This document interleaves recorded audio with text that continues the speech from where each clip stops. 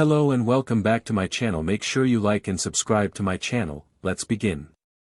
Sunlight gleamed warm and bright over the sleepy pallid town, the sun barely slinking over the edge of the horizon.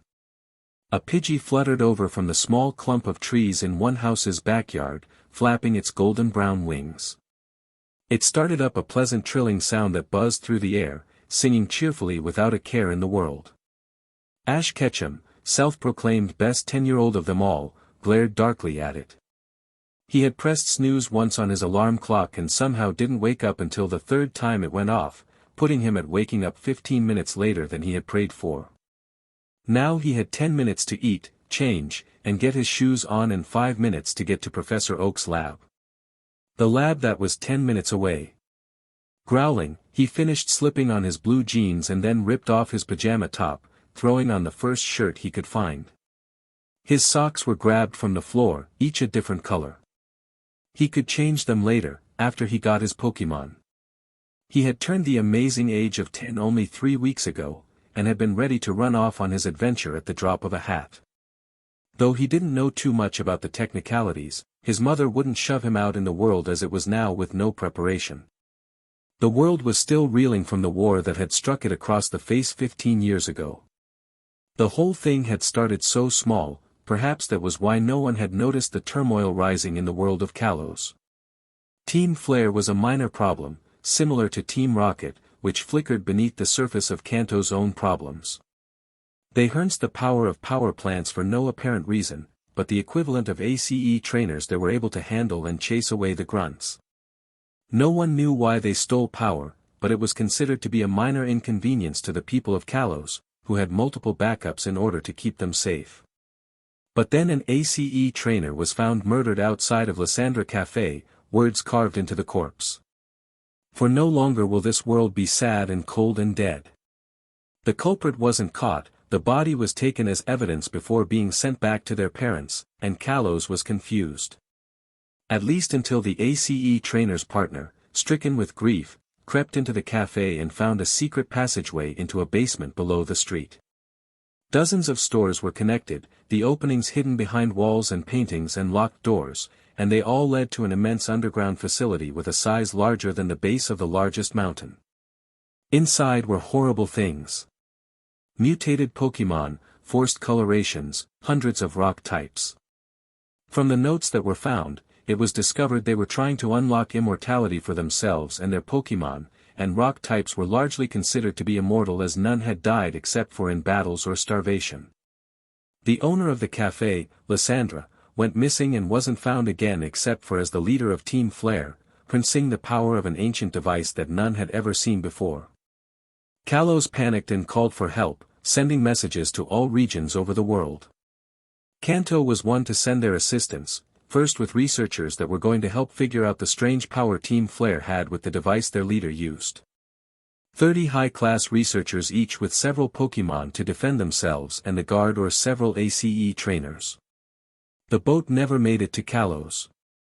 Lysandra appeared on the back of a Gyarados, spitting out a hyper beam that destroyed the boat's camera. 30 researchers, 20 ACE trainers, thrown beneath the sea. Their Pokeballs were never recovered. Kanto got serious. 200 trainers, all immensely powerful, nearly the entire cast that had participated in the conference the previous year. The well-known Lieutenant Surge was part of that crew, armed with his powerful electric types. All of them wielded as many Pokémon as they could possibly have, limits disregarded. Kanto watched them grimly, hundreds of other trainers from other regions coming to assist Kalos in their time of need. Half didn't last past the second week. Lysandra's power was revealed when people screamed out for their legendaries to save them, only to find out that Team Flare had spent over 50 years creating the device from ancient times in order to tap into Xernea's inert power while it was in dormant sleep. The fairy-type power crushed entire towns without seeming to need to take breath, Lysandra flying above the world with power behind his back. In the end, Team Flare's undoing was the ACE trainer they had murdered. The partner, still stricken with grief, searched for a year until they found Xernea's sleeping location. They and their Pokémon sacrificed their lives in order to wake the legendary up, stopping Lysandra's draw of its power. With a shrieking rage, the fairy-type crushed Team Flare and left Lyssandra's bleeding body in front of his old cafe. The world was shaken. Legendaries were known for their power, but they had been dormant for decades, not showing their face in the slightest. Now one had both destroyed and saved Kalos. The surviving trainers were sent back to their regions. Kalos couldn't spare any reward for their service with the destruction and in fact closed their sides to the world for 10 long years, rebuilding as best they could. Kanto suffered. Over 75% of their current trainer population was dead. They dangled as many carrots as they could in front of trainers' noses in order to build the world back up again. Longer training time for the league. Increased number of tournaments with better prizes. The Safari Zone.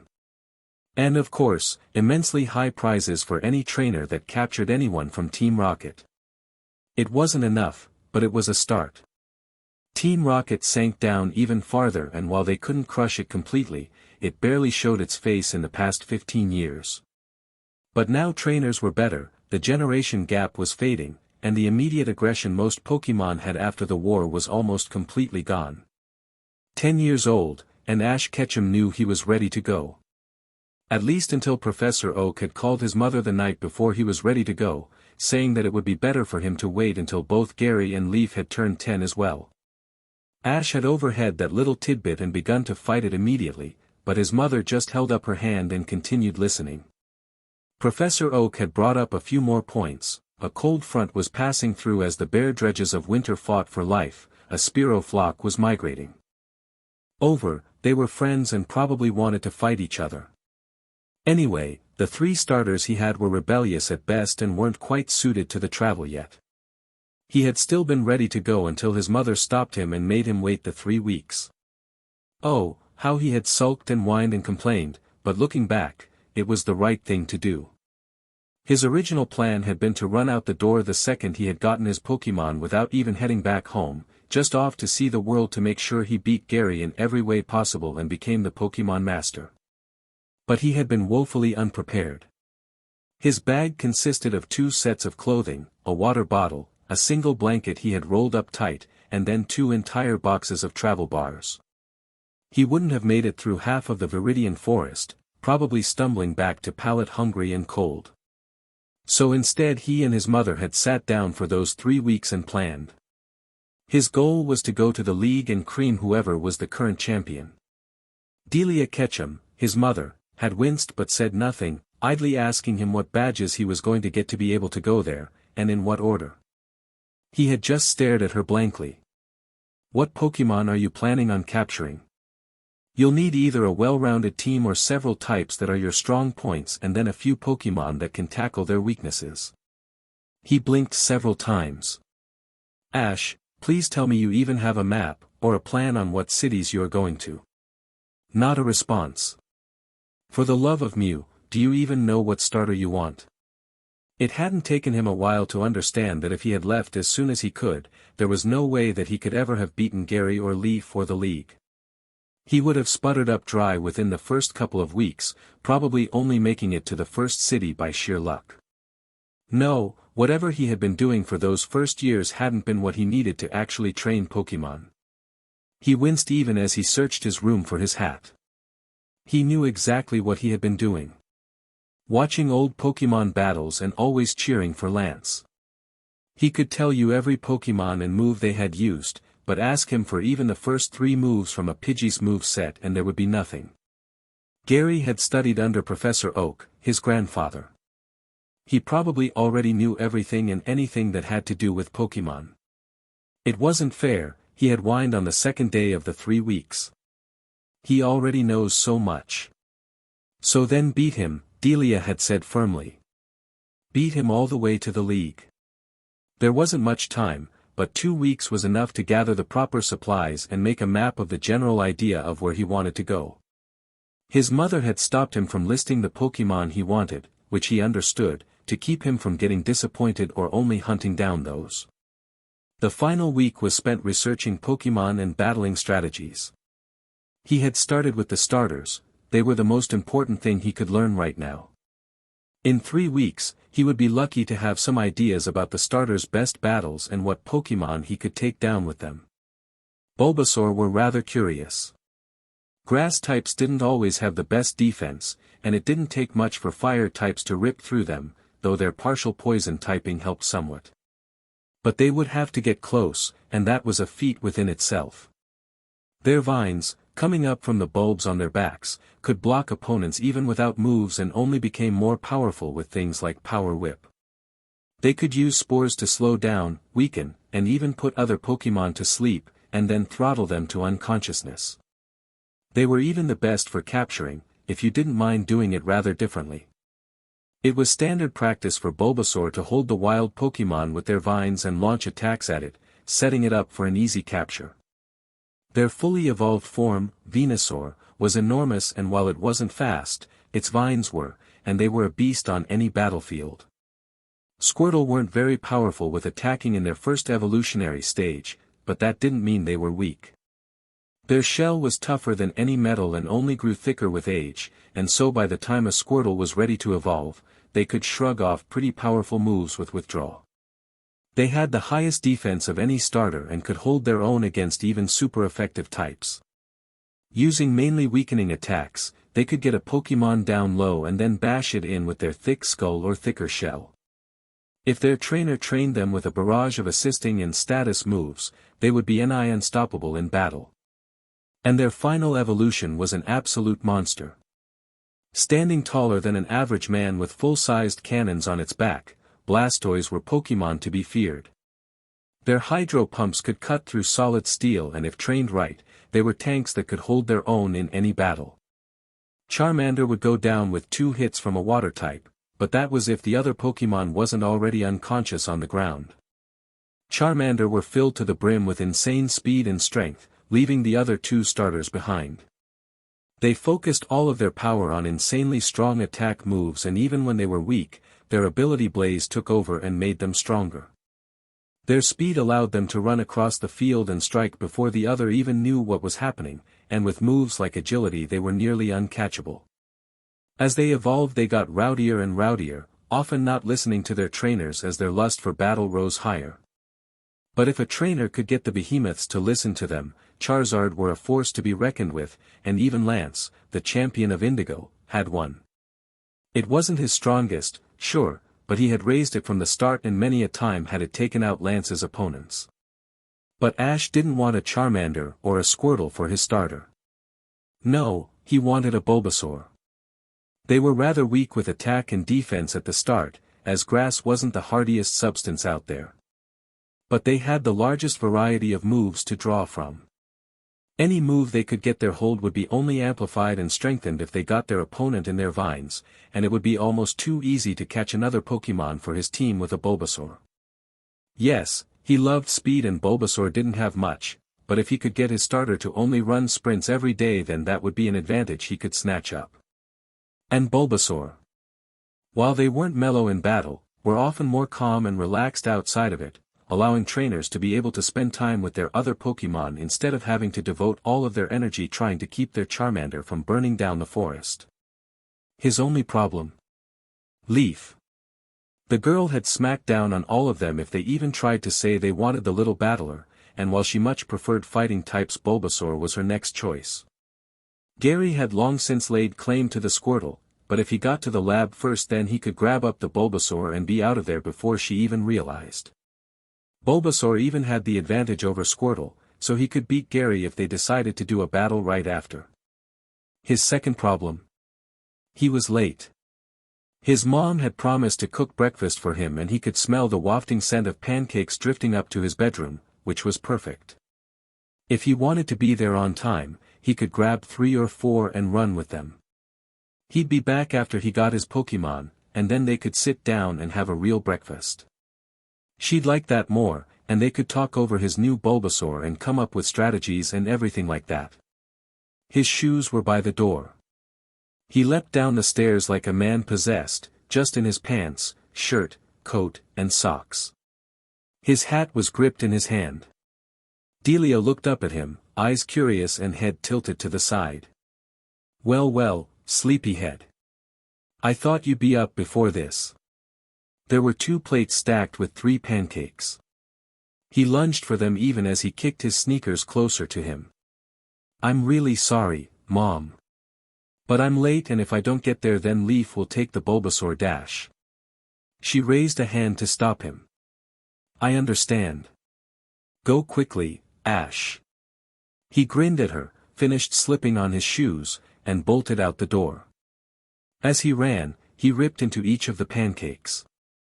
His stomach was rumbling and bubbling like a million Butterfree had made it their home, and he kind of wished he had grabbed his bag so he could take a sip of water. Pallet Town melted away under his feet as he ran, even though he wasn't really in shape. But that was what being a trainer was for. He would definitely build muscles traveling across the land of Kanto and training with his Pokémon.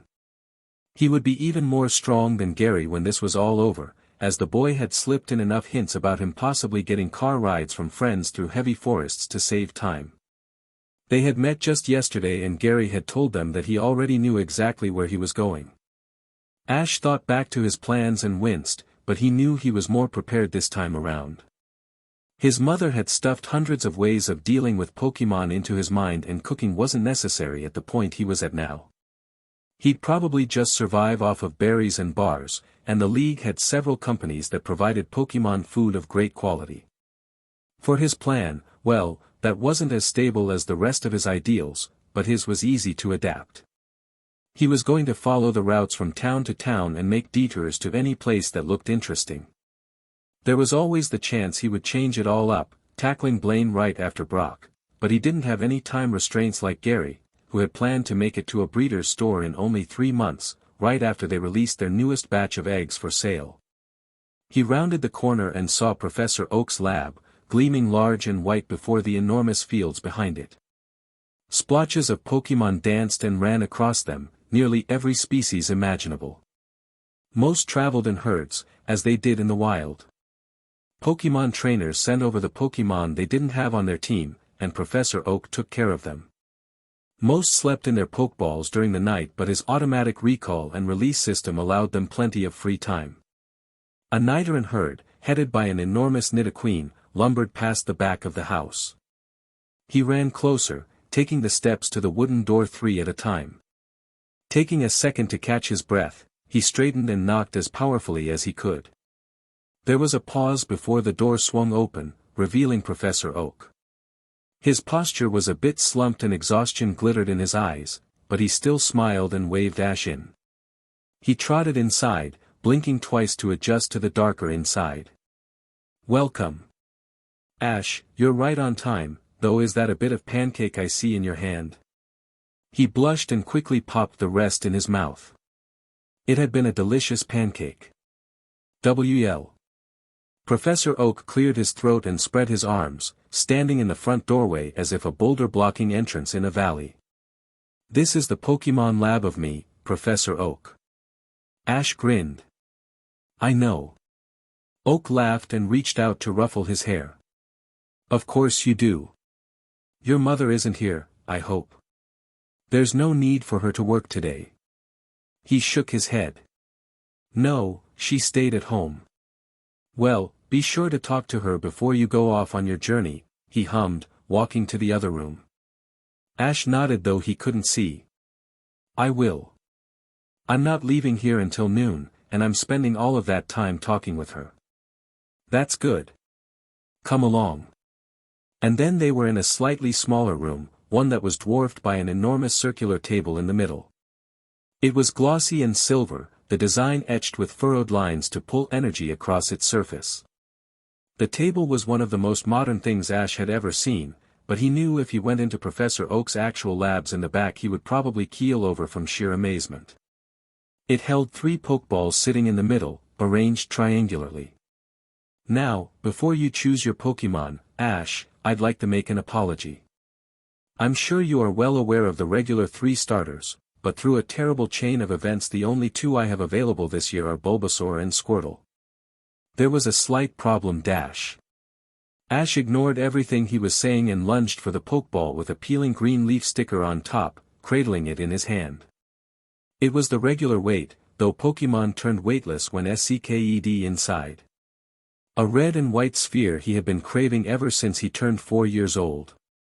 Please please let Leaf not have gotten here before me, he prayed. And then he threw the pokeball. It bounced once along the floor and clattered emptily to the ground. There was no Pokemon inside, not a Bulbasaur, not anything. Professor Oak bent and picked it up, glaring at Ash with a steely eye. If you would be so kind as to let me finish, please. He blushed and shuffled his feet, but even his guilt couldn't stave off the empty feeling in his chest. Though his mother had told him to be prepared for disappointment, he had been so sure that he could get his Bulbasaur. So positive. So ready. As I was saying, I've had a few problems. As normal, I received 3 new starters a month ago to mellow them out and make them prepared for starting trainers. The Bulbasaur was annoyed by its Pokeball's existence and the Squirtle a bit of an insomniac, but I was able to get them ready. But the Charmander, it was wild. I've never seen anything like it, and it nearly torched down my lab on the first day. Of course, I merely thought that it was the restlessness of starters getting out of their nursery for the first time, but it was much more dangerous than that. It was only supposed to know Ember, but with the strength it was using, I wouldn't be surprised if it was well on its way to learning Flamethrower. I took it out to my Charizard to see whether he could teach it some manners, but the Charmander attempted to attack him. A fully grown Charizard, his elder. He narrowed his eyes, but the annoyance wasn't directed at Ash. Professor Oak steepled his fingers and sighed, heavily. The breeder the league sets me up with made a terrible mistake. As you know, with Pokemon, they get their species from their mother, and, if the parents spend a large amount of time with the developing egg, the father can pass along an egg move or several. But the issue comes in the fact that the father passes down its temperament as well, whether it spends time around the egg or not. And the Charizard father of the egg was one that had fought in the Great War. Even 15 years later, and it was battle-ready, born into a time period where it never had a time where it wasn't preparing to fight, recovering from a fight, or fighting. And now it doesn't know how to live without fighting. It's a miracle they managed to breed it in the first place. But the baby Charmander came into the world wanting to fight people it didn't even know, and that trait came out in unsustainable, unstoppable aggression. I decided then and there that it wasn't suitable for any starting trainer and was forced to give him to a different, more experienced trainer, one whom I'm hoping will be able to curb his anger. While she's focusing on entering the conference, she's been training for almost 5 years and can handle the extra worry. Ash blanched. That had never happened before, Professor Oak not being able to prepare a starter for them. Then what about the 3rd starter, sir? Oak sighed. Well, Gary took the Squirtle around 15 minutes ago and Leaf took the Bulbasaur at the same time. Ash cursed inside of his mind. Now he didn't even get one of the starters, the ones he had planned and studied for. And with his apparent luck, he would probably end up with a Rattata or a Pidgey, Pokemon that were already found in high number around Pallet. Gary's Squirtle, while wasn't strong now, would swell in power as a starter, because they were specifically bred to be strong enough to keep their trainer alive for the length of their journey. What's left for me? He asked, quite proud of himself that he sounded perfectly calm. His mind was anything but that. Well. Professor Oak frowned, pinching the bridge of his nose. I'm required by law to give you a Pokemon. Oh Ash, don't look at me like that, you know I'd give you one either way. But as I have made the decision to not give out the starter Pokemon they sent me and I was the one to order 3 for the 3 of you this season, the league can give me no Pokemon and I can't give you a Pokemon another trainer has. I've captured a fair amount of wild Pokemon, and these are the ones I think might be the best. This first one has a few issues, one glaring major one, really, but if you connect, I'll be willing to give it to you. He grabbed the 3rd Pokeball, one that was unlabeled. He gently tossed it on the table, and it split apart with a burst of brilliant red light. The 2 halves popped back into his hand as a Pokemon appeared on the table. It was small, only slightly higher than a foot tall.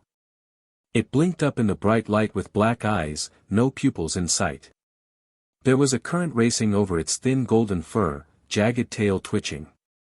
It was shaped almost like a lightning bolt, which was how Ash was able to identify it. A Pikachu, one with bright red cheek pouches already sparking with electricity.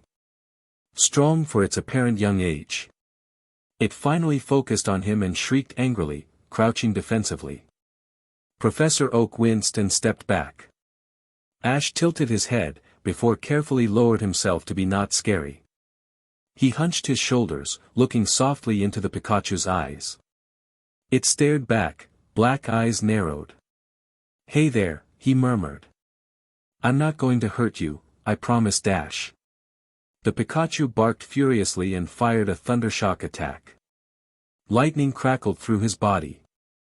It stopped after a second, leaving his hair standing on end and the faintest smell of burnt hair.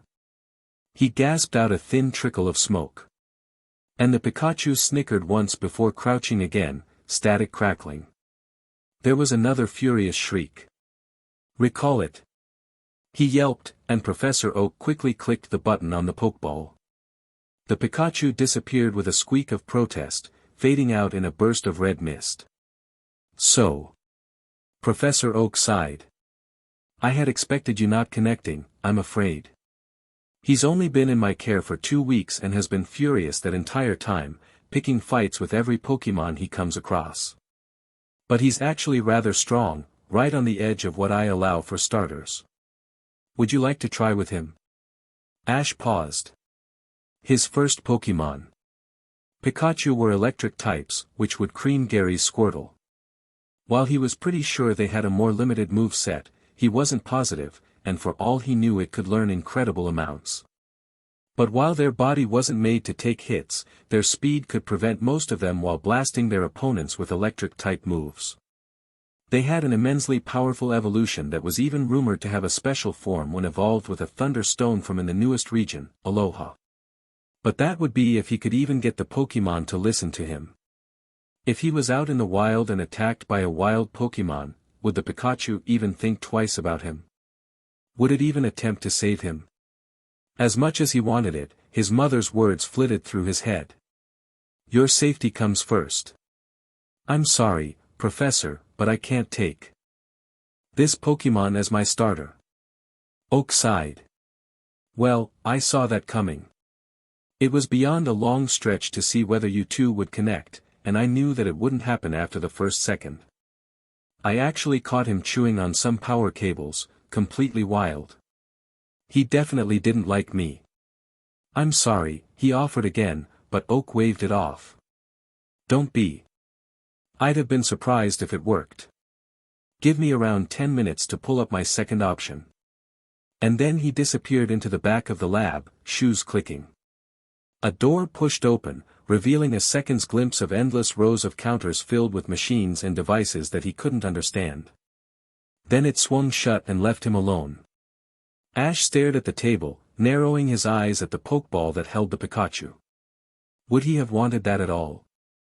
The answer came to him. He did the right choice in not choosing the Pikachu. Maybe now he would get the Pidgey. At least they were easier to train and couldn't kill him with thundershocks. Professor Oak appeared from the door again, brushing his shock of white hair back over his skull. There was a grin on his face, happy, clutching another Pokeball. It also didn't have any form of marking, just a clean red and white surface. He carefully stepped forward, though he didn't throw it at once. But there hadn't been the tenseness that had been in his shoulders as he held the Pikachu's Pokemon. He seemed much more confident about this Pokemon than the other one. "He's been in my care for a rather long time for a starter, as I caught him more than 4 months ago bugging someone's garden. He may have a few more moves than normal, but he won't have very good control of them." Professor Oak turned more forward to him, pinching the Pokeball between 2 fingers. "The reason I showed you Pikachu first despite him being angry at all humans is that this Pokemon doesn't start very strong. A starter Pokemon's first role is to defend its trainer from wild Pokemon, and the Pikachu held enough strength to be able to do that. But this Pokemon won't stay weak if you train him right and therefore has more potential to grow. He still has many more moves to learn." "May I see him?" he asked as politely as he could. This could be his Pokemon. Professor Oak instead offered him the Pokeball, and he took it gently, cradling it in his hands. It was smooth to the touch but not cold, like most metal one. He could almost feel the heat from the Pokémon inside of it, a heartbeat tight beneath his fingertips. He lobbed it as softly as he could. It rolled out of his hand and thudded against the ground, breaking open. The two halves snapped close before flying back into Professor Oak's hand. The red light stretched out, elongating and curling thinner. Scarlet mist trickled over the floor as it hardened, atoms reforming and creating themselves again. In a second, it had made a Pokémon. He was dark purple and about 5 feet long. He recognized him instantly. An Ekans. The poison-type snake Pokémon hissed once, but in confusion, not anger. He pulled himself up, arching a third of his body of the ground. There was a thick band of dark golden around his neck, and his rattle was the same color. Ash stared at him as he curled around himself, coiling into a small spiral. He turned to face him, head tilted to the side. This is Ekans, the poison Pokémon. He'll definitely make up for his lack of strength with sheer determination, Professor Oak chuckled. Poison types. They didn't have many weaknesses and left devastating status conditions that were often a finishing move even if they couldn't last long enough to see the results. Bulbasaur were part poison type and he had done research on the basic moves and strategies. Kneeling, he stared closer at the Pokémon. Ekans were snake-like Pokémon, which meant they were predators. Hunting Pokémon that were stealth animals, striking like a whip before coiling up. In battle, he guessed they couldn't take the most hits despite their purple scales, their body was thin and light, able to be launched easily across a field. But they held a deceptive speed, something he greatly admired in Pokémon. He hissed again, flicking his tail. Golden eyes fixed onto his face, slitted pupils gleaming in the light. When stretched out, he would actually be almost a foot taller than Ash, but he didn't feel threatened by the snake as it stuck a pale tongue out, tasting the air. Ash slowly stretched a hand out, keeping his movements slow. The Ekans looked at him curiously before sticking his head forward, his tongue brushing against his fingers. Ash barely held back a giggle. "Hey, Ekans," he said softly, drawing the Pokémon's attention to his face. "I'm going to be going on a Pokémon adventure across the world." The snake perked up, head tilted to one side as he slithered a few inches closer. "I'm going to be a Pokémon master, I've been dreaming about it since I was 5 years old. My greatest wish is to be the strongest I can become, which means I have to have strong Pokémon. If you want, you can be my starter Pokémon, and I'll train you to be stronger than any Ekans ever. And then you'll be the strongest Arbok out there, and we'll take down Lance together." The Ekans flicked his tail and hissed as soon as Ash mentioned strength, and at the name of his evolution he visibly straightened. This was a Pokémon that wanted to be strong and Ash was going to give it to him, no matter what. "Do you want to come with me and become strong?" There was only a moment of thinking before the snake hissed and nodded his head, violet scales catching the light and gleaming. "I'll take him," he said quickly. He hissed up at him, still curious. Professor Oak perked up, smiling wide. "Perfect. I know that he was going out of his mind, being trapped up in here. He's not the biggest fan of just wandering around on a ranch, and I was about to give him as a gift to a trainer just to get him out of here. I'm sure he'll enjoy this adventure more than you will." He reared up even higher, falling still. His tail danced lightly, mouth popping open.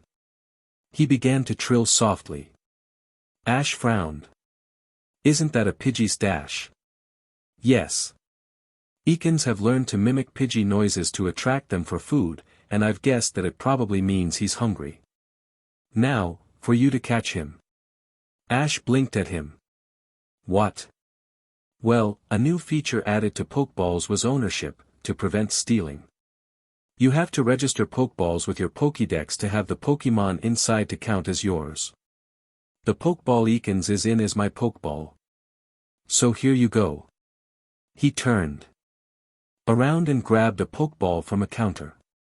Tossing it to Ash, he settled back and pulled out a machine. "This revokes ownership," he explained, slipping his Pokeball into a slot.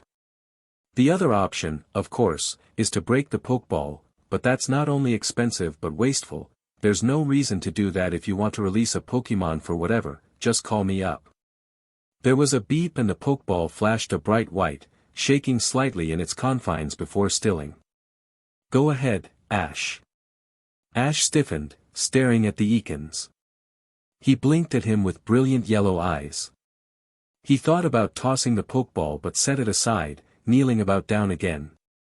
He held up the Pokeball and, letting the Pokemon see it, tapped it on the tip of the Ekan's nose even more gently than he thought he could have. The second it was pressed against scales it snapped open, scarlet mist billowing out and swallowing the Pokemon. It flew back to Ash's hand, perfectly sized to fit in his fist. There was a Pokemon in his hand. He had a Pokemon.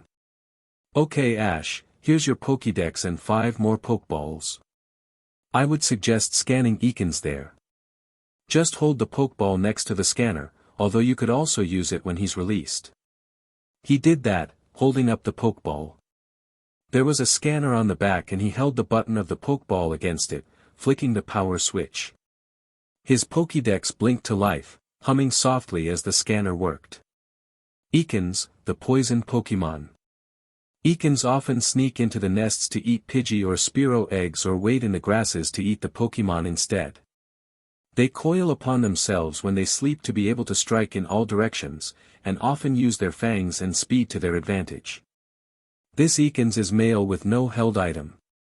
He knows the moves Wrap, Leer, Poison Sting, and Poison Fang. His ability is Shed Skin, which allows him to recover from poisoning or burns. Sweet, he murmured, staring at the Pokeball. He has one egg move, Poison Fang. You can see that if you toggle the button right there. I will guess that he doesn't have much experience with it, as Ekans are solitary creatures and he presumably wasn't trained by his parent. His first 3 moves will be much more powerful. How rare are egg moves? He asked. Only uncommon, as in the wild many Pokemon breed with those outside of their species and as such the father has many more opportunities to pass on moves. Now, of course, I'm not just giving you those for free, Professor Oak warned. I know you are one of my chosen few I sponsor every 6 months, but there's a reason for that. I believe you can help me just as much as I have helped you. That Pokédex is made to scan every Pokemon in the Kanto region, and I expect that you will find many of them and record their data so I can study it. You don't have to capture every Pokemon or even scan them all, just your select team and maybe a few extras will be enough. Ash nodded and grinned. Just make sure to stock up on potions and other supplies, and you should be free to go. Off to explore the brilliant and grand Kanto. Still grinning, Ash hugged the Pokeball tighter to his chest and started the run home. He got there in record time, feet kicking up dirt and dust. Leaf would probably still be at her home, but he hadn't seen Gary at the Pokemon lab, so he had probably already gone off on his adventure. Finally his house came in sight, and he finished his sprint up to the door and burst inside. Delia blinked once before breaking into an enormous grin as he trotted through the door. Ash! Did you get the Bulbasaur? Catching his breath, he shook his head. No, Leaf already snatched it. Gary took the Squirtle. She smiled, stepping forward to put a hand on his shoulder. Charmander are still incredibly powerful Pokemon that will serve you well, Ash. Can I see it? He grinned. I didn't get a Charmander either, Mom. The one Professor Oak had was too wild and angry to be given to a starting trainer. So I got something even better. She raised an eyebrow, eyes flicking to the Pokeball in his hand. So? Show me. He lobbed it, catching it and watched as his Pokemon sprang into existence. Ekans hissed once, looking around. He rattled only once before Delia got on her knees, holding out her hand. The Pokemon brushed the tip of his snout over her fingers, rumbling happily. A poison type, she cooed, leaning to look over the entire Pokemon. And look, his scales are the darkest purple I've ever seen on one. His gold is bright, so he's healthy, and look at those fangs. He's definitely seen some action. Ash grinned, kneeling beside her. He had long since gotten used to his mother's crazy knowledge about Pokemon. She stood back on her feet. Does he have a nickname? He blinked. Turning to face Ekans, he clicked his tongue to get his attention. He turned to him, head ped. Maybe Toxic. Or Ivy. For Poison Ivy, of course. Or what about Sting? He shook his head on all of them. He's more dangerous than that, Delia added in. His fangs are cleanly developed and are bright white. Ekans only get that through biting. Frowning in thought, he ran ideas through his mind. One struck him. A pep? He's the snake god who wants to swallow the sun.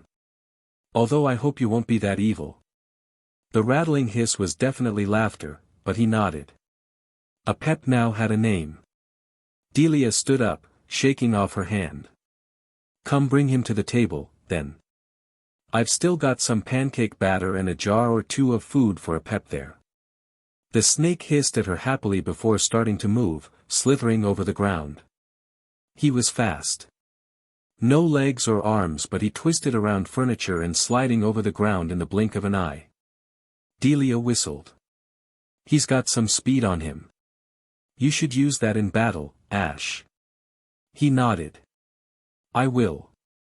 They sat together, munching on the warm pancakes she flipped out every minute or so. A pep curled around Ash's chair, brilliant yellow eyes falling closed. But soon they finished and Ash ran up to his room, grabbing his bag from where it was on his bed. He had made sure to pack everything he needed or could ever need. Though he knew he wanted TMs, even though the ones he had planned for his Bulbasaur were worthless now, he hadn't bought any before getting his first Pokemon in order to prevent not being able to use it. So he had a reasonable amount of cash left, not enough for a TM, but enough to get him out a tight spot if he needed. But he had potions and revives and antidotes. Plenty for Route 1 and enough to last him through Viridian Forest as well, and he had also packed enough food to get himself and 3 Pokemon through. He would be fine, and significantly better than if he had just traveled without letting his mother anywhere near his bag. A pep hissed at him from the bottom of the stairs, head tilted. Slowly he tapped the step in front of him with his tail, eyes flicking over the height. He started to climb, twisting his body. In a heartbeat, he was at the top. That was cool, Ash told him happily. A pep gave a snake-like grin before pressed forward, slowly starting to climb up Ash's leg. He froze.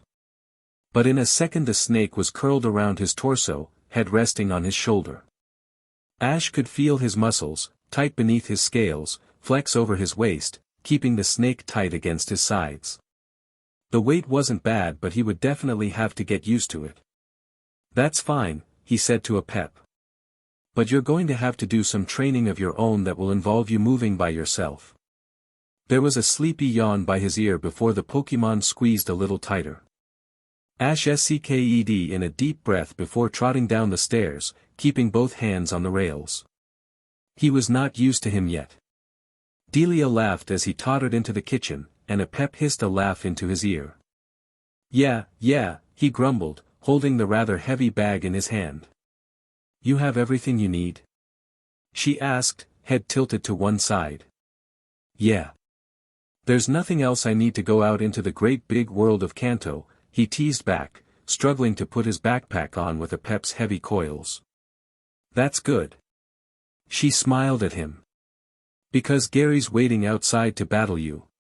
What? He yelped, jolting. A pep snapped his fangs in annoyance. Why didn't you tell me? There was a smug grin on her face.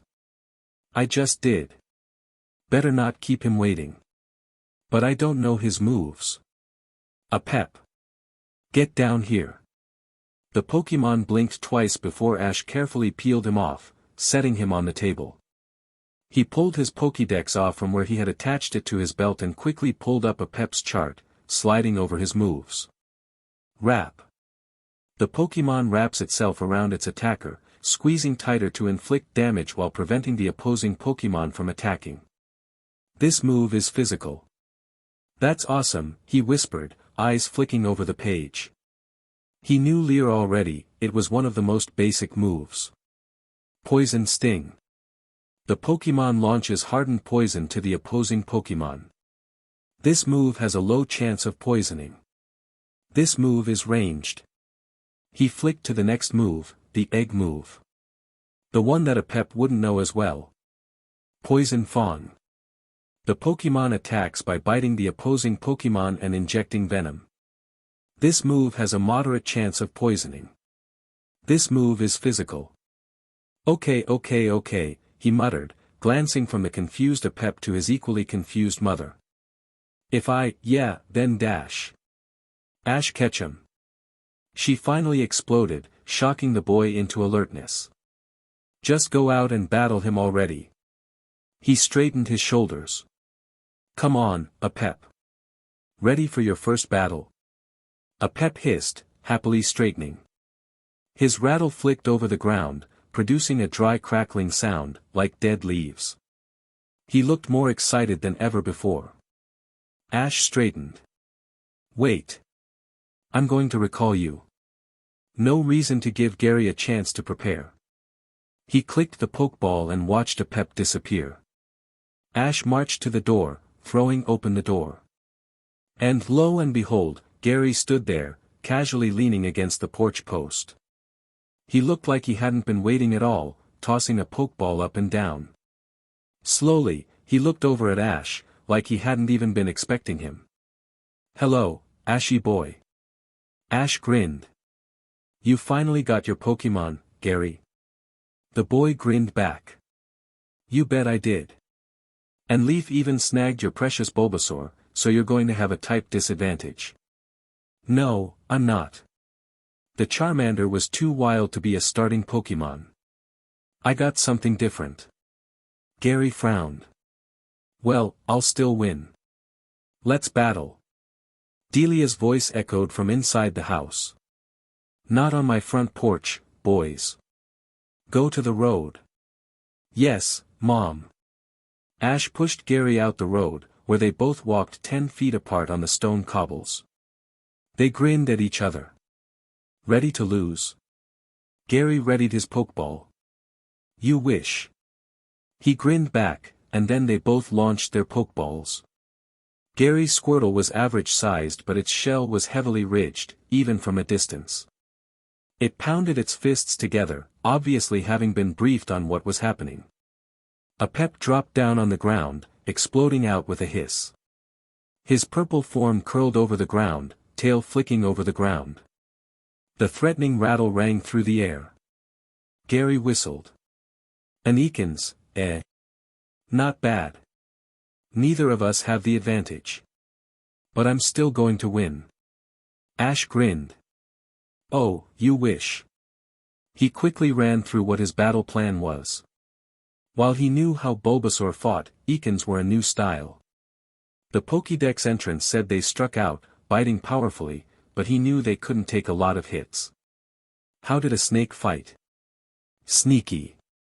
Well, it was hard to be sneaky in an open battlefield, though he had an idea of how he could use that. In the time that he was figuring out what he wanted to do, Gary smirked and struck first. Squirtle, use water gun. There was a moment of hesitation before Squirtle opened its mouth, blue light flickering in the back of its throat. It shot out a thin stream of water, clear and shining in the sunlight. It raced through the air. Dodge it, Apep. Ash hurriedly shouted. Apep lunged to the side, but he hadn't been prepared enough. The water slapped against his tail, flinging his form backward just a few inches. He hissed furiously, coiling in on himself. Gary smirked. Water gun. Keep it guessing. Apep only had one long-range attack, and other than that he had to get close. Ash crossed his fingers. Apep. The snake focused on him. Keep dodging the water guns, and try to get in a poison sting. Apep hissed and shot out of the way of another water gun, only to have to dodge another that splashed where his head had been. He slunk around Squirtle, slithering in a circle, moving faster to avoid the water guns. But then Squirtle paused to take a breath, and a pep reared back and spat something dark and purple. It snapped through the air and hit Squirtle's face. It squeaked, shaking furiously. There were around 10 thin needles, a shining purple, all made to inject a powerful poison. While none of them had actually stuck in Squirtle's skin, but maybe he was lucky. Ash watched with keen eyes and cursed when Squirtle didn't wince. He wasn't poisoned. And the move didn't look like it had fazed Squirtle too much. New strategy, a pep. He called. Get in close and use wrap. Squirtle smirked and fired out 2 water guns, each aimed for a pep. But the snake just slithered under one and around the other, moving quickly toward Squirtle. Gary narrowed his eyes. Tackle while it's close. Ash cursed. A pep. Jump. A pep froze before angling lower. Thumping his tail against the ground, he pushed himself up to just barely skim the head of the charging Squirtle. Rap. Ash shouted. A pep's tail curled around Squirtle's shell, and in another second he had his body on it, quickly lashing his tail and torso around Squirtle's shell and available skin. It shook itself furiously, but a pep started to curl deeper. His muscles flexed and Squirtle grunted furiously, reaching up with stubby arms to punch and claw at the purple scales, but the power of wrap was already weakening him. Gary clenched his fists. Roll on the ground. Get it off your back. Squirtle grimaced and threw itself to the side, squishing a pep under its weight. The snake grunted. But he was wrapping tighter and tighter, scales twirling around Squirtle's shell. He wouldn't ever get tight enough to cut off breathing with the shell in the way, but it had definitely started hurting, and Squirtle was getting mad. It leapt to its feet and then jumped backward, slamming a pep into the ground. He fell back, stunned. Squirtle tore his tail off and then jumped back. Water gun. Poison fong. A pep twitched once before flipping back onto his stomach, hissing furiously. That had hurt, and bruises lined his back. Squirtle, still smug, opened his mouth and started to fire an enormous stream of water, larger than any before. A pep couldn't dodge. It slammed into him right at the tail and threw him backward, but he reared up and flung himself at Squirtle, mouth open and gaping. Squirtle couldn't dodge either. A pep caught him right on the arm and bit down, sharp fangs piercing neatly past the blue skin. Squirtle grunted with pain as a pep unloaded waves of venom, stumbling a step back and opening its mouth. Get back. Ash called, and a pep let go quickly, jerking back. He slithered away, eyeing Squirtle carefully. But Squirtle was wincing heavily, the bite mark clutched in his other hand. He had been poisoned, and that meant that things were finally going Ash's way. Gary wasn't so kind. He almost said tackle, but then his eyes widened as Squirtle straightened, eyes glaring a bright blue. He pounded his fists together and actually roared, the sound deep and gravely. Ash stiffened. Torrent. Every Squirtle starter had the ability to boost their water attacks when they had low health. Get out of there. He yelped. A pep started to move, but he was more sluggish than normal, scales dark with bruises where the attacks had hit. Water gun, Gary said with a smirk. A pep hurtled toward the edge, but Squirtle leaned back and fired a literal wave of water that he had no chance of dodging. It slammed into him and a pep flopped to the ground, eyes snapping shut. He was unconscious, knocked cleanly out. Squirtle stumbled once, wincing heavily. He was still poisoned. Gary quickly pressed the button on his pokeball and recalled him, attaching it to his belt. Oh, there you go, Ashy boy. I won our first battle. Yeah, he sulked, but there was still a grin on his face. You know I'll win the second. Gary scoffed playfully. Ha! As if. Next battle, it'll still be your Ekans versus Blastoise, and we'll see how well you do then. We will, and with that, they shook hands and marched their separate ways. They had an odd relation, a love-hate to say the best. Each wanted to win, to be the superior trainer ever since they were very small, being the only 2 young males in the town. Sure, Leaf came in and butted heads with them, winning every scrabble they got into. But she often stayed with her family on the other side of town, and that cut their fights in half. Strange to think that once crossing a town had seemed too long to go play with a friend. Now they were traveling an entire region just to fight one. And Leaf had his Bulbasaur. Oh, he was taking her down next time they met, and he couldn't help but feel a grin slip onto his face. But a pep was still there, and the only healing center in Pallet Town was in Professor Oak's lab, and he kind of didn't want the man seeing how he lost his first battle, although no doubt Gary would be heading off there to heal up Squirtle. So instead he rooted around in his back, pulling out one of his 6 revives. It was kind of a waste, but he believed in a pep more than he believed in the bug and grass types of the forest. Breaking open the diamond package, he dropped the powder in a pep's mouth. After only a few seconds, he came back to consciousness, shaking his head and peering around. Ash quickly found a regular potion and sprayed it on the bruises on his back, using only half the bottle. The attacks were mainly special, so there weren't as many wounds to heal. A pep was sulking, and Ash didn't even try to fight when he slithered up his body and curled around his torso. "I'll carry you for a little bit," he said, poking a pep's snout. "But then we're going to start your training in the forest, mark my words." The Pokemon yawned and went back to resting his head near Ash's neck. His scales were smooth, made for sliding over grasses and dirt. They weren't cold, but with every passing moment against his skin they were warming up, settling at a comfortable heat. He trotted back over to his home, slipping through the door. Delia perked up, finishing putting away the pancake plates. "How did it go?" Ash sighed. "I lost. But not by much. I'll be able to cream him next time." She laughed, ruffling up his hair and knocking his hat off. He grumbled but picked it up, jamming it back on his head. It had been over 100 and some change cereal packages in order to win the league Pokeball hat, and he wasn't losing it for absolutely anything. "You ready to go, Ash?" He nodded, and she sucked in a deep, deep breath. "Well, you're calling me at every town you get to." "Every one. I don't want you to think that you can let a town go by without Dash." "I won't, Mom. I promise." She chuckled and hugged him, mindful of a pep. "You'll check your Pokédex for rare Pokémon coming through. I know you can check the news on it. I know you won't let a pep be hurt for no reason, so you have all of your potions, right? Make sure you don't just capture a Pokémon just for capturing it. And make sure they all have food, and so do.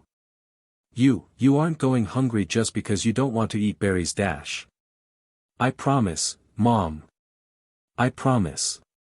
That's my boy." She stepped back, flicking her gaze over every part of his body. His shoes were new and just bought, with thick soles for hiking over Kanto. His clothes were loose and light, made for the mild spring weather they were having. His bag practically bulged and his Pokeballs and Pokédex glinted from his waist. "Then off you go, and make me proud." He laughed and then turned to the door, pushing it open. Here he was, off to a brand new adventure across the region. Walking through Pallet Town, he pointed things out to a pep. The snake lazily looked around, the hot sun beating down on his scales. He was practically falling asleep no matter how jerky Ash's walk was. And Ash was planning. He had a poison type. They had only 2 weakness, ground types and psychic. Their poison moves didn't work on steel types, but that was fine. They were strong against grass and fairy types, which were really powerful. But the best part was that they resisted bug, fighting, grass, poison and fairy type moves. But he needed to teach a pep many more moves for him to be able to do well. Ekans couldn't learn any moves that would be super effective against ground types, but from what his mother had told him, a pep would do well to learn bite, a dark type move that would definitely hurt psychic types. But he needed some sort of either flying, grass, ice, or water type Pokemon to fight against ground types. He hoped. The only flying type Pokemon around were Pidgey and Spearow, and there weren't that many grass or water, and ice types were practically impossible to find in Kanto.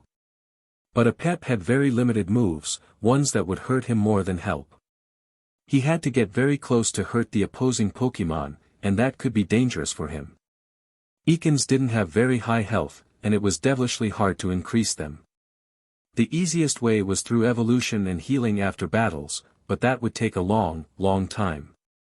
So what he had to do was get Apep ranged attacks and ways to protect himself. Shuffling his arm around Apep's coils, he grabbed his Pokédex and pulled up his chart. What moves could he learn?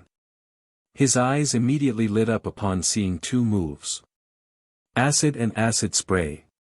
They were two very similar poison-type moves, so Apep's type would boost their damage. Acid was the simpler version, while Acid Spray was more advanced. Acid. The Pokémon launches a thin stream of acid toward the opposing Pokémon. This move erodes the opposing Pokémon to lower defense. This move is ranged. Acid Spray. The Pokémon launches a wave of acid toward the opposing Pokémon.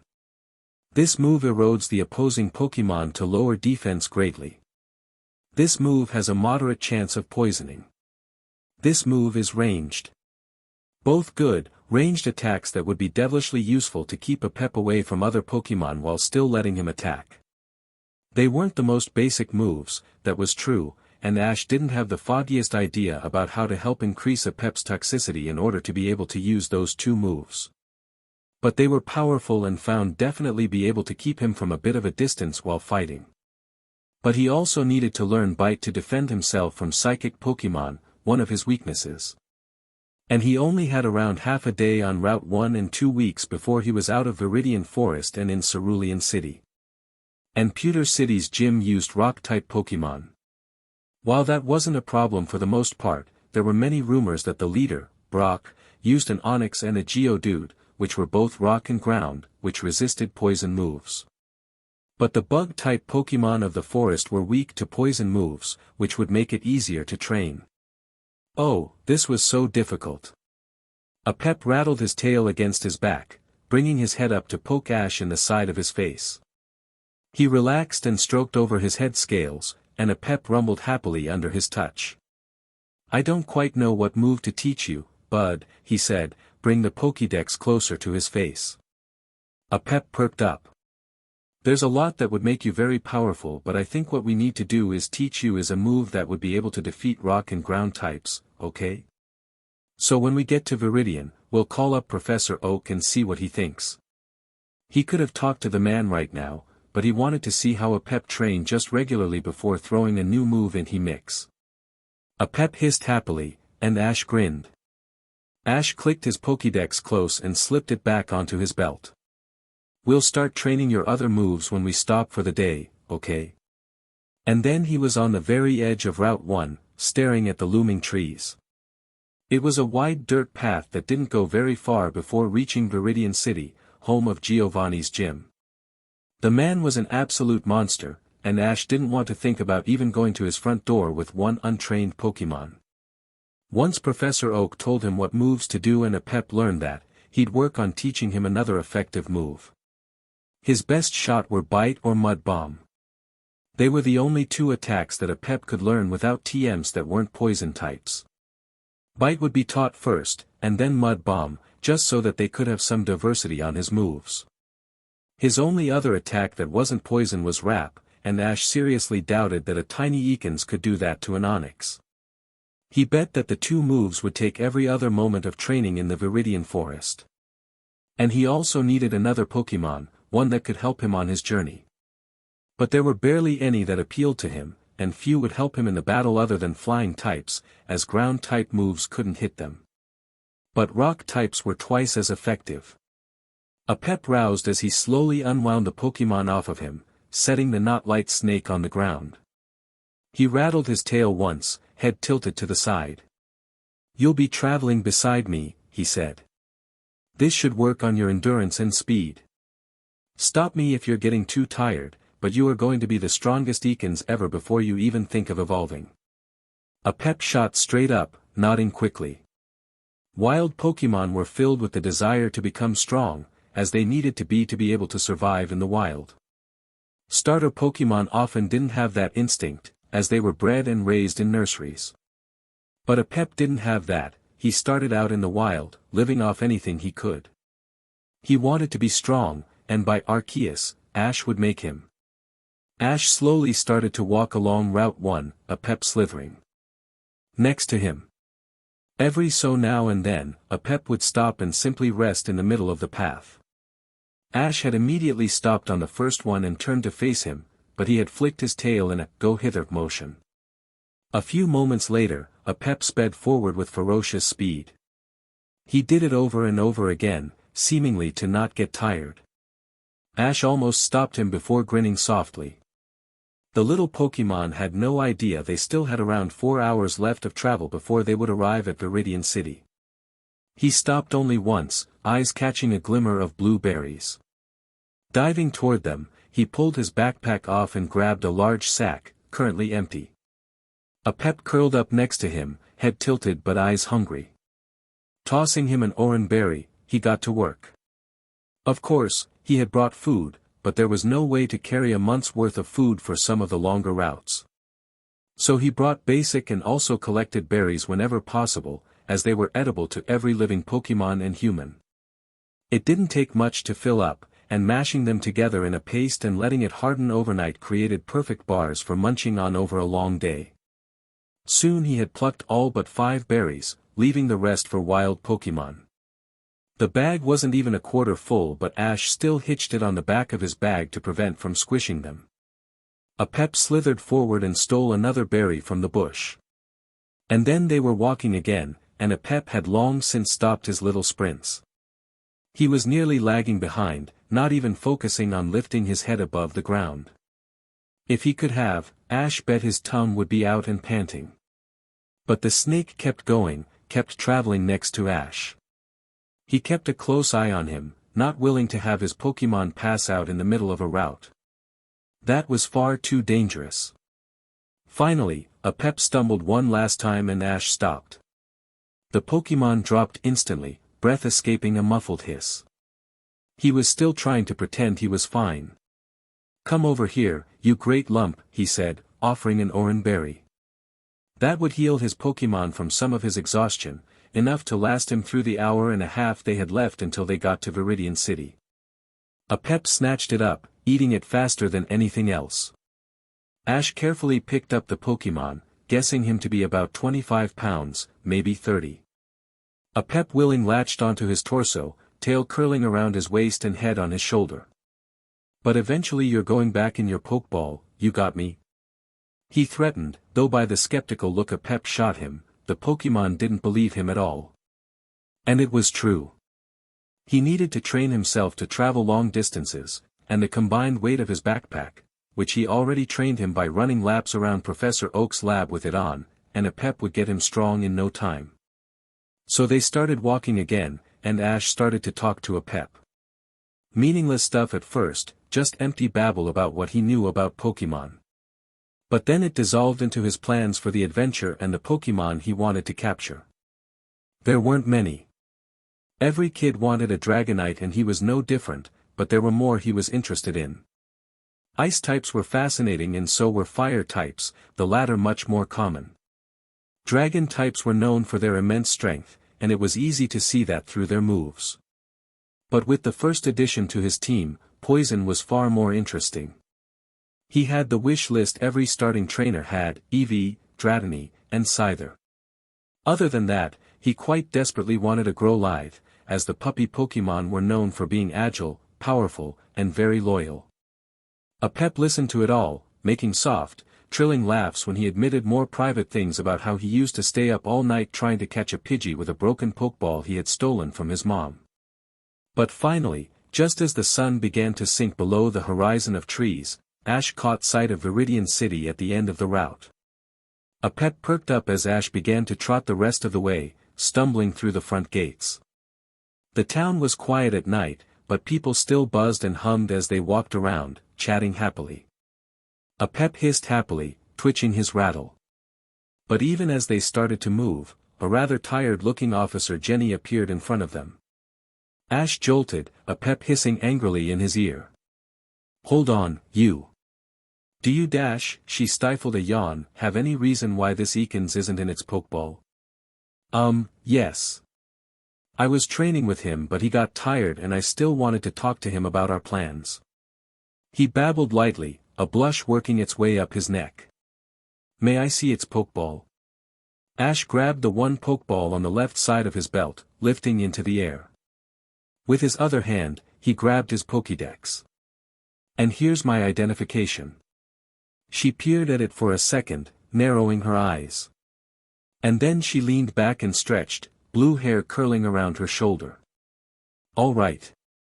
You're free to go. I was just checking.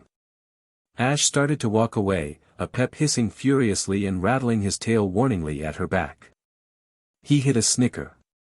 But the next second, Ash sped toward the Pokemon Center, panting harshly as a pep's weight finally started to hit him. But he pushed open the doors emboldened with the Pokeball symbol, walking quickly into the room. Nurse Joy, pink locks bouncing, looked up at him and smiled. Her lips quirked at a pep sleepily yawning on his shoulder, but Ash trotted up toward her and she greeted him warmly. Hello. Welcome to the Pokemon Center. How may I help? Do you think you could heal my Pokemon? He's not hurt, I think, but he's pretty tired. She nodded. Certainly. But you may want to recall him first. Ash blushed but pulled off the Pokeball, holding it up to let a pep see. The snake rattled his tail once before Ash pressed the button, turning him into red mist. He snapped up straight, a pep's weight disappearing off of him. A breath hissed from between his clenched teeth. Nurse Joy laughed and extended her hand, and he offered his Pokeball. She took it, holding it up to a scanner on some machine next to her counter. There was a beep and then she looked at the results, liking her lips.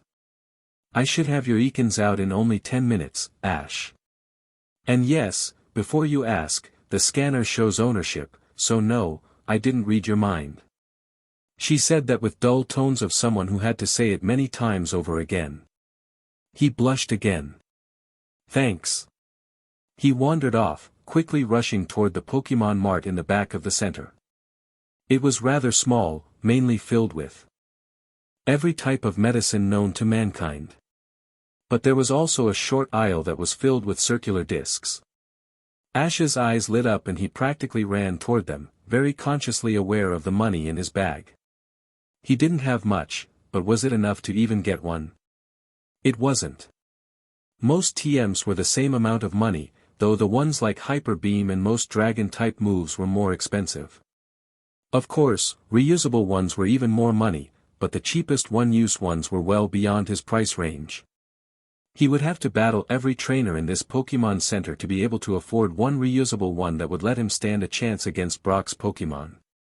His eyes narrowed. But no, he needed more Pokemon to be able to do that. And he also needed a powerful Pokemon that would be able to let him survive even just the Geodude. Oh, why couldn't he find a perfect Pokemon waiting for him on the next route? Bug types wouldn't hold a candle to the rock type's superior defense, and ground types were no different. So if he only found a rare Pokemon that wasn't normally found in the Viridian Forest, then he would be fine. His breath quickened in his chest. Oh, he was never going to make it. He touched the Earthquake TM, one he knew that a pep could learn. It would even be super effective against rock types and wouldn't make a pep have to get close to the other Pokemon. But it was too expensive, and he dropped his hand. By the time he got to Pewter City, he would have enough money to buy a TM, and then he would be able to take over Brock's team of Pokemon. Confidence boosted, if only slightly, he turned to stare over the room of trainers. There were only a few, the rest either having left or gone up to their rooms. Maybe 6, including one bright-eyed boy that couldn't have been any old 10. Probably had gotten his starter in this town and was coming to the Pokemon Center after a day of battling, preparing to set out his journey. He probably only had his starter. And then Nurse Joy's voice echoed across the room. Ash Ketchum, please take your Pokemon. He trotted dutifully over to her, smiling wide. She handed over a Pep's Pokeball, smiling back. Take good care of him, Ash. He seemed feisty even through the pokeball. And are you aware that he had bruises along his back? His brows furrowed before he remembered. Ah. Yes. We had a battle in the morning, but I thought I healed them with a potion. She pursed her lips. Often, superficial wounds disappear while hurting the Pokémon. Make sure to use a little more potion than you think you need just to be safe, as you don't want your Pokémon to be hurt during training or another battle. He nodded. Thanks for that, Nurse Joy. She smiled and he left, holding the ball tight in his hand. It wasn't that late, but it was too late for anyone to start traveling anywhere. Ash just about ran toward the other trainer, a wide grin on his face. The boy looked up at him. Hey! Do you want to battle? Ash grinned, pocketing the rest of the money he had won from the kid. He had a Bellsprout, and a pep was made to take out the slow leaf Pokémon. The kid had a pretty powerful vine whip that had hit a pep cleanly in the head and another by the tail, but by that time a pep had landed several poison stings and managed to get a poison fong in its leaves, and the Pokémon was knocked out. It hadn't been much money, they were both just starting their journey, after all, but it was enough to get him hopeful. He had heard many stories about the endless bug trainers of Viridian Forest, gathered there by the also endless bugs of the forest. He had no idea why they all stayed there, not growing much stronger and being defeated by trainers that passed through. But he didn't judge them, he wasn't that type to do that. Maybe he'd ask why they did what they did when he came across one. But he also remembered what Pokémon he had been planning on getting, and how he had spent nearly 3 days worrying over the forest. Bug types had the type advantage over Bulbasaur's, even though Bulbasaur had a partial poison type. Their moves still injured them if they managed to break past their skin, especially since Bulbasaur didn't learn any poison-type moves early. So he would have been getting creamed every time he tried to walk down the path. But he had a pep, and if he managed to hide his Pokémon and look suitably innocent enough, he would be challenged by every bug trainer from here to Pewter City, and there wasn't any way that he would be losing except to very expert trainers, or if a pep was too tired. And he had Oran berries for that. This was going to be brilliant. A pep looked up at him, blinking golden eyes once. There had been several bruises on his body, but Ash had already taken him in to Nurse Joy, who had quickly fixed him up with one raised eyebrow and a low chuckle. He had blushed furiously and scampered off. But now he had more money, and money was what he desperately needed. Yes, a pep was powerful. But he didn't have that many moves that he could just learn. His egg move was useful and would complement his fangs nicely, but other than bite and mud bomb, it was only poison-type moves. He didn't have a lot of range to spread and grow as an Ekans. So he needed TMs, but that had already been decided. But he also needed new Pokémon, and new Pokémon needed food and training supplies, so he still needed money. At least Professor Oak had given him 5 more Pokeballs. He wasn't planning on catching more than 6, but plans always changed, but 8 at the maximum. He didn't want to catch one and then never seen it again, letting it sink into Professor Oak's ranch like many of the other Pokémon he had seen. There were hundreds of Pidgeys and Rattatas that Oak had had to revoke ownership of after getting the trainer's permission and release them back into the wild because their trainer hadn't said a word about them in years and they were too hard to take care of. That led to Route 1 being full of Pidgey and Rattata, and guest-beginning trainers caught on their first trip out. A vicious cycle that wasn't able to be beat by Professor Oak alone. When he caught a Pokémon, he wasn't going to just give it up to the lab. Ash didn't want to be like that. If he was going to be capturing Pokémon, it was going to be because the Pokémon would be part of his team, no matter its strength or evolution. It was his family.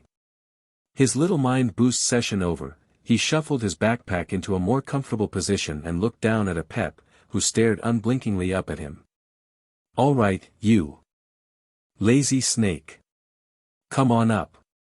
A pep gave a happy hiss punctuated by a rattle and slithered up Ash's leg, twining around him once again. Ash grinned. By the time he got to Pewter City in around 2 weeks, he was going to be more fit than Gary and Leaf put together. Well, maybe not Leaf. But Gary definitely. A pep may have been fast and quick and powerful, but he wasn't light. He had gotten a room key for room 14, first floor of 3. But it was only 8 o'clock, and there was still something he needed to do. Shuffling over to the back of the Pokemon Center, he dodged one of the last trainers heading up to their room and sat down at a phone booth. He held his Pokédex up to the scanner, waiting for it to beep brightly. A second later, it lit up with the free setting trainers were allowed to use. Quickly dialing in his mother's number, he sat back and waited. It only rang twice before the screen popped up, showing his mom. Delia smiled warmly at him, bright white teeth shining. "Hello, Ash. Did you make it to Viridian City?" He nodded, grinning back at her. His mom was a relaxing presence no matter where he was, all warm eyes and soft smiles. Although he wouldn't mind being closer to her to have some of her delicious cooking. He would never mind that. "How are you doing? Caught any new Pokemon so far?" She laughed loudly as a pep leaned forward, head tilted in confusion. He poked his snout at the screen only for it to stop him before he could reach Delia, and he hissed uncertainly. Ash stroked his neck, feeling a soft rumble under his fingers.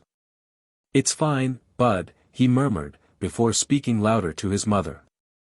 "No, nothing yet. I'm trying to figure out a strategy for Brock's Pokemon but I haven't come up with anything yet. There's no good Pokemon unless I can find a pond or a grass-type clan, and you know those aren't very common around Viridian Forest." She shrugged. "It's fine, Ash. I know you'll find some Pokemon. It doesn't matter whether you're on a disadvantage or not, because if I train my Pokemon strong enough, that's all that matters," he finished. "Thanks, Mom." But she snapped her hand up to stop him from disconnecting. "Oh, not yet, Ashy. I'm not going to be talking to you for 2 weeks, and I've got some things you have to do." Ash barely bit back a groan. "Of course. Have you checked the news yet?" He gaped at her. "Mom. It's been only 1 day." He paused. "Actually, it hasn't even been that. Nothing could have happened in the incredibly short half-day since I left Pallet Town, surely you know that." But her glare stopped him short. With a heaving sigh, he pulled out his Pokédex and flicked it open. "Fine, fine. That's my boy." He flicked through the tabs, eyes narrowed. Finally he struck gold on Pokemon News, clicking it quickly. At first, nothing popped up. He rose up in a mocking smile, prepared to tease his mother when something pinged. His eyes shot back down to see a new announcement, released only 20 minutes prior. Delia smirked at him. Rolling his eyes, he pressed the announcement and watched as a small paragraph blinked into existence. "Trainers around Cerulean City, keep your eyes to the skies. A freak storm in Johto has pushed a flock of Noctowl flying over the city, and they should be there for several more days while they regain their bearings. After that, they fly back to their homeland, so if you want one, go quickly. Noctowl are normal and flying type, and are a wonderful bonus to any team. Head there quick." "See, Mom. It doesn't affect me. I'm not even in pewter yet." She just raised an eyebrow, head tilting. "But what could happen tomorrow? Large amounts of oddish in Viridian Forest, but only if you take this special path." Yeah. I swear I'll check it every day. I don't want to miss some super effective Pokemon that come by me. I really need another Pokemon to defeat Brock's Pokemon, because a pep just won't be able to do it alone. And even if he can, I don't want to put him through that." There was a smile on her face. "Good thinking, Ash. Yes, I would say that it would help you tremendously to have another Pokemon to train. But there's something else, Ash." Her smile slipped into a frown, eyes flashing. "Don't you dare only choose a Pokemon on whether it'll be helpful to you in the next gym. If you find a baby electric type who battles you with the strength and ferocity of a Gyarados, you capture that Pokemon and train it in every move that will take down Brock's team. You don't turn it down just because it won't help you right now. Don't you dare." He gulped. I promise, Mom. I wouldn't do that. Anyway, an electric type would be amazingly helpful in the Cerulean gym. I'd be happy to capture one. Her face cleared up like the sky after a storm. Perfect. I can't wait to meet your new member on your team. I would suggest doing more research on a pep there, though. Poison types have a lot of strengths, and it would be nice to plan out what gyms you might want to take a shortcut to. Ash grinned.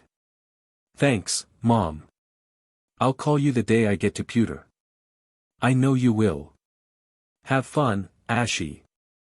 And then the connection clicked off. He stayed staring at the black screen, a smile still glimmering on his face. It was a nice chat, no matter how he had gotten scolded. She was his mother, and nothing in this world would make him not adore conversations with her. She had an honest point, though. He had been turning down every Pokemon in the forest so far, just because they wouldn't be super effective. As a type. He hadn't even thought about just moves. What about finding a Pokemon that could use super effective moves? That would be perfect. His best bet would be calling up Professor Oak and then seeing what he thought, both about good moves in Pokemon and more information about a pep. Perfect. The man knew everything both inside and out about Kanto Pokemon, so he'd for sure know something that Ash could catch. He pressed the screen again, flicking to trainer contacts. There was a league number, a list of Pokemon researchers, and an emergency contact with Professor Oak's name. Apparently he wasn't the only trainer to call Oak about his Pokemon. The screen hummed once before starting to ring. This time, it rang out considerably longer, long enough for Ash to switch his attention to scratching a pep's neck. The Pokemon rumbled happily, stretching his head up to let Ash at it easier. His scales were softer on his stomach and neck, less defensive. But also itchier, and Ash happily scratched him to his heart's content. The screen hummed again before. Blinking on, showing the lab. And Professor Oak's hair. The bright white shock of hair bounced as Professor Oak perked up, presumably smiling into his screen. Hello, Ash. What do you need? The man was still bright and warm in his personality, bouncing around from topic to topic, even through a screen. Ash would miss him a ton on his journey, even though he'd probably call him frequently for more information on his Pokemon and things. Can you turn around, Professor? He asked with a smile. Oak stiffened before the screen flickered black, coming back to with Oak facing him. Ah. Wrong camera. No matter. Why are you calling me? Did you catch a Pokemon? Ash shook his head. Not quite. I was wondering whether you could help me out a bit. He nodded, sitting down in a chair. What do you need? Are there any super effective moves that a pep could learn for Pewter City? The only one I can think of is Mud Bomb, and that doesn't do that much damage. I don't want him to be out there without any way to defend himself. A pep? The Pokemon perked up at his name, tilting his head to the side. He had learned not to hit the screen, but he still seemed very confused. Professor Oak nodded his head. Ah. Give me a moment. He stared off into space, eyes flickering rapidly. He was always interesting to watch when he started to think about Pokemon. He knew everything about them, but he often had to search deep to find specific details. Ash had amused himself by finding rare Kanto Pokemon in books and asking about hidden abilities and watching the professor sink into his trance. But all too soon Oak snapped back to attention, smile on his face. Tutor moves. Ekans can learn several moves that would be very useful, but I would suggest either Iron Tail, Giga Drain, or Seed Bomb. Do you know why they're put under tutoring moves despite the fact that trainers are able to teach them the moves? Ash shook his head, but still guessed. They don't master the moves until a tutor teaches them. Oak leveled him a look. Well, that would hardly make sense. No, it's because that these are some of the most difficult moves the Pokemon can learn. Tutors have to use a combination of TMs and training to teach the Pokemon in under 2 days, which is useful for quick effective moves for a gym battle. You will be able to teach a pep one of the moves, but it will take a significant amount of time and patience. I would recommend Iron Tail, however. While I know that the grass-type moves will be very useful in the next gym as well, mastering another element is very difficult, and Iron Tail is very easy to master without fully understanding and mastering the steel type. Just have a pep constantly hit heavy rocks and boulders with his tail until it starts to harden, and you should teach it to him in maybe a week or longer if you bring plenty of potions. Ash blinked. I promised to teach him acid. Oak raised an eyebrow. But now you're going to teach him a super effective move that will help him survive in the pewter gym, I hope. He sighed. Yes, Professor. But I also have another question. What Pokemon has some more super effective moves around here? I'd like a new member for my team. Oak frowned. Well, there's Dash. The power cut off. Ash blinked. Professor. He rose to his feet, staring around the suddenly dark Pokemon Center. The lights had all switched off, each one dead and dull. The soft hum from machines were also off, and even the cheerful lit-up Pokeball symbol on the front door was gray. Nurse Joy stood up as well, eyes dark and calculated. Hello. Is there anyone still down here? Just me, Nurse Joy, he called back. Ash Ketchum.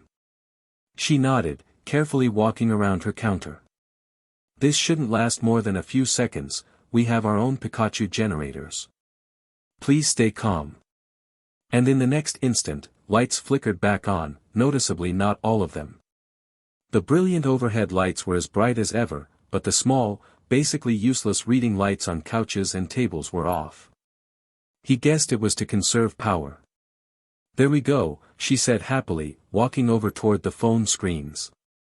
I'll just call up the town hall and see whether there's been an issue with the power supply. Dash. The overhead glass ceiling shattered. Ash watched it in slow motion, millions of glass shards plummeted toward the ground, falling as if rain. It was when one bounced off of a pep's tail that he reacted, throwing the snake underneath the desk and crawling in under him. The glass shattered everywhere, shards ricocheting off of everything. A bright pain surfaced somewhere in his lower back, and he winced. But there wasn't time to think about that, because something was coming through the roof. It was round, gray, and had a rather happy face carved onto one side. He recognized it quickly. A coughing, one much larger than the average. It hovered in midair, most likely having been the one to break down the glass ceiling. Coughing, smoke screen. A male voice barked, and the Pokemon obeyed, shaking itself rapidly.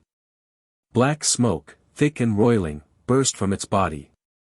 It filled the air, covering everything in sight.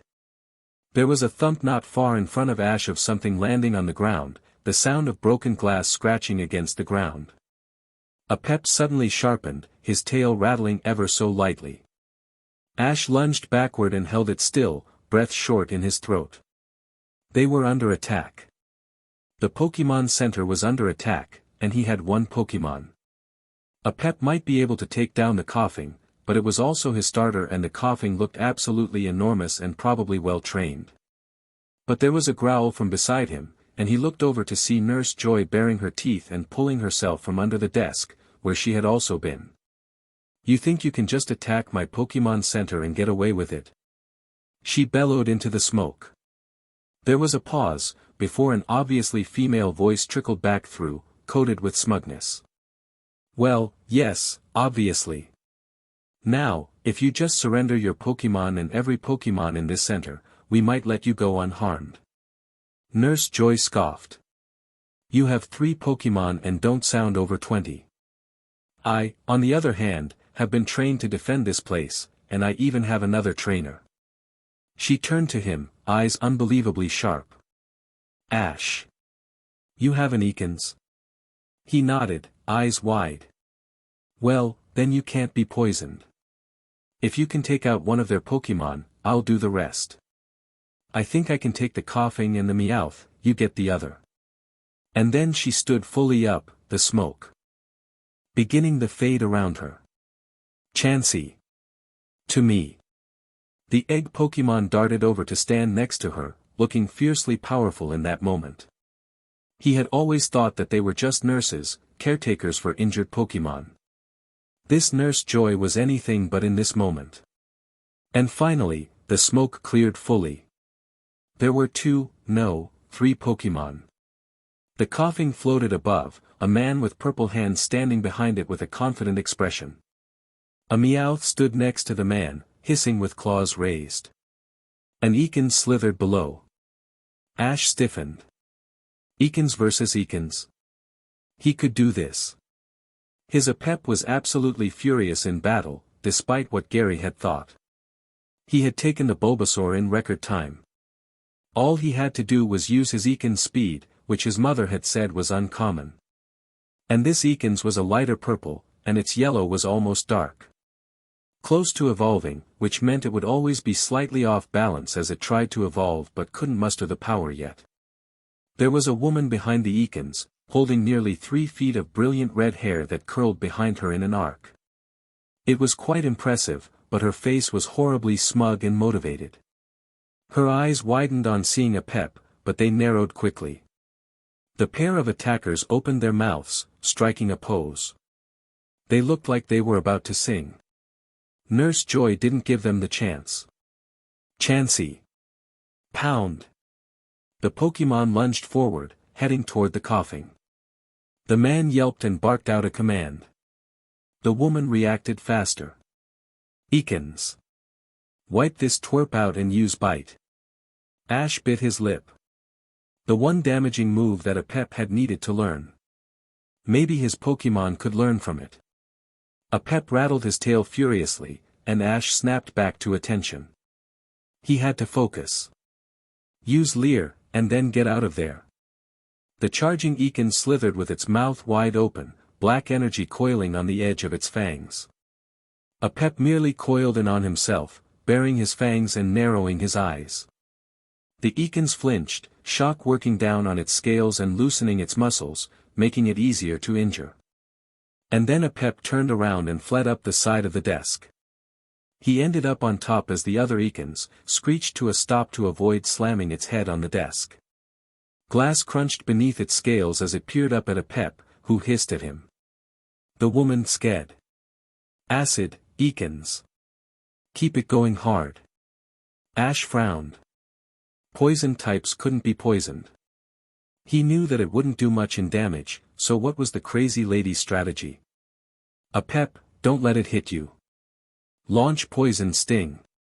Ekans reared back and spat something brilliant orange and red toward Apep. It sizzled in the air, chock full of damaging venom. It splattered against the desk not a moment too soon, hissing and bubbling against the wood. Apep had shot backward but now he attacked, slithering forward to fire poison stings over the edge of the desk. Ekans hissed. Apep didn't stop. Not all of them hit, but he just kept firing more and more of them. Again and again and again, Ekans flinching more and more with each hit. It kept launching acids at the woman's demands, most of them splattering on the desk. But one connected, and Apep nearly flinched, it hurt him so badly. The woman's Ekans was strong, but Apep kept going. Poison stings rained down on the poison type. At least until Ekans growled with fury and leaped upon the desk. Acid sizzled against its scales, but it lunged forward, cheered on by shrieks of, "Bite it." Its mouth glowed darkly, shadows flickering across its fangs. Apep did the snake equivalent of a yelp and tried to jump off the desk. Ekans slammed its fangs into his tail. He shrieked in pain, furiously thrashing around. Ekans bit down harder, a scale cracking under its fangs. Wrap. Wrap around it. Ash bellowed, fists clenched. The woman cackled happily, shouting encouragement to her Pokemon. Apep, fueled by rage and pain, flung himself forward and threw his head onto Ekans' back. It flinched, and Apep furiously wrapped himself around the other snake. It worked, partially. Ekans' scales were more ridged, ready for evolution, and Apep was able to lodge himself in and start squeezing. Ekans' head was ripped off of Apep's tail, spitting angrily. But its hisses soon turned to fear as a pep started the move that had nearly won him the battle against Gary's Squirtle. His muscles bulged as he slowly tightened around Ekans. Ash bit his lip. The move was perfect for ending the battle, but Ekans was too powerful. It had taken nearly 10 poison stings and now this, and it was still fighting back. Ape didn't have much longer until he couldn't squeeze any longer, and then Ekans would be able to fight back. Poison Fawn. Bite its tail. He shouted, and a pep reacted. He lifted his head and sank purple-stained fangs through the scales on Ekans' tail. The Pokémon roared, even though a pep hadn't perfected the move. It thrashed again. Don't use venom. Ash barked. Just keep biting. A pep reared back and struck again, even while performing rap. Ekans hissed. Again. And finally, Ekans went limp. A pep nearly collapsed on the ground, flopping down and letting Ekans slip out of his hold. He was panting harshly, rattle twitching lightly. Ash immediately recalled him. The woman raged in a fury, holding out her pokeball. UFNG twerp. She roared. Let's see how well you can do once I do something else. She snapped her fingers, eyes narrowed. Meowth. Nothing happened. Her eyes widened, and she looked around, fear trickling onto her face. Nurse Joy walked onto the scene, holding a struggling Meowth in one hand. It hissed furiously, and to Ash's surprise, didn't just hiss. Let me go, lady. I'm a powerful Pokémon that will trash your whole team, ow, not the ears, if you don't let me go. Meowth. There was a Pokeball in her other hat, and Ash saw the man cowering with Chansey standing over him. The Pokémon pounded her fists together, snarling. The woman squeaked, looking between her Ekans and the Meowth and the man. Her feet twitched, arms flexing. She tensed her shoulders. And then her decision was made for her as the front doors blasted open, Officer Jenny speeding in on her motorcycle. Her eyes widened, but then she was leaping off her bike, grabbing at the HNDCFFS on her waist. The man instantly shot his hands into the air. Ash, Nurse Joy said. He turned to her, pale with eyes wide. Yes. Please go to your room. I will take care of your Ekans and will talk to you in the morning. Ash nodded slowly, feeling both jittery and sluggish. Here's his Pokeball. He slowly handed it over, his palms sweaty. Wiping them on his pants, he turned slowly on his heel and walked toward the back of the Pokémon Center, where a door stood that led to the rooms. Oh. Ash, please wait a moment. He turned around to see Nurse Joy approaching, the squalling Meowth in Officer Jenny's grasp.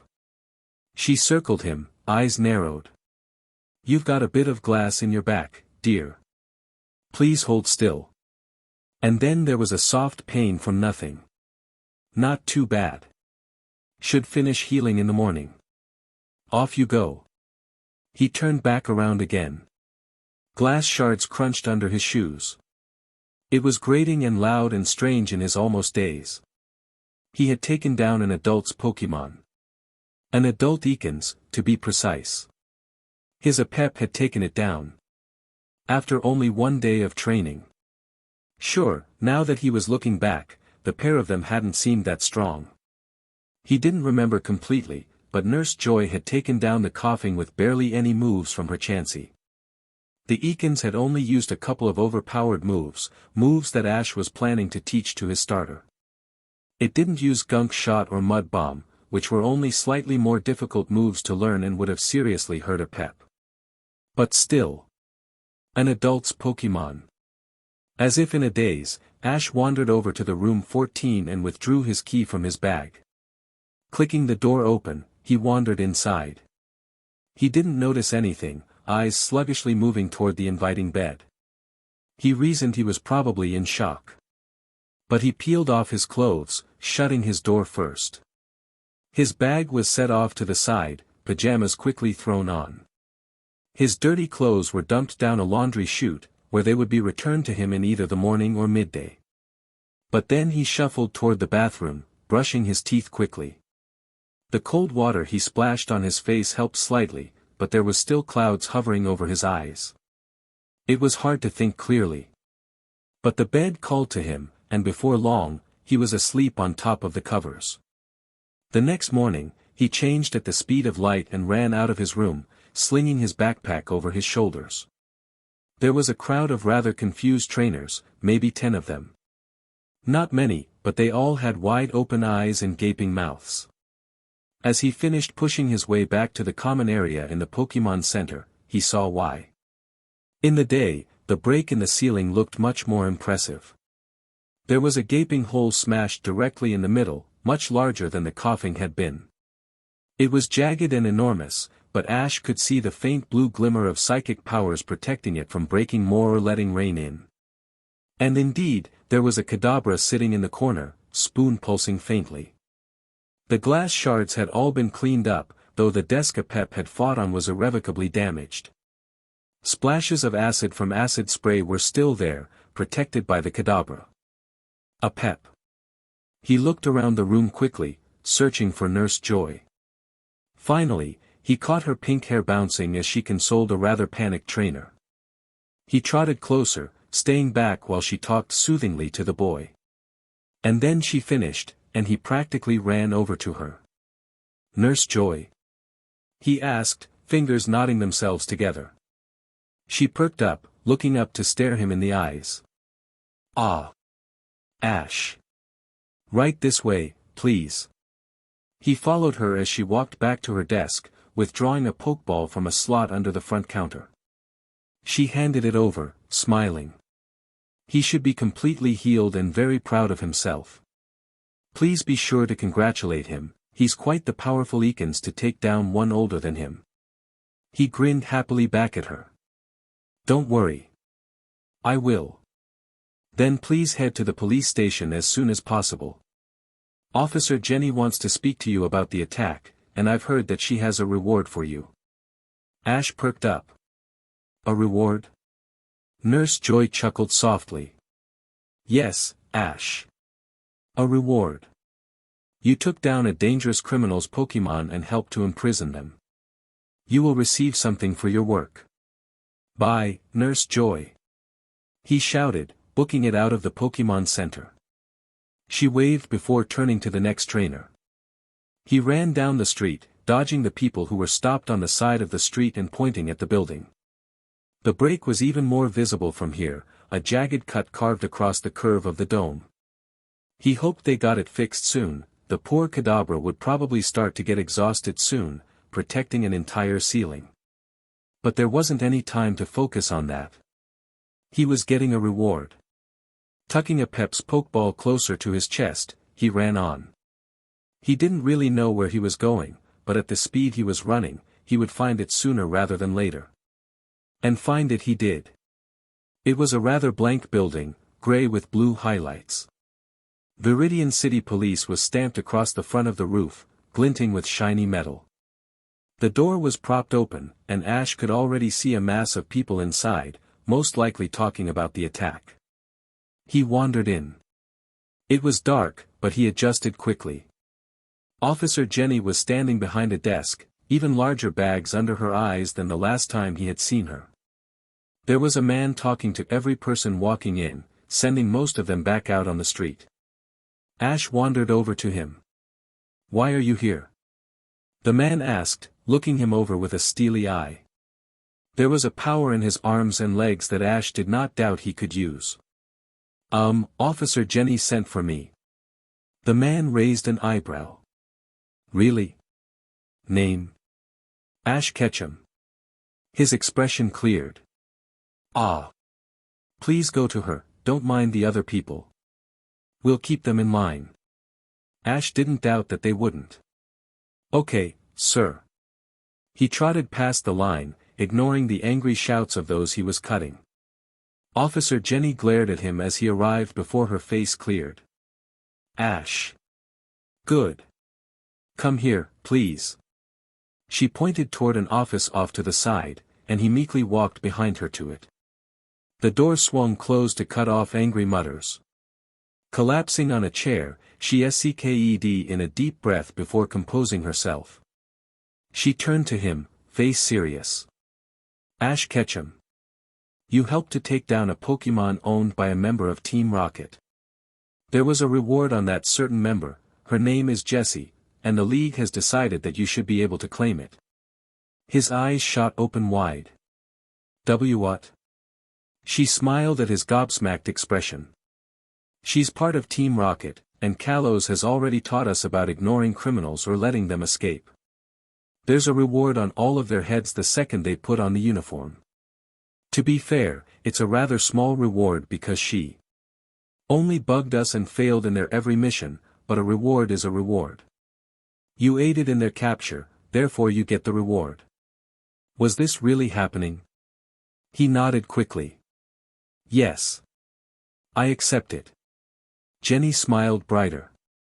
Perfect. Let me just grab it real quick. She reached under her desk, pulling out an envelope. It didn't look like much, especially nothing that came from the Indigo League. His heart quivered at the very thought. The League was rewarding him. Jenny slid it across the desk, and he picked it, hands steady despite the fact they felt like they were shaking. It's not much, as all she really did was annoy and attempt to steal things. But I feel that for a beginning trainer, this might help you greatly. There was a smile on her face as he struggled to get the top open before finally succeeding. Ash reached in and pulled out a slim gray card. It had lines and numbers carved over it, Indigo League stamped right on the top. He shot her a confused look. That there is a gift card. On it is $3,000, redeemable at any Pokemon Center. He gaped at it, flicking his gaze from the card to her. Jenny chuckled, slapping her desk. Every time.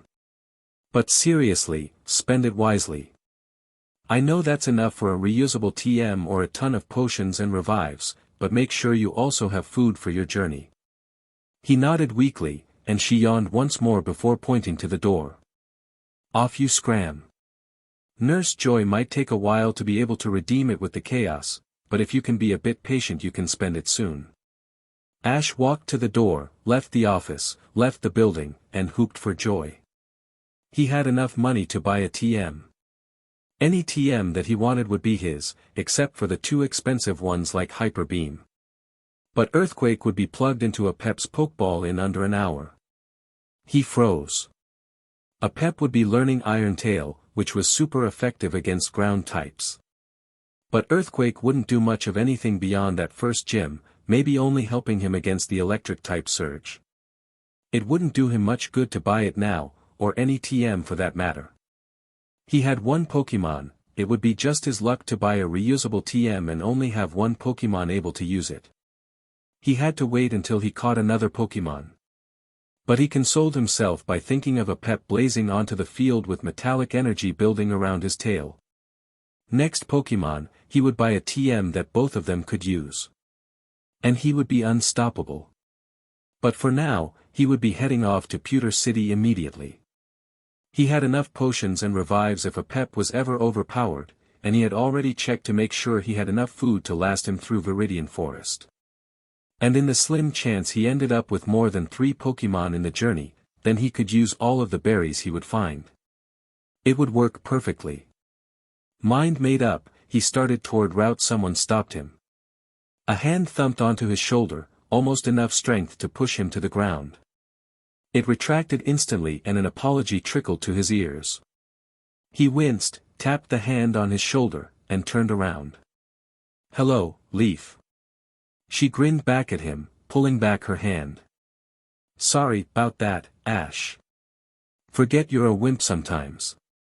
He laughed and pushed her shoulder. "Ha. Enjoying my Bulbasaur?"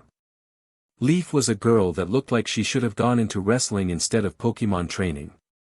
Ever since she was young, she had tackled martial arts with a ferocity that had scared both her parents and her friends, though she always made time for them to play. Medals and ribbons decorated her room from all of the competitions she had won, including one where she battled a Mach-Hop and managed to pull a victory, though the Pokemon hadn't used any moves in order to avoid hurting her. She had been bruised for days, but that medal she won was right in the middle of her shelf. Her shoulder looked more like basketballs and she had arms capable of punching through wood. He had been kidding himself if he thought that lifting a pep would make him stronger than her. Yeah, he's a kick-ass little guy. She patted her first pokeball, drawing Ash's eyes to the second one perched by her hip. His eyes flew open. What?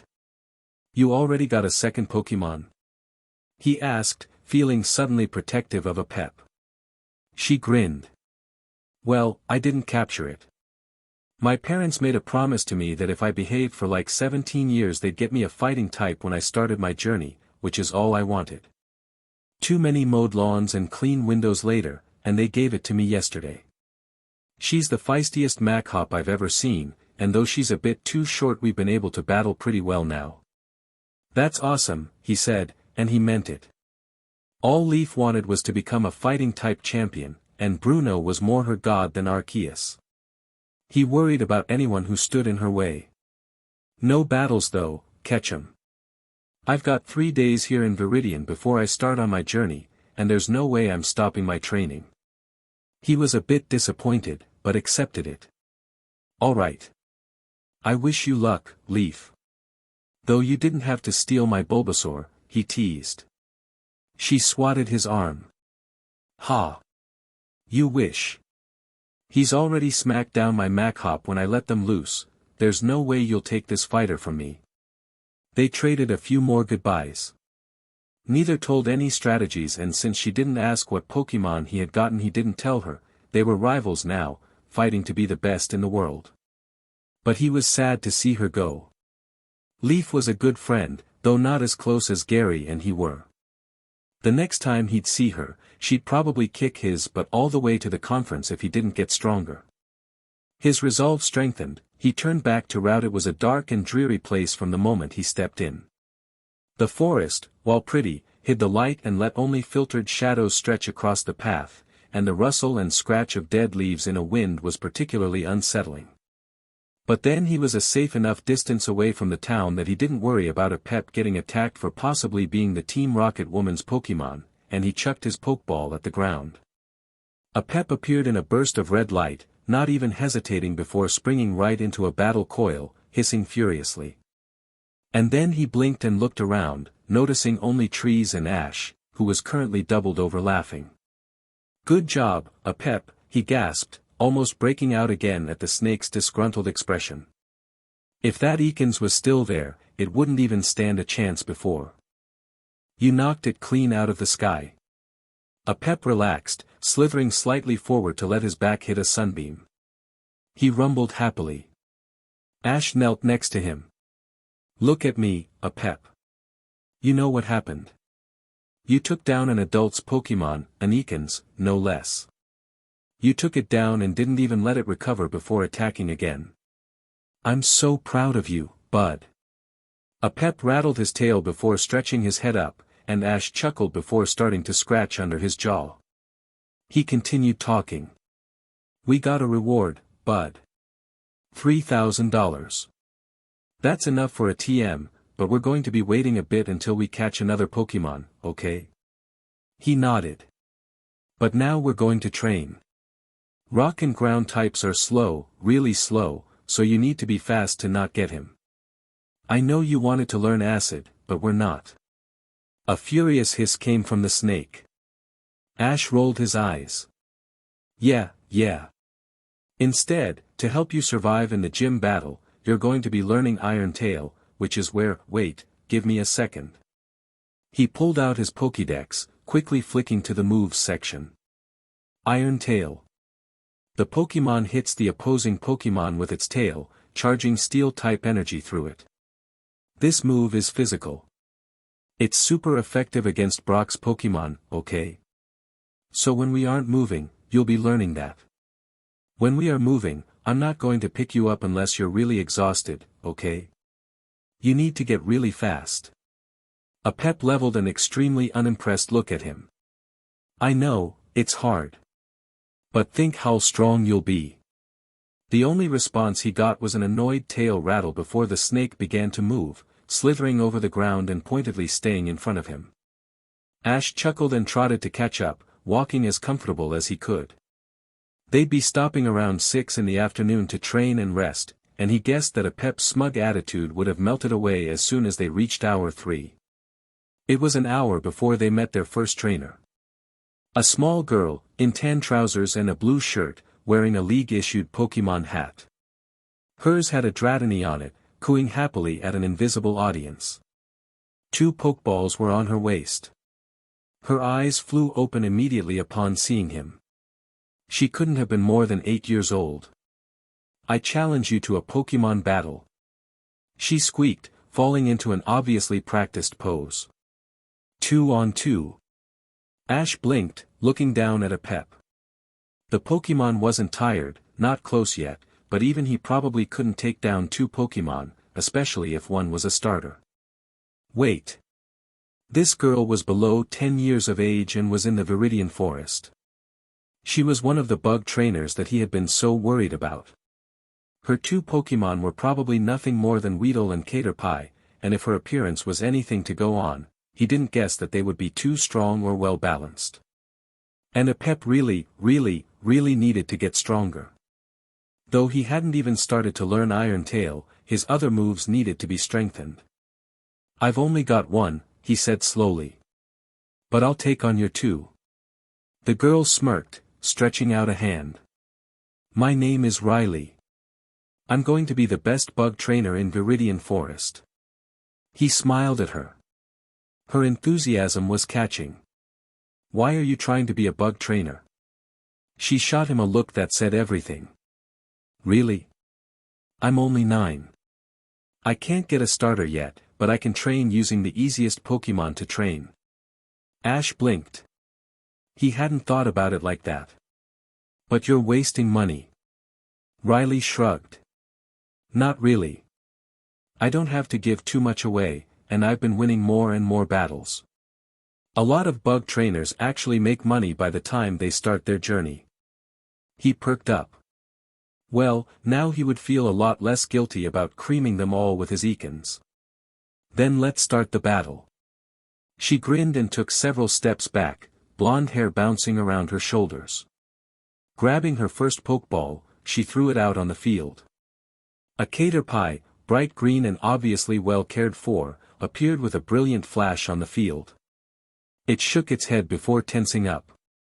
Ash almost casually snapped his fingers.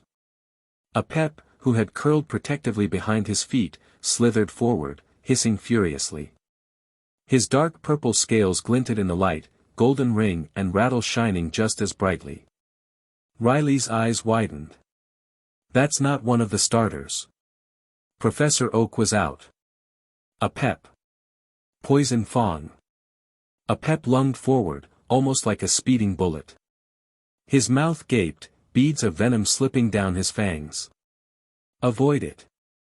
Caterpie shot a string shot above its head, the white, sticky strand landing a hit on a branch. In a second, the string was pulled taut and Caterpie was lifted into the air, swaying slightly.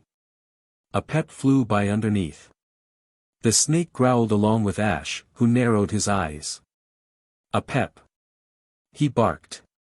"Push off the ground and get a poison Fang in its tail." Riley yelped and started shouting, fists clenched. "Drop and tackle." Caterpie dropped, dully growing a pale white around its head and torso as it landed directly in a Pep's open mouth. A Pep recoiled from the tackle attack but crunched down, fangs slicing cleanly past Caterpie's skin. Venom pumped from his fangs.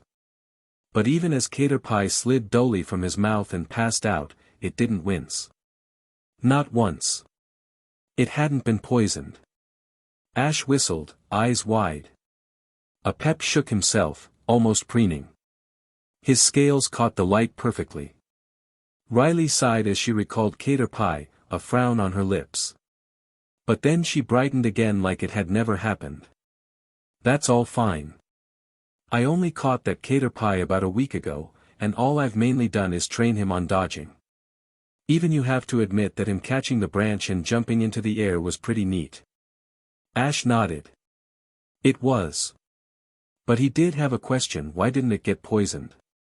She leveled him a raised eyebrow. Shield Dust. His ability. Status conditions from regular damaging moves don't affect him because he really isn't made of very much. Beneath his skin is a layer of something like dust that keeps him from getting poisoned or burned and stuff, which is great. Ash nodded, the information storing away. Good to know. A pep was still raring to go, rattling his tail lightly. The sound was dry and rough, and that meant he was quite far from evolution. Arbok lost their rattles as they evolved, and it would start to sound smoother and softer as he grew stronger. But then Riley grinned, back straightening. But my other Pokemon is far stronger.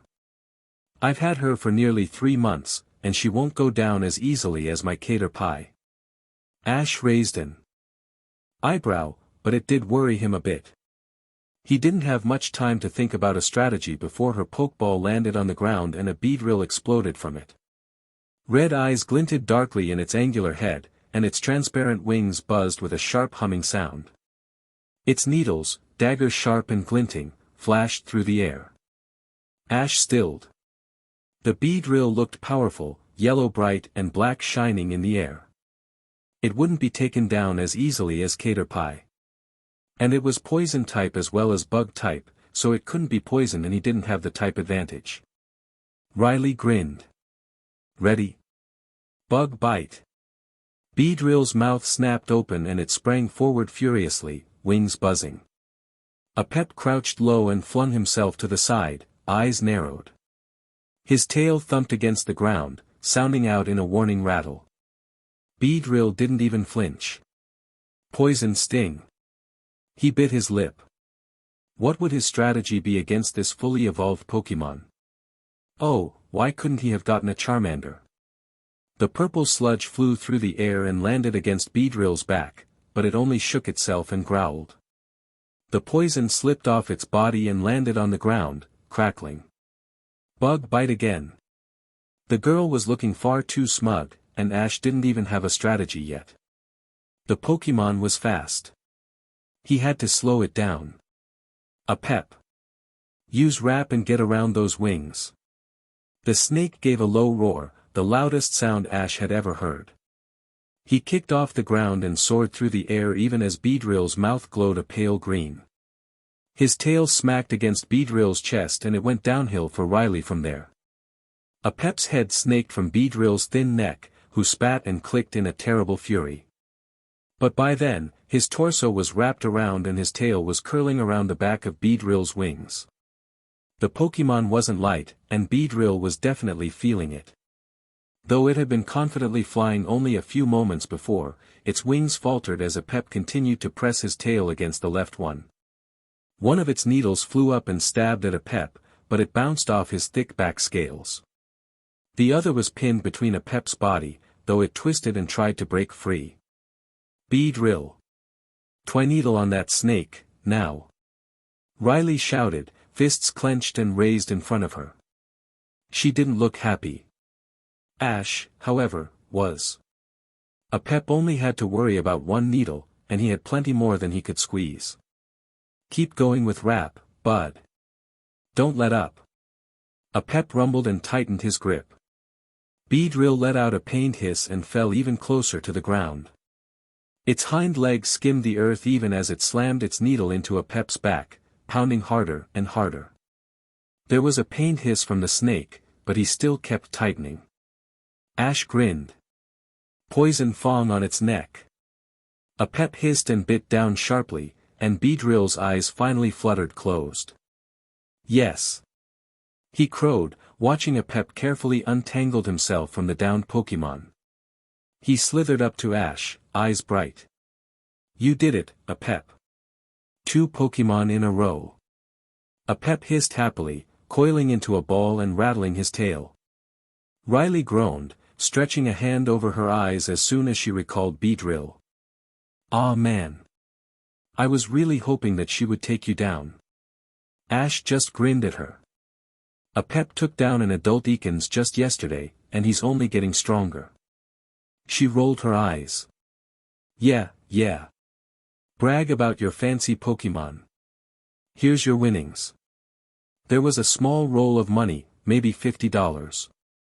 He was consciously aware of the 3,000 card in his bag, but that 50 could buy him a regular potion or a good meal at a restaurant.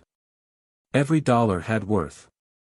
He accepted it, slipping it into his bag, nestling it next to the card. Thanks for the battle. She gave him a real smile, clicking her pokeball back on her waist. Maybe I'll see you again. I turned 10 in only 6 months. Sure. And then they shook hands, a pep coiling underneath them. He got a slide on the head from Riley before the girl started to march on the path back to Viridian City, eyes narrowed. The second she had left, a pep instantly looked up at him pleadingly. He rumbled sadly, opening and closing his mouth. The same trilling Pidgey sound escaped from him, light and airy. Ash rolled his eyes. Digging through his bag, he pulled out an oran berry and tossed it to him. A pep snatched it up, swallowing it as fast as water. It was down his gullet and he started to look up at him again. We've still got around 5 hours of traveling, a pep, he warned. And then right after that we're going to be training you up for Iron Tail. And we're also going to be trying to catch another Pokemon, okay? With every word that came out of his mouth, a pep curled in on himself more. Ash snorted. Oh, you're not that lazy. I've seen you battle. He paused. Tell you what. Every time you beat a Pokemon we come across, I'll give you an extra berry, okay? A pep rolled his eyes, but turned back to the path. Ash laughed and started to move. They only had 5 hours left before Ash wanted to stop, but it was the busiest 5 hours Ash had ever seen. Bug trainers came to him seemingly every 30 minutes, and he must have faced at least 8 on just his first day. A pep took care of most of the bug types, though Weedles and their evolutions gave him some trouble with their poison typing. He only lost once to an obviously skilled Beedrill that used Fury swipes without end, but Ash called the battle off before a pep could faint. He gave the trainer $50 and quickly healed him up. The snake sulked before perking back up as Ash reminded him they only had 20 more minutes until he wanted to stop. When they did, a pep was disappointed as Ash kept walking for another 15 minutes until he found a small alcove off the side of the path, close enough he could still see the open dirt. The clearing was small, but there was one more reason Ash had chosen it, a large boulder pressed against the side of a tree. A pep stared at it mistrustingly. Okay. A pep. This is a bit difficult to understand, but I want you to hit the rock with your tail. The snake stared at him. Ash sked in a breath, trying to remember the strategy he had thought up. The trick is how you have to learn how to hit it with your tail to learn how to hit it hard, and then steel-type energy will start to gather around your tail. But for right now, I just want you to hit your tail against the rock. Don't worry about the jump or anything yet. A pep now looked moderately panicked. I've got potions and oran berries aplenty, so don't worry about being in pain. We've got to learn this move, buddy. After an extremely long look, a pep finally slithered over to the rock and just stared at it. But eventually, he started to hit it with his tail. Ash took the time to make the camp, unfurling his blanket and spreading it over the ground. It was warm, even in the early spring, and he didn't need anything over himself. He brought out food and nibbled while he watched a pep train. He hadn't made any progress, but it was the first night.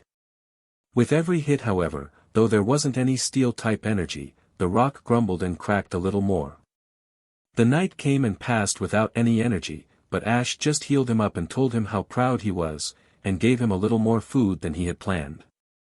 Do you want to go back in your Pokeball? He asked, holding up the object in question. A pep fixed it with an interested look, tilting his head to the side. He lifted his head up and sniffed it once before leaning back, hissing at it. He shook his head, and there was a definite no for that question. Ash shrugged, though inside he was happy. Suit yourself. I've got a blanket if you want to. And when he laid down, scales curled against his side. A pep had laid parallel to him, tail flopping over his legs while his head balanced on his chest. The snake quickly warmed up against his skin, scales a comforting heat. Every breath he took, Pep's head rose slightly, and with every breath he took, Ash could feel his chest swell. It was incredibly comforting to feel his Pokémon, to feel another living creature next to him as he flung himself across the great land of Kanto on just the hope to become the Pokémon Master, the same hope that so many other trainers also held. But he believed in himself, and he believed in Pep, and as he looked up at the stretch of stars he could see, he believed in the hope, as well. The next day passed much the same. They woke up and took around an hour to fully wake up, blearily yawning and trying to pack up the blanket several times, never getting it tight enough. Food was handed out and Pep wrestled a berry out of him as well, and Ash made sure to remind himself to keep his eyes peeled for more. Pep would eat out the entire Pokémon mart if he could. But then they were on the path and moving, and bug trainers came like a swarm. More and more came and went, and as each passed Pep grew in strength. He had finally at least mastered Poison Fang, even if he hadn't perfected it. Every bite he gave shot loads of venom into his prey, and the move poisoned nearly every non-poison type Pokémon they came across. He had guessed that Pep was actually quite newly hatched, as he didn't know how to control his venom amounts very well yet. But that was the joy of him being a poison type. If a different Pokémon had Poison Fang as an egg move they hadn't perfected, it would take them significant amounts of time and changed diets to be able to produce enough venom to master it. Pep naturally produced poison with nearly everything he did. By Mew, even his blood was partially poisonous, though he didn't know that as a fact. But he had read it on the Pokédex that night as Pep slammed his tail onto a much smaller rock. There still wasn't any steel energy, but Ash didn't care. The rock had nearly broken in half by the time he called it quits, and Pep was needing less and less healing after every night. It went the same for the day after that, and the day after that, and the day after that, until they were on the last day of their first week in the forest. It hasn't been a bad day, as there had been a bug trainer with a particularly wily Venonat that had been quite fun to battle. Pep was complaining again, letting off hisses every now and then. His voice was growing deeper, his rumbles sounding like thunder. Ash had spent the entire morning and last night celebrating because finally, for the first time, Pep had summoned a tiny bit of steel-type energy while he was hitting a rock. It had flickered, a dull gray in color, over the end of his tail for only a second, but it was there. Pep was nearly force-fed an oran berry and sent to work on it again, and on his third try it came back again. Ash knew that since he had now touched the element, its moves would come much easier. That was why it was so important to master the simple elemental moves before going to more difficult ones. But Ash was confident. If anyone was going to learn a tutor move in under 2 weeks without a tutor, it would be him and Pep. It was about then, when they were happily strolling down the path with Ash walking and Pep slithering, that something darted in the bushes right in front of them. Ash blinked. The little bugger had to have been rather large. He had seen many wild Pokémon, and he and Pep had battled some of the stronger ones, but he hadn't found one that he wanted to capture. The bug types fell too easily to Pep, and their evolutions, while easy to train, were not very strong. Pidgey flew often across the path in front of them, but he hadn't found one that had more attacks than Tackle and Sand Attack. Pidgeots were insanely powerful raised right, but the ones he had come across so far were lazy, relaxed creatures. So this Pokémon, the one large enough to shake a few leaves from a tree and send a bush shaking, spiked his interest. "Come on, Pep," he hissed, turning and jumping through the woods. The snake rumbled but slithered after him, hissing at the rocks that scratched his underbelly. They didn't have to run far before the trees melted away into grass and underbrush, and Ash victoriously stopped in front of the Pokémon. It was a Nidoran, male by the purple coloring. But the thing was enormous. Normal Nidoran only reached up to ankles, maybe calves, as they started small in their first evolution. This monster was only a little beneath his knees, and though its legs were still stubby he looked powerful. His horn was small and there were no forming spikes on the back of his legs, so he wasn't that close to evolution either. He was just incredibly huge. And Ash wanted him. A second poison type, but one that looked like it could take on a steel type and dominate. He didn't even know his moves, but the way the thing growled and crouched lower, horn dipping a bead of poison, he wanted it. A pep. He called. Ready for battle? The Nidoran was enormous, he knew that from the first look. But there was something else that caused his eyebrows to furrow. Sure, Pokémon varied, though less so than humans. They grew larger and smaller than average, but this Nidoran was much too large. Like someone had grabbed him and pulled in all directions until he was enormous. He also looked different. Other than the fact he was big. His legs were rounded and tipped with sharp silver claws, but they were too long. The purple was dark but too light around his ears, and his muzzle was too angular. His ears were much bigger than his head but not large enough to be proportional. And strangest of all, there were hints of ridges across his spine, thin and moderately jagged. If he didn't know better, he'd think that the Nidoran was trying to evolve straight into a Nidoking. A pep hissed once, coiling in on himself with his head poking out the top while his tail rattled over the ground. The Nidoran crouched lower at the sound, eyes narrowing into slits. He didn't seem like he wanted to run away, even though the forest was open to him. A pep might have been able to go after him, though Ash wouldn't have been able to follow.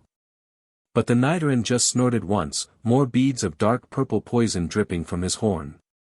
He wanted to battle, but Ash wasn't quite as confident as he was before.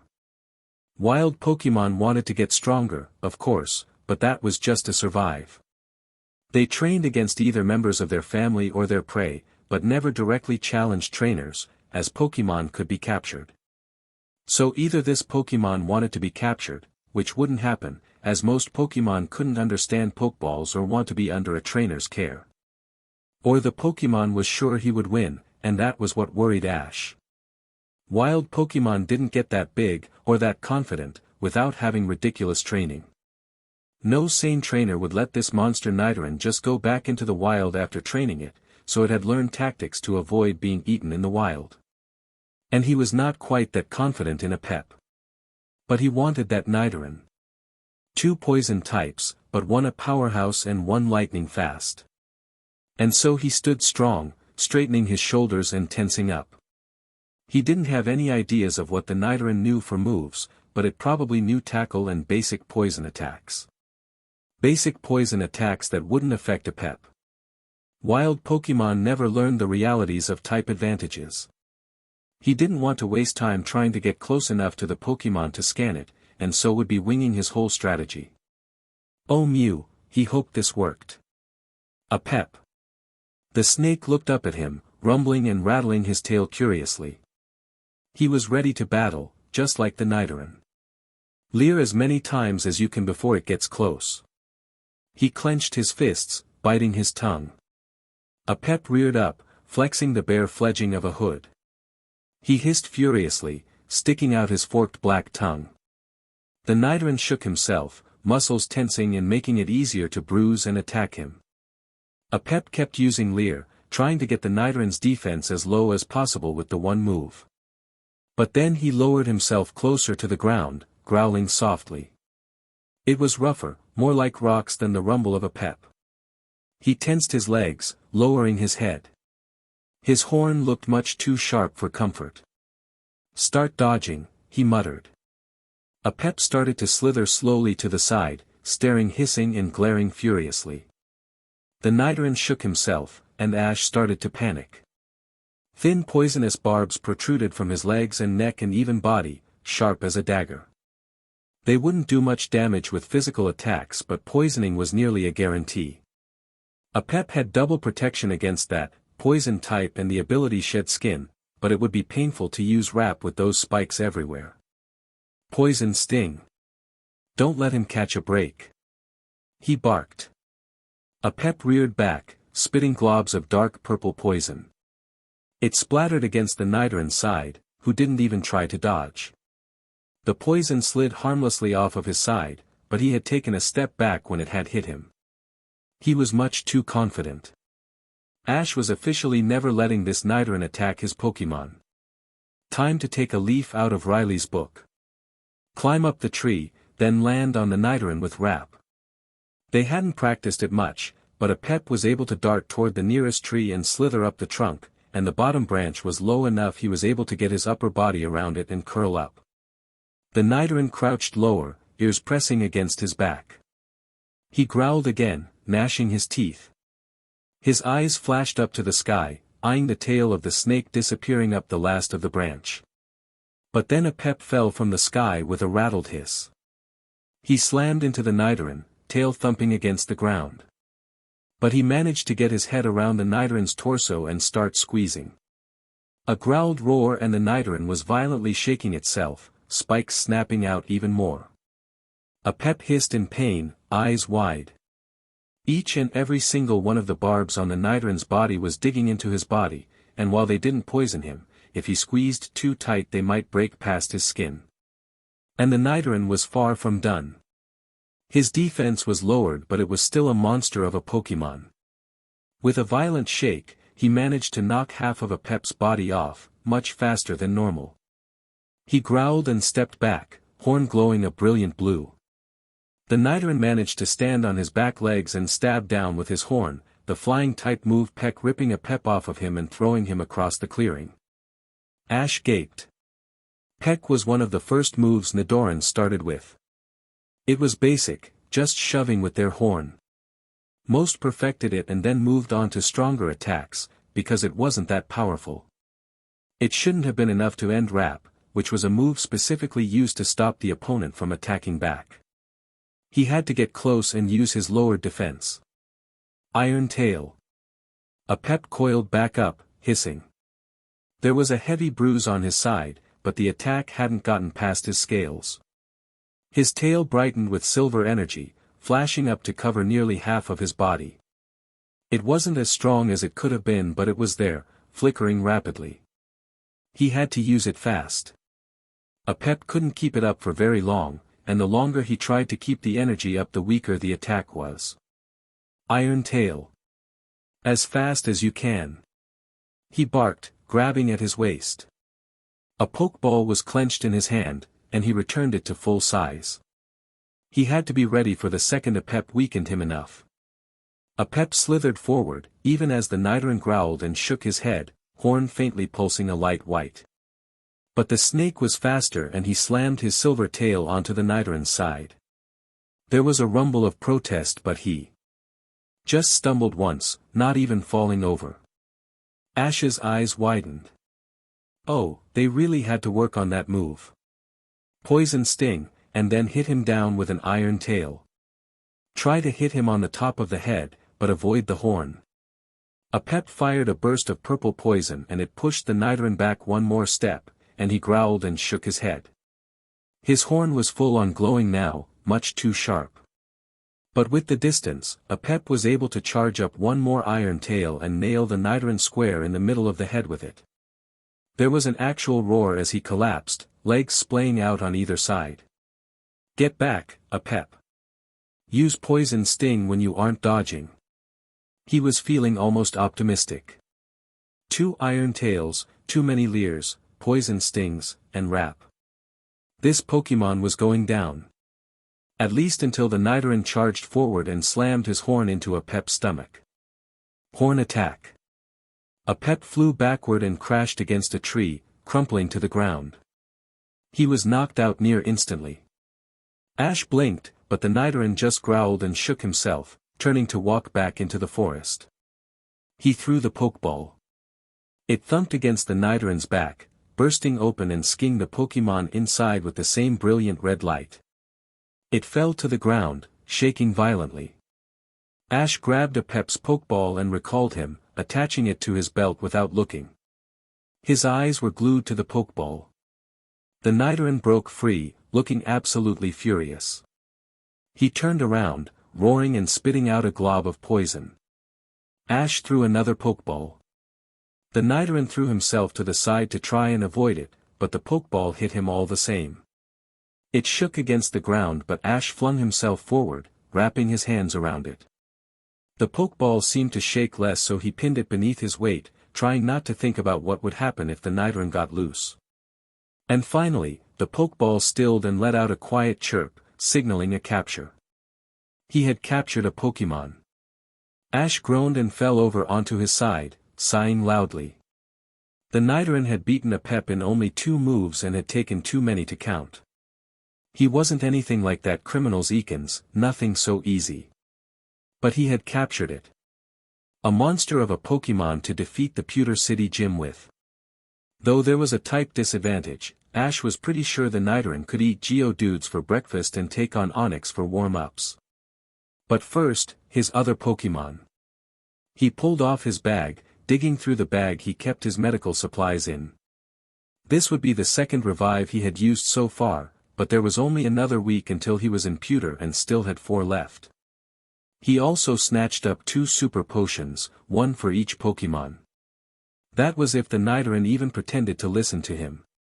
A Pep's Pokeball was tossed to the ground and the snake appeared, flopped over on the ground. There was a sliver of dark red blood from where the horn attack had actually managed to break a few of his scales, and the bruise from the peck was large as well. 2 attacks, and he was out. Bug trainers had not prepared him in the slightest. So he sprayed him with one of the super potions first, putting most of it on the cut and the rest on the bruise. The scales knitted themselves together, strengthening and solidifying until they were the same as all around them. He pressed his fingers to each spot, not noticing anything different. The potions were incredible things. He broke open the diamond package of the revive and let the powder fall into a Pep's mouth, before hurriedly jumping back a step. And a good thing for that. The second a Pep's eyes flickered open he roared furiously and threw himself up, coiling in and hissing angrily. He barely seemed to recognize anything around him, poison sting building in his mouth. A Pep. Ash yelped, throwing himself backward. The snake stilled, blinking once before stopping his attack. He spat out the poison onto the ground before uncoiling, looking all around. There was nothing trying to attack either one of them. He rattled his tail curiously at the Pokeball in Ash's hand. Okay. He let out a deep breath before focusing. A Pep, this is the Nidoran we just battled. There was a furious hiss. And now he's on our team, so none of that. He barked. This Nidoran is going to eat, train, and live with us, so if you keep being this bad with him still in his Pokeball that means that you will be staying in yours. A Pep stopped, though his tail rattled darkly. I'm going to set him free. Don't you dare attack him unless I tell you to, okay? That's the rule. And with that, he gently lobbed the Pokeball at the ground. The Nidoran appeared in a burst of red light, grumbling.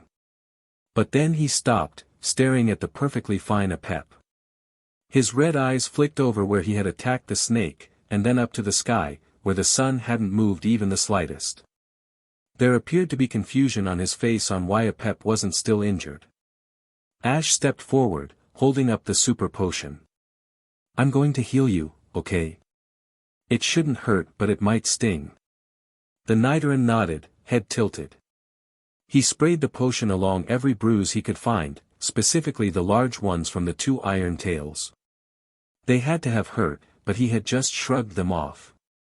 In only a few moments, the Nidoran was completely healed.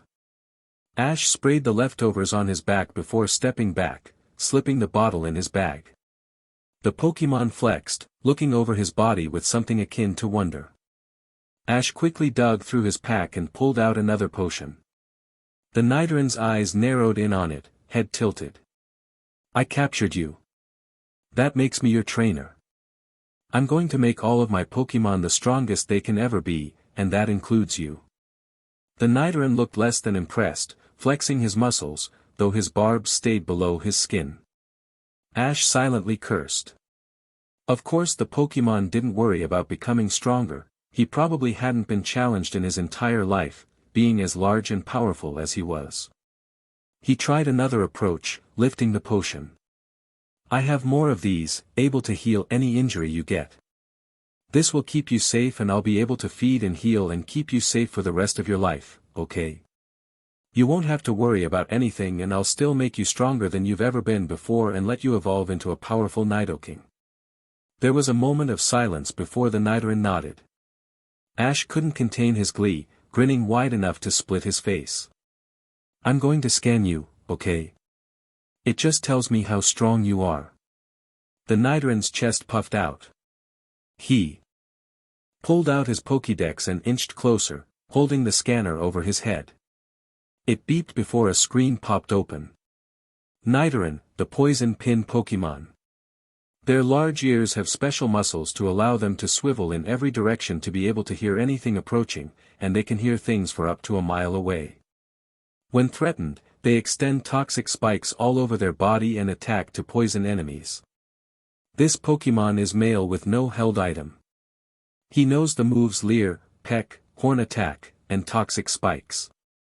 His ability is Poison Point, which causes poisoning with contact.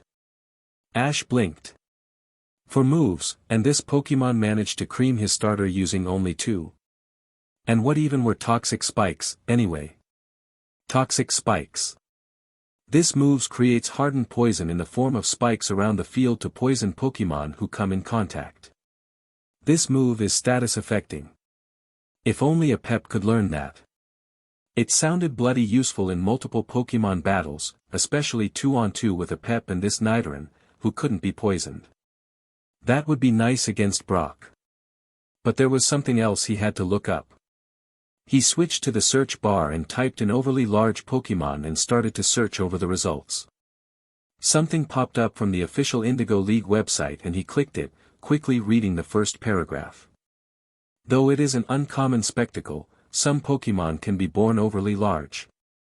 It has been coined with a name Kingsize, and while it does not affect any moves or power the Pokémon has, it does increase their size enormously. They grow at an accelerated rate and have a higher metabolism, but it does not affect them otherwise.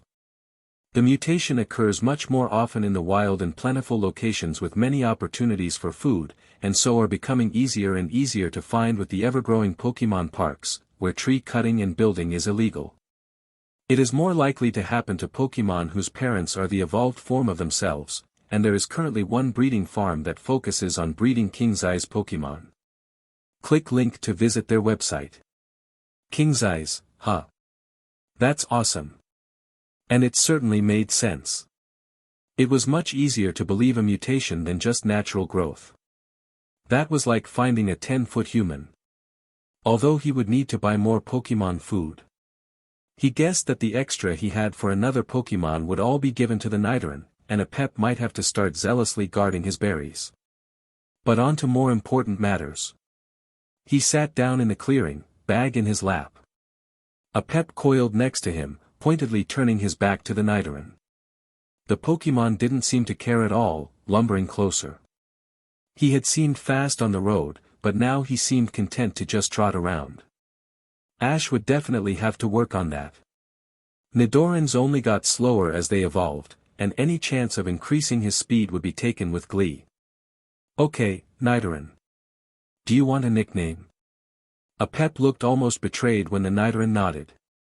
Well, you're Kingsize, and that's awesome. You also evolve into Nidoking, but King would be kind of cliché, don't you think? He just stared at him blankly. But what about Royal? We could shorten it to Ro if you want. There was a pause before the newly christened Royal nodded. Ash grinned. Ro it is. But let me tell you the plan. He pulled back up the search button on his Pokédex and looked over the moves Ro could learn. He bit his lip, eyes narrowing before he perked back up. Okay. So what you're going to be learning is Double Kick, which is a fighting type move. Then, if possible, you're going to be learning Iron Tail from a Pep. You don't have much of a tail but we'll make it work, okay?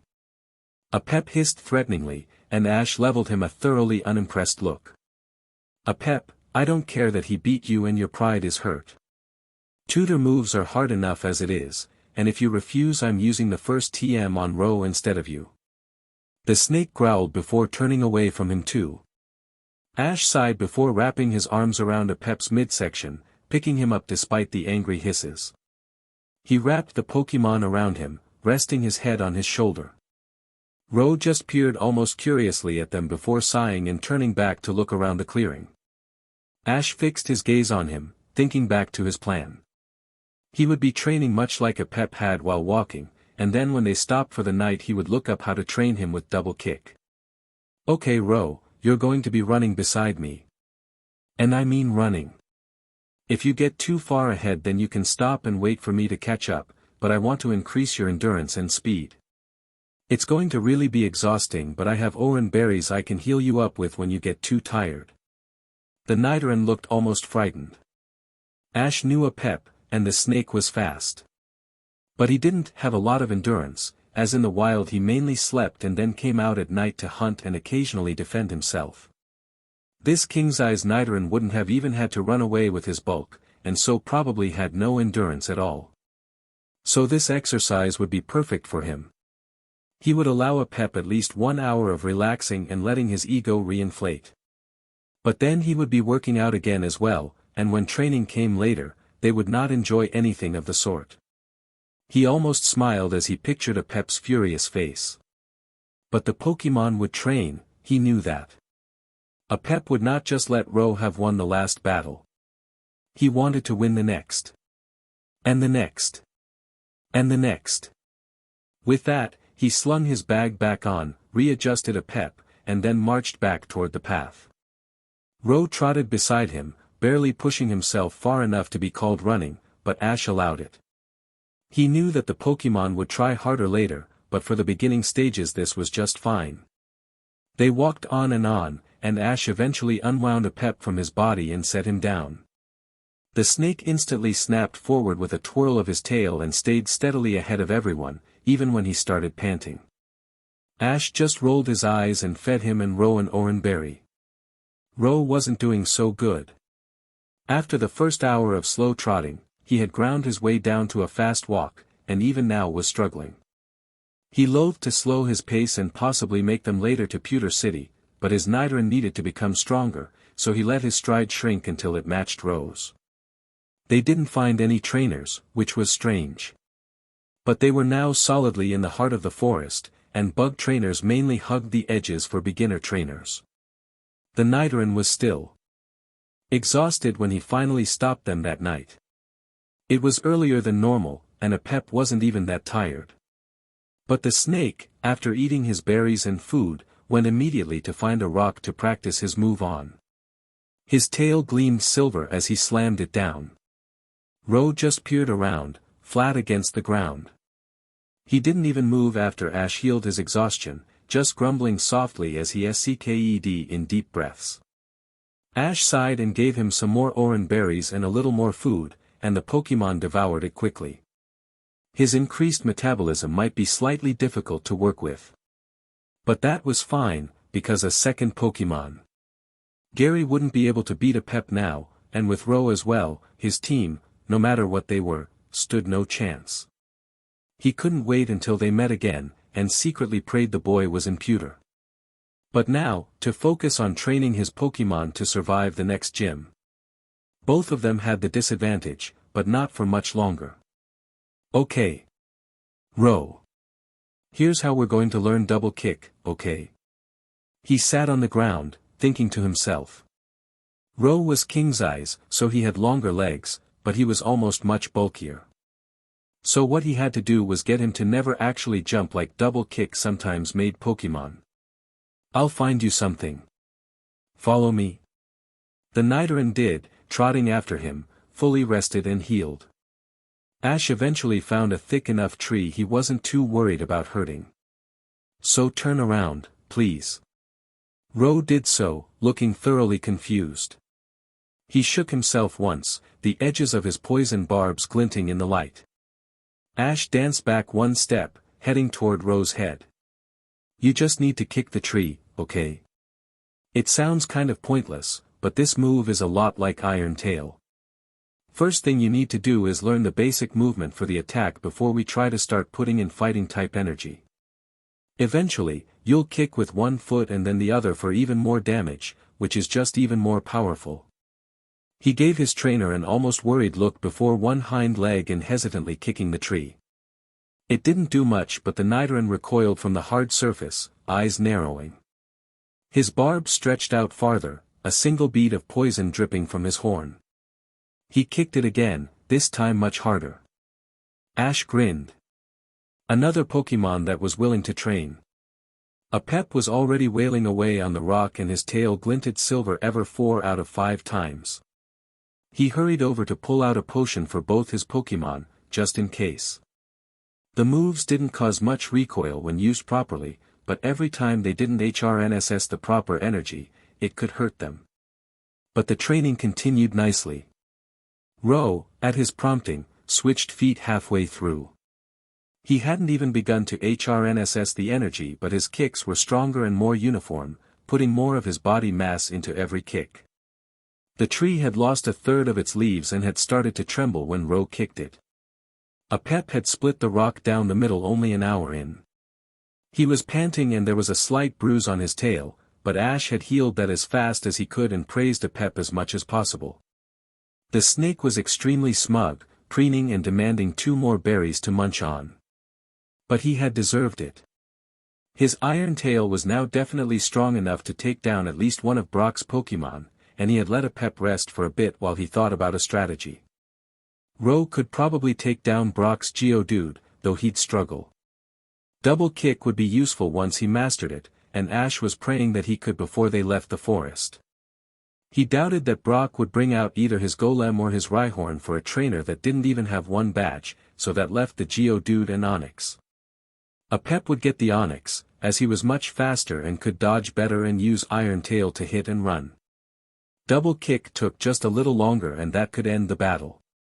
So he pulled out his Pokédex and scanned through a pep's page. It was time to fulfill his promise, he would be learning Acid now. A pep? Can you come here? The snake looked up from where he had been curled up in the middle of the clearing, scales skiing in the last rays of the sinking sun. He loved heat almost as much as he loved battling. Ash stroked his head, a pleased rumble following. He held up his Pokédex, angling the screen so a pep could see it. We're going to be learning Acid, the move I promised you. Remember the other Ekans we battled?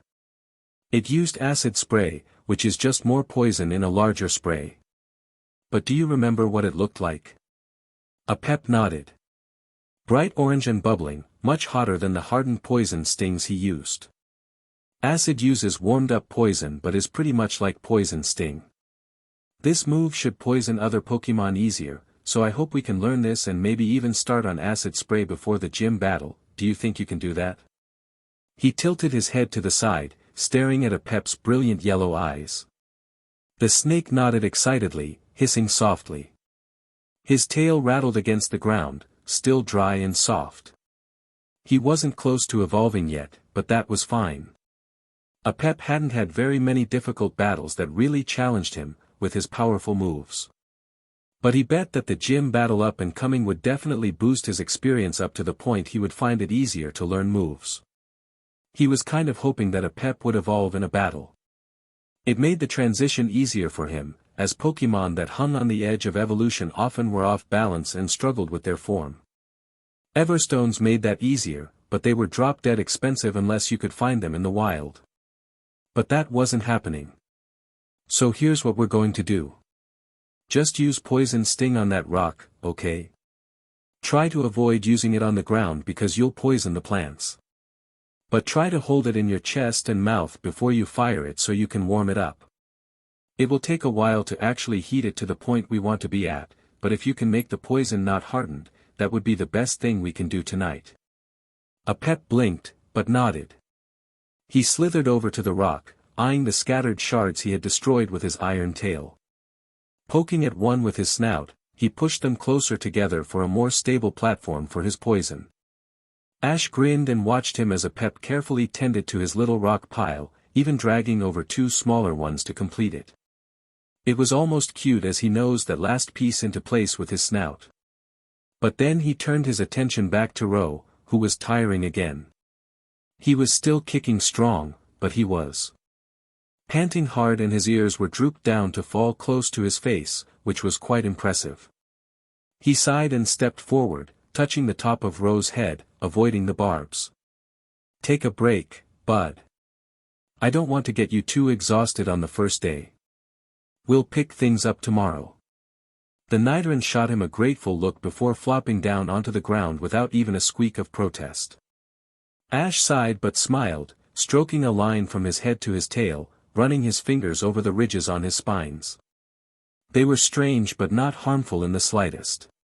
Just a curious little thing. A pep finally coughed out his first poison sting, and Ash wandered over to see it. The poison was only partially hardened and the rest was a purple mess, but it was contained by the rocks. He patted a pep on the head, the snake thrumming under his touch. "Keep it up. Then we get to work on acid." He set up camp in the middle of the small clearing with the sound of a pep still spitting venom in the corner. His bedroll was out and the snake only paused to swallow his food whole. Ash would have preferred to bring more food, but it was tiring enough to carry his bag, even more so whenever he decided to let a pep hitch a ride. For shorter paths he'd be able to give out more a day. Ro was already draining supplies. He shuddered to think what a king-size Snorlax would eat.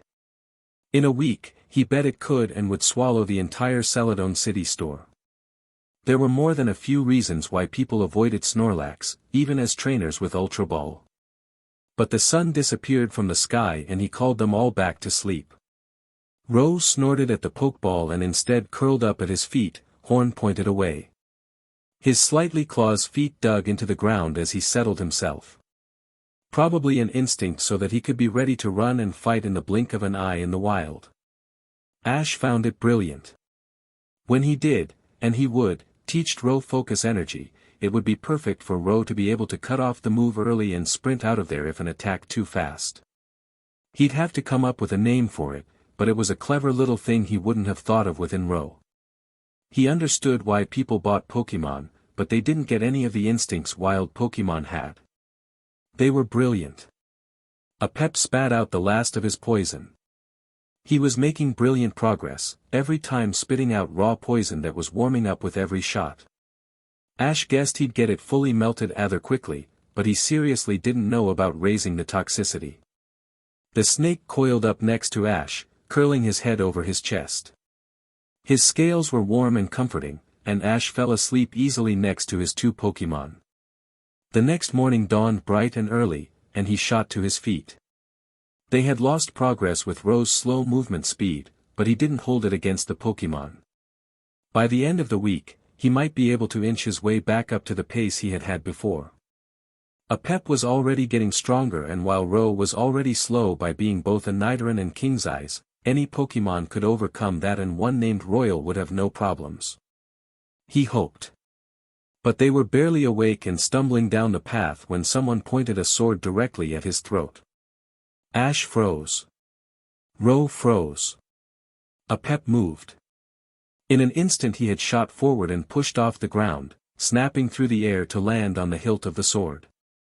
The person yelped and bucked his arm, but a pep flashed once and used wrap, fangs open and glinting purple with poison fang.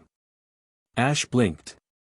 His Pokemon had stopped the sword, as the person couldn't really move their arm both with a pep's weight and the move wrap, and could be injured easily with poison fang. Ro snapped to attention, horn glowing a faint white. "Stop!" Ash barked, both Pokemon stilling though they didn't move. That would be the best he got, and so he turned his attention to the sword-swinging maniac. "What do you think you're doing? Are you from Pallet Town?" The boy said almost meekly, staring dead in the eyes of the furious Apep. The snake hissed, the sound promising pain if he attempted to attack with his sword. "Yes." The boy brightened, looking past Apep. "Then I challenge you to a battle. My name is Samurai and I have been defeated twice by those from Pallet Town and I will not be again. But you held a sword to my throat." Ash clenched his fists, and he could see his anger starting to get to his Pokemon.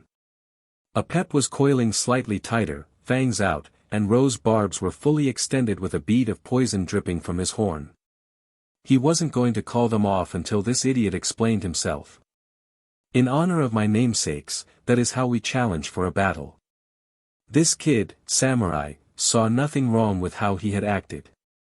Oh, he was destroying this guy's Pokemon and nothing could stop him. "Fine," he bit out, before letting out a soft trill-like whistle. He hadn't practiced it at all, just something he had thought of while he had been waking up. But Apep reacted instantly, turning back toward him. He made the sound again, trying to mimic a Pep's happy histriol as best he could. The snake uncoiled from Samurai's arm and slithered toward him, coiling up at his feet. He hissed as Samurai rubbed his arm, sword slipping into a sheath by his side. The Ekans did not look like he would be giving the kids' Pokemon even a chance to survive the starting match. "1-on-1, Samurai said, eyes narrowing. He looked far too happy and smug, even though he had been beaten by both Leaf and Gary. And that also meant that both of them were beating him on their journey so far. If he was lucky, he could still catch at least one in pewter. But to do that, he had to cream this punk." "Agreed. A Pep, get out there." Ro gave him a thoroughly disgruntled look but stepped back, drawing attention to himself for the first time. Samurai squined at the Nidoran, eyes flicking over his stature. "You have a king's eyes." Ash nodded, running through strategies. "Well, battle me with him instead of your Ekans." He raised an eyebrow, staring down at his starter. A Pep looked absolutely furious at the mere suggestion that Ro might be stronger than him, never mind the fact he had been beaten the day before. He hissed with the fury of Arceus himself and glared at Ash before he even began to open his mouth. Ash chuckled. "No, I believe you will find my Ekans will be enough of a difficult battle for you." The kid snorted. "Fine. Go, Pinsir." He lobbed a Pokeball and the bug-type Pokemon appeared, hissing and clicking its pincers together. It didn't look that big, and while it was obviously well cared for, the lack of hardened spikes around its pincers showed an inexperienced battler. He had done basic research about the more dangerous bug types during training sessions and knew that if the Pinsir was well battled its spikes would be dangerously sharp and clean, but these were dull and too large, not rubbed down. It should only know the basic moves, which would do normal damage to a Pep. But only if he let it happen. "The battle shall be between me, Samurai and Dash. Ash Ketchum from Pallet Town," he finished, eyes narrowed. The kid frowned. "Begin." "Poison Sting." He barked, walking several steps back. Pinsir looked big and he didn't want to get in its way. A Pep reared back, looking quite small in the presence of Pinsir. He spat out several thin streams of poison, but Ash winced when he saw that they weren't completely hardened. The move was a mix between Poison Sting and Acid, and that weakened it. There was a problem with teaching a Pokemon a move based on another, as they could often get mixed up. He would have to devote more time to separating them. But they flew true and splattered against Pinsir, a bead dripping onto the ground. It flinched back but stayed strong. Ash growled.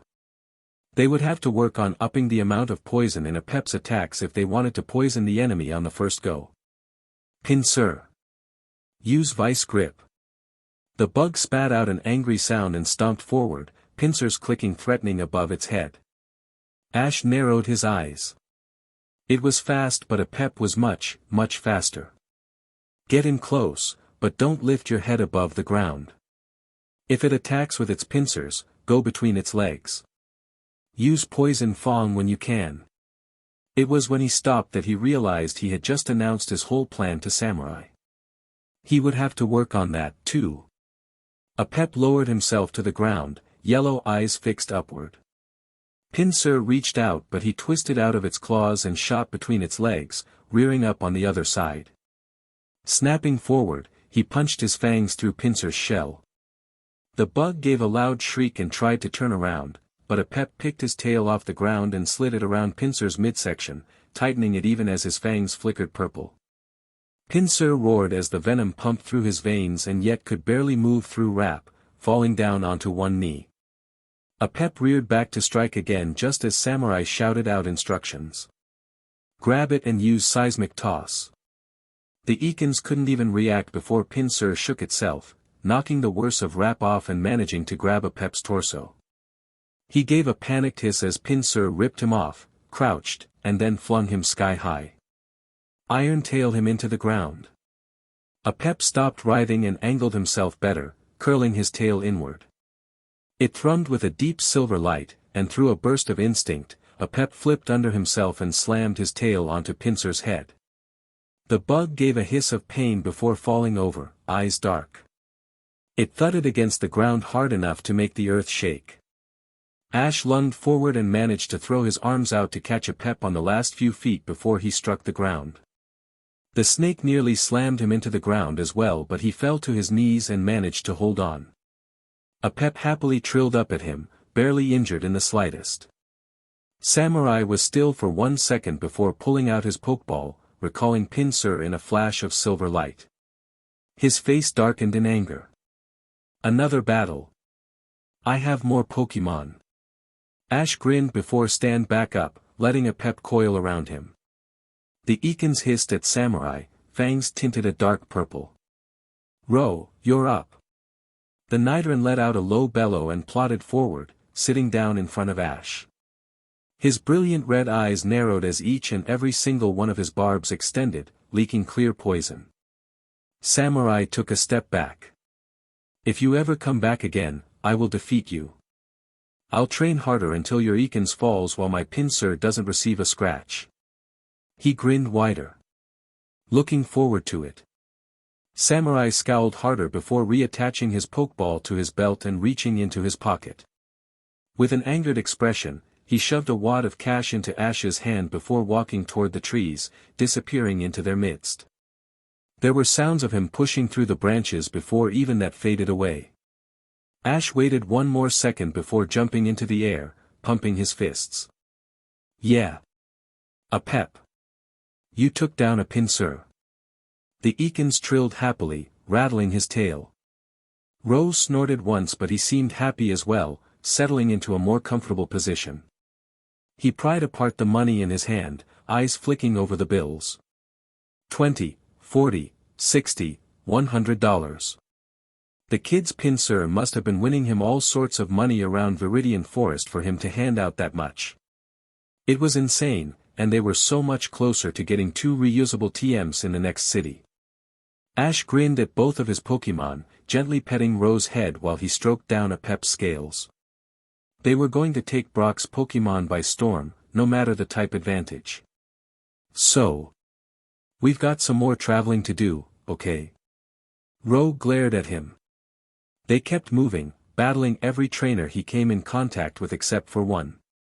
There was an older boy, one nearly 4 inches taller than Ash. He was most definitely not a bug trainer, as shown by the 6 Pokeballs casually clipped to his belt. One was even an Ultra Ball. Ash gave him a wide berth as they crossed each other on the path. But the cash in his bag ever increased, and he only grew more and more happy. And when it was time to stop for the day, he was practically bursting.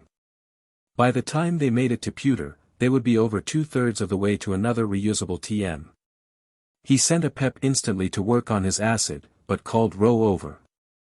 The Nidoran lumbered over, still not nearly as fast as a pep but much faster than he had been. Can you use toxic spikes? I want to check something. Ro blinked once before shooing Ash away with his horn, which he did so quickly. Then he violently shook himself, each barb on his skin extending fully. He froze for a second, concentrating, before he raised his head and spat out dozens of globs of poison. They hardened the second they left his mouth, clattering all around him and thudding against the ground. One landed on his back, and he grumbled and shook it off, before looking around the clearing. It was quite impressive. At least 2 to 3 dozen little spikes of toxic poison were dotted around, rather close together. If Ro did that multiple times, it would be impossible for any Pokemon to avoid them unless they could fly. Perfect. Go back to double kick, please. Ro snorted once before heading toward the closest tree, nosing one spike out of his way. Ash suddenly blanched as he tried to find a spot for his bedroll. He prayed that they would all fade away quickly. He found a small stump on the opposite side and sat down, thinking. In the battle with Samurai, he had said his entire plan out loud and gave his opponent plenty of time to prepare for it. Sure, the boy hadn't acted on it, but even a slightly more experienced trainer would, and that could mean the end of the battle. And then he remembered the whistle. When he was a boy, Him and Gary would hang around Professor Oak for days as he told them stories of his time as a trainer, talking about amazing battles that he had fought. There had been one who nearly beat him that had given only basic commands, such as, get close, jump and strike, or dodge and run. The Pokémon had done the rest, adding in moves and doing the basic patterns. Apep was a predator Pokémon, and he had at least moderately good hearing because of it, though as a snake it was still rather poor. People could still come up with strategies if he told them where Apep was going to run and dodge, but how do you try and beat a person who only whistles? Although that was scratched pretty quickly as well. There was no way he could memorize Apep's entire move pool in just whistles as well as any other Pokémon. Maybe only two, a close attack and a ranged one. Enough wiggle room for Apep to do what he wanted yet also letting him go for the attack. Because he was quickly realizing that Apep was a wild Pokémon as much as he was a trainer's one. Wild Pokémon put their all into avoiding every attack no matter what because injured meant death in the wild, even if the move would barely scratch them. If he could teach Apep to tank moves then it would only be better for them both. And he would also be able to give whistled commands to Ro, because his enormous ears definitely meant something. But not at this point. Right now he just wanted to work on Ro learning basic battling without adding in even more things to worry about. But Apep? He thought harder. Mimicking Apep's Pidgey sound could tell him to bite. When he evolved he could learn more elemental bites, so they'd have to switch that up later but for right now, a trilling whistle could mean get in close and use poison fang. A high, shrill whistle could mean poison sting, though that would quickly change to acid and acid spray once he learned them. Hesitantly, he tried them out loud. He could manage the trill pretty well, though it was hard to keep up for longer times. The whistle was much easier. When he looked up, he saw Apep and Ro staring at him like he was absolutely crazy. Heh. Ro, please go back to training. Sorry. Apep, could you come here? The Ekans slithered closer, confusion laced through his eyes. His tail rattled softly against the ground. Ash got down on his hands and knees, staring his Pokémon in the eyes. Okay. So when I tell you what to do, the other trainers hear that too, and they come up with ways to defeat you. So I've got an idea. He trilled, and Apep snapped to attention, head raised. Ash barely bit back laughter, skinning it down and hiding it as a cough. Apep glared at him. Okay. That was mean. But that sound means I want you to get in close and use poison fang. See that tree? He pointed towards one only a little away. Apep nodded. He trilled as loudly as he could. Apep paused before shooting forward, gliding over one toxic spike like it was nothing. He reared up and made to bite at the tree, fangs glinting purple, but couldn't actually fit his mouth around it. Ash wasn't able to hide his laughter this time, and Apep slithered back rather disgruntled. No, that was perfect. See, the other Pokémon won't be able to tell what you're doing, and you can just attack them perfectly. But this sound dash, he whistled sharply, means go away and use poison sting, okay? The Ekans stared at him unblinkingly. Let's try it. He pointed to a thick branch on the ground, something Apep would actually be able to bite. Ash trilled. Apep shot forward and bit the stick. He whistled. Apep came back and snapped poison stings at it. Sometimes he did two of one and got an annoyed glare from Apep, but the snake did them all, and at the end of the practice, he trilled and whistled back to Ash, rattling his tail happily.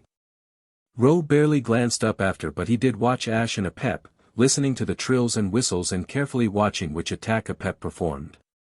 He seemed curious, head tilted to the side. But then the sun sank below the horizon, and Ash had Apep practice a little more on acid. The spray was unhardened but still the same dark purple, which wasn't very poisonous. He hadn't had much time to look up ways to make Apep's attacks more likely to poison but planned for tomorrow. They fell asleep, most of the toxic spikes having melted into the ground.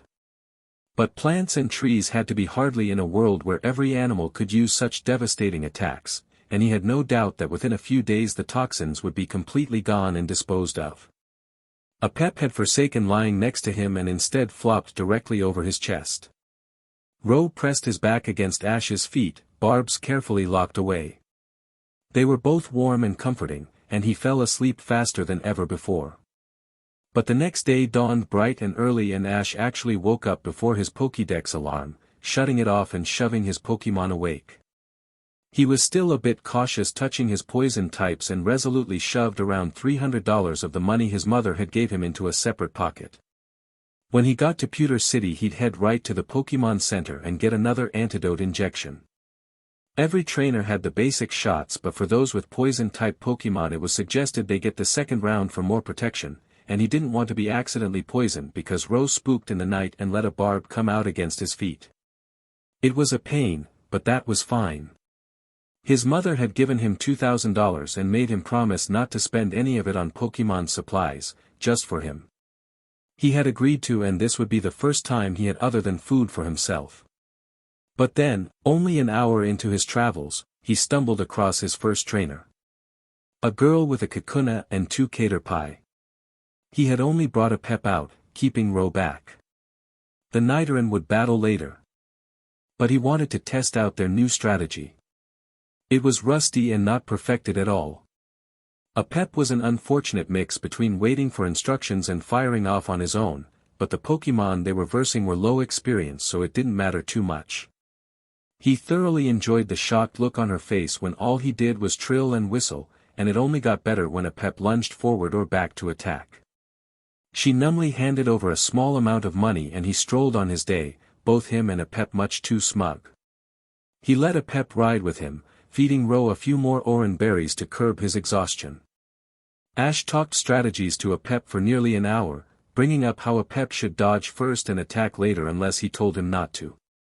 It was important that Ash told him certain moves and only used the trills and whistles for Poison Fang and Poison Sting. A pep mainly seemed confused through it all, but the next battle against a Beedrill went marginally better than the last one had been. Ash couldn't wait until he found Gary again with his Squirtle, though he reasoned by the time they battled again it might even be a Wartortle. But he hadn't heard of many non-verbal trainers, even if he only used it for 2 moves. Leaf and Gary didn't stand a chance if he eventually taught it to all of his Pokémon, although 2-on-2 battles would be a problem. The day went by quickly, and the number of trainers was still low. Ro finally perfected the basic movements of the kick and was now trying to kick one after the other. Once he mastered that, Ash would just have him increase the strength and speed of his kick until he managed to HRNSS the fighting type energy.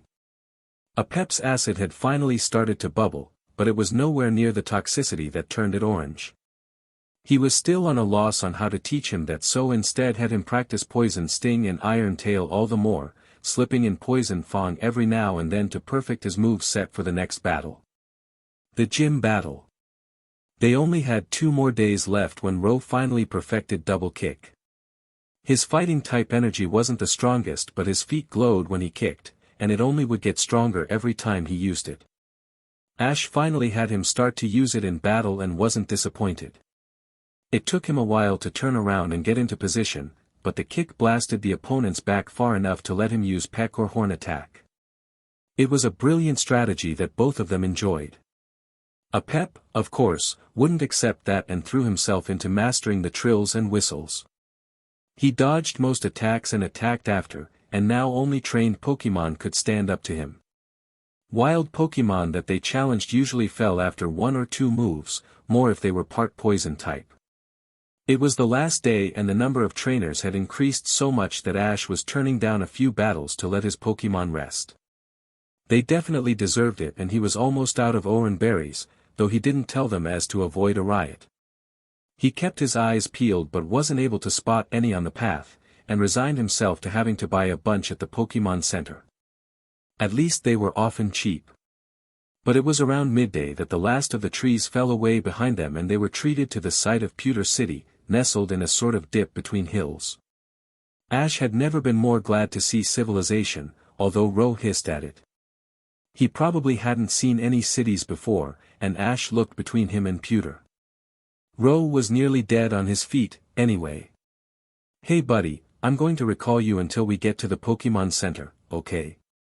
The Nidoran looked sharply up at him, and he raised his hands peacefully. None of that.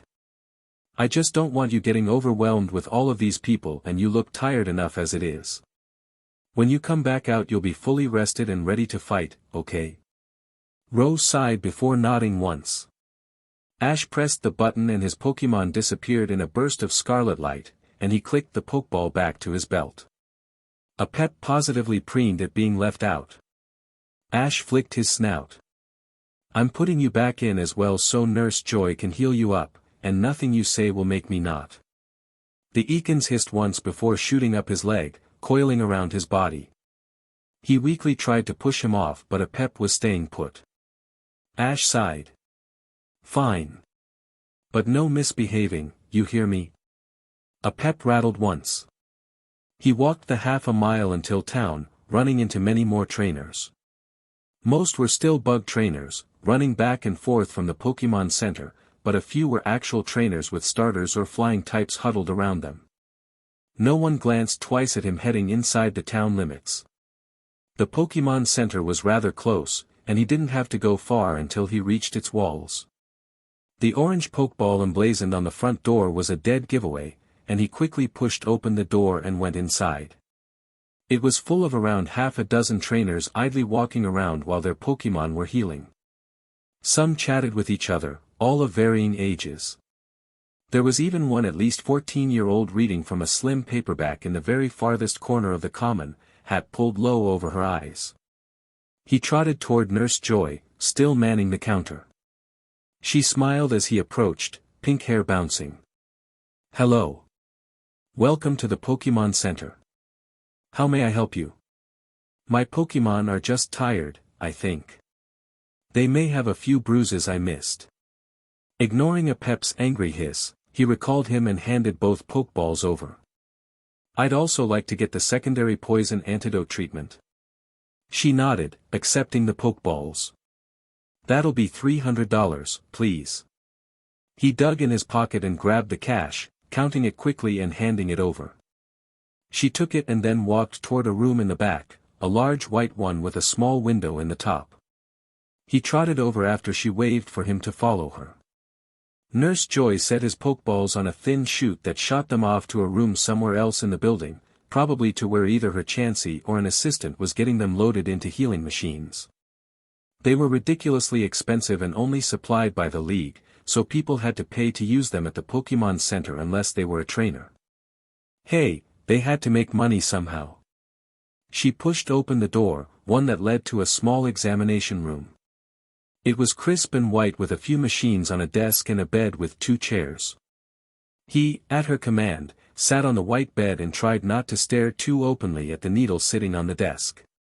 Now, you've already received your first mandatory antidote shot, right? He nodded. Then this is merely an upped dosage. After I administer it, please wait here for another 10 minutes for it to settle in your body, then you should be fine. May I have your Pokédex to confirm everything?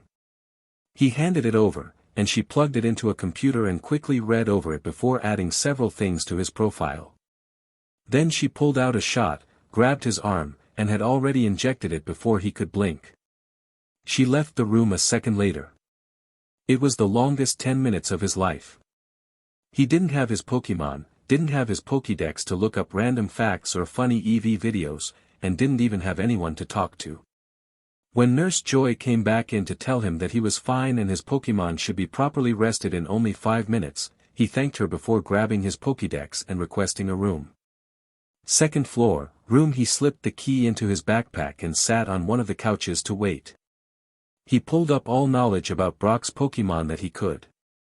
They weren't allowed to release moves or strategies, so instead he looked up Onix and Geodude, reading over their full descriptions and movesets. The longer he read, the more he wanted an Onix. They sounded like tanks that could just pretty much flick their opponent and win. He prayed that Brock's Onix was relatively low in experience. But then his Pokémon were done and healed up, so he headed to the phones in the back of the Pokémon Center. One was open and he let it scan his Pokédex, the free setting popping up. His mom picked up on the first 3 rings. Ash? He grinned widely. Mom. Oh. You made it to Pewter City. I'm so proud. She smiles back, white teeth shining. Delia was wonderful to see after 2 weeks with nothing but his Pokémon and strangers. He wished he could hug her through the screen. Did you catch any new Pokémon? Yeah. Let me just bring him out. He stepped away from the screen, pulling out Ro's Pokeball. Aiming it at the chair, he let him free. The Nidoran yawned upon being released, looking around curiously. He peered at Delia, red eyes focused on her face. She cooed at him, stepping closer. A Nidoran. They're a hardy breed. You seem to be going on the poison-type route, Ashy. He blushed. I know. But he's awesome. He actually defeated a Pep and I only captured him by throwing a Pokeball twice. Delia frowned, staring at him more intently. Ash, I don't think they're supposed to be that big. Is he Dash? Yep, he's king size. Believe me, he's been draining my food supplies like no one's business. She nodded, smiling. And he doesn't even have the type advantage, she teased. What's his name? Ro. From Royal. You know, because he evolves into Nidoking and he's king size and it just made sense. He blushed, cutting off his rambling. She looked like she was biting down laughter. A Pep's doing good, then. He nodded. She yawned, hands stretching up and out of sight. Well, I've got to go back and help Professor Oak. You call me either after your gym battle or when you're in Cerulean, okay? No exceptions. Ash smiled back at her. I will, Mom. I know. Love you, Ashy. And then the screen clicked black. Ro looked up at him, head tilted. That was my mom, Delia. She lives back in Pallet Town, but we'll visit her soon. Maybe when I can get someone with a powerful psychic type to teleport us there and back. But back to your Pokeball, bud. I'll bring you out once we get up to my room. He disappeared without protest and Ash shut off the phone, pulling his key out. He'd call Professor Oak later, maybe tomorrow, but right now he just wanted to go up to his room and talk with his Pokémon about tomorrow. Their first gym battle. Ash skipped up the stairs and found his room quickly. It was nicely sized, and there were 2 perches on the wall and room for small to medium-sized aquariums that could be brought in. He had gotten poison-type blankets, and there were also fire-resistant types as well as Pokémon beds that could be rented. He released both of his Pokémon. They both blinked and looked around, although a Pep immediately shot over to the bed and sank onto the warm covers. Ash laughed and sat next to him, pulling out his Pokédex. Ro trotted closer to listen, head tilted to the side. Okay. He grinned. Here's our strategy for tomorrow. Ash sked in a deep breath, wiping his sweaty hands on his trousers.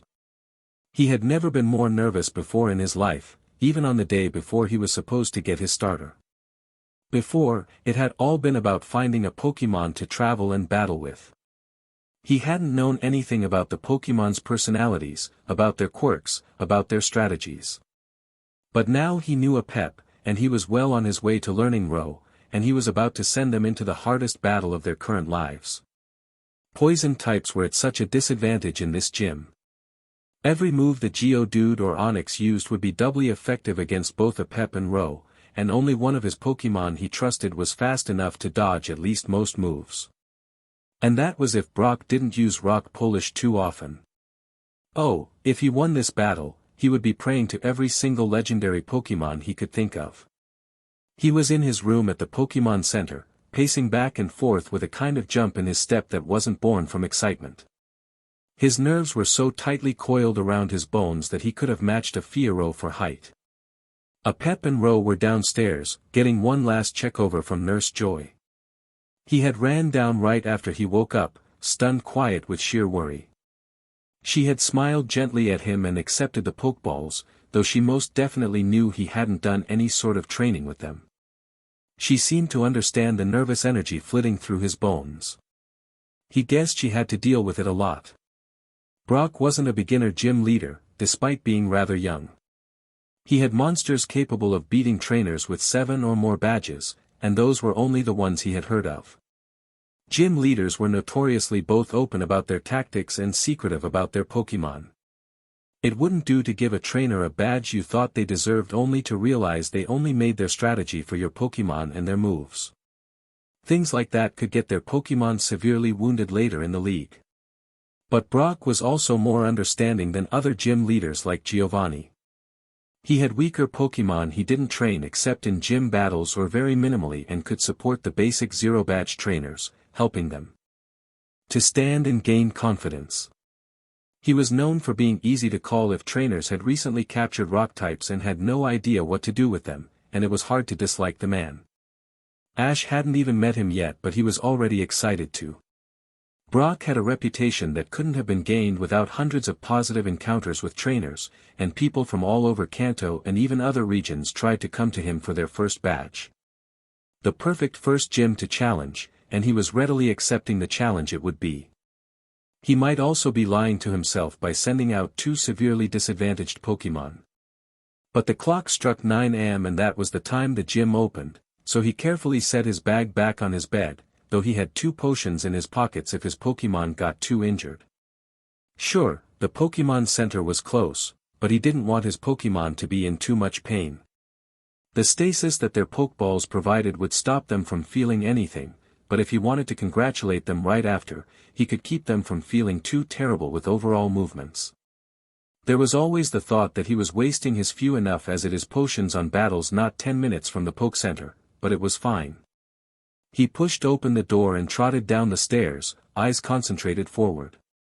Light shined through the glass dome, lighting up everything inside. He raised a casual hand in greeting to the other trainers walking next to him, emerging slowly from rooms and heading toward the food court. Some did it back to him, though others were bleary-eyed and probably wouldn't have reacted if a Gyarados shot a hyper beam straight at their face. Ash could relate. He reached the bottom and hurried over to Nurse Joy, who raised an eyebrow at his approach. She withdrew 2 Pokeballs from a shelf under her desk and handed them over, a smile flitting on her face. Good luck, Ash. Brock may seem hard to handle, but I believe in you. Her voice was warm and comforting, and he couldn't stop himself from grinning back. Thanks, Nurse Joy. I'll tell you as soon as I win. She twittered gently before shooing him toward the door, her Chansey chirping out brightly at his retreating back. Nurse Joys were a gift to the world, he decided. But then he was walking through town, keeping his eyes peeled. He hadn't ever actually seen the outside of a gym before, only seen insides from famous battles Professor Oak had recorded. Surely they wouldn't have it too far from the Pokémon Center. He had to give in eventually and ask a woman trotting around with an enormous EV at her heels. She raised her sunglasses, cooed over his absolutely tiny height, and pointed to the very tip of a slate-gray building, barely visible over the top of other buildings. He thanked her before skipping off in the direction, adrenaline pushing him faster and faster still. The building didn't look that impressive, though that didn't mean much. The edges were styled in some sort of twisting fashion that matched the old appearance of the town, and its foundation was piled high with crumbled stacks of stone. Okay. He sked in a deep breath. Ash knew he had a plan, one that, while simple, would use their most powerful attacks and then cream Brock and his Pokémon. Geodude for row, Onix for a pep. Geodude for row, Onix for a pep. Geodude. He raised his hand and knocked before he could lose his nerve. There was a pause before the door swung open, showing a dark interior. He hung around awkwardly before walking inside, the door swinging shut robotically behind him. Electronic. He was in a short hallway, but walking forward quickly emptied him out into an enormous stadium, one that stretched sky-high. The walls were an inviting brown and the floor was made of heavily packed dirt studded with stones. Some were barely the size of his fist while others could compete with Snorlax for girth. Perfect for rock types. Stands encircled the entire thing, but all were empty. First thing in the morning and with a trainer that hadn't even earned a badge yet. But there was someone there, a teenager with dark skin, fitted with a green vest and brown pants. He stood up, almost unfurling from a strange meditative position to his full height. His eyes almost seemed to stay closed, but his smile was inviting. "Hello. Are you here to challenge the Pewter City Gym?" His voice was both warm and gruff, strange but relaxing. Ash shuffled forward. "Yes." His voice bounced around the entire room and he blushed, though the other person didn't seem fazed. "My name is Brock, and defeating me will earn you the Boulder Badge. How many badges do you have?" "You'll be my first," he admitted, stepping forward more. He was in an alcove with a set of stairs leading down to a battling platform, but he didn't start his descent yet. Brock nodded, like he had expected that. "And how many Pokémon have you captured so far?" Ash blinked. He didn't remember that on any gym battles he had seen before, though they were from high-end trainers and TV shows, and he already knew that they weren't very realistic. "I have my starter and then I captured another." The gym leader nodded, turning to head back toward a wall. He pressed a series of buttons, fingers flying, before 2 Pokeballs emerged from hidden cavities on the wall, and he could see 4 other pockets next to those. He grabbed them both before heading to his battle platform, prompting Ash to do the same. A referee emerged from somewhere, yawning gently. She trotted down to her stand, clearing her throat on the way. "What's your name, challenger?"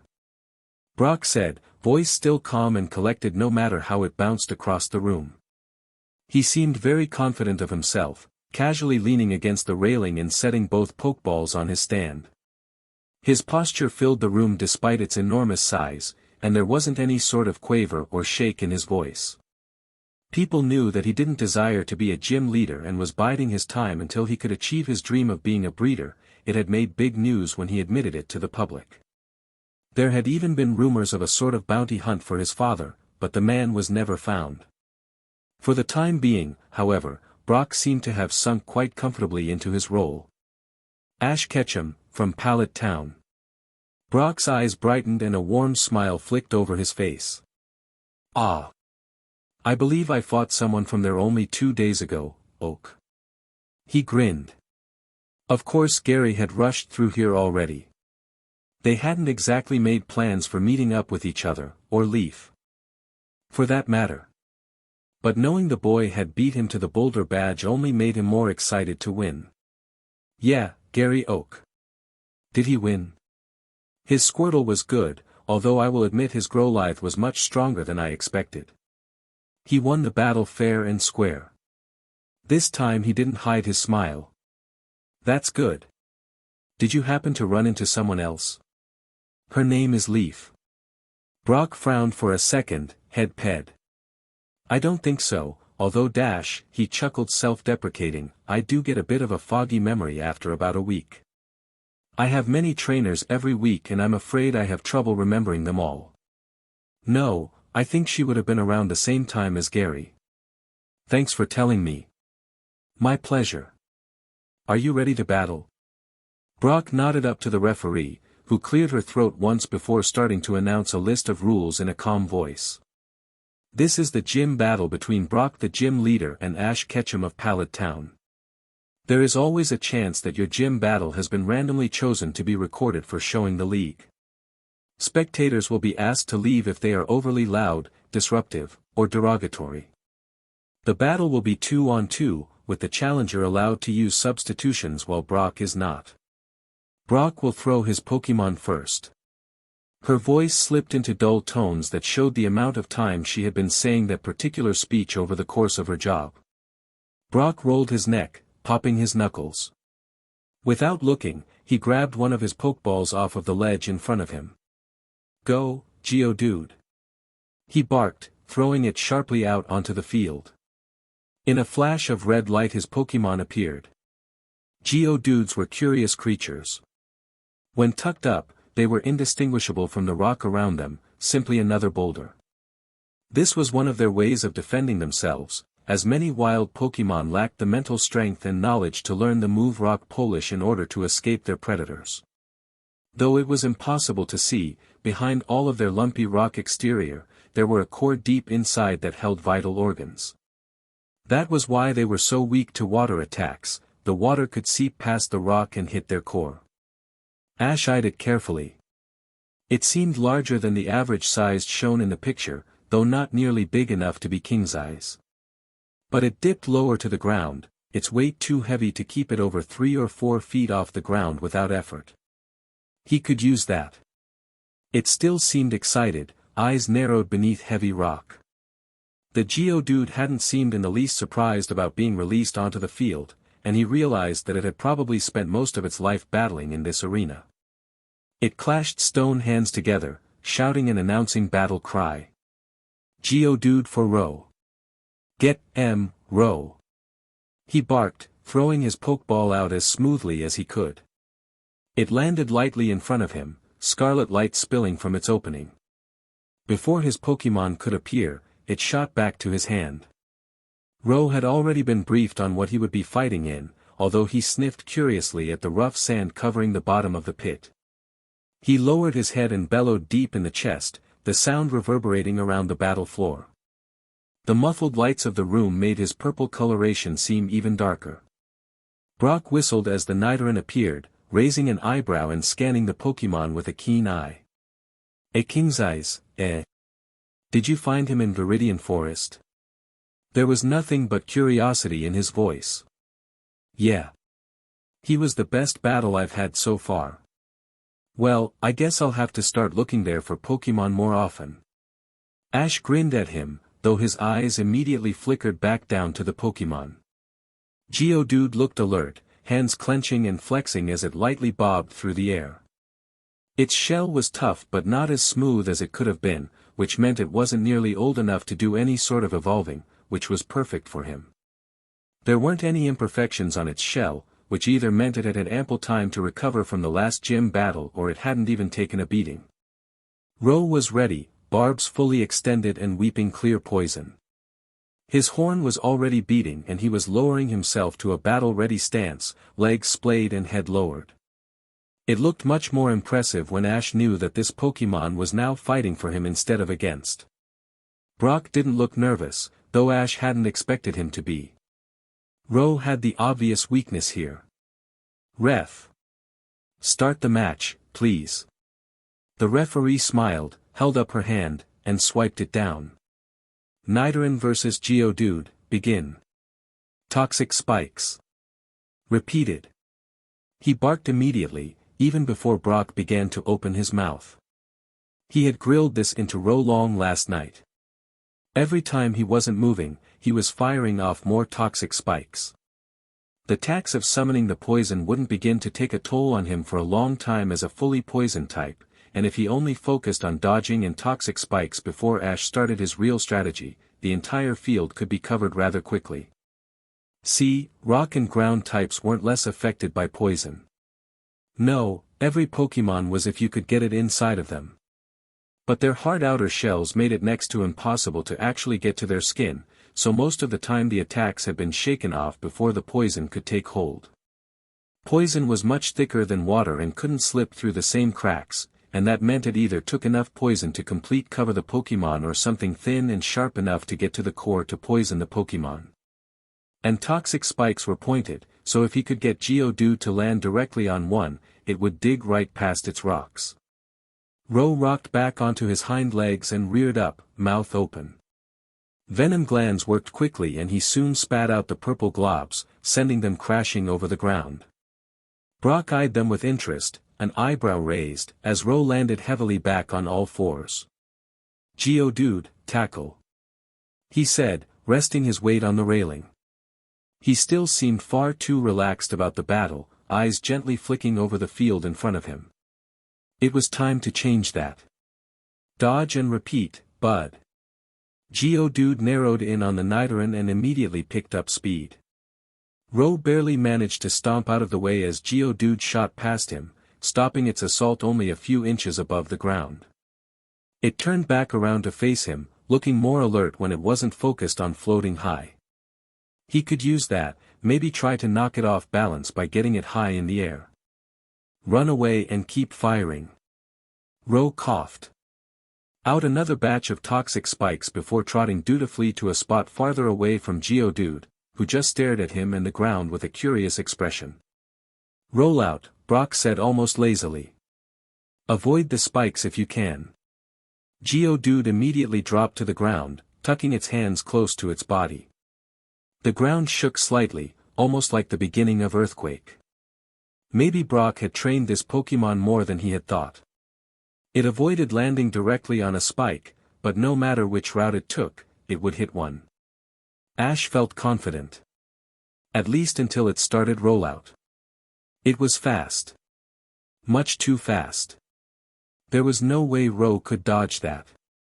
Double kick, Ro. Do it fast. He cried. The Nidoran turned around and braced his feet just as Geodude approached. His launched his first kick, foot glowing, barely managing to stop the rollout. But his next kick slammed Geodude back and directly onto a toxic spike. Ash grinned. The Pokémon had winced with poisoning when he landed and Ro hadn't even been hit. Brock nodded, though he didn't look surprised. It was one of the very few effective moves Nidoran could learn against his Pokémon, and he had no doubt prepared, and faced, all of them. Rock throw, keep your distance. Try to get it cornered if you can. Start dodging again, Ro. Use poison sting when you can and don't get cornered. The Nidoran shot a look that said, no, really. He blushed. Ro started to run as fast as he could away from Geodude, and Ash winced. He'd be getting his friend into sprinting exercises as soon as possible, as his bulk was barely shuffling over the rocky floor. But Geodude just floated over to the nearest rock formation, casually brushing off the toxic spike with one hand. It slammed its fists against the stone and grabbed some of the shards that fell, immediately turning to fire them. One missed. The other hit directly on Ro's back. The Nidoran bellowed and nearly fell, catching himself at the last second. He trembled for a second, an enormous bruise blossoming on his back. None of his Pokémon had been trained on resisting hits. Bug types didn't hit hard, but these Pokémon were looking to do exactly the opposite. Brock grinned. Rock throw again. Poison sting while it's distracted. He clenched his fists. Ro couldn't take more than 2 more hits, yet his most powerful attacks were up close. His research hadn't prepared him for the heat of battle, nor had his fights with novice bug catchers told him anything about the careful and dangerous way Brock commanded his Pokémon. Every move was well thought out and forced Ash to change his strategy just to try and land a hit. Ro fired 2 streaks of poison, both of them hitting Geodude just as it went to gather more rocks. They pushed it closer to the ground, but it just shrugged them off, turning back to stacks of rocks that littered the field. Brock opened his mouth to command something before Ro started running without so much as a command. He closed his mouth, tilting his head, eyes narrowing. Ash just stared. What was he? Ro reared back directly under Geodude and blasted double kick at its underside. Ash cheered wildly as Geodude flew away, eyes wide and the sound of crashing rocks echoing through the gym. When it eventually righted itself a fair distance away, it was wincing heavily, and things were just getting better and better. Poisoning from the toxic spike and then from Ro touching him. Brock was on a timer now, and all he had to do was get Ro to run far enough away to avoid any more rock throws. Start running. Stay as far away as possible and don't even think of attacking. He barked, still grinning. Geodude lunged right for the nearest pile of stone without so much as a prompt from his trainer, scooping up 2 enormous handfuls. Its eyes were narrowed with frustration and a hint of pain, and it was definitely floating lower to the ground. Ro. Dodge. The rock snapped through the air, but Ro slammed his front legs down and stopped under a cloud of dust. The rock throw flew over his head and thudded heavily against the ground. He immediately started running again, though he had lost his momentum, but he had avoided the attack. Grab and go up, Geodude. Use gravity, Brock said softly, but he was smiling and leaning forward, more interested in the battle. His weight had been shifted off of the pillar and his hands were around the railing. Ash couldn't quite decide whether that was good or bad. Also, what the heck was gravity? Was it a move? Geodude snatched up 2 more rocks before suddenly shooting toward the ceiling, moving much faster than he would have thought, though the movement was definitely straining it. Eyeing the field, it inched until it was directly over Ro. Ash's eyes widened. Dodge dash. The first rock slammed into Ro's head. But the second drifted off course as Geodude finally lost his battle against the poison and snapped his eyes shut, plummeting to the ground. Brock easily recalled him before he hit, smiling. He whispered a quiet encouragement to the Pokeball before setting it off to the side, where he'd presumably heal it up later. The ref snapped her hand down, scratching something down on a sheet of paper. Geodude is down. First match goes to Ash Ketchum from Pallet Town. Ash let out a deep sigh. He was confident, yes, but some part of him really didn't expect his newly caught Pokemon to take down a gym leader's. Not that he was complaining. That was well done. Brock complimented, stretching his hands above his head and shifting his feet into a more ready stance. Did you train him to attack without commands? He scratched the back of his neck. He's my caught Pokemon. I guess he just used that from the wild. Brock nodded with a smile on his face, finishing stretching and preparing himself, eyeing the field with a curious glance. He palmed the other Pokeball, head tilted to the side. Ash was focusing on Ro. The Nidoran wasn't knocked out yet, and while he was injured, he had already pushed himself to his feet and was looking over his wounds, barbs extending protectively. He would be able to fight again, but only as a last resort. Challengers at gyms were allowed to use substitutions while the gym leaders couldn't, so if he wanted to could recall a pep at any moment and send in Ro, then repeat. He would avoid that if possible, though. It took Pokemon a few seconds to recover from Pokeball status, and constantly switching them in and out could cause their concentration to fall drastically. If a pep couldn't take out the Onix, then maybe Ro could finish him off. The Pokemon was both wild and King's Eyes. Ash most definitely believed in him. With the press of a button, he watched Ro disappear in a burst of red light with a startled grunt. He set the Pokeball back down with a quiet apology and words of encouragement. The Nidoran might not be done yet. Let's see your starter. Brock grinned, readying his Pokeball. I'll throw first. And with that, he launched his Pokeball. It bounced back to him almost immediately, but with a flash of scarlet light an Onix burst from within. The Pokemon was enormous. It wasn't 37 feet long, like the records the Pokédex had talked about, but its 25 feet were nothing to scoff at. Each stone was lightly scarred and cracked, and the Onix roared furiously upon its release, eyes lit up. Snake-type Pokemon were notorious amongst trainers. While smaller ones, such as Ekans, Seviper, even Arbok, weren't as bad, once they got larger there was a problem. No real study could explain the battle craze that they experienced, but Onix and Gyarados were prime suspects. In fact, Steelix were even considered calmer, perhaps because they strayed farther from nature and more into the mechanical zone. But it was just a fact, Onix were nothing to be laughed at least not if you weren't behind a powerful Protect. And Brock's Onix seemed to support the fact. Its crest, larger on males, was sharper than usual, but it was still lumpy in a way that showed its younger age.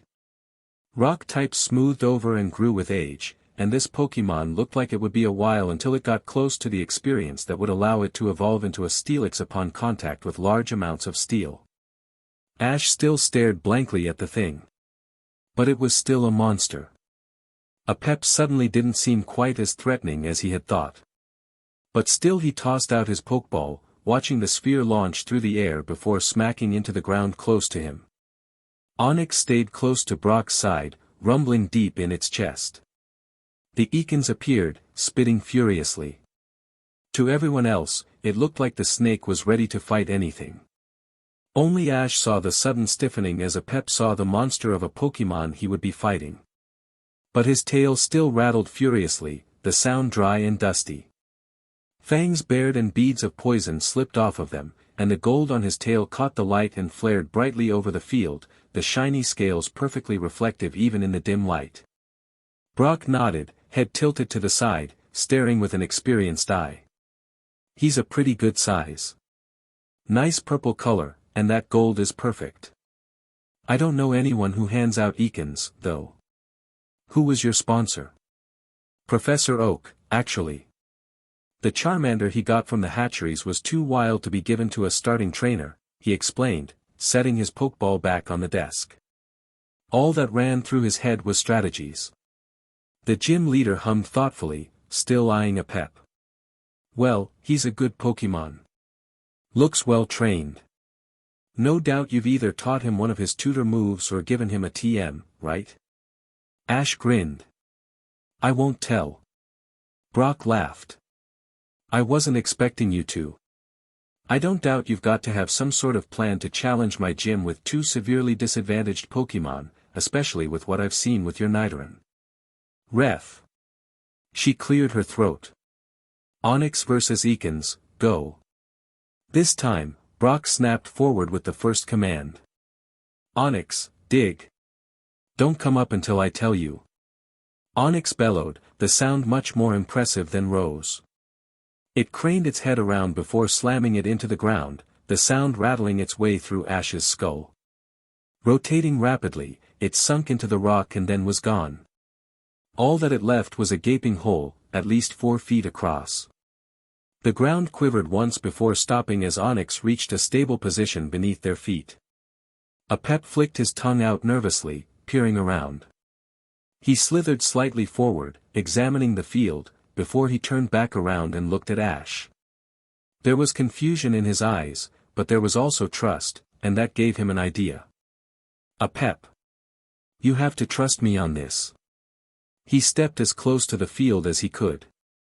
He could say his plan out loud for now. He'd save his ace for when Onix was out on the playing field. Brock tilted his head, content to watch him plan. A pep fully looked at him, ready. He sucked in a deep breath and commanded, follow him, a pep. Go down the hole and use Iron Tail. Brock leaned back, eyebrows furrowed, but a pep was already moving, disappearing over the edge of the gaping hole. In a second he was gone and the field was empty once again. There wasn't any witty banter from Brock then. He still looked with narrowed eyes over the stone, tense. His hands were gripping the metal railing. A second later and Onix's bellow echoed through the gym, loud and pained. Brock cursed and shouted, up, Onix. The rock snake burst through the rock floor, black eyes narrowed. A crack spidered over the second-to-last rock on its body, fresh. It landed heavily, shaking the floor, and immediately curled up, head whipping back and forth. A pep came through the hole a second later, golden eyes shining with a victorious spirit. He slithered quickly onto the opposite side of the field as Onix, hissing happily. Brock knew that a pep knew Iron Tail, but that was only one advantage he knew.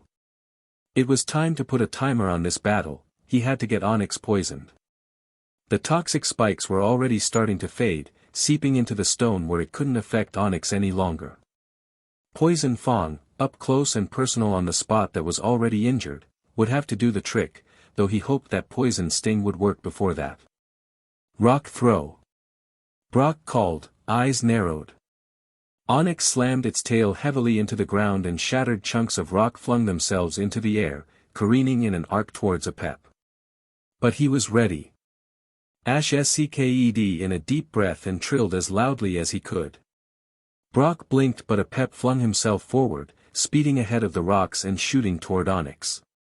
He swerved around a falling stone before reaching Onix, rearing up. Fangs flashed and then he buried them in the crevice between 2 rock segments. Onix bellowed again but Ash whistled, shrill and piercing, and a pep immediately let go and slithered back just in time to avoid the snake's thrashing. Brock gaped as a pep got far enough away, reared back up, and snapped poison stings toward Onix. Leer, a pep. Then aim with poison sting for where you bit. Ash called, a fire burning in his chest. Onix had winced, though not as heavily as he would have liked. His opponent was poisoned. Brock shook himself back together and laughed full-heartedly, grinning madly. That's one hell of a strategy. Let's see if it can stand up to this. Onyx, Rock Polish and then Stone Edge. Ash cursed and cupped his hands over his mouth. A pep, use acid. Try to distract it. A pep spat out bursts of bright purple poison that hardened almost immediately once it left his mouth, but it merely glittered through the air and bounced off of Onyx's body. If a pep couldn't dodge, Stone Edge would devastate him. Onyx was already shining, pieces of protruding rock glowing before falling off. There was no telling how fast Onyx would be once it finished. As it turned out, it was very fast. Bellowing, it slammed its tail into the ground with enough force to make his teeth shake. The ground bulked and surged like a humped back in a straight line toward the desperately fleeing Apep, but stone erupted from beneath him and shot him into the sky. Apep flailed in midair, but Ash shouted up to him. Like pincer. Iron tail it into the ground. With a ferocity he hadn't expected, Apep righted himself and promptly flipped under himself, tail burning a brilliant silver. It slammed onto the crest of Onyx. The sound of cracking rock echoed over the room. Onyx bellowed and then lunged, snapping its mouth around the torso of the falling Ekans. Apep hissed and rattled furiously, but with an angry clack of its jaws, Apep fell limp. Brock surged to attention. Onyx. The snake slowly turned toward him. Put him down. Now. The rock snake let out a puff of air through its nostrils, but it opened its mouth, letting the most definitely unconscious Apep slip out of his mouth. Ash fumbled with the pokeball for a second, but he managed to recall his Pokémon before he hit the ground, lighting the field up with a burst of red light. Ekans is down. Second match goes to Brock. The referee shouted, flipping to a new page in her book. Apep had lost. It wasn't like he wasn't expecting it, but it was still shocking to have actually happen. The fights against the bug trainers had gone so well in Apep's favor he had almost forgotten that he had lost both against Gary and Ro. Brock sighed. I'm sorry about that. Onyx wouldn't have hurt him too badly, but I'll give you a full restore. I think Onyx might have cracked a rib, and that could take 2 days to heal in the Poke Center. I didn't think Onyx could learn Bite, he said rather faintly. He shook his head. They can't. But their jaws are almost on par with Crocodile in sheer strength in order to be able to eating large boulders, and they cause a lot of damage whether with a move or not. Are you going to call out your Nidoran? Ash gave himself a moment to collect himself, but then he determinedly nodded and pulled out his other Pokeball. Ro appeared in a flash of scarlet and he immediately tensed at the sight of Onyx, who peered down at him with an almost curious expression.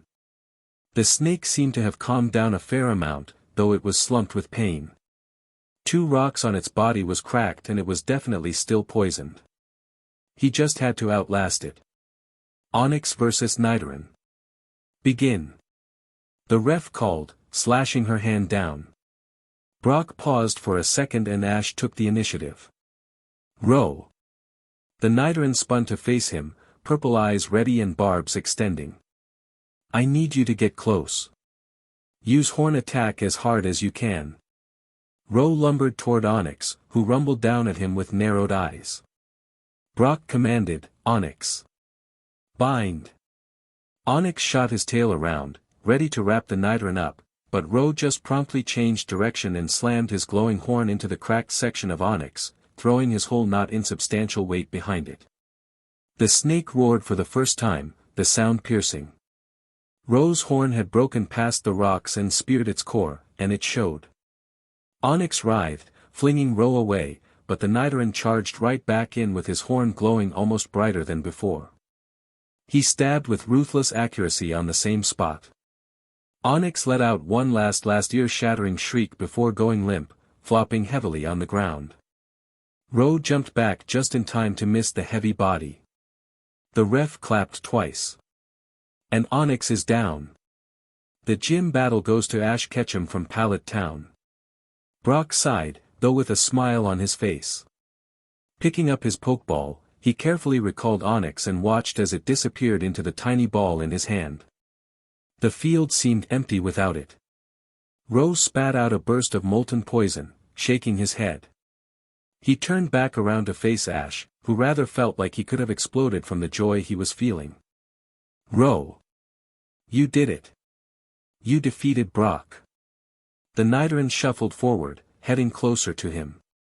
But Ash turned and ran down the ramp to the field, where he fell to his knees and hugged Ro tightly, careful of the horn and very thankful that he had retracted his barbs. Brock chuckled. "Yes, he did. Give me a second to grab your boulder badge and a max revive, please." He disappeared into a side room tucked in shadows, but Ash wasn't paying attention. He had won his first gym battle. Ro rumbled happily at him, pushing his nose into Ash's palm. His warm breath tickled his fingers and his spine scuffed against the palm of his other hand, but Ash didn't care, smiling too widely. It had come. He had won his first real battle, one he had really struggled and fought to win. Brock returned, holding 2 items. He vaulted over the railing and landed softly on the stone floor, bending down slightly to absorb the shock from landing. Walking slowly, he got close enough for Ash to realize he was only 5 inches taller than him, and his face was much younger than he had expected. It was hard to remember in the battle that Brock was only 15 years old, not even an adult yet. "Here is your boulder badge, worthy champion," he said with a teasing voice. It was small, maybe 2 inches in diameter, a gentle brown carved like a gem. The back had Brock's name on it as well as the gym's name, and a small pin to attach it to badge cases. He held out a hand, showing a small star-shaped package. "A full restore. May I see your Ekans?" Ash nodded, pulling out the pokeball. He released a pep, wincing at the still form that appeared on the stone. His eyes were rolled back and bruises marched steadily along his back, and a part of his spine seemed almost crooked. Brock hissed sympathetically. Stepping closer, he carefully undid a small opening on the top of the container before holding it over a Pep's open mouth. With one shake, golden dust fell into his throat. The effect was instantaneous. Bruises glimmered the same gold as the dust before seeming to speed up, going from a rich blue-black to soft yellows to gentle reds to gone. He straightened up, spine readjusting, and even the tenseness of his muscles faded away. A few seconds later, his eyes snapped open. Immediately, he reared back, hissing. Ash reached forward and touched his tail, a bit above his rattle, and he spun around to face him. With one look he calmed down, trilling gently and curiously. "You're okay, bud. We won the battle." He held up the boulder badge and a Pep flicked his tongue out at it, head tilted to the side. Ro nosed closer too, peering curiously at it. Brock shuffled and a Pep immediately swung back to face him, eyes narrowed. Ash grabbed him and pulled the snake back to Brock's amused expression. "Calm down, you sore loser. He's good." "Thank you," Brock said with a grin. His eyes flicked over a Pep, his grin spreading into a happy smile. He met Ash's eyes. "May I?" he asked, hand outstretched. There was nothing but warm honesty on his face. Ash pointed to a Pep. "Ask him. I'm fine with it." Brock chuckled softly before turning his full attention to the snake, tilting his head to the side and asking the same question. A Pep looked at him with narrowed gold eyes for a second before carefully turning his head, exposing his neck. Brock ran his hand over the sleek scales, a soft expression on his face. He avoided the rattle the second after a Pep tensed when he touched it and never went anywhere near the more delicate underscales, only stroking his back. "He's a wonderful Pokemon," he said with a breeder's voice. "Using his hunting call as a signal to attack is brilliant, and the two of you worked very well together. You're Nidoran as well. I can't say I've ever seen a king's eyes with someone so young, although I assume you already know you're going to have to get him a bit faster." Ash blushed. "Yeah, so far I've only worked on endurance. I didn't really realize until today how slow he is." Brock nodded his head. "It'll be tricky, but running for short times will help him more than walking for hours. I would suggest doing both, though, but not on the same day. He pet a Pep one more time before moving to straight up. Wait. Brock stopped and looked down at him, head tilted. Can I, ask you a few questions? I'm really interested in Onyx. Brock brightened up, extending a hand to help him stand. Sure.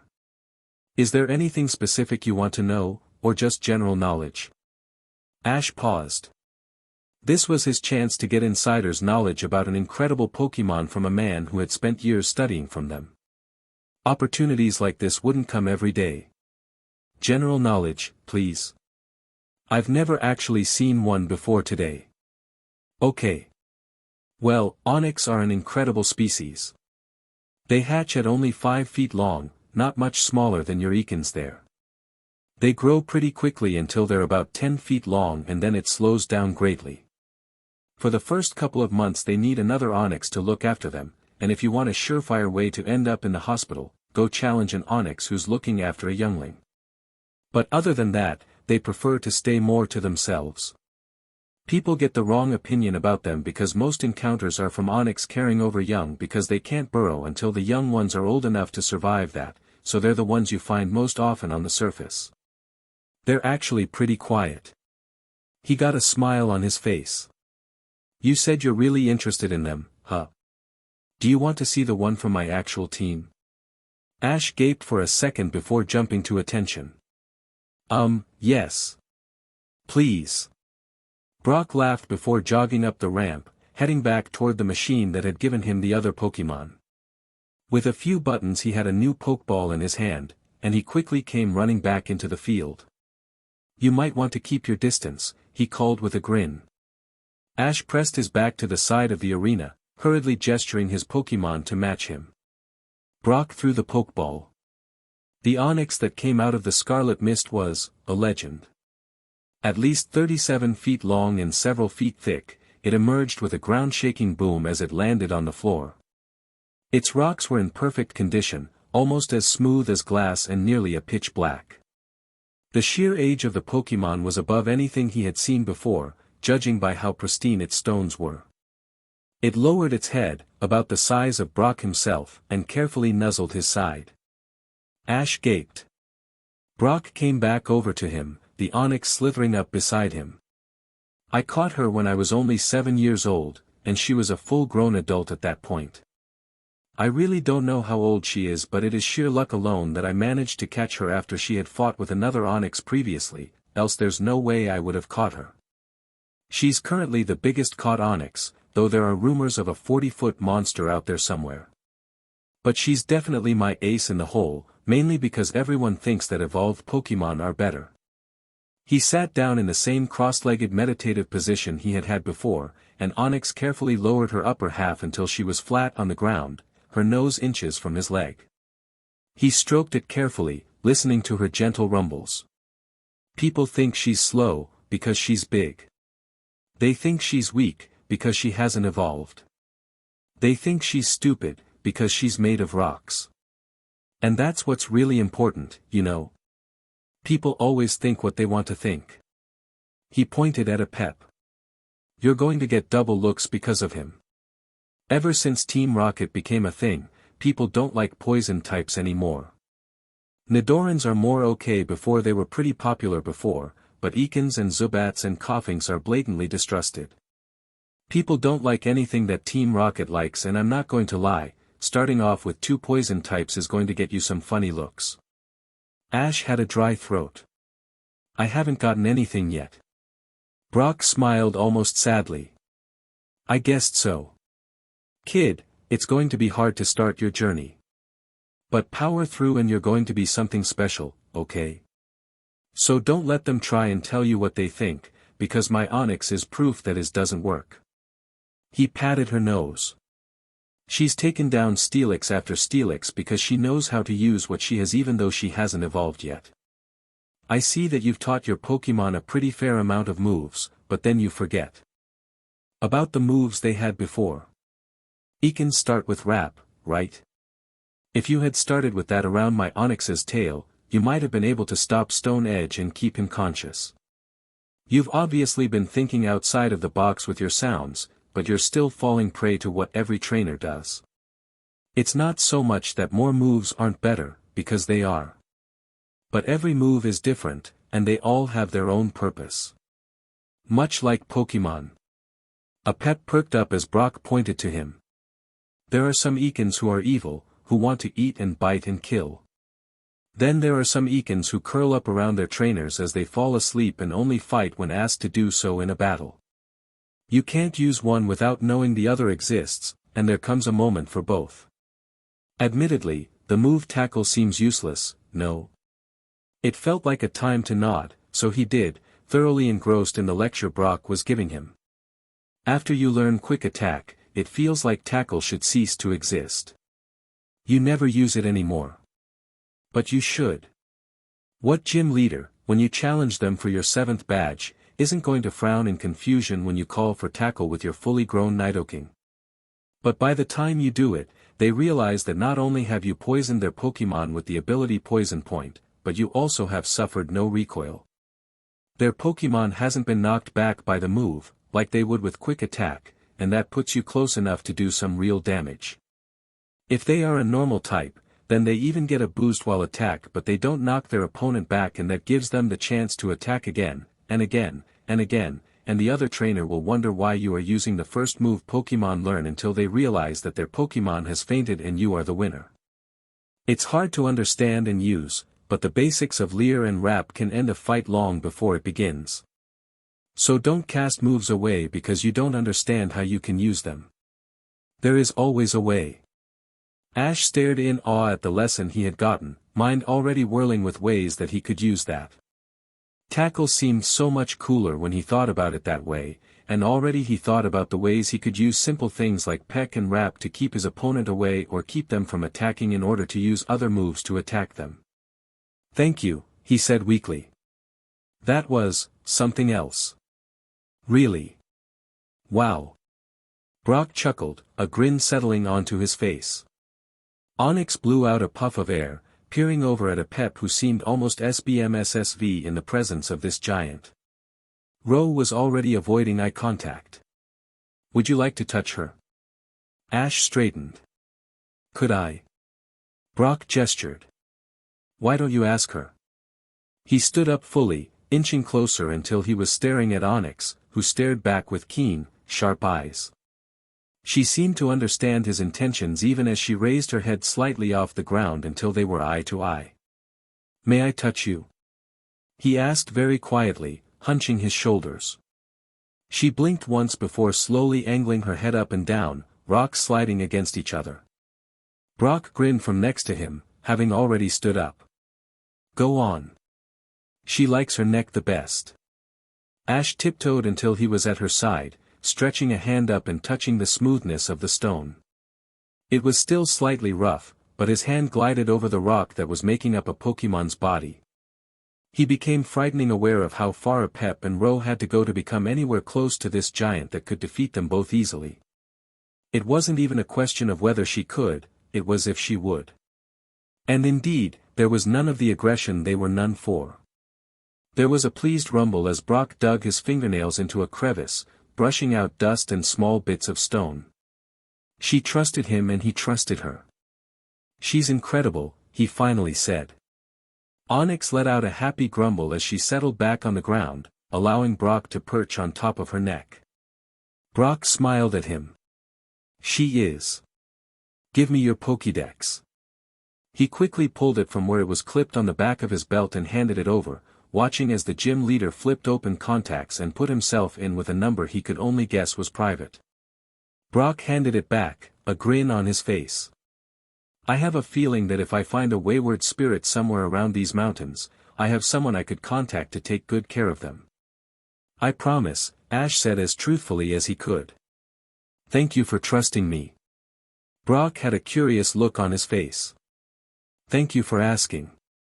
Ash wandered back to the Poke Center in some sort of daze, still reeling both from the fact he had won and the brilliant talk that Brock had given him.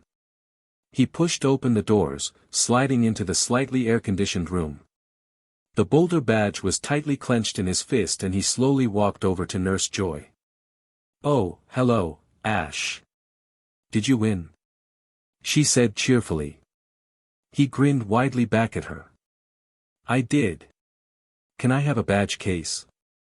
She smiled at him, reaching under her desk with her pink hair swinging. "Of course. I'm very proud of you. Do you want your Pokémon checked over?" He accepted the sleek black box with a glass top. "I'll bring them down before I go to sleep, but I'd like to talk to them first, if that's okay. I have potions so they won't be in pain." Nodding, she shooed him away. "Go on and congratulate them." He did just that, sitting in his room on the third floor and releasing a Pep and Ro. They both appear and he immediately grabbed one of his potions, dumping one half on the bruise on Ro's back and the other on the one on his neck. The Nidoran sighed happily as the dark purple bruising faded away into his regular light violet shade, brightening up. He sat cross-legged, trying to replicate what Brock had done. "Okay guys. I need to tell you how proud I am of you all, okay?" Ash faced Ro first. "You took out a Geodude, which you were at a disadvantage at, to begin with. But you were able to knock it back and down with all of your double kicks and then win the battle. I know it was the hardest battle you've ever had to do before and you tried so hard and you did it. I'm really proud of you. And then you even went on to finish off the Onix. You saw how big it was, and you were able to finish it off, and I just want you to know how very proud I am of you." He snorted happily, air puffing out from his nostrils. He pushed his nose into his hand, rubbing softly as Ash scratched his nose, eyes closed. Ash turned to a Pep, who turned his head away. He frowned, reaching forward, and the Ekans let him touch him but kept his gaze away. It took him a couple of seconds to realize what the problem was. "You're mad at yourself. Why are you mad at yourself? You have no reason to be." A Pep looked up at him with a look akin to confusion. "You fought with something 3, if not 4 times your length, and managed to weaken it to the point that 2 more hits knocked it out completely. You did everything perfectly, it was me who messed up. You went into that hole and landed the first hit on the Onix without me even telling you what to do, you just knew what to do. Did you see Brock's face? He had no idea what our trills and whistles meant and you did them so well that he couldn't even begin to fight back. And even when he flung you into the air you still managed to fight back and nail the Onix right in the head. Did he see that coming? No." He leaned forward and slowly wrapped his arms around a Pep, feeling the snake tense up before relaxing into it. His head landed on his shoulder, tongue tickling his neck. "Thank you for fighting for me," he whispered into a Pep's scales. He felt the snake rumble happily against his chest, scales vibrating. Ro pressed his side against the two of them and Ash wrapped another hand around him, pulling them all into a tight hug. They stayed there for a while, enjoying it.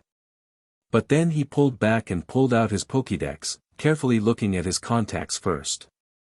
There was Professor Oak, the emergency league contact, and then a new one. Brock. He still couldn't believe he had gotten a gym leader's phone number, and that gym leader had even suggested that he might be called if he found a Pokémon in the mountains. Maybe even an Onix. He was looking too far ahead, but that didn't mean it wasn't a wonderful thought to think about. But now he had other things to do. He let his Pokémon crowd around him as he pulled up each of their moves and future movesets, examining them closely. A Pep trilled when he pointed to Acid, but Ash shook his head. The snake seemed very miffed. "No, it's not like that. Didn't you hear what Brock said? I've got to work on getting you guys stronger on your current moves. It doesn't matter how many new moves we learn if we never master the old ones. And then I've also got to up your speed, especially you, Ro. And training you two to take hits is also important, although I don't quite know how I do that."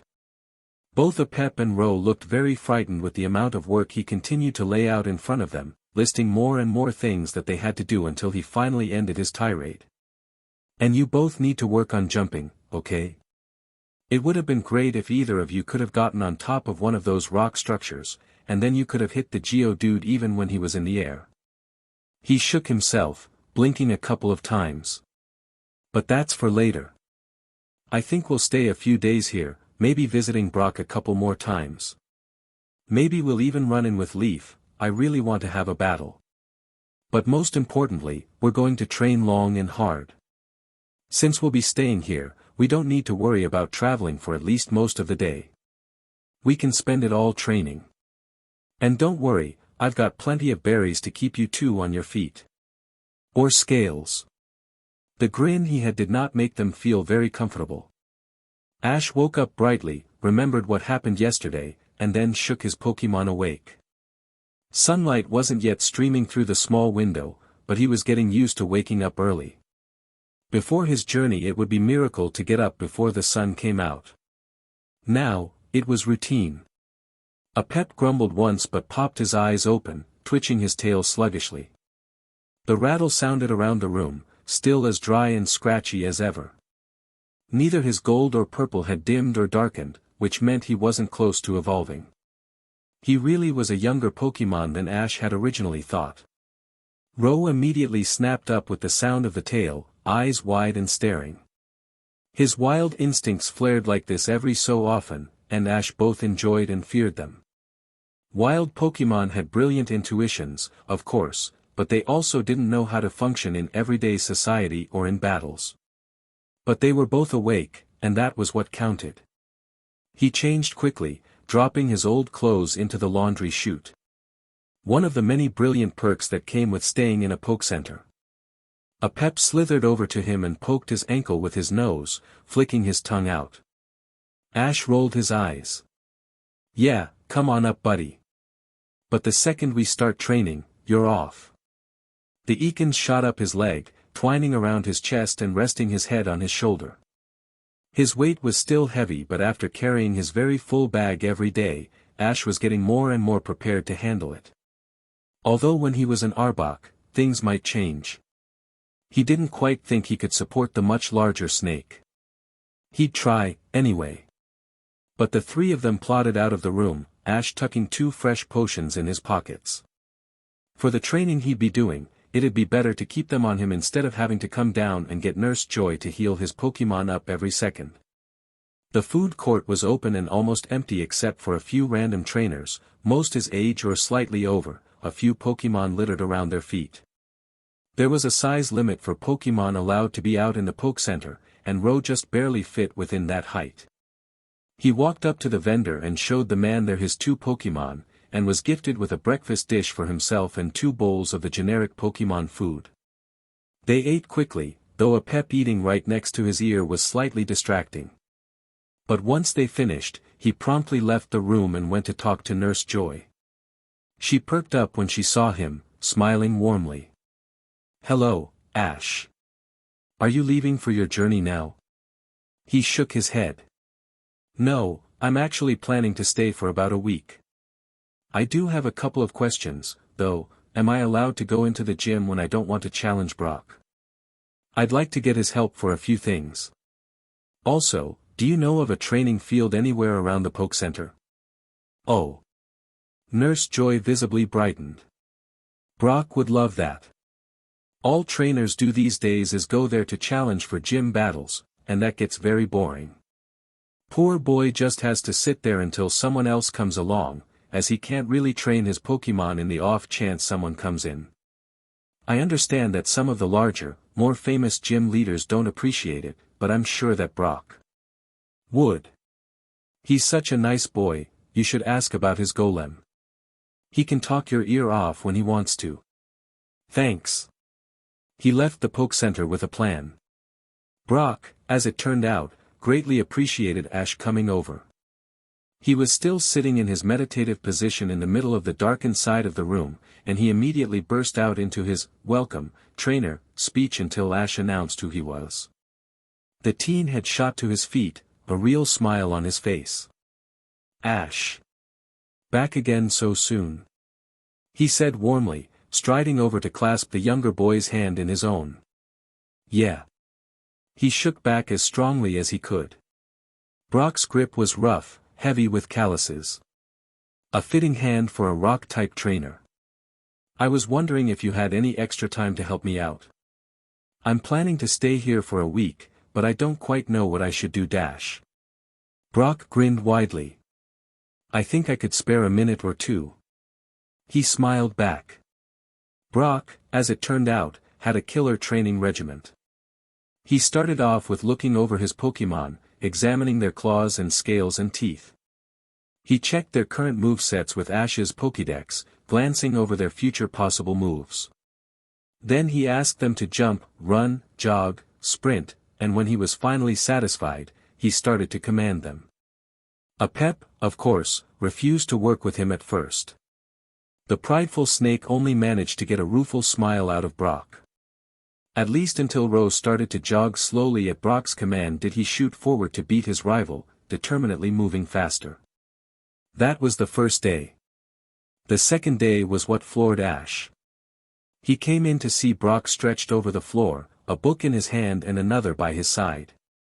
The lights were on dimly and the air was cool, but no Pokémon were out and the referee was probably in her relaxing room. Ash inched toward the field just as Brock finished up his second book and asked him to release his Pokémon. 30 minutes of sheer breeder ability. The book he had been reading was part of a nearly 800-book-long series, one written by a team of 20 people working constantly. It was called A Breeder's Guide, and every book had a different Pokémon. Brock had grabbed his copy of Ekans and Nidoran and read through them, preparing for today. He showed Ash everything important over his Pokémon. Pep had 4 poison glands inside of his mouth, one behind each fawn with a secondary opening in the back of his throat for the moves like Acid and Poison Sting. It constantly produced poison and when the glands were full, it released the poison into Pep's system where it was absorbed into his blood and organs. Ro, on the other hand, had a different method. He had a secondary layer of skin, which was what accounted for his ability Poison Point. The second layer of skin acted as an enormous poison gland over his entire body, though his horn did have a poison gland of its own. The layer of skin constantly produced poison, just like Pep, and his barbs absorbed it to be able to inject opponents with contact. The rest of the poison streamlined toward his mouth, allowed him to use toxic spikes and the like. It was incredible and Brock hooked him up with the website that sold the books, saying the best place to buy them was in Celadon, where there was a hearty discount for buying multiple. Brock spent the following 2 days just making his Pokémon go faster and faster, explaining everything he did with brilliant over-detail, making sure Ash would remember what he did. Running sprints for 2 minutes at a time, then 3, then 4, until they reached the maximum of 5. Running that fast with 2 rather slow Pokémon could hurt or stress them, and battles at this stage of their development shouldn't last more than a couple of minutes. Once they started to get stronger he should increase the length, but not yet. Then they worked on endurance, and when Ash hesitantly suggested working on jumping, they did that too. Ash never thought that Pep would be a good jumper, but Brock only grinned and showed him something incredible that his own Onyx used, Iron Tail. By charging up the move and slamming it into the ground, Pep was able to get enough of a boost to propel him upward. It wasn't very high, only a couple of feet, but that was infinitely higher than anything he had done before. The first time it had happened, Pep had hissed violently as he flew through the air, writhing before he thunked against the ground. Ash had laughed himself silly at his Pokémon's disgruntled expression. Ro, being both king's eyes and gifted with very stubby legs, never really made it very far up. But that was fine for him, Brock explained. The Nidoran line was destined to be tanks. They weren't fast enough to be able to dodge hits and they were powerhouses, so it was their best strategy to dodge the hardest hits but otherwise sit there and take it, dealing out blow after blow. It matched pretty well with what they did in the wild as well. On the third day, Brock brought out a Graveler. It wasn't that large of one, but it was still at least double, maybe triple the size of the Geodude Ro had fought. It grinned at them with black eyes and beat 2 stone fists together, stomping its feet against the ground. It was nearly up to Ash's chin and looked ready for business. Brock told him to fight it with both Ro and Pep, to get ready for double battles. He lost. Spectacularly. And then had to deal with the sulking Apep who hissed at anyone who dared come close to him for losing when Ro was right there. Brock pointed out his faults, telling him where he went wrong.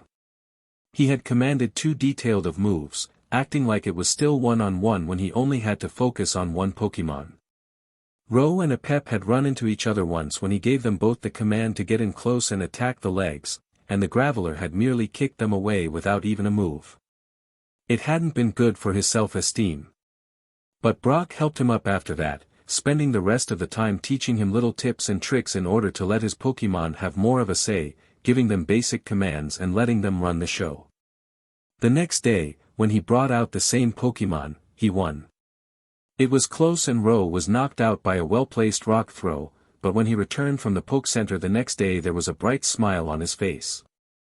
Brock had a competitor that day, a bright-eyed bushy-tailed beginner who threw out an oddish. He won the battle, barely, against the Geodude, but fell prey to the Onix. His Spearow didn't fare much better and he left the room in defeat to Brock's warm words of comfort. Brock was just, nice. There wasn't another word to describe the man. The next day passed quickly, testing out each of his Pokemon's moves. Brock didn't have the clearest idea on how to improve both of their toxicity, but he suggested looking up diets that trainers use to teach their non-poison type Pokemon poison type moves. It might help them out but he didn't know for sure. Ash spent one more day with the gym leader, talking for hours about different ways to train up Pokemon. Brock was a veritable well of knowledge and Ash did his best to be as a sponge and soak it all up, even writing notes down on his Pokédex. But all too soon the day came for him to leave in order to be able to stay at least slightly on schedule and be able to make his way to Fuchsia City anytime soon. The Safari Zone was opening in less than a couple of weeks, and he'd like to make it there and find a strong Pokemon to catch. There were even rumors of Dratini sightings, and that was enough to make him drop his previous plans and speed towards there. However much he wanted to go nice and easy for his gym battles, he'd drop it all if there was a chance he could catch a Dratini. So he said goodbye to Brock at last, promising to call him if he caught a new rock type at Mount Moon or needed some help working with Ro. The gym leader had bonded well with the Nidoran, much to Apep's displeasure. He really was the most prideful Pokemon Ash had ever seen. But he headed up to room, brushing the last remains of sleep out of his eyes. He had only stopped for a couple of minutes at the gym for last farewells before he planned to leave. Mount Moon could be out of the way in a single day, though he'd be cutting it close.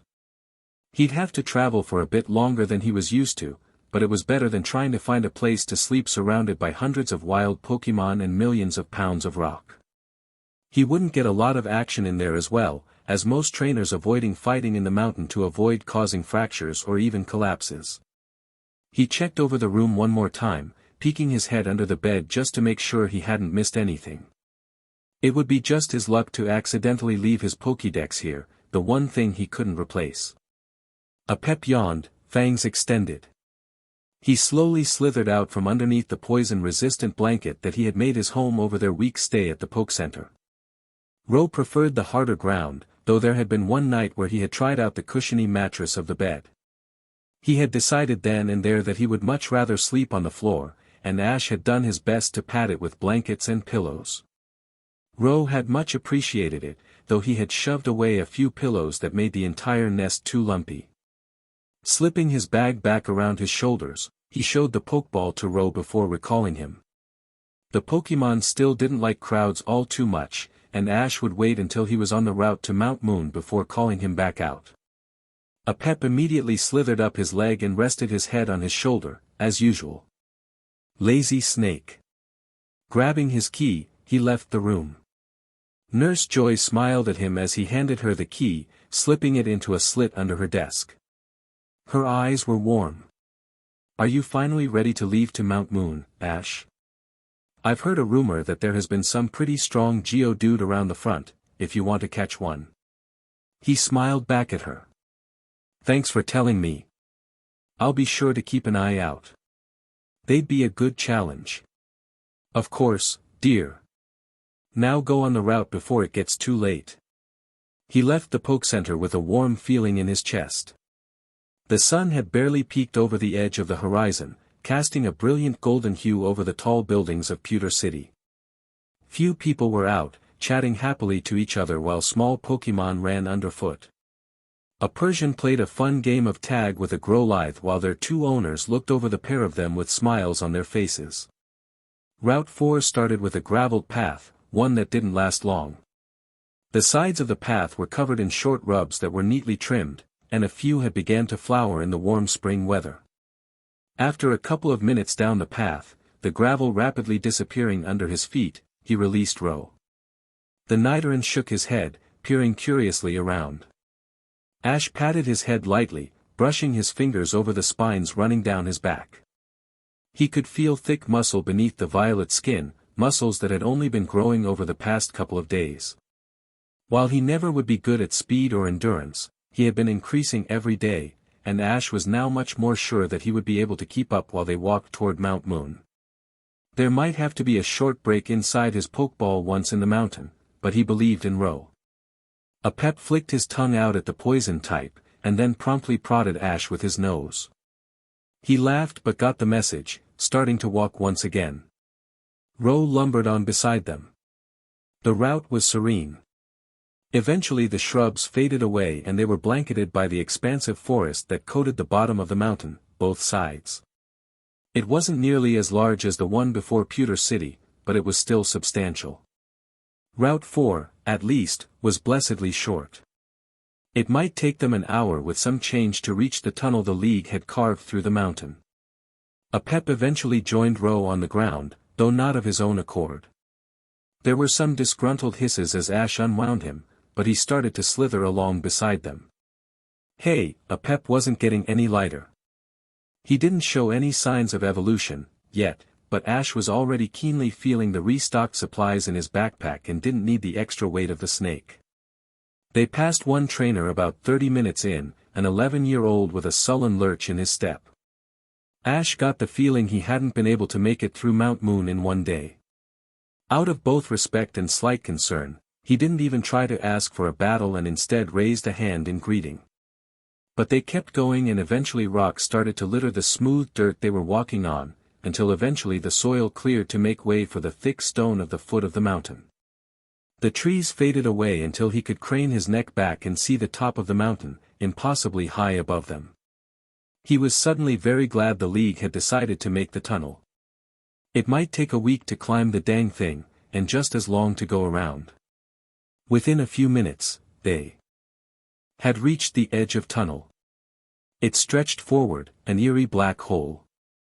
A few small craters were dotted around the outside, showing recent Geodudes. Maybe he'd find one that seemed strong enough to keep. It took a fair while to train them up to be golems, but they were strong Pokémon. And beside, it'd give him a reason to call Brock and then bug him for more training tips.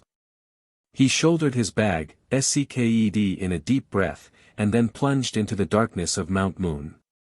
Ro grunted in distaste, but a Pep was, by nature, a nocturnal Pokémon. His eyes gleamed in the dark as he scanned the ground and ceiling, hissing when Ash stepped too close to a hole or a wall.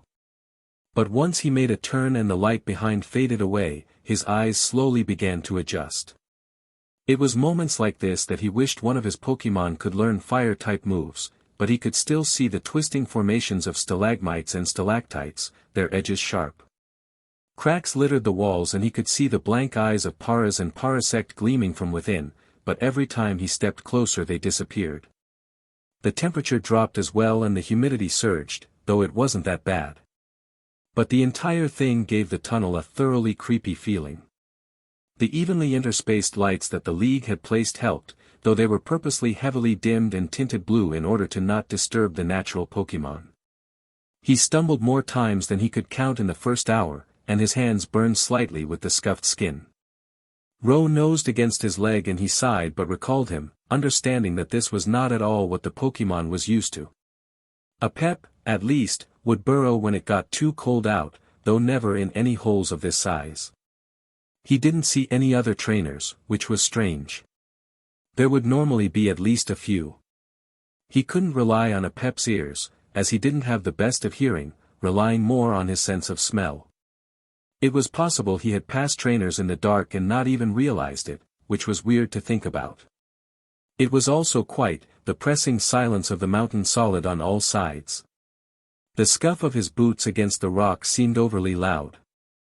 At least until an explosion rocked him to his knees. He gasped, air pushed from his lungs, forehead brushing the ground. A pep shot toward him, curling against his legs and tensing up to hiss threateningly at the darkness all around the pair of them. Breath sked its way back into his lungs and he slowly stood, eyes wide and unblinking. Dust fell from the ceiling and fluttered onto his shoulders, thick and heavy. The echoing sound of crashing rocks danced around him. A cave-in had happened somewhere. Maybe a Pokemon triggered it, maybe a trainer had tried to battle, maybe the mountain just decided to give up. Either way, he was turning out to have terrible luck. He gathered a pep back up onto his shoulders, the snake tensed and ready. Inching backward, he found his way to the last lamp and immediately ducked into a small niche, pressing his back against the wall. He was almost hidden from the path here in case it was a wild angry Pokemon. Sighing, he stroked a pep and let his eyes adjust to the dim light. Forcing himself to wait for 10 minutes, he listened carefully to all the sounds around him. No other cave-in sounded, just the chilly silence of the mountain. A singular event then, which meant it was probably human or Pokemon triggered. It had sounded from behind him, although he couldn't really be sure. That meant if he continued forward, he could still probably get out and then tell the Poke Center on the other side of what happened, if new trainers coming in from the Pewter City side didn't already notice it and alert someone. The League would probably come later that day and clear it all up, though it might be a while before anyone noticed. There hadn't been a lot of trainers on the path that day. A pep snapped to attention, and his ears picked up footsteps. Maybe another trainer. Before he could leave his hunched position in the niche, 2 people walked in front of him. 2 people wearing dark black clothing with a crimson blotch on their chest, one that glinted when it caught the light. He saw a glimpse of what it was. A giant R was emblazoned across their chest. Blood roared in his ears, blocking out everything that the Team Rocket members in front of him were saying. They pulled a sort of strange minecart with wheels instead of track on the bottom, full of oddly shaped rocks. His breath burned its way up his throat. And then they were gone, disappearing out of his line of sight. Their footsteps echoed in his ears for far too long a time before that slipped away too, leaving silence. A pep tilted his head at him, confused. He could barely find the words.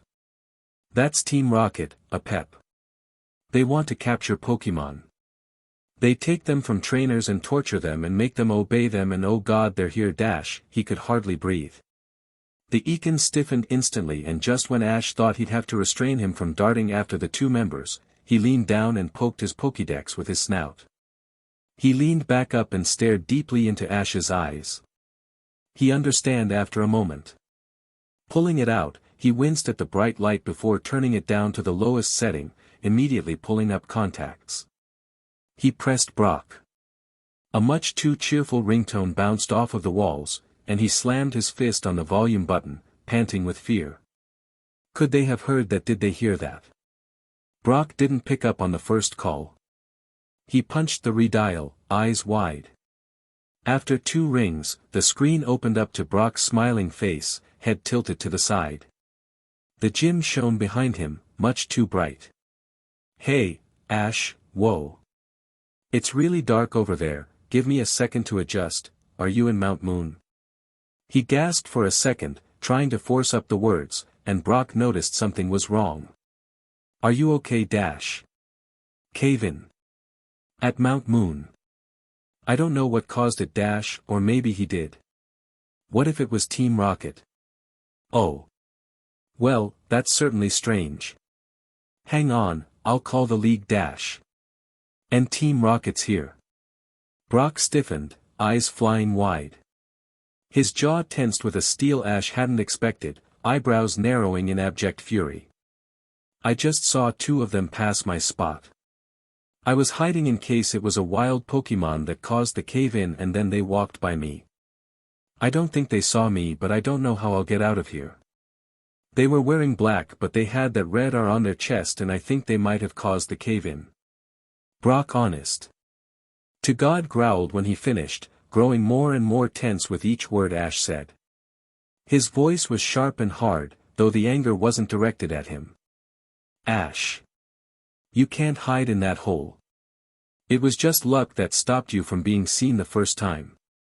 How far along are you in there?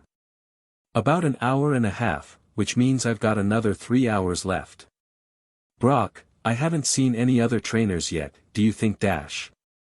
Brock cut him off. Don't think about that. Focus on you. I want you to try and get out of Mount Moon, come back the way you came. Ro can help dig your way out of the cave-in if it's that way, but I'll be there by that time and the League will be right behind me. Whatever you do, don't let them see you. If they're staging this big of a mission, they're going to have someone higher up overseeing the thing. If one of them sees you, you run before they can get to you. Ash sked in a deep breath. I have some black clothes. Do you think I should put them on?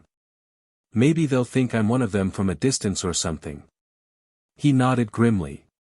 Do that, but don't count on it. You can't fight them, Ash. I know the grunts might seem easy to attack, but there are a lot more of them than there are of you. Be a hero to your Pokemon first. Brock straightened up, turning his head to the side. I'll call the League and then head out there immediately. Onyx can get past the cave-in and I'll find you. And then he hung up, and Ash was left alone in darkness once again. It seemed malevolent, like a predator stalking its prey, but he shoved it away and focused on the plan Brock had given him. Change into black clothes, try to disguise as one of the Team Rocket members. A last-ditch effort. Head back toward where he had come, even though that was the way the members had gone. Break through the cave-in either with Ro or with Brock's Onyx. Go back to the Poke Center, laugh about it with his mom, and then wait for the League to arrest every single one of them and get their Pokemon help.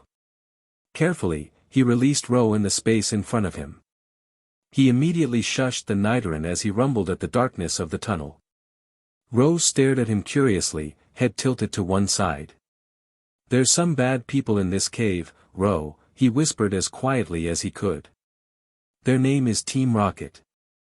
They want to capture Pokemon and make them obey their commands, even by torture. They'll do bad things if they catch us. Ro narrowed his eyes at every new word, blowing out air angrily. He stomped his feet, though immediately stopped when Ash gestured for him to be quiet. So we're going to go back to Pewter City. But there's been a cave-in, and I might need you to dig through the rock, okay? I'll bring you out once we reach the cave-in. He waited until Ro nodded before recalling him, chest tight. It was just him and a pep now, and even that was about to change. He turned to his starter, who stared back with reflective golden eyes. I have to recall you, too. They'll be suspicious if they see a Pokemon out, and they might recognize that I'm a trainer. I swear, I'll call you out the second we're safe. But I don't want you getting hurt. A pep looked almost betrayed as he watched the Pokemon disappear in a burst of scarlet light that blinked out of existence all too quickly and left him clutching a Pokeball. But he couldn't watch a pep or Ro get hurt. Not when he could prevent it. Slowly, he pulled off his backpack and used the light from his Pokédex to find his black clothes. The pants were everyday pants while the shirt was a long-sleeve undershirt meant for heavily cold days. It felt strange stripping down in the middle of the tunnel, cold air kissing his back. But then he was suited up and ready. His backpack, thankfully, was a dark navy blue, and so it blended in well. But his skin, while tan, almost glowed in the dark when compared to the black clothes. He shoved his hands in his pockets and ducked his head to hide his face. It was the best he could get. Heart hammering a mile ahead of his body, he stepped out of the niche and into the tunnel. Each step was hurried as he did a strange form of inching forward and rushing at the same time. He'd move quickly, pause, listen for noises, and then rush on. Every tap of stone against stone had him freezing and the barest rustle of strange Pokemon ahead had him panicking. But he was making it, moving along and along. At the 30-minute mark, when nothing happened, he started to relax, just a little bit. Not nearly enough to pull out row or a pep, but he moved quicker, nearly up to the same pace he had coming in. Brock was coming, the League was coming, Team Rocket was going. He was going to leave here fine. He promptly rounded the corner and saw two blurry shapes on the other side. Freezing wasn't quite the apt term. Ash nearly ceased to exist. It was two people, black clothing faded into the darkness around them. There was a light in between the two of them, chasing away a minuscule amount of shadows on the stretch of tunnel between them. The pair of Team Rocket members, Brock had called them grunts, were talking in low tones, but he couldn't hear it over his heart pounding in his ears. It was the two from before, still pushing the minecart between them. This time, though, it was empty, which meant they had put their pile of rock somewhere behind them. He had been walking towards their base the entire time. He had barely entertained the thought of running when both of them froze, noticing him for the first time. They stared at each other for a second. Last-ditch resort. "Hey!" One of them shouted, voice gruff. Masculine, older than him. "What are you doing?" He felt his chest squeeze as his mind raced. "I'm patrolling this side for any trainers who come in." He forced his voice as low as he could, trying to stand up straighter. They had to fall for it.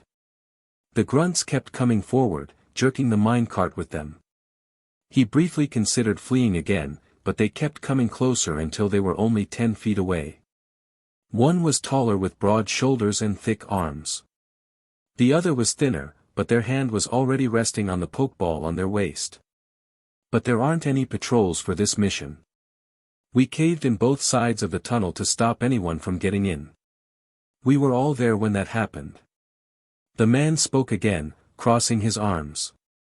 The other person, a female, stepped forward, two dark spots that were her eyes narrowing. "Also, where is your partner? We never travel alone. That's a pretty high rule on the list." Everything was shattering around him and he felt his panic rise, high and breathy, up his throat. "He's just a little back there, wanted to check on something dash." "And you've got two pokeballs on your waist," the female added, voice colored with suspicion. "Unless you're very high up, which I rather doubt it, considering how you're acting, you'd only have one Pokemon." "Oh, this thing." He touched Rose's pokeball. "It's empty, grabbed one off a trainer, you know how it goes dash." The male stepped forward, pulling a pokeball off his waist.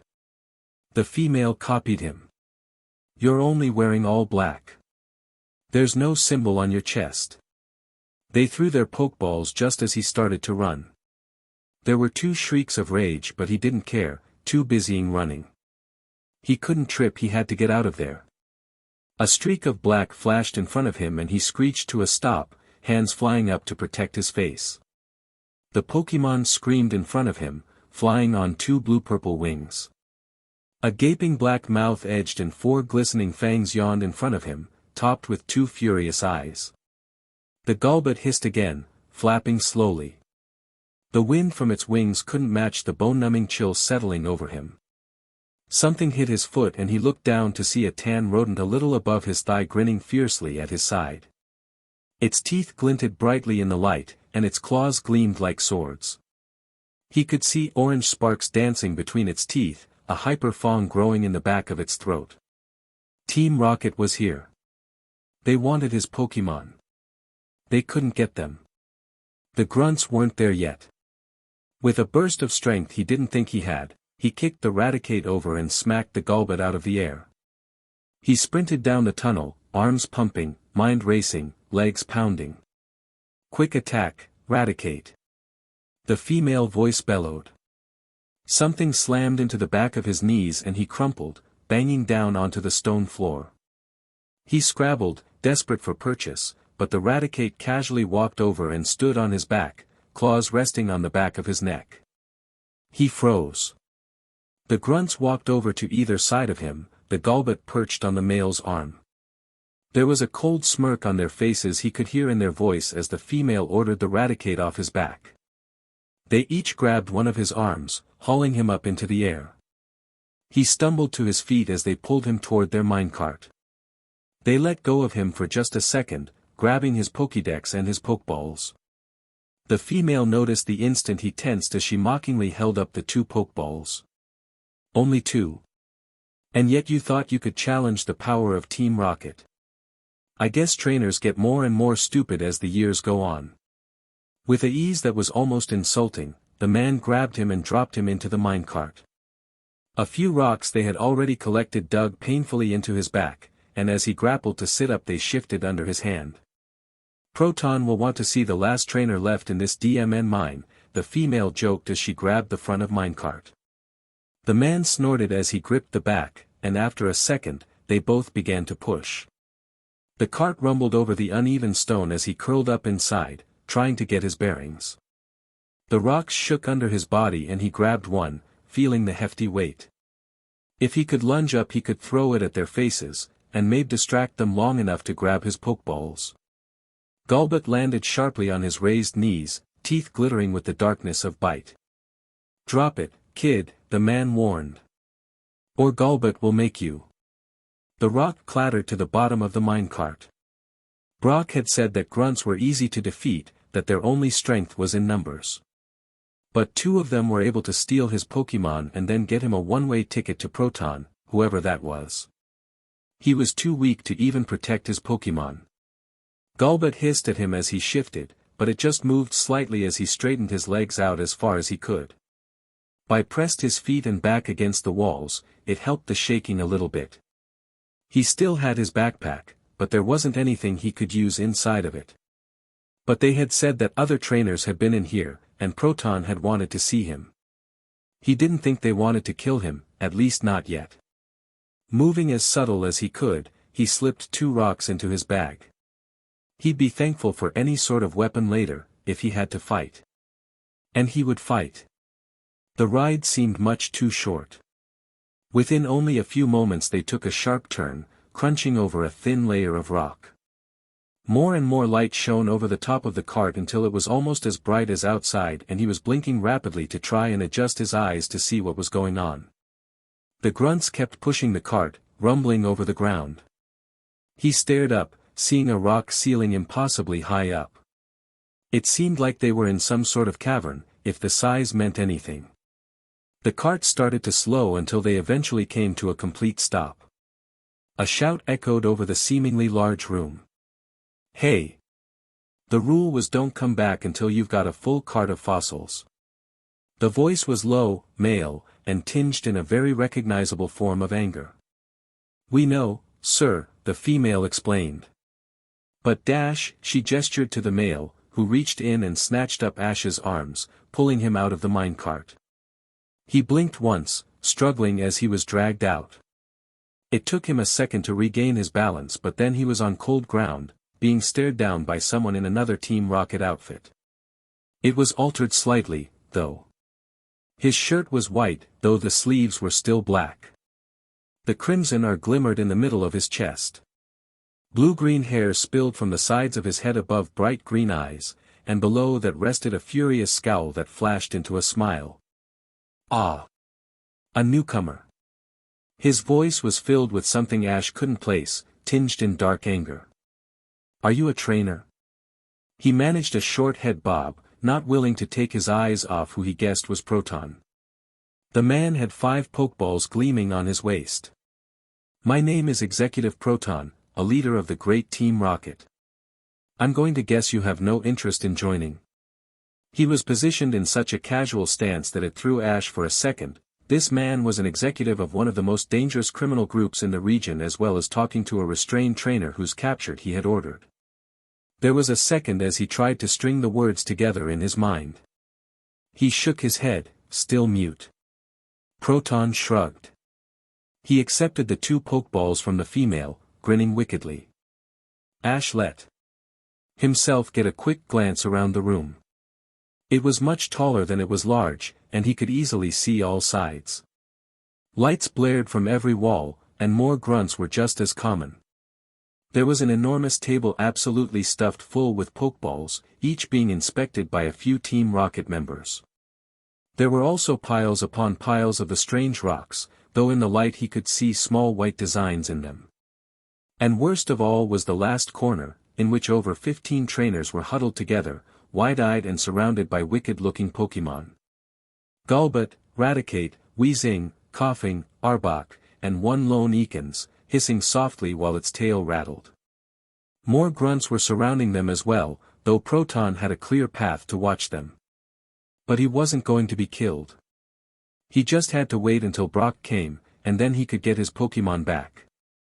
The female froze in her act of handing Proton his Pokédex, eyes flicking over the small screen. Proton scowled thunderously at her, hand outstretched, and she coughed lightly before speaking up. "Sir, this is showing signs of him having called someone less than an hour ago, though we don't know now who or when. But it was definitely recently and while he was in Mount Moon," she said rather hesitantly.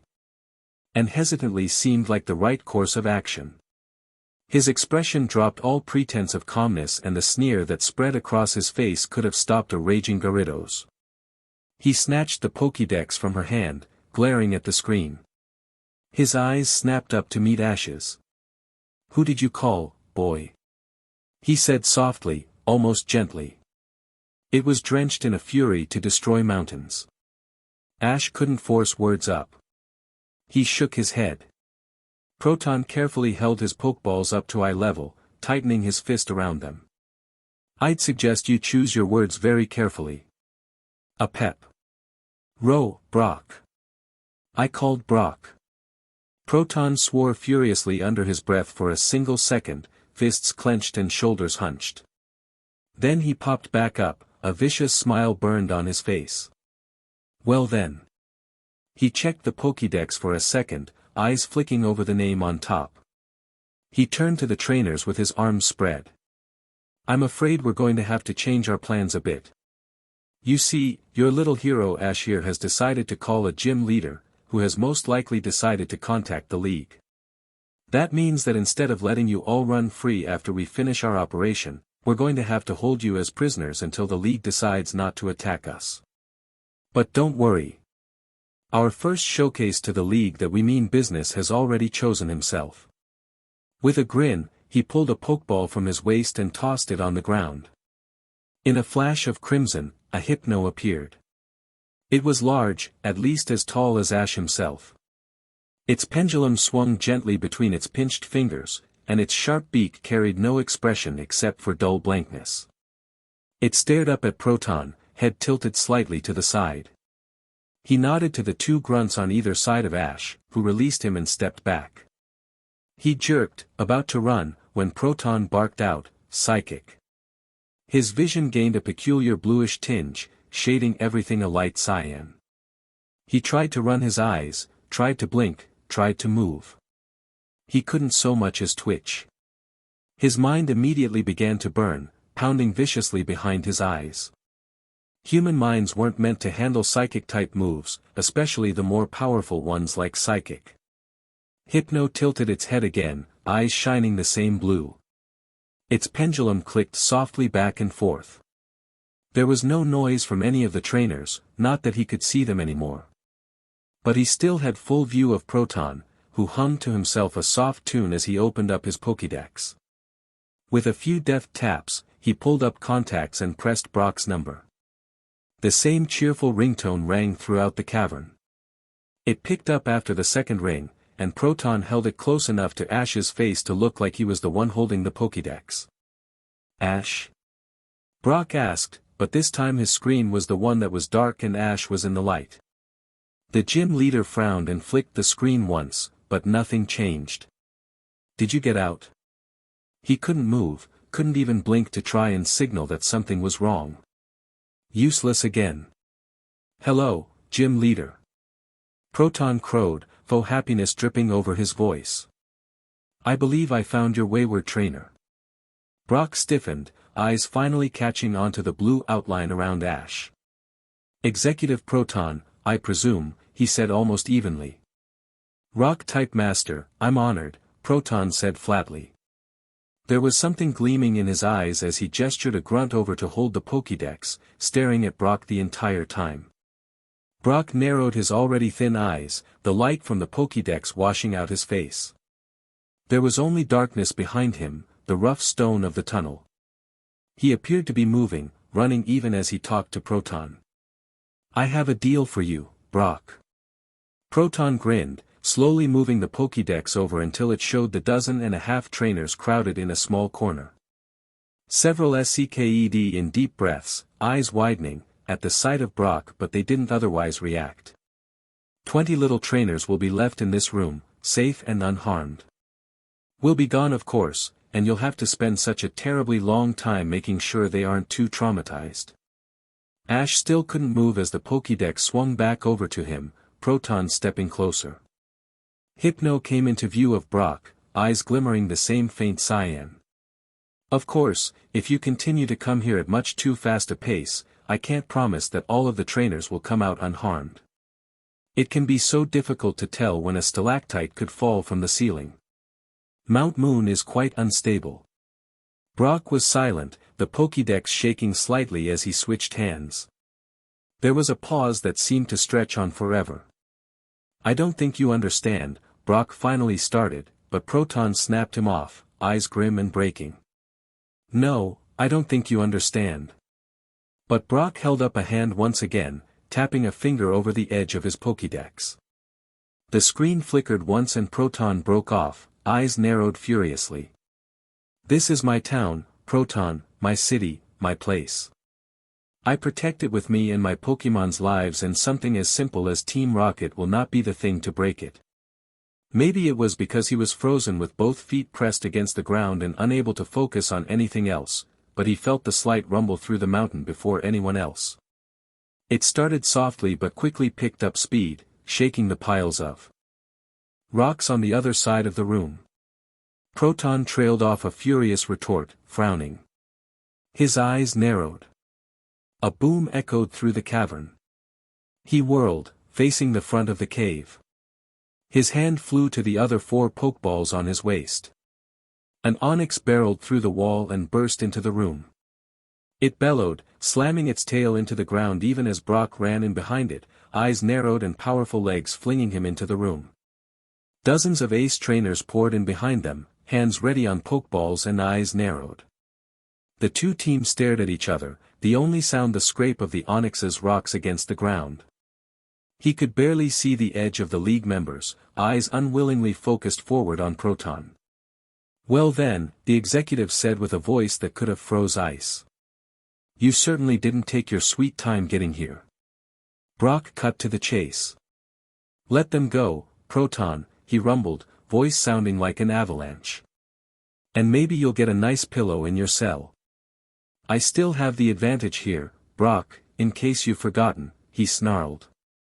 His fingers curled like claws, teeth bared like a savage Pokémon. This was the executive Proton, one of the leaders of Team Rocket. At his words, grunts everywhere tensed up and gestured to their Pokémon. Trainers stiffened as Golbats landed on their heads, Arbok wrapped tails around bodies, and Raticates bared orange-spotted fangs. Brock stomped his foot on the ground, seemingly in anger, eyes narrowed.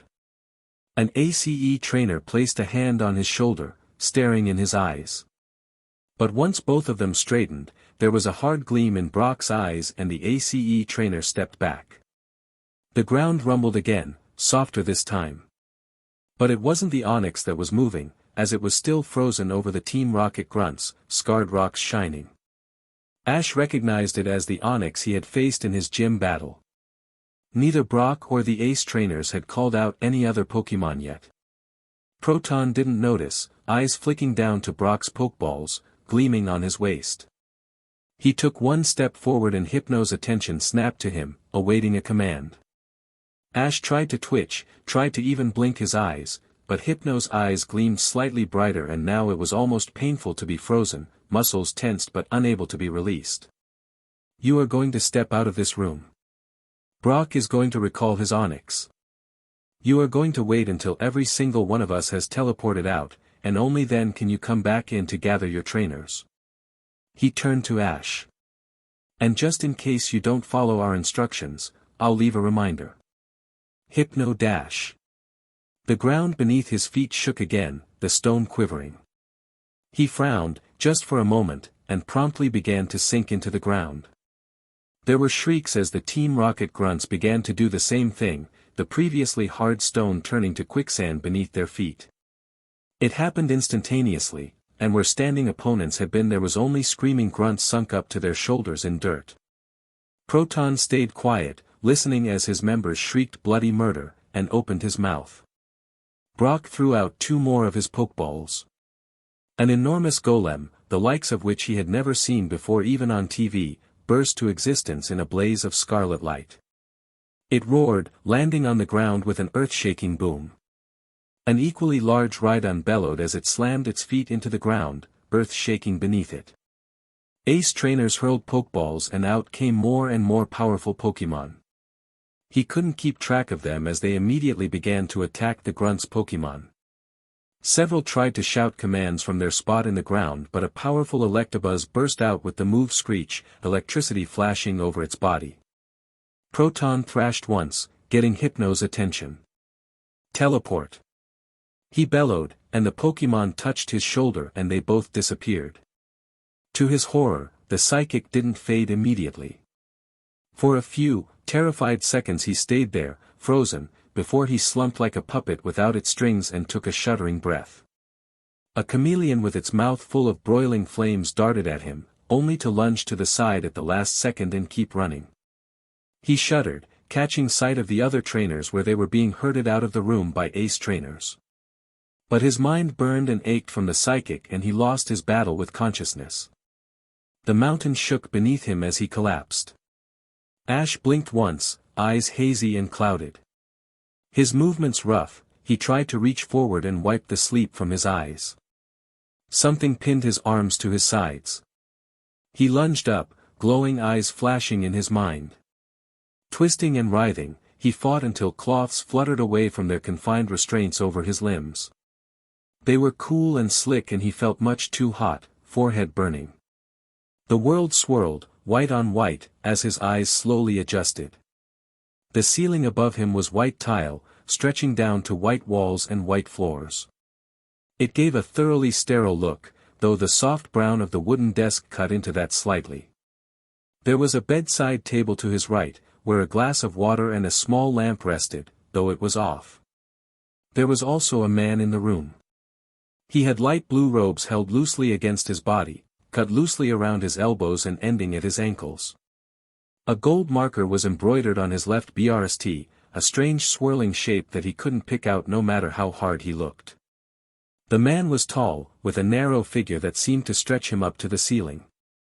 There was a quiet calmness about the man, one that reached out and soothed everything in the room. "Peace, child," the man said. Even his voice was smooth, almost lilting. He took a step forward, raising his hands in surrender. "I am a psychic, sent by the gym leader of Saffron City, Sabrina. My apologies for waking you. I am here to check the possible outcomes of having the move Psychic used on you. Because you were recently subjected to a psychic move, you were able to sense me delving into your mind." He blinked once. This psychic had been sent by Sabrina, one of the most powerful psychic-type masters in the world. But there was something else he focused on. What outcomes could I have? Nothing damaging, I hope. Psychic is a rather powerful psychic move, but we're hoping that because it was used in a non-damaging way, there may be no consequences. The way the Hypno used it more affected the muscles of your body than it did your brain. There was some finesse used, by controlling nerve impulses, it stopped you from being able to send commands to move certain parts, while still leaving unconscious movements open such as breathing, heart beating, and blinking. Ash frowned. "But I tried to blink, and I couldn't." The psychic nodded. "The key word there is tried. When you attempt to order your brain to blink, you cannot, but when you weren't focusing on it you still blinked. Let me put it this way, we have estimated that you were under psychic for around 5 to 7 minutes. Your eyes would have suffered severe damage from being open for that long without blinking, but they have not." He hadn't ever really studied psychic moves, given as he hadn't spent that long of studying at all. Poison types were weak to it, he knew that, but still, hearing the way the man talked about how they worked was strange and creepy. if he was being honest. I will go into your mind again, if that is acceptable. You will most likely feel a slight pressure behind your eyes, though it will not hurt. At the maximum, it will last for several minutes before fading completely. Ash nodded, staring up at the man. The psychic raised a single hand, lowering his eyebrows. A light blue flashed over his eyes, almost cyan. He flinched and looked away. But the man was right, after a few seconds there was some sort of soft feeling in his head. It was more of an itch than the burn Hypno had caused, though he guessed there was a reason for that. Hypno was used to doing that move on Pokémon, which had stronger mental shields and abilities than humans. The psychic frowned and his eyes flashed again, staining the brown coloring with the blue. His eyebrows lowered and he raised a second hand, twisting his fingers in a curious manner. Ash couldn't meet his eyes but he stared at what he was doing, blinking his eyes. The itch was growing stronger but it still didn't hurt, just a gentle pressure. It didn't throb like a headache or a brain freeze. The psychic suddenly drew back, slipping his power carefully out of Ash's mind. His eyes returned to normal and his arms fell to his side. Well, that is agreeable. You have no damages done to your mind, actually. You appear to have created very thin mental shields. They won't hold up to much, I'm afraid, and it only took me a couple more seconds to slide through, but a beginning of a defense is better than nothing. If you wish, you could come to Saffron City and seek Sabrina's help. But in the meantime, I will inform Nurse Joy of your clean mental health. He nodded once before slipping out of the room, robes rustling at his feet. Ash blinked again as the man left, propping himself up on the pillows. He eventually started to recognize the desk and the instruments on it. It was the same he had seen in the Poke Center when he had gotten his secondary poison antidote shock. His hand fell to his waist. There were no Pokeballs there. His mind lurched and he remembered Proton's hand tightening around them, a dark gleam in his eyes, threats snapping from his mouth. A soft beeping reached him and he looked over to see a sort of machine standing next to him, a sensor pointed at his chest. It beeped gently, but as he stared at it and his heartbeat calmed, it grew quieter and then stopped. The door clicked open and Nurse Joy popped her head in, pink ponytails swinging by the side of her face. Her eyes brightened upon seeing him awake, and she finished walking into the room. "Hello, Ash. Are you feeling okay?" He nodded. "Yeah. I guess. Am I in Pewter? The Poke Center, I mean." "You're in the Pewter City Poke Center, specifically in the recovery ward. We didn't have very many injured trainers, many only from bumps and bruises from being jostled around while they were captured. They have all already healed. You've been sleeping for about 10 hours, Ash." He blinked. "What time is it?" "Around 9 p.m. Are you sure you are feeling okay?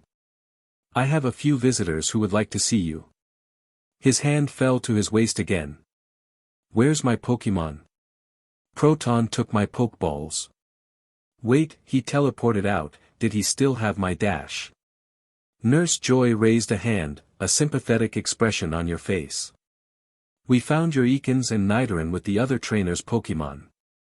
They are perfectly fine, but we did not keep them in here without in case they disrupted any last healing you had to do. Your Pokédex, however, was lost in the attack. We don't believe Proton was holding it, you said he teleported out. But he might have been. It may have also been crushed by the falling rock.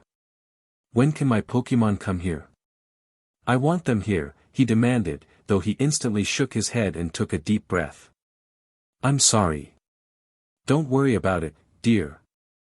I'll bring your Pokemon to you as soon as you talk to these visitors. They need to get your side of the story in order to figure out what happened, as well as ask you some questions." She walked over to his side and prodded at the machine, electing several soft beeps as she pressed buttons. The scanner lit up and gave her a list of something on its screen, and she nodded happily. "Who are the visitors? Do I know them?" he asked, fully pulling himself up to a sitting position. "I believe you do," she said with a smile, walking back out of the room. "I'll grab them as soon as I can, they might still be talking to someone else. And then she left, the door swinging shut with a click behind her. The machine hummed softly in the quiet left behind. Who could try and visit him? The only person he could think of would be his mother, or Professor Oak, but they were weeks away. The professor had his alakazam, but he only used her in times of real need. It did take her a while to find his visitors. He spent his time twiddling his thumbs, staring around the room. His Pokédex was Gonan, which would be severely detrimental to his journey. It was not only his #1 source on getting information on Pokémon and how to train his, but it was also his trainer identification and the thing that let him be able to stay in Poke Centers for free. A Pep and Ro were okay. He consoled himself of that, bumping his head against the wall behind him. They hadn't even gotten in the fight, which a Pep would be furious at, but that also meant that they hadn't been hurt. The door swung open. He sprang to attention as two people walked in, each bearing a different item in their hands. The first was Officer Jenny, armed with a notepad and a pen. She inclined her head with a gentle smile as she immediately walked over to perch to the side of his bed, her blue hair bouncing. Brock ducked his head as he came through, 2 Pokeballs clenched in tight fists. There was something raw etched on his face, shoulders hunched, though he managed a grin at Ash. The gym leader nodded his thanks to Nurse Joy, who closed the door behind the two of them. Brock settled onto the chair in the corner of the room, Pokeball set to the side and a thin black device balanced on his knees. "Hello, Ash," Officer started. Her voice was deeper than the one he had met before and she had far more muscles on her shoulders, though there was only warmth in her voice. "Are you feeling okay?" Yeah. A psychic came and checked me out, and I'm doing just fine." She chuckled. "There's no need to be scared. You did the League and I a great service today, Ash. You managed to get the League there to capture a large portion of Team Rocket's forces before they had time to run away or steal anything. Without you, we might have been alerted to the cave-in tomorrow, and by that time Team Rocket would have already been gone." A tinge of frustration and annoyance entering her voice. "But because of us, you were also attacked by an executive's Pokémon. There is no way I can apologize enough for that, and for that I am sorry. If Brock had not gotten there just in time, you could have been seriously injured." Ash tried to say, "It's no problem," but Jenny cut him off. "This is a greater problem than you realize. Executive Proton did escape from Mount Moon and he is now on the loose once again. But now he knows that you have connections to the League, and could possibly be used as either bait or a trap. That is something I don't want to risk, so I am asking to use you as a, sort of cover story." He blinked. That hadn't been what he was expecting. To be honest, he was worried about the revoking of his trainer's license, especially with his Pokédex gone. "What do you mean? Like in a news article, or something?" Jenny shook her head. "Not quite. You see, I have, as a police officer, connections to the League and their crime-fighting section. I may not be the most important officer Jenny in the world, but my word holds some weight to it. There is a bounty on all of the executives' heads. They are, not to brag, rather large sums of money, but so far I haven't had anyone even trying to hunt them down. So what I'd like to do is use you as a kind of poster boy, detailing what Proton does to trainers. I won't use your name, but a detailed description of what happened and a few words from you would be greatly appreciated. The League will be able to post this across most forums and get it a lot of attention." Ash didn't have to think about it very long. "Sure. I'm not quite sure what I'd say, but I'll do it." Jenny grinned widely. "Perfect. I've collected a basic story from the other trainers I talked to, but would you mind telling me how you got caught? Brock's using my device to record everything to more formalize it and write a report down, so don't worry about speaking too fast." Brock fumbled a bit as she looked over at him, but nodded and pointed to a slim recording device sat on his knee. So he started to talk, from the very beginning. The second he heard the break-in until he passed out. Jenny winced heavily when he described what Proton did to him, and Brock's head sank lower and lower until it was nearly sitting between his legs. He shot up as he remembered something, eyes wide. Ignoring Jenny's confused look, he lunged over the side of the bed and grabbed onto his backpack. Pulling it back up onto the bed, he opened it up and stuck his hand inside. Sure enough, there were two of the strange rocks. He pulled them out and set them in front of Jenny. I grabbed these two when I was in the minecart. I really don't know what they are. Jenny frowned for a moment before her eyes cleared and she perked up. Even Brock raised his head. Ah! Those are fossils. Using incredible technology that has only been discovered recently, we are able to revive Pokémon that lived millions of years ago. It's a very shaky process, and we've had limited success, but we're getting better. I believe Brock here has reserved something or other. She scowled. Team Rocket's had their eye on fossils for a while, but this is the first time they've made a move toward them, BSTRDS. Jenny held up the fossils, examining them quickly for cracks or mars in their lumpy surface. I'll take these back with me. Could be used as evidence. Continue, please. So he slipped back into the story, feeling almost strangely detached. There wasn't much left, but he still described being frozen by the psychic and how Proton had teleported out of Mount Moon with Hypno.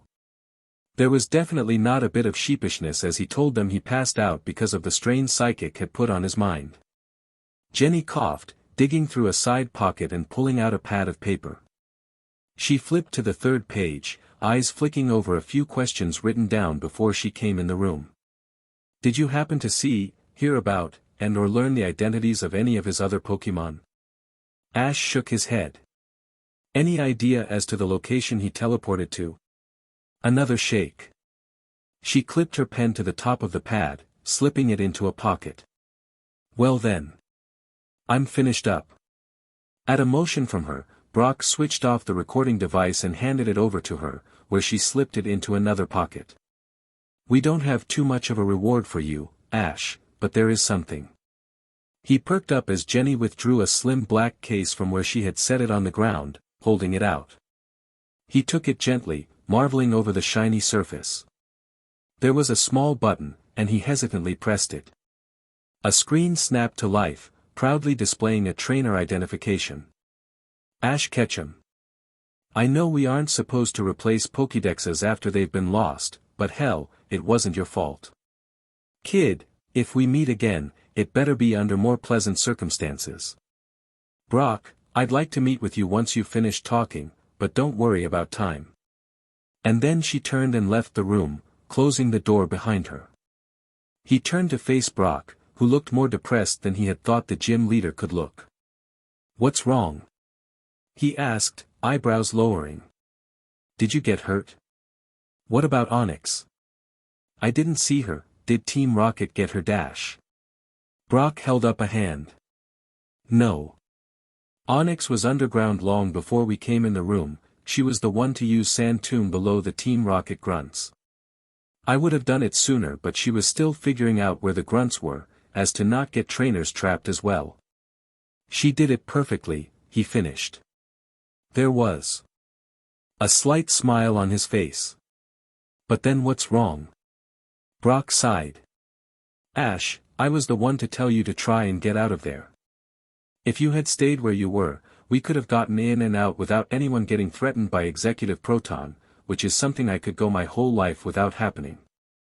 Hell, if I had even told you to head towards Cerulean instead of Pewter, you could have gotten a little blip in your news that said a dangerous group of criminals had been caught in Mount Moon. None of this would have happened. But Brock, I'm fine. Sure, I slept for a few hours dash. 10 hours, the teen muttered sourly. But I feel fine. My Pokémon are okay and we got all of the trainers out. All of Team Rocket's Pokémon can be rehabilitated and sent to a good trainer or the wild. We'll catch Proton next time, don't worry. It's not that, Ash. Brock nearly shouted. A trainer died in Mount Moon. Ash stiffened. Joey Marvel.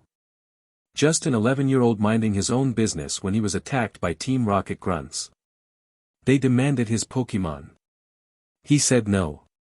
So they unleashed their Pokemon and beat the living shit out of him. In the end, he was captured and his Pokemon was taken. His injuries were so bad he bled out before he even made it to Proton.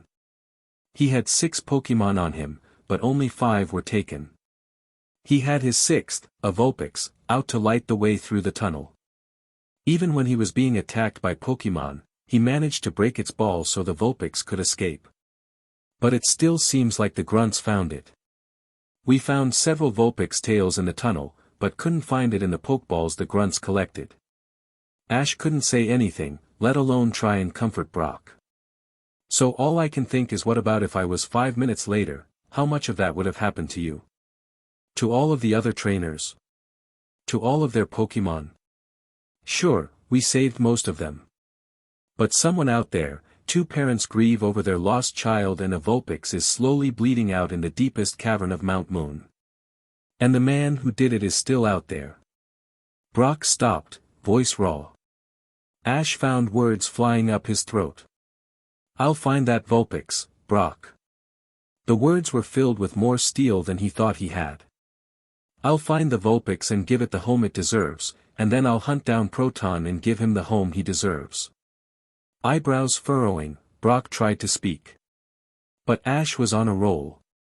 I'm going through Mount Moon tomorrow, the second I get a clean sheet from Nurse Joy. Then I'll save that Vulpix and help it, Brock. I can do it.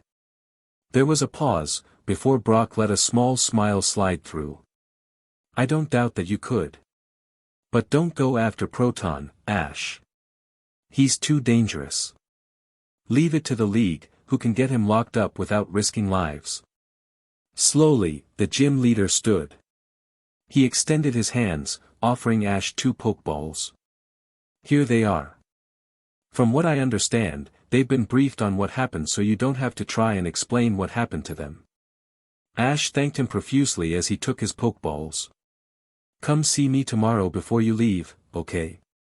Brock said, before leaving the room. His shoulders stayed hunched the entire time. Ash started to promise, but the door swung shut, snapping closed with a soft click. He was alone in the room once again. But not for much longer, as he readied the 2 Pokeballs. A Pep and Ro appeared in a burst of scarlet sparks on the ground, immediately tensing and looking all around them. The second they looked up the bed and saw him, tucked between the blankets, they lunged. Ro clambered onto the chair and made a leap onto the bed, his weight lifting Ash an inch into the air as he landed. A Pep shot up the side of the bed, using the post to snap forward and press against Ash's cheek. He stroked each of their heads, tears building in his eyes. I'm so sorry, guys. I'm so sorry. Ash woke up far too early to be normal. Bright blue flashed behind his eyes as he forced his breath to slow, heart beating powerfully in his chest. There was no light from the hidden overhead bulb, and the window to the outside was pitch black. He looked over to the bedside table, where someone had refilled his glass of water. Grinning, he grabbed it and drank it all down. It was slightly warm from having been sitting in his room overnight, but it still soothed his throat. His Pokédex was sitting right next to it. He grabbed it and checked the time, eyes narrowed. 3:47 a.m. He normally woke up at 6-ish. A Pep stirred slightly, yawning from his position curled over Ash's chest. His head was tucked inside of his coil, tail slipped on the outside in order to be able to warn off predators by rattling it. He stopped moving, still holding the Pokédex, and eventually the Ekans settled back down. Ro's eyes had shot open the second he had moved, though he didn't get up. Red eyes glowed slightly in the darkened room, though his barbs stayed below his skin and his posture was relaxed. He was slowly calming down more and more in the mornings, though he still woke up at the first movement. Go back to sleep, Ro, he whispered, reaching for to slide the head of his Nidoran, who was curled up by his feet. I'm just checking the Pokédex for some things. He closed his eyes, ears falling back down from their perked position. The Nidoran eventually fell back into a slumber. Ash sighed softly, brushing his fingertips against a Pep's scales. They were warm, though that was probably because the snake had stolen his body heat. He bet that the snake would love to have a Vulpix on the team to keep him warm. The Vulpix. It was lost in Mount Moon, possibly heavily injured. There was no telling where it could be, and now that he was thinking about it there was a very small chance he would actually be able to find it in the deep caverns of Mount Moon. His only way of finding it would be to comb through every area. But he had promised Brock, and he would find that Vulpix. An innocent Pokemon like that didn't deserve to suffer. He pulled up the Pokédex, going back to his individual pages for a Pep and Row. There was basic knowledge on there, and he smiled as he noticed a few extra notes. Professor Oak took new trainers under his wing every month and tried to give every single trainer a Pokédex because of one amazing feature, their ability to collect data. By just owning an Ekans and a Nidoran, his Pokédex collected data on them and tried to learn more about their species. Of course, for the most common species like Pidgey, Rattata, and Spearow there wasn't much else to learn, but most trainers got at least a few notes on every Pokemon they collected. And Professor Oak used all of it. He still remembered the moment that Professor Oak had realized that one of his trainers had caught a Dratini and his Pokédex was taking notes on one of the rarest Pokemon in Kanto. The man's celebration had been heard all throughout town and continued on for several years as the Dratini grew and evolved. Ekans, of course, were common, but simple little things he learned could help take down Team Rocket. He still remembered the Arbok and Ekans the grunts had used, and if he learned a technique to stop them easily, he would be able to fight back against the criminal organization that had hurt so many trainers and Pokemon. He scanned over the page, but nothing new had been added. Just a few facts about sluggishness when cold, nocturnal eyes, and slow growth. Row was much the same, though he had checked their page only 2 days ago. There really hadn't been enough time to discover another fact on them. So instead, he settled deeper into his bed and pulled up the search bar. He'd find out all he could about Mount Moon once again, and maybe even find a map. He wouldn't jump in unprepared again. By the time he glanced up at the time again, it was 6. Yawning softly but fully awake, he nudged Row with his foot. The Nidoran popped awake, glaring softly at him while he lumbered to his feet. His barbs extended in a sort of stretch, though they retreated the next second. He inched closer to the side of the bed, searching for the best place to jump down on. A Pep ignored the first few pokes, so Ash pushed him off of his chest. The snake hissed, annoyed, but shook himself a few times and slithered off the bed. Ash got up as well, giving his legs a few moments to catch up. He had slept for nearly 16 hours yesterday when he was used to about 7 hours, and he felt almost rubbery as he slowly walked around. But he smiled at the thin beams of light escaping over the edge of the horizon as he checked the contents of his bag, noticing nothing missing. There were a few shards of rock from where the fossils had chipped, but he kept them inside. A sort of souvenir, he guessed. Although it was from a pretty crappy experience. He grabbed a change of clothes and put them on quickly. The door was unlocked, so he let a Pep crawl up his side and latch himself firmly around the waist. Honestly, the snake was pampered. He pushed the door open and was greeted with a hallway just as sterile as the room he had been in, all white tiles. There were 2 more doors on either side, presumably more recovery rooms for trainers and Pokemon alike. Each door was marked with a green paper that read, "Unoccupied." He had a yellow one on his that said, "Nearly recovered." Walking down the hallway, he took a sharp turn right and found himself at another door, which he pushed open. It emerged behind Nurse Joy's desk.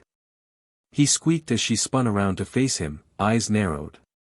But her expression cleared and brightened as she recognized who he was, scowl melting into a warm smile. "Ash. I didn't expect you up for a bit. What are you doing here?" "I was coming to find you, actually." "Am I clear to go? I mean, like back on the route as a trainer?" Her lips were pursed, but she nodded. "Technically, yes. You have a clean bill of both psychic and physical health, and your Pokemon are in tip-top shape. But I was hoping you might be convinced to stay another day just to be absolutely sure that you are recovering mentally from what happened, Ash. Is there any way I could get you to stay, bearing locking you in your room, of course? He winced. No, Nurse Joy. I have to leave. Brock said there's an injured Vulpix in Mount Moon and I want to go save it. I don't want it to die in there. I guessed you would say that. She sighed. Is there anything else I can do for you then, dear? He nearly shook his head before a thought sprung to him. Actually, can I have a Mount Moon flashlight? The one the League created? She nodded, walking out from around her desk and carefully leading him toward a small gate that released him back into the main portion of the Poke Center. Nurse Joy headed toward another desk on the other side of the room, one with helpful things in boxes all around. Ash saw potions, revives, rope, pokeballs, and even 3 max revives protected under a glass case.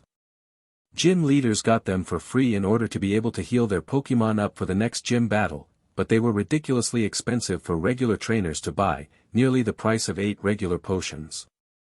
Nurse Joy leaned under the counter and pulled out a thin black flashlight, one with a cheerful, League-approved and made, stick on the front. She peeled it off and offered it to him. That'll be $30, though extra batteries are 5 for 2. He dug through his bag until he had $35, handing it over to her.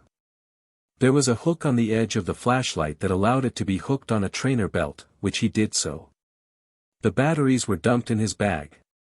Well, dear. I hope you have a much better experience going through Mount Moon, and do try and stay out of trouble. She walked back over to her desk, smiling gently at him and waving goodbye. I'll try, Nurse Joy. And then he left the Poke Center, the morning breeze glancing off his clothes. Brock had wanted him to visit him before he left and he was definitely going to check in with the gym leader. He walked quickly toward the gym, having easily memorized the path after spending a week heading straight there every morning. Only a few people were out and he distantly remembered that it was a Monday, and most people were at their work. That explained the silence settling over the town.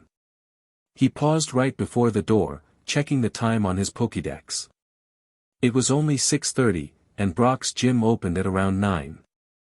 Was there a chance he had left it open for Ash to visit, or would he have to wait?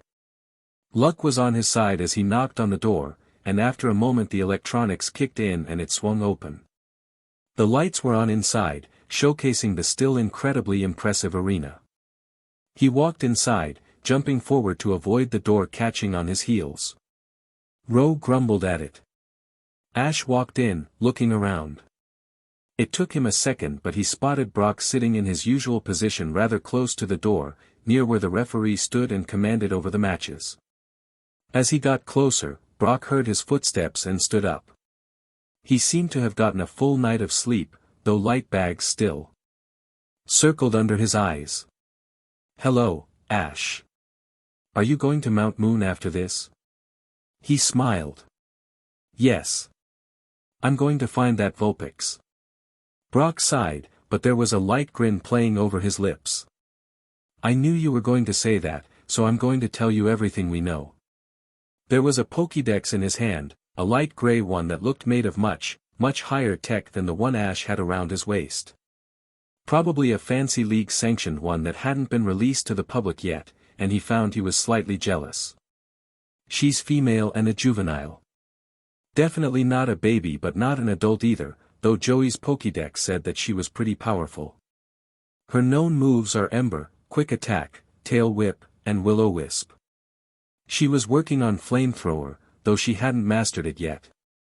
Joey gave her a TM, Energy Ball, which is a Grass-type move. He noted that she's pretty headstrong normally, but gets a bit skittish in battles against larger Pokemon. Apparently, he caught her pretty early on in his journey and they had bonded well. Brock frowned, scrolling down. We found several patches of blood as well as he sked in a deep breath, several Vulpix tails. They appeared to be bitten off by Eradicate using Hyper Fang, though we aren't positive. There was no offer for pictures, and Ash was very glad. Is there any way you know where she went? Brock shook his head. No. Our only guess is that she stayed off of the main path as she probably heard us or Team Rocket grunts walking along there, so she might have gone in the lower cave system. She'd probably be trying to find a way to the outside, but we don't know where she might be other than that. Okay. He nodded his head. I've got the whole day to find her. I'll make sure she's safe, Brock. There was a rueful smile on his face. You've already promised me that, Ash. I don't doubt it. But still be careful when you find her, she's going to be very scared and might attack out of fear. Try your hardest not to fight back too hard, or else she might never trust you. Ash nodded. He shook the gym leader's hand and turned to have, but something niggled in his mind. Hey Brock. I just have one question. Brock gestured for him to go on. I couldn't see that well, but I could have sworn there were a few Pokemon from the Abra line in the fight, from the Ace trainers. Why did you guys just teleport in inside of running all the way through Mount Moon? Would it have been so much faster, even though it would have taken a few trips? See, well. Brock frowned, hunting for the right words. Teleporting is a tricky business. Take, for instance, you're trying to land a paper ball in a trash can, okay? If it makes it in, you teleported correctly. For Pokemon, there is one major factor of teleporting correctly, if they have been there before. If, say, you asked a Kadabra to teleport you to a Poke Center from a previous town that it had already seen, it had already been at, and it had already sensed the psychic energy there, that would be like dropping the paper ball directly into the trash can. The only way it could miss would be because of outside circumstances, like attacking Pokemon or incredible Fagitut. But let's say the Pokemon hadn't been there before. That's like throwing the ball from several feet away. Yes, there's a chance you could hit it, but there's also a very high chance you would miss. Now, several of our ace trainers had powerful enough psychic Pokemon to transport a fair chunk of our forces directly into Mount Moon. But their Pokemon hadn't ever been there before, as psychic types are found in the more far-away reaches of Kanto. So already it was going to be difficult to try and teleport there. Now realize that the tunnels of Mount Moon are rather small. That shrinks the size of the trash can down to a cup. A single error could have us teleport inside of the mountain, in the rock, where things would have gotten bad fast. Teleportation is only a truly safe option when the Pokemon has been there before. Ash blinked. Well, that definitely made sense. He had really not done enough research on psychic Pokemon. Thanks. Brock scratched Rose's head gently, who rumbled happily and pressed his nose into the man's palm. A pep hissed softly, but Ash just flicked his nose, a grin on his face. Prideful little bugger. They said their goodbyes and then Ash left, letting the electronic doors swing shut behind him. The sun was almost halfway over the horizon now, casting a warm golden glow over the buildings of Pewter City. The stones of the cobbled street seemed to shine under his feet as he walked toward route. It was time to do this once again. He could almost guarantee he wouldn't run into any trainers on his journey through it, except for maybe when he got out on the other side. Even rumors of Team Rocket were enough to keep people away, and when Jenny released her report and the new bounty papers, trainers would definitely keep their distance from Mount Moon for a couple of days. While it would be annoying to have a lack of people to train against, it would be nice to be able to train his Pokemon all the harder. He didn't quite know what Nurse Joy had told the two of them, but there had been a steely glint in both of their eyes. To be honest, he couldn't wait to see what they threw into their training sessions now. Once again, he stepped onto the graveled path of Route 4, feeling the crunch under his boots. The shrubs still gleamed on the side of the road. He took a pep off from around him almost immediately, ignoring the snake's annoyed hiss. Keep me from crashing, okay guys? I want to check over something. Rose stepped closer to his legs, subtly pushing him a little farther away from the side of the route. Ash pulled out his Pokédex, flicking up the news section.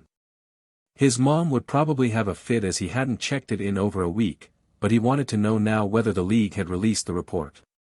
He couldn't lie, he was very curious to see how they released Proton's new bounty.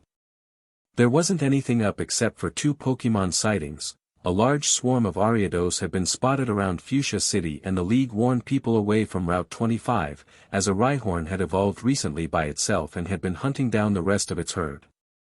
Possible violence could occur if trainers tried to battle it before it could figure out its strength with the other members of its herd.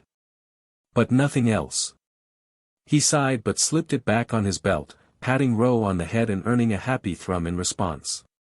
The 45-minute route faded away quickly and once again he stared up at the imposing colossus of Mount Moon, solid gray stone stretching up to the sky. There was a small smile on his face. Here he goes again. The gaping opening of the tunnel was pitch black but once he pulled out his flashlight and flicked it on, it switched to a gentle gray. The League had designed the flashlight to be similar to the lights they had already put in the mountain, the same dim and blue shade, though the flashlight was a bit stronger. He walked in, trying to push confidence into his stance. To his surprise, both Apep and Ro rushed in, Apep going ahead of his and Ro kept the area behind. A chuckle sprang to his lips. Now he had two bodyguards who seemed quite determined to keep him safe within the mountain. The darkness crept in on either side and behind him, but the path in front was reasonably lit up by the flashlight. It was so much better this time around, he cursed his yesterday's self for convincing himself that no, he didn't need a flashlight. That's what novice trainers did after all. He was still a novice trainer, and by Arceus, he was going to use the DMN flashlight. Within the first couple of minutes, he could see evidence from the cave-in. There were scattered piles of rocks and the walls were heavily scarred and broken. But it seemed stable enough and he walked through quickly. The wild Pokémon were back. Paras openly walked across the path instead of hiding in the walls, though they scuttled back when his flashlight fell over them.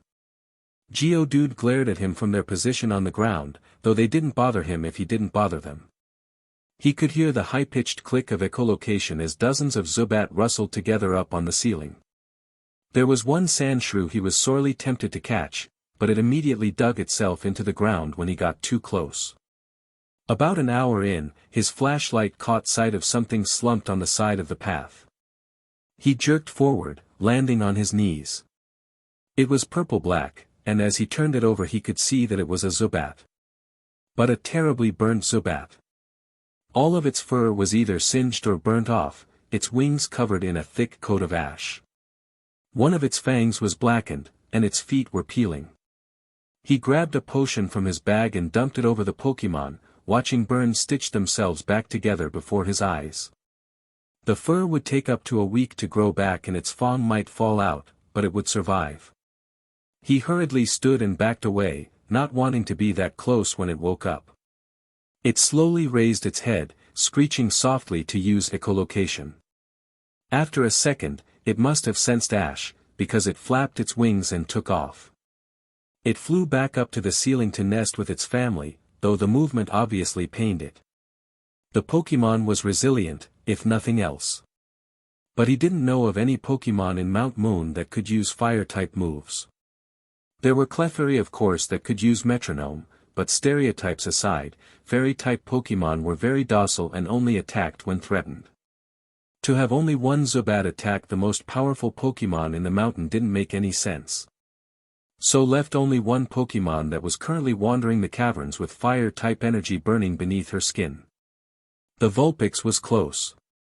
The Zubat had been injured, perhaps not recently, but it certainly had been less than 2 hours ago.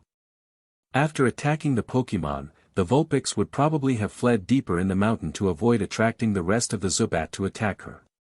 So he readied his flashlight and walked on, keeping Apep and Ro close to him. The Vulpix was powerful and scared. 15 minutes later, he found a crack in the stone. It had widened over the years, forming a side path that probably led to the lower caverns of Mount Moon.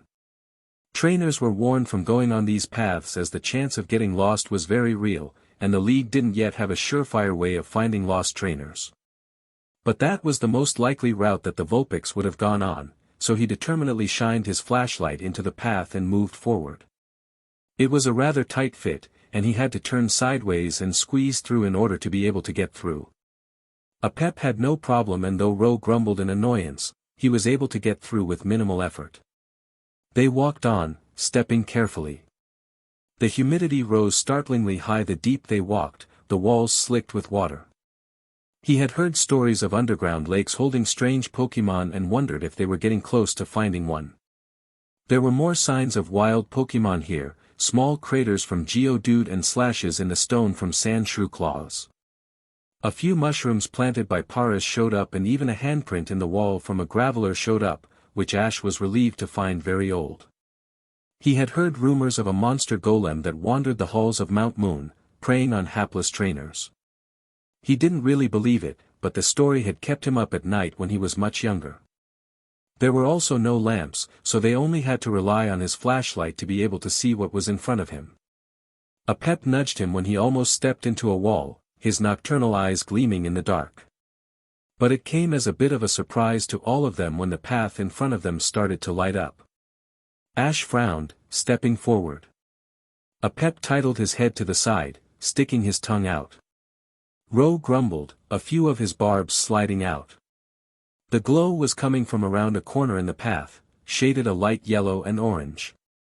Almost like fire. Hope rising impossibly high, he walked the last few steps and peeked his head around the stone. Standing in the middle of the path, head whipping back and forth, was a Vulpix. Ash barely hid his gasp in, scanning over the Pokémon. She had the lustrous red fur Vulpix were known for, neatly brushed back over her body.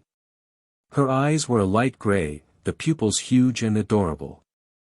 Inside of her mouth gleamed a thin ball of fire, lighting the path up with flickering yellow light. But that was where the good things ended.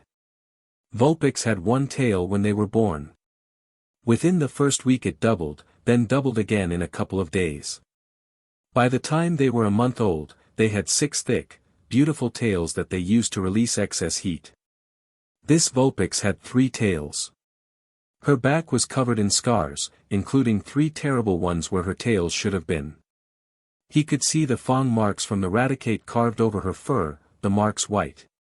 But the strangest thing was that the wounds seemed to be almost cauterized, though they should have still been bleeding or maybe scabbed at this point.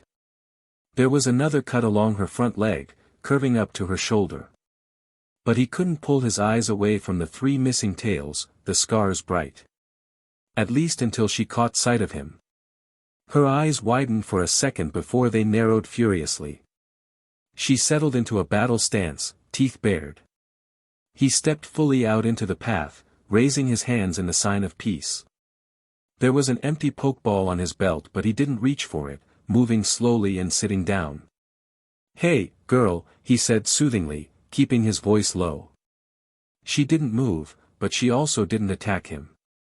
"I'm here to help. You've been really hurt by Team Rocket and I want you to get healed, okay? I know you're scared and you don't know what to do, but let me help you. I swear, I'll do everything I can to get you help."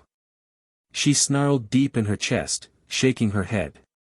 The fire in her mouth died slightly as she sucked in an enormous breath, staring at him with narrowed eyes. Ro jumped in front of him just as she spat a wall of fire at him. The flames roared, slamming into Ro's back as the Nidoran grunted with pain. Ash could feel the heat rising to burning temperatures even as the fire slowly died, leaving him and Ro in a darkened tunnel. He stroked Ro, wincing at the blackened marks on his back, the purple skin hidden beneath thick layers of soot and burns. Digging through his backpack, he pulled out another potion from his rapidly dwindling stash and dumped all of it on Ro, who rumbled contentedly as the burns retreated beneath his skin. Ash brushed away the soot, eyes wide. Brock had said that the Vulpix hadn't mastered flamethrower yet. But the amount of fire he had seen could only be compared to a full-power Inferno, one of the strongest fire-type moves Pokémon could learn. He stood back up, staring wide-eyed at the direction the Vulpix had fled to. It was deeper into the tunnel but he could still see a gleam of light, from where she had gone to, the only way he could find her. "Come on guys. We have to go," he urged, starting to run down the tunnel. A Pep and Ro raced on both sides of him. They ran through the stone, his flashlight's beam jerking wildly with his lumping arms. But the glow from the Vulpix grew stronger and stronger as he raced on, and he prayed he was getting closer. She had been so scared, and using that amount of power, no matter how she got it, he was still puzzling that out, would have exhausted her quickly. If she passed out, there was no telling what the wild Pokémon would do to her. His ears perked up as a quiet shriek of pain raced through the tunnel of him. It had to be the Vulpix. Was she being attacked? He gritted his teeth and picked up speed, forcing his legs to move faster. The light grew stronger, flickering wildly. He exploded around another corner and found the Vulpix once again, but this time she was scared. She had run into a niche, thinking it was another corner. But now he frowned, why didn't she just run out? Her eyes had flicked up to him as he had rounded the corner, so she knew he was there, so then why didn't she leave and kept running? The answer came quickly. With the humidity so high, water had condensed on the ceiling of the niche, slowly dripping down. A drop fell in front of the Vulpix, and she hissed at it, backing up as far as she could go with her back pressed against the wall. She was scared of water. It made sense, she was a fire type and had an inherent weakness to it. But a few drops would, at most, make her uncomfortable. It shouldn't trigger this response of fear. A drop of water landed on her back. The Vulpix shrieked again, collapsing on the ground. Steam hissed from her back, and though she struggled to her feet the next second, she looked ready to pass out. Ash immediately leapt forward and stood over her, covering her body with his back. Water splashed onto his back, freezing and horribly soaking through his clothes, but it didn't land on her. She trembled violently as more drops landed around the two of them, curling into the tiniest ball that she could. After a long moment, she looked up at him with an unreadable expression, eyes wide with fear. "Please let me help you," he said, pushing forward as much compassion as he could. "I want to help you." There was a terribly long pause, before the Vulpix shakily nodded. He carefully withdrew his empty pokeball, moving painstakingly slow to keep the water off of her. He made sure to show her the ball before he gently touched her back with it. She disappeared in a burst of scarlet light that lit up the tunnel for a brief second before swirling out of existence. The pokeball shook once, seemingly out of instinct, before falling still against the ground. It clicked. Ash let out a long breath, eyes wide. He had caught another Pokémon, one that had something seriously wrong with it. Not only did she have 3 of her tails bitten off, but she had incredible power that he had no idea where she had gotten it from. A single drop of water and sent her to her knees, and she had barely been able to stand. He slowly walked out of the niche, shaking himself. His back was much too cold and wet, and he could feel a thin trail of water slipping down his spine. A pep reared up, poking his nose at the pokeball in Ash's hand. His tongue flicked out, head tilted. Ro walked forward as well, rumbling softly. Ash let them smell the ball, before standing fully back up. "Guys, can you lead me back to the path? We need to get out of here and check out what's wrong with her. She could be really hurt." A pep nodded, turning back around. Ash clipped the pokeball to his waist, running his fingers over the surface, before picking his flashlight up from where he had dropped it and pointing it at the snake. At his signal, they started to move once again. It took a pep no time at all to lead them back the way they had come, using his incredible sense of smell to take them through the lower caverns and back up to the main path. By Ash's guess, they had about 2 hours left before they reached the other side of Mount Moon. All he could do during that time was think. The Vulpix hadn't seemed aggressive, it had seemed scared. The flamethrower had been aimed slightly above his head, and she had given him ample time to let Ro come in and take the hit for him. At the thought, he reached down and stroked over Ro's spines, brushing away any last hints of miscoloring. The Nidoran rumbled up at him. Eventually, he had thought about everything he knew of the Vulpix, and he just walked along, starting to come up with strategies. With her reaction to water, there was no way he was putting her anywhere near the Cerulean City gym, even if he could figure out what had caused her to react that way. She had been terrified. But the kind of power she had would be incredible in any fight. Flamethrower hadn't hurt Ro that much, but she hadn't actually been aiming for them, and she had run away right after she used it. The fact that the flames lasted for longer than she had used them spoke enough for the strength of the move. Either Brock didn't know enough about what Joey Marvel had thought her, or something else was going on. But she was going to be. Ro bumped him as he nearly slammed into the stone wall. He jerked, blinking rapidly as sunlight streamed into his eyes. Just 20 feet away stood the exit to Mount Moon, his flashlight non-existent as compared to the brilliance of the light. He switched it off, clipping it back to his belt. They walked quickly until they emerged out of the darkness of the tunnel, the sunlight kissing his skin with warmth that felt fantastic. With the humidity of the cave, his shirt had only barely started drying, but he could already feel it warming up under the sun. The other side of Mount Moon was a thin stone platform with a sign on a stick near the entrance. He eyed it curiously, reading over the slightly weathered words written on its plastic surface. Mount Moon lies ahead. Trainers, make sure to keep plenty of food and water on you, the tunnel within is longer than you think. For those exiting, Cerulean City is about a day's travel away. Well. The sign was nice, though he wondered why they didn't have one like that on the Pewter City side. From where he was, he stared over the area in front of him. It was heavily cloaked in forest, but he could see breaks where ponds and rivers raced between the trees. A blip on the horizon showed a gleaming silver city, and beyond that was another shining expanse of forest green. He checked his Pokédex. It was around 2. He'd travel until 6 today and then work on some training, before getting the major part of the traveling done tomorrow. But first, he had to talk to the Vulpix. Quickly jogging down the path, he found a reasonably clear clearing within viewing distance of the path, only a few minutes from Mount Moon. He sat down on a small rock, pulling out his bag. The last 2 of his potions were sat on the rock next to him, and he pulled out several small bags of food. He offered 3 to his Pokémon, 1 to a Pep and 2 to Ro.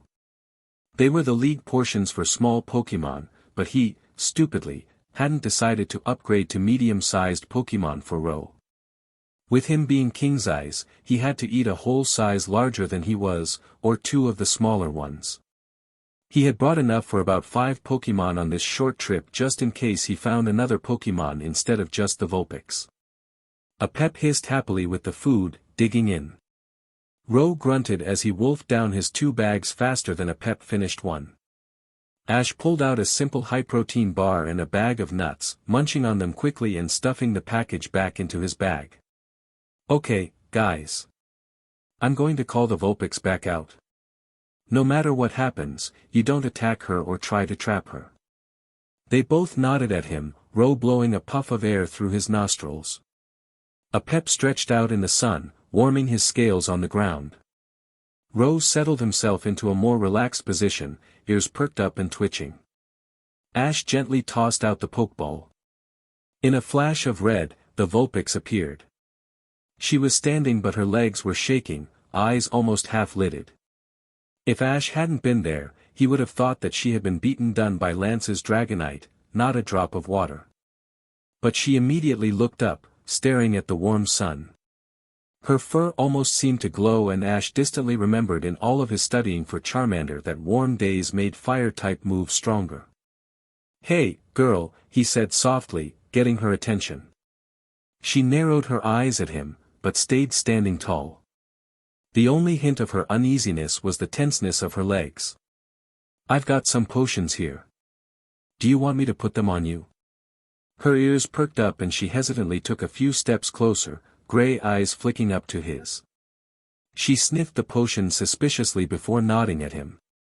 He uncapped one of them and poured it over her back, being careful to put a fair amount over the spot where her tail should be. The scars closed up even more, fading from a bright white to a gentle pink, though they didn't go away. Her legs straightened and she stood up taller, seeming to feel much better. But he gaped as he witnessed a small amount of steam to trickle into the atmosphere. Potions were designed to be able to withstand incredible temperatures to heal Pokémon, and this Vulpix had just evaporated some of it.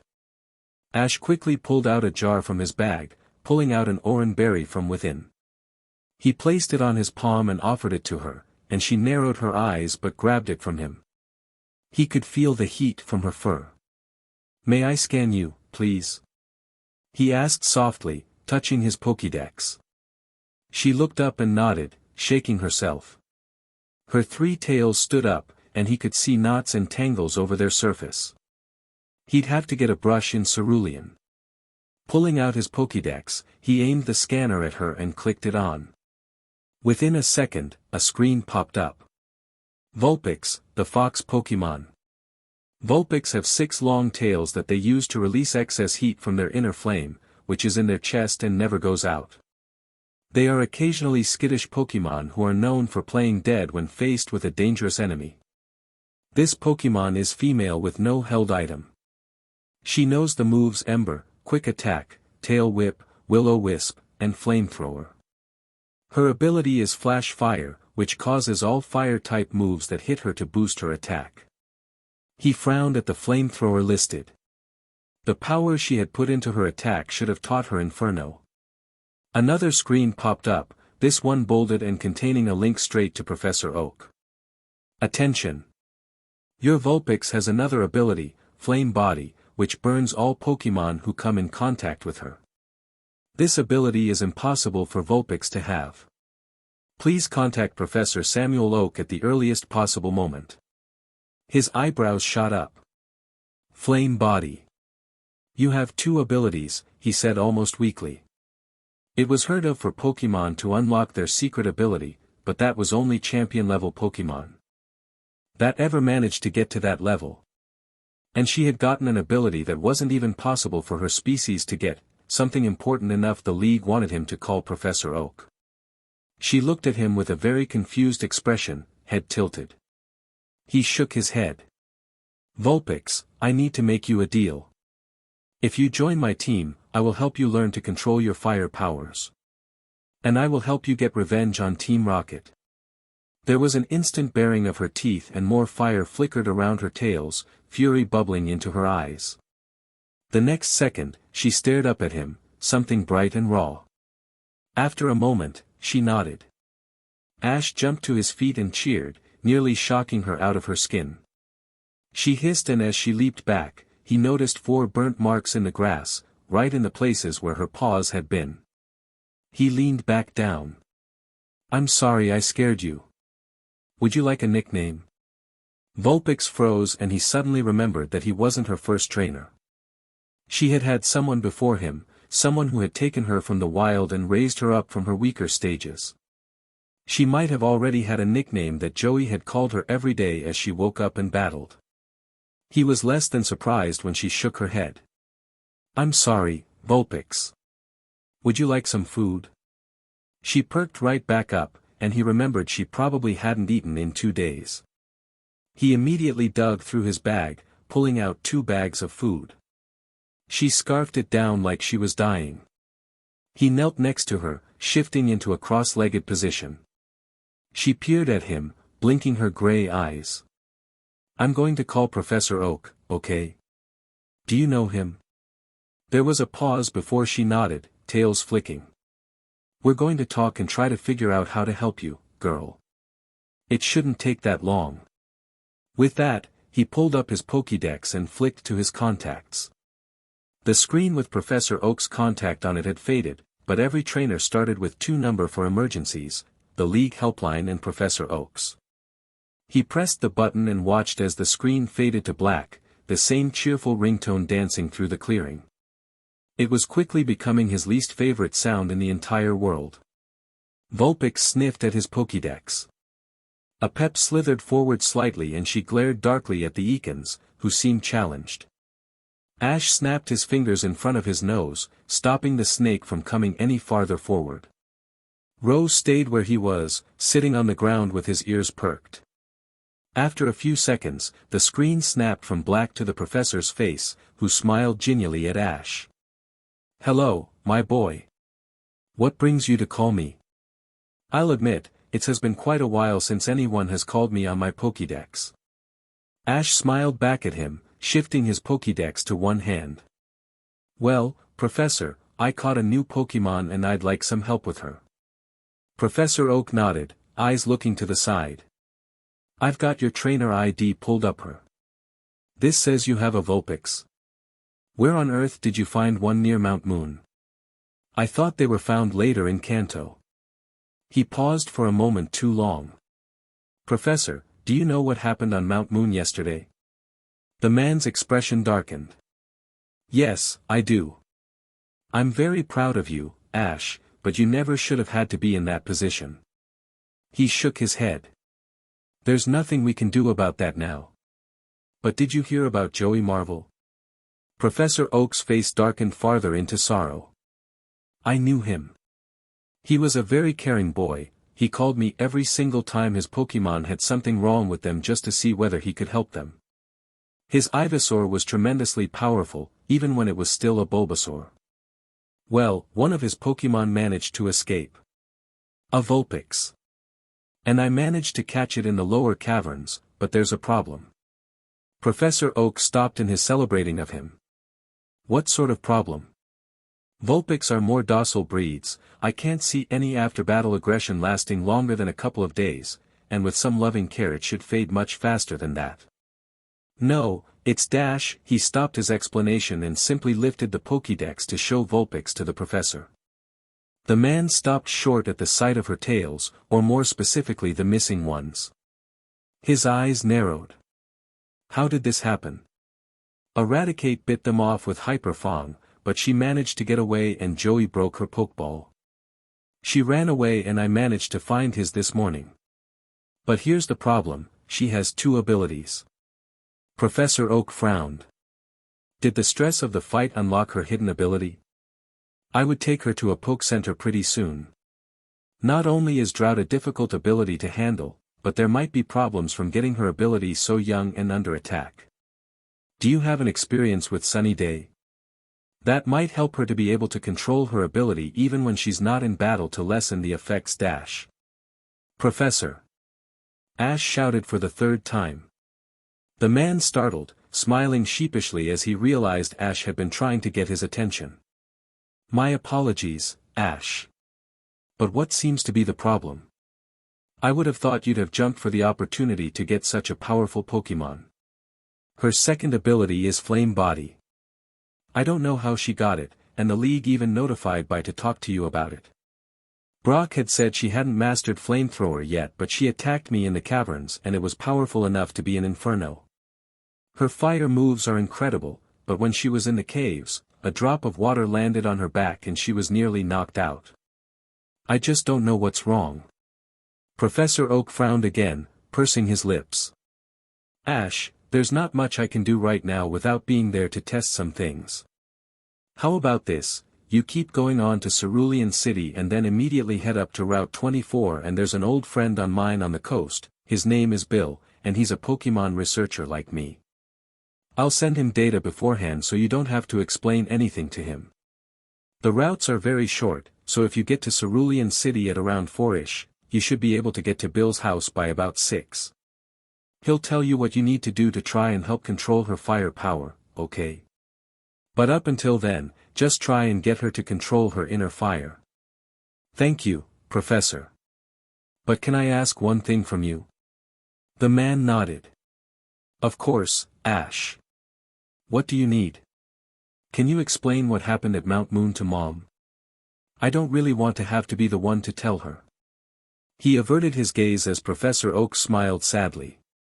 I will, Ash. You'll still have to call her at Cerulean. Though. He smiled. Don't worry. She'll probably start calling up the Poke Center the second after you tell her anyway, I'll just have to pick up the phone. Professor Oak matched his smile. Okay, Ash. Remember, Bill lives near the coast, and his house is only a little past the end of route. I'm sure you've heard of the wild Rhydon there, but from what I've heard it has already met up with its herd and shouldn't bother you or anyone else. Stay safe. I will. Have a nice day, Professor. And then he hung up, slipping his Pokédex back onto his belt. Vulpix sat down in front of him, her tails twitching on the ground. He extended his hand slightly, moving slowly to not frighten her. May I pet you? She nodded after only a moment's hesitation. He felt a bubble of hope grow in his chest as he reached out and stroked her back. It was warm, uncomfortably so. Heat trickled up through his fingers, almost steaming in the air. He couldn't hold it there for much longer than a couple of seconds before pulling away, shaking his hand. "I'm sorry, girl. But once we get to Bill's house, I'll teach you how to control it. You won't have to worry about being too hot. I'll also get you a brush at Cerulean City. Those tangles can't be comfortable." Vulpix nodded her head once. He turned to face the rest of his Pokémon. "We're going to the next gym, which is all about water Pokémon, okay? So Vulpix won't be fighting, no matter whether or not we learn what caused your second ability. Girl, I'll let you rest for a bit while I talk to a Pep Dash." He pointed at the snake and Row. He aimed his finger at the Nidoran, who snorted softly. She looked very relieved, stepping away from where she had been sitting and heading toward a circle in the clearing where the grass had been swept away. She curled up on it, letting her tails cover her nose. Her eyes stayed open, watching them carefully, but she seemed to relax into the ground. He gestured a Pep and Row over. "Okay guys. Now we've got something important to focus on. Neither of you have had any formal training in the water. I've seen a few pictures and what the gym floor looks like is a giant pool of water with several floating platforms on it. The platforms are pretty stable but powerful moves can knock them over." Row looked uncertain as he pictured the arena, crimson eyes narrowing. Ash was worried too. Row's bulk meant that he couldn't really jump from platform to platform, which meant he'd have to stay on one and just pray that the water Pokémon wouldn't hit him too hard. A Pep, though, had a chance. His body was remarkably similar to that of a Dragonese, and it still bared a reminder to Gyarados and Milotic, who all lived their life in water and survived well in it. So if he could find some sort of pond, he could test a Pep's ability to swim and maybe find a way to have Row survive in the water. But in the meantime, he had to travel fast. "We're going to travel until 8 today, and the maybe fit in a little training at the end. But we need to get to Bill's house really soon in order to be able to help Vulpix. So a Pep, you're going to do endurance to maybe help out with your swimming. Row, you'll go into your Pokeball for a pretty big portion. We'll have some sprinting for you before we go to sleep." The Nidoran grumbled but didn't fight back. He knew he had to get faster in order to be able to fight. "Vulpix, you can walk by me or go into your Pokeball. What do you want?" he offered, causing her to raise her head and peer at him. After a second, she pointed toward the Pokeball. He hid his sigh. She had just come from an extremely traumatic experience and he had no right to push her to immediately trust him, but some part still hoped that she would start to like him soon. At least she had accepted being on his team. He clicked the button and watched as she disappeared in a burst of red. Clipping it back to his belt, he slipped his backpack back on and stood up, stretching his arms above his head. His neck popped. Off we go. And go they did, heading back onto the route. A Pep would complain about halfway through and that was when he would recall Row to let him regain his strength for the sprinting. As he had predicted, there weren't a lot of trainers on the route. There was one, a girl nearing 14 years old with a steely gleam in her eyes that nodded tersely to him as they crossed paths. But there were no others on Route 5, just a calm quietness. The Pokémon were out, too. Pidgey and Rattata jumped and sprang in the bushes right by the path. Most beginning trainers, the ones who still caught Pidgey and Rattata without even checking whether they were battlers or not, didn't come near any route near Mount Moon for at least a couple of weeks, and by that time they were able to understand quality over quantity for Pokémon. But a few more rare Pokémon dotted the path. A Pidgeotto, its feathers gleaming with the bright red of nearing evolution, stared at him with a gleam in its eyes, sitting on a branch and nearly bending it under its weight. A Mankey shrieked at him from where it swung through the trees, slamming fists into branches as it shot through the leaves. A Bellsprout glared furiously from its hidden position in a shrub, the leaves by its side twitching with anger not normally found in its species. But he had already captured a brand new Pokémon, and he didn't feel the need to capture another so soon. He wanted to bond with Vulpix before he added another member to his team. though the Pidgeotto was thoroughly tempting. It had looked very powerful, as wild Pokémon only got confident enough to be perfectly visible from the path with lots of experience beating the trainers that tried to capture them. But they walked on. Pep began to slow slightly, and at that point, Ro was a decent distance behind Ash that was only growing. He recalled the Nidoran to his obviously relieved expression and encouraged Pep to keep going. Swimming was a difficult task for non-water type Pokémon, as they didn't have the natural air pockets within their body that allowed them their natural buoyancy. But he believed that Pep could at least be able to get pretty good at swimming in the couple of days he would be training before he tackled the gym. Most gyms were more spread out, giving trainers plenty of time to be able to tame their Pokémon up to be able to get their next badge. But Pewter City and Cerulean City had already been well defined by the time they began the league, and there wasn't much of a way that they wouldn't allow each city to have their own gym. But that just meant he'd have to spend a few more days training up his Pokémon to be able to focus on water-type moves. The sky slowly darkened, the sun sinking below the edges of the trees that he could see. Pep was suggiously sliding over the ground at this point, his head drooping and tail slipping over stones. He checked his Pokédex as the path got almost completely black, wincing as he noticed the time on the upper corner. 9. A full hour passed when he had wanted to stop, and Pep was definitely showing it. Immediately, he turned off the path and found a thin clearing that he could barely stretch out across, but it was wide enough to fit him and all of his Pokémon. Quickly, he released Ro and let Pep flop down on the ground. He grabbed his bag and withdrew his blanket, spreading it out on the ground.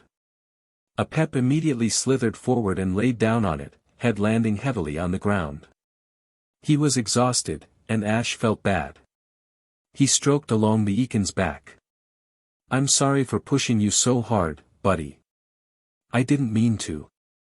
Pep snapped his head up, frowning. He shook his head back and forth, a steely glint in his eyes. "Don't be sorry," he guessed, trying to see what the snake was telling him. He was getting better at it, but it was still hard. Pep nodded his head. He curled back up on the blanket, but the message was clear: he wanted to get stronger, and a couple of hours of slithering where he could get stronger was well worth it. Ro perked up, looking ready to run, but Ash just patted his head. "No running today, bud. It's a bit too late for that. We'll do it tomorrow morning." He touched Vulpix's Pokeball, but he didn't call her out. Pokémon sometimes lost control of their powers while they slept, though it didn't happen very commonly. And with the new powers that Vulpix had recently gotten, he didn't want her to burn down the forest. So he let her sleep in the Pokeball for the night. Ash laid down next to his Pokémon, letting Pep slump over his chest and Ro lean against his legs. He looked up at the break in the leaves, where he could see the last rays of bright purple and red of the sunset gleaming across the sky.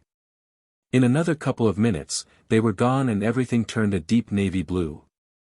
Stars glittered a bright silver overhead, casting gentle light over the forest.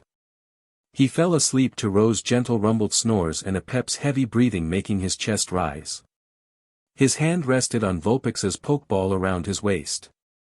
The next morning, he woke up at his regular time, around 7. The sun was just peeking above the horizon, shooting golden rays right into his eyes.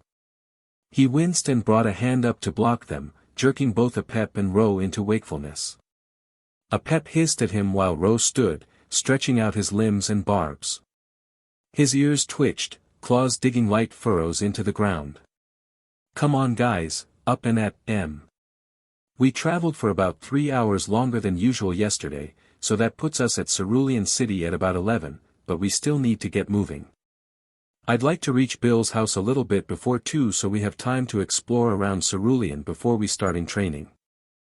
Pep shook his head in annoyance but uncoiled, stretching out in the small beams of light. Ro was already ready and peacefully waited by the side of the route while Ash rolled up his blanket, brushing specks of dirt and a few crumpled leaves off. The trainer blankets were a lifesaver, and they were even rumored to have survived a Meowth attacking it with fury swipes, which would have ripped a regular blanket to shreds.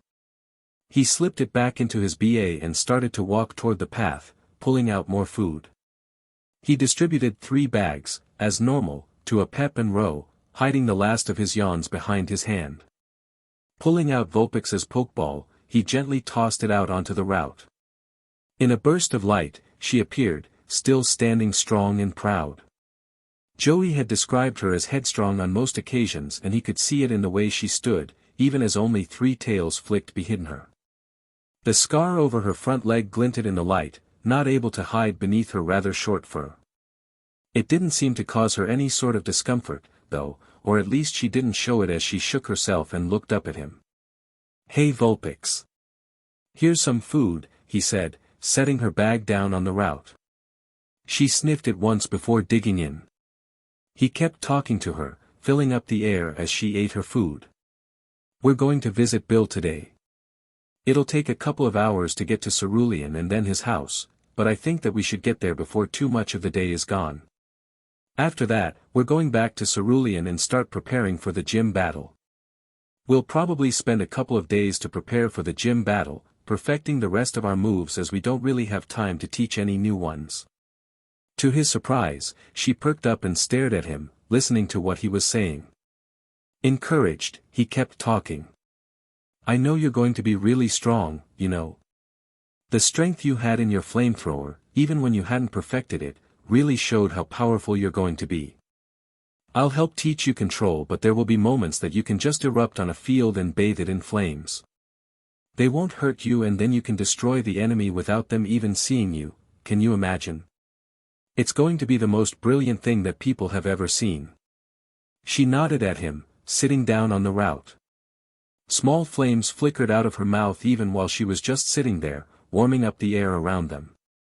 It was like sitting next to a fireplace as he got close to her, and he quickly realized he was going to have to invest in a seriously high-duty fireproof blanket if she started to sleep with him at night, which he hoped she would. "We're going to start moving. Do you want to go in your pokeball?" he offered, holding it up. She stared at it for a long time, before moving her eyes up to his face. She shook her head and stood up. He barely held in his cheer. Progress was being made.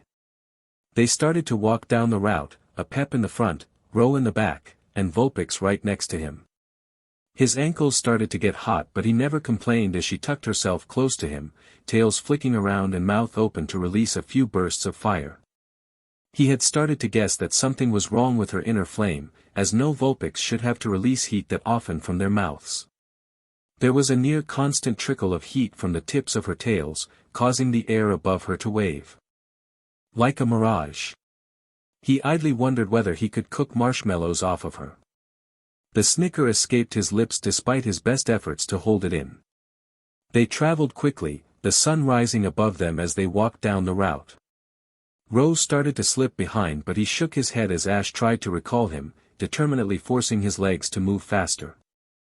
The King's Eyes Pokemon seemed oddly rare to go, though it didn't seem like a bad thing. A Pep did, of course, and tried to increase his pace. Ash whistled sharply and the snake slowed with a disappointed hiss. There were 3 trainers that passed him. 2 boys traveling together with bright eyes and 2 pokeballs on their waists each, chattering excitedly about something. They seemed almost too young to be 10 years old and were most definitely twins by their identical smiles gleaming on their face. One gasped at Vulpix, who visibly preened from the attention. That got a giggle from both of them. The other was a girl with bright blue hair swinging by her shoulders. Her roots were a light brown though, and her eyebrows were the same color. She tossed an apple up and down in her hands, a positively enormous Charmeleon marching at her heels. Vulpix nodded at it, another tongue of flame escaping from her mouth. The Charmeleon grinned, inclining its head ever so slightly. Ash blinked as they passed each other. He knew that fire-type Pokemon were well known for their inherent sense of pride and power, and currently it seemed that only non-full fire types in Growlithe didn't have the ego they were known for. Even Vulpix, the tiny fox that she was, had showed off with the fire from her mouth as she passed the Charmeleon. Once she figured out how to control the fire inside her, he was both curious and scared of what would happen when she met a stronger fire-type Pokemon, though it would be a while before they saw anything other than Charmanders and Charmeleons. Fire types were rare. But as the sun gleamed brightly ahead, the forest began to melt away. The path transitioned suddenly to smooth cobble and lights lined the sides. Another few minutes and he appeared inside the gates of Cerulean City. It was bright and silver, the buildings stretching up to the sky in a way that pewter cities hadn't. So much was crammed into a smaller space, and he could see why. On two sides of the city ran an enormous lake, the edge almost stretching out of sight. He could see black spots, people out on boats exploring for Pokémon or training their own. A grin shot onto his face. That would make it much easier to train his Pokémon to battle water types. Though he'd have to buy a fishing rod. He saw the glass dome of the Poke Center behind a building top and headed there. His Pokémon didn't really need much healing and so he wasn't going to check them in, it would suck valuable time away from when he needed to head toward Bill's house. But buying potions and a brush for Vulpix would be necessary. Speaking of which, he turned to her and Ro, would you two like to be recalled? We're going into a more crowded space and I don't want you getting scared. Ro immediately nodded his head and disappeared in a flash of scarlet, but Vulpix shook her head again. She stayed close to his side but didn't shy away from the crowds of people. He grinned at her, stroking between her ears. A pep immediately came back and slithered up Ash's side, securing himself to his favorite spot. He grunted as the Ekans pulled too tight around his waist, but with a moment of readjustment they were ready. They walked together, moving quickly to get to the Poke Center. People were out and about, but it was during work hours and most of them were children and trainers, enjoying the warm sun. A few Pokémon trotted at people's heels. The Poke Center loomed in front and he pushed open the door, scooting inside and holding it open long enough for Vulpix to step through. She tucked herself back to his side and they walked up to the desk. Nurse Joy smiled at him. Hello, dear. How may I help you? Can I have some potions and a Vulpix brush, please? Vulpix visibly perked up at his words. Sure, if you could just follow me over here for a quick second. How many potions would you like? She walked over to the other desk, rummaging through a bin with several brushes in it, each for a different Pokémon. Vulpix brushes were fireproof and pretty gentle, as to not yank their tails. 7, please. He almost winced as he handed over a large roll of cash, but his mind flickered back to the prize he had won from Officer Jenny for helping catch that Team Rocket member. He had forgotten about that. Right now, he planned on spending maybe 3 days training his Pokémon to battle water-type Pokémon, because he didn't have enough time to teach them anew. If he got a TM for both Ro and a Pep, that might be enough time for them to get it down and then be able to really hit the gym where it hurt. His mind raced as he accepted the 7 potions from Nurse Joy, slipping them into his bag. The brush was placed on top, though Vulpix seemed a little upset that he hadn't started to brush her immediately. Later, Bud, he said, stroking between her eyes. She purred up at him, the sound soft but surprisingly deep.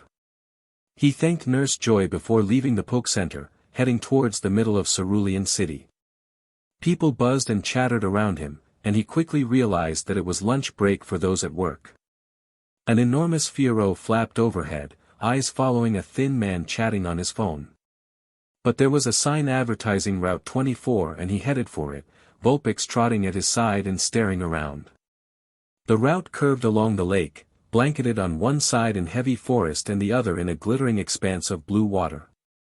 He could already see trainers, fishing rods bobbing in the water or battling water Pokémon, and sped up his pace. He wanted to make it to Bill's house before he started to battle anyone. Yet. He walked on, pulling a pep off of him.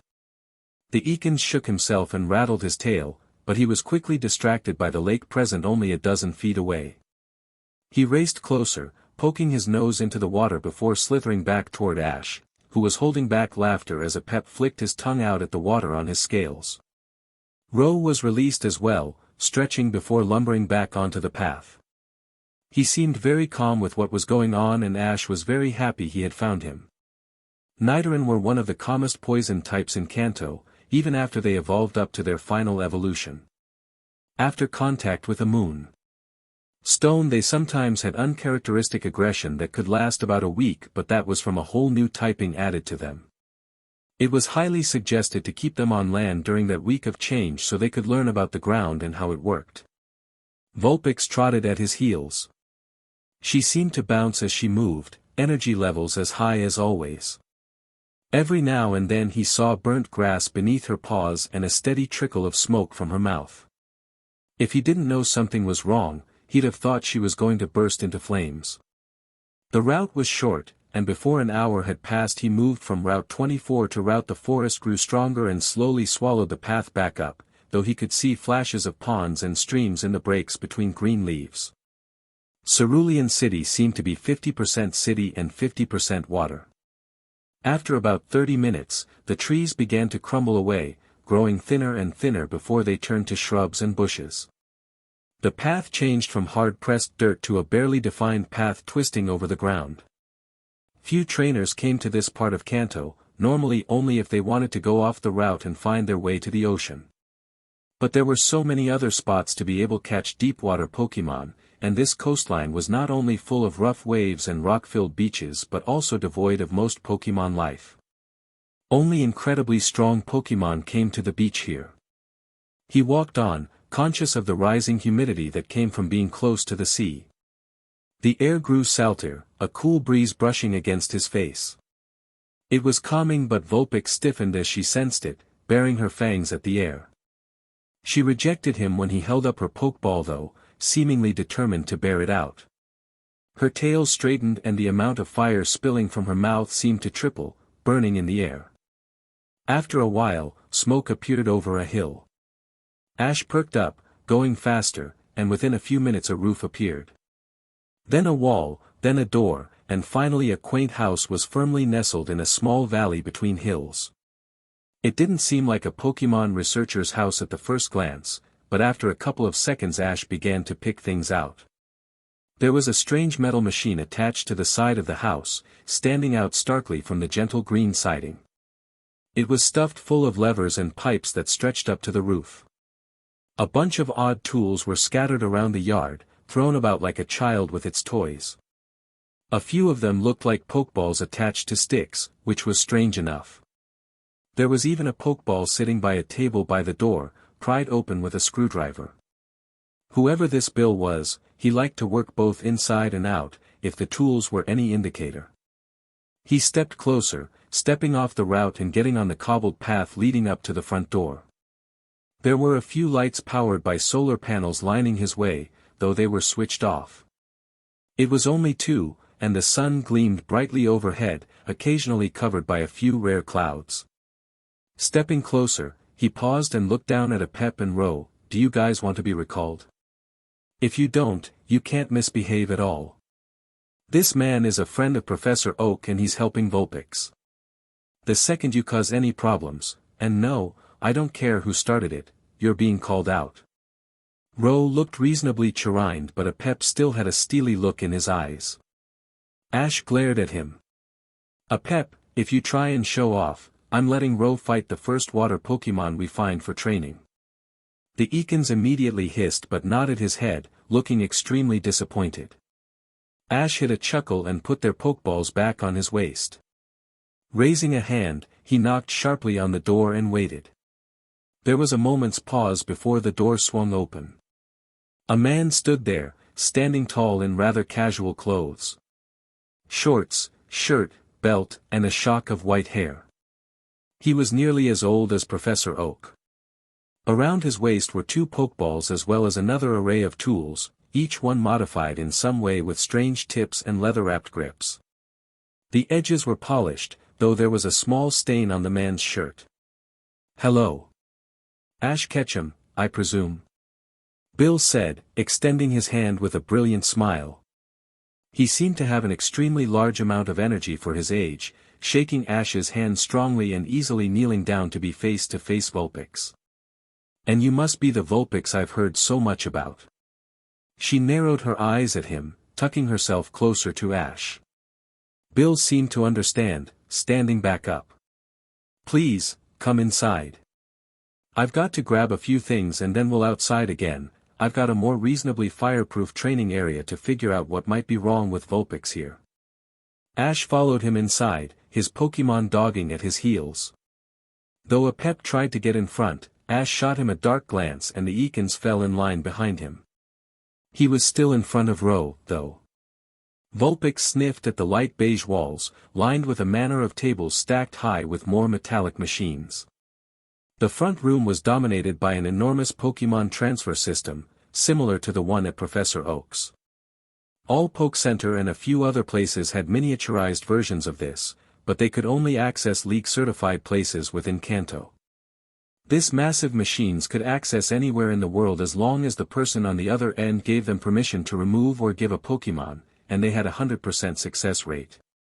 Bill stepped forward and pressed a button, watching a thin panel slide open and Pokeball slide out. I had him pulled about 2 hours ago and I already briefed him on everything, he explained.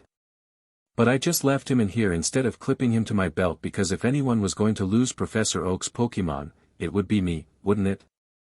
He let out a rueful chuckle as he grabbed the Pokeball and headed toward the back of the room. They went through another hallway before emerging in a kitchen. The back wall had a large door in it and that was where they went out, Ash holding it open long enough for Ro to get through. Bill's outside was beautiful. Over the edge of a hill was a brilliant view of crystal blue water stretching as far as the eye can see, and he could hear in the distance the crash of waves against sharpened rocks. The sea breeze smelled wonderful and freeing and to be honest, he couldn't wait until he got to Vermilion City and could experience it more up close and personal. There was a large stone platform, speckled everywhere were burn and electricity marks. A few pieces of grass were sprouting between the stones but Ash kind of doubted that they would survive long past Vulpix's flamethrower. Bill gestured for him to stand back and threw the Pokeball, jumping back himself. In a burst of scarlet, a Pokémon appeared. It was easily 5 feet tall, putting it a notch above Ash's head. A quadruped coated in red and white fur, lined with black tiger stripes down the back. It let out a happy bark as soon as it appeared, wagging its long tail. An Arcanine, an extremely powerful one by the look of it. The Pokémon's paws were nearly the size of his head and he could feel the temperature rise a single degree just by being close. This is Arcanine, and he's going to be helping me gauge your Vulpix's fire power. He's got the ability Flash Fire, so anything she throws at him shouldn't hurt. When we do check out her Flame Body ability, though, don't worry about him. He's been the brunt of more experiments than I can count and he enjoys them, and I've got plenty of potions on hand to help him out. He's a great Pokémon. Arcanine barked happily as he said that, perking up. His eyes were a chocolate brown, warm and inviting. His fur was well brushed and he looked to have fallen into the lap of luxury, though there was no denying the sheer muscle beneath his pelt. He was powerful and had earned the right to enjoy himself. Can you ask your Vulpix to use flamethrower on him? Bill asked, pulling out a pad of paper and a pen. Ash frowned, and he watched as a Pep and Ro quickly retreated backward. Of course, but you might want to get back a bit. Her flamethrower is powerful, to say the least. Just for safety. Bill waved him away. I've been working with powerful fire types for several decades now. This isn't my first rodeo.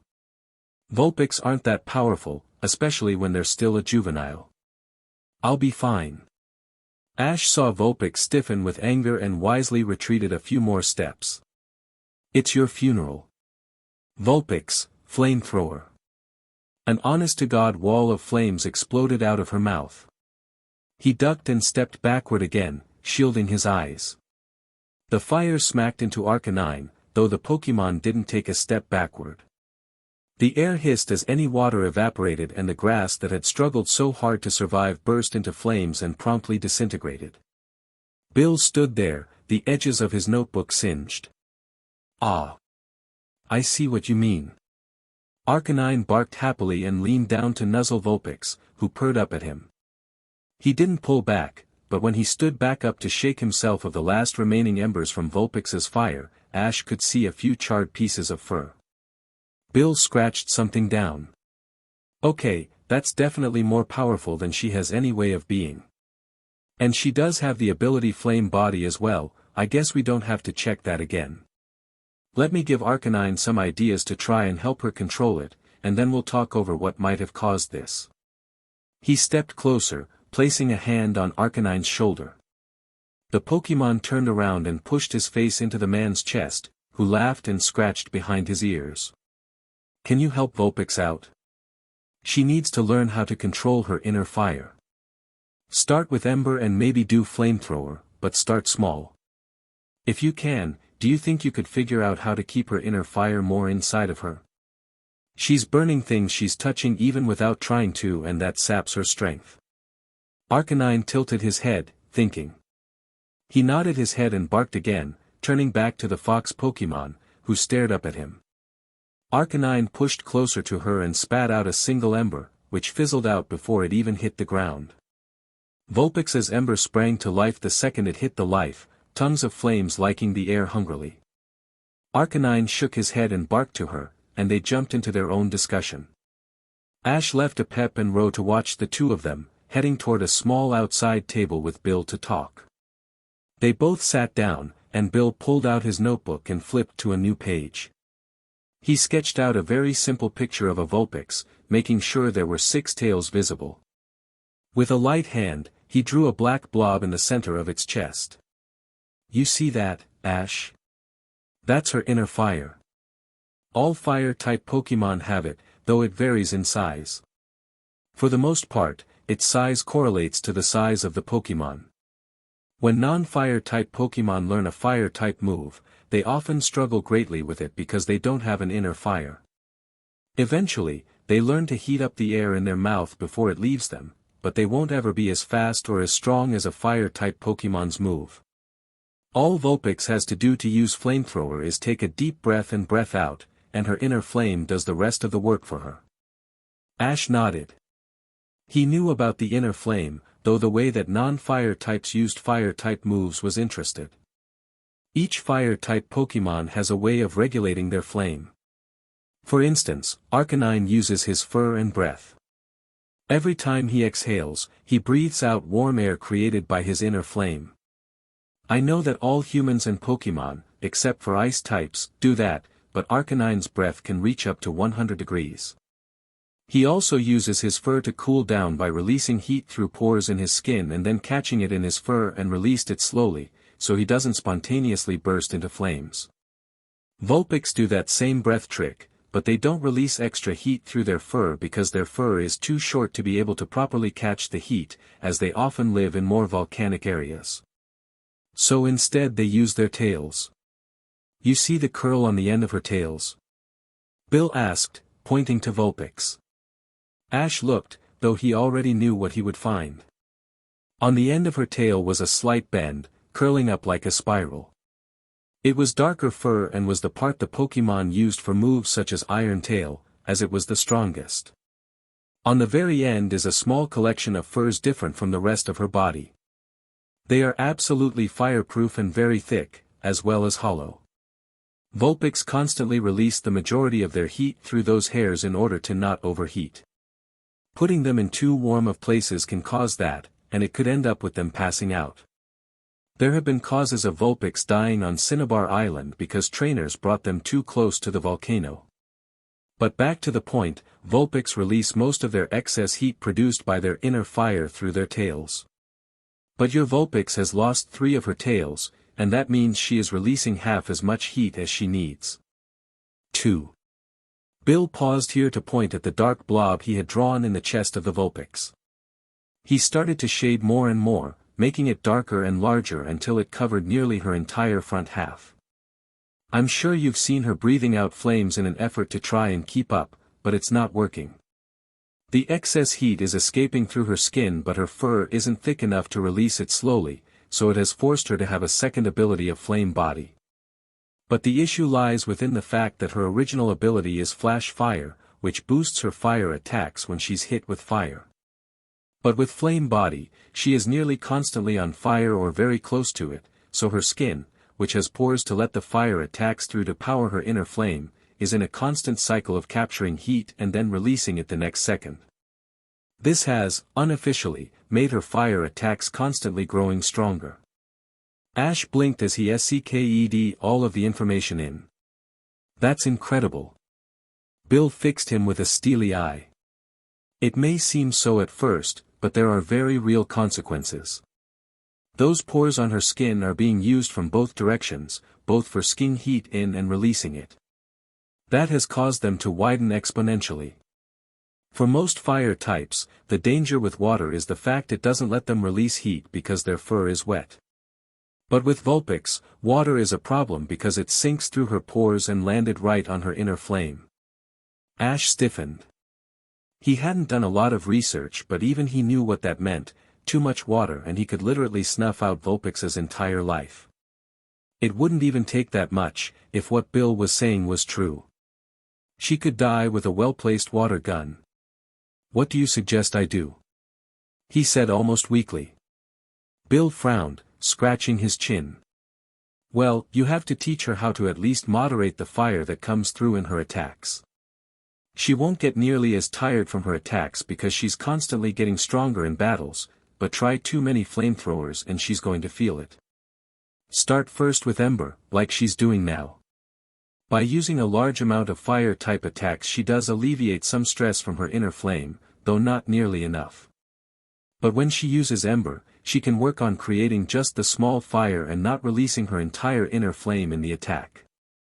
Start small and move up, but through diligent training you should be able to get her to at least have some idea of how strong her attacks are going to be, but she's never going to be able to force them down to the level where a Vulpix her age should be at. Eventually she'll peak, but for now just focus on trying to get her able to control her gift. And for the love of Arceus, do not put her in a fight against a water-type Pokemon. Especially against the Cerulean City Gym. Ash shook his head vehemently. I wouldn't do that. Not to her. Bill nodded, a small smile flickering onto his face. Well, a few more tips. Have you tried to give her water yet? He frowned and tried to think back, but didn't remember doing it at all.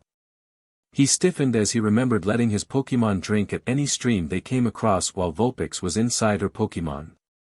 No. That's good. She won't be able to drink water, as it might travel to her inner flame. Instead, she needs steam. Ash blinked. Well, he wouldn't have thought of that. Bill went on. Get a fireproof bowl, and whenever you find water or she needs some, scoop a bit inside and set it down. Let her use Ember on it until it evaporates, and then she can drink it out of the air. The good thing is that she's a fire type, so she doesn't need too much water, as it's kind of a very ineffective method, so it should be enough, though you might have to do it a couple times. He tapped his chin, thinking hard. If you can, start teaching her a different element. Vulpix can learn a pretty fair amount of dark and ghost-type moves. That'll give her something to focus on other than her fire, and that might help her to control her inner flame as she has to control the new energies. Bill slapped his hands against his thighs. Well. I think that's it. You have any questions for me? Ash shook his head, standing up to shake the man's hand. Thank you so much. I never would have figured any of this out in a year, and you only had a day. Thank you so much for helping out me and Vulpix. Bill laughed. Kid, spend enough decades working on this and you'll be able to work a few things out. I have to say, thank you for giving me something entertaining to work on. Your Vulpix is quite the enigma. Ash chuckled before blinking, a thought shooting to his head. Hey, do you think I could have your number? You've really helped me out and I'm a bit worried about Vulpix, he offered, patting his Pokédex. Bill shook his head. I'm sorry, Ash, but I don't have a Pokédex. It's pretty rare for people other than trainers to have one, as they're so high-tech, and most people can only call off of home phones and Poke Center calls. But if something does go wrong, don't hesitate to call me then from any city. My name's listed under League Resources, 3rd page. Bill the Pokemon Researcher. They both stood up, Bill flipping to his old page of notes. Ash peered over his shoulder to see what was written. Vulpix, medium size, tangled coat. Missing 3 tails, violently removed. Scar over front foot, causing discomfort while walking. Reacted nicely to Arcanine. No aggression or overconfidence. Acknowledged him as superior and listened to him. Flamethrower is much too powerful. Couldn't control it. Flames lasted longer after she used the move. Appeared to use a lot of oxygen. Could be detrimental with too much fire. With large inner fire, oxygen intake must be increased to support it. Possible forced adaptation to take in oxygen through pores as well. Ember is too strong. Must find a way to control it or she might burn herself out. Ash blinked again. He had seen Bill taking notes for about 2 minutes before coming over to explain everything to him. The man must have a brain the size of an entire Dragonite to come up to those conclusions that fast. Vulpix was still spitting out embers, rotating to shoot out a new one every time she finished. Arcanine walked next to her, squishing the still active embers under his paws and occasionally barking to her. Every time he spoke up, she lifted her head and listening to him, sometimes talking back but always using another ember and looking up to him for approval.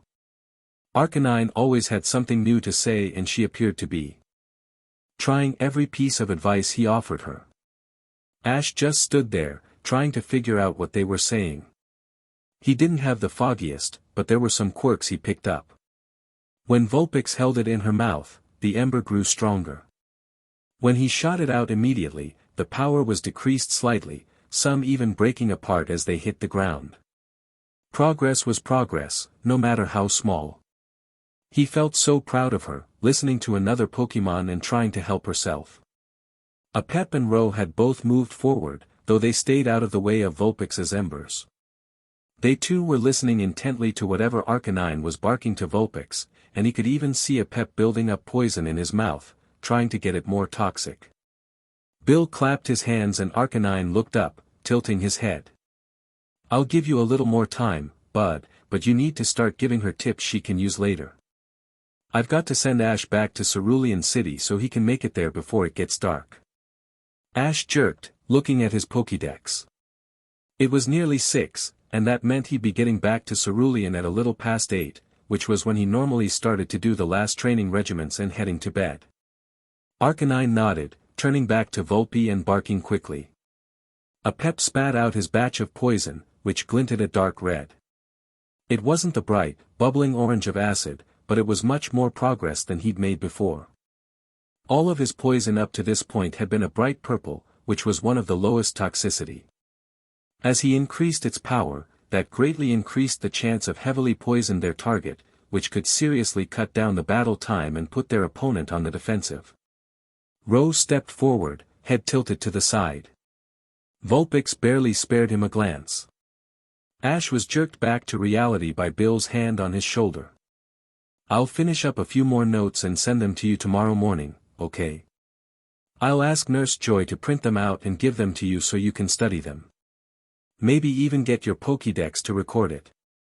Though I pray that no more injuries like this happen to Vulpix, at least we'll know how to deal with them if it does happen." Ash nodded. "I promise. And thank you again for helping me out with Vulpix. I swear I won't put her out to fight any sort of water-type Pokemon, though I definitely can't say the same about grass types." Bill laughed. "Go get Tiger." There weren't any TMs that both Apep and Ro could use. Ash stood in front of the TM display case in Cerulean City Poke Center. The circular discs were protected by thick glass that required a key to be opened, and they had another box over the 3 Hyper Beam TMs. It was definitely fewer TMs than the amount at Celadon City, but for most trainers who had saved up enough money to buy 1, maybe 2, like him, that would be enough. But there were none that both Apep and Ro could use effectively against water-type Pokemon.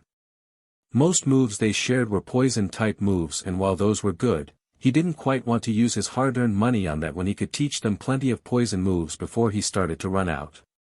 There were lots of moves that Vulpix could learn as well, though she had much of the same problem as Apep and Ro. Her main moves were fire types, though he remembered the fact she had already learned Energy Ball, which was a grass type. That could be very helpful if she was ever forced to try and counteract a water-type move. Though she could also use flamethrower, more effective moves were better at blocking moves. He hadn't even seen her use any of her moves except for flamethrower and ember. Hell, he hadn't even really done that much research on her or how to train her, just a ton of daydreaming about a powerful Ninetales wrecking the field and burning the shit out of any grass-type Pokemon. No matter how much he wanted Bulbasaur in the beginning, he couldn't deny the power behind fire-type moves. But there wasn't much he could do with the TMs right now. Maybe later, once he caught another Pokemon and could start buying TMs that multiple Pokemon could learn, would he start to teach them the difficult moves quickly. He cast one last longing look at Thunderbolt, which Ro could learn. But even buying a one-time use TM would deplete his funds greatly, and he wasn't even sure whether he could teach the move in the few days he had before he wanted to challenge the gym. With a sigh, he walked back over to Nurse Joy. She was bent behind her desk and he could hear a quiet humming. Eventually she straightened and handed over a clean sheet of white paper, smiling warmly at him. Bill had followed through on his promise, sending over a list of helpful tips for training Vulpix as well as ways to contain her fire in everyday situations. There were lists of high-quality fireproof blankets, bowls, and training weights, as well as a few more exercises she could do to exhaust herself and her flame. He flicked through it as he thanked Nurse Joy. She bobbed her head back and turned to help another trainer coming up to her, an 11-year-old with a pair of hunched shoulders and serious eyes. Heading outside, he patted his Pokeballs. They had all been healed up last night and were raring to go and train, although Vulpix had showed hesitation at first. But after a while of prepping a pep and Ro, she had perked up and finally nodded her head. It seemed even she wanted to work on her own strength, though she hissed every time he mentioned the water-type Pokemon of Cerulean City Gym. Turning left, he started to head toward route training in the forest close to the lake would be a good idea. He wouldn't challenge the lake yet, but many ponds were scattered through the trees. He had done as much research as he could, but there were wildly conflicting versions. As best as he could, he guessed that there were 4 sisters at the gym, and the youngest battled younger trainers. No one really spoke much about the older triplets, but he paid more attention to Misty, the youngest. She apparently had multiple teams of 2 she used against beginner trainers. Her most popular were a Goldeen and a Staryu, though sometimes she used her Starmie if the trainer knocked out her Goldeen too easily. But there were also mentions of 2 Horsia, a Krabby, and a Sea King. He just prepared for water-type Pokemon. Eventually, about 30 minutes down the road, he found a small pond through a break in the trees. The trees around it were knocked down, presumably by larger Pokemon who came to drink there. But it was a decent size and far enough from the route that he didn't have to worry about other trainers coming in to challenge him. The water was smooth, but he could see a few bubbles rising to the surface. There might be a few slumbering Pokemon in its depths, and he felt a prickle of excitement at challenging them. He might even capture one if he found it powerful enough, though there were probably only baby Poliwag in the pond. Aiming far away from the pond, he released his Pokemon. Vulpix immediately hissed at the pond, patting a little bit farther away. She sat down and liked a spot on her fur. Ash had groomed her the best he could last night, and now her coat gleamed, glowing a soft yellow-orange with her ability Flame Body. It was a stunning effect that he was sure she appreciated. A Pep yawned and stretched himself, working out any KNKS. But after a few seconds he reared up, ready to train. A Pep had trounced him at the last gym battle, and he wasn't going to let that happen again. Ro, of course, was already bright-eyed when he came out. The Nidoran was definitely a morning person. Pokemon. Okay guys, we've got 3 days before we challenge the gym. That's not enough time to learn a new move, so we're going to home the old ones and maybe do something a little bit different. Brock said that every move, even the old ones, have their use in battle, right? Well, we're going to go a step even further back and not use moves at all. A Pep blinked at him, but Ash was on a roll. He had thought of this idea last night trying to fall asleep, and he had come up with ideas for each Pokemon. A Pep, your strongest aspect of you isn't your poison, it's your body. You're our only hope for being able to swim around the field, and so I need to get you stronger. If we can get you strong enough, my hope is that you can grab a Pokemon out of the air. You won't even need to use the move bite, just get your jaws around the Pokemon. Remember what Onyx did to you in Pewter. A Pep's furious hiss was proof enough. So if we can use that, you might not even have to use a move to knock the Pokemon out. But if you need to, you can use Poison Fang once you grab it out of the air and then knock it out. A Pep seemed to like the idea as he rose up to his full height, stretching out on the ground. He stared at the pond with a challenge in his eyes. And Ro. You know you won't be able to dodge, right? We're on platforms over water and you can't jump. So instead, I'm going to be having Vulpix attack you. A Pep's hiss was most definitely laughter, but Ro just tilted his head to the side. He trusted his trainer, though this training sessions definitely seemed very different than previous ones.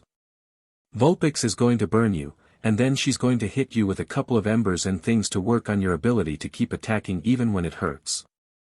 I didn't train either of you nearly as much as I should have when we were fighting Brock, and I want to fix that. It'll hurt but I believe in you, bud. He turned to Vulpix, pulling out Bill's paper of notes. As for you, we need to work on controlling your flames. Thankfully, Bill had an idea. Will-O-Wisp. You already know the move, right? She nodded. What you're going to do is create about 3 of them, and then try to keep them alive as long as you can without increasing or decreasing their power. Eventually we'll move on to having you move them around in the air around you, still keeping them stable. This will teach you not only to control your power levels but also help you aim your attacks and not waste as much power missing. Vulpix narrowed her eyes, opening her mouth.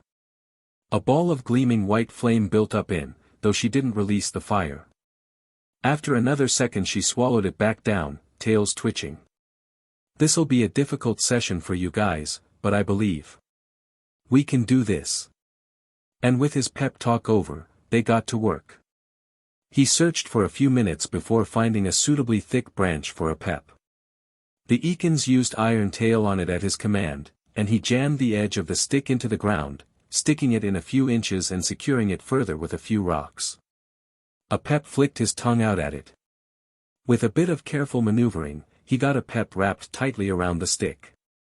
The snake would stay there for about an hour, forcing him to constantly use his muscles in order not to fall, definitely strengthening his core. At the same time, he'd be working on increasing the toxicity of his poison attacks. His poison was normally at a dark purple but at Bill's house, he had managed to get to a dark red. Ash wanted him at the scarily bright orange, though even that wasn't the highest stage. There wasn't much research done in that area, but some Pokemon had reached brilliant yellow poison. He stepped toward Vulpix, getting her attention by clearing his throat. She flicked her tails in his direction, blowing out a thin tongue of flame. Vulpix, create 3 will-o-wisps, not full power. She could have almost sworn she grinned as she opened her mouth, taking a deep breath. The same ball of fire, gleaming a brilliant white with its intensity, built in her throat. She flung it into the air, snapping out another 2. They hovered there, hissing and crackling in the air. Ro gave them a suspicious look, his crimson eyes narrowed. He shuffled on the ground, barbs peeking slightly out from his skin and horn leaking a bead of poison. Ash held his hand up. Steady, Ro.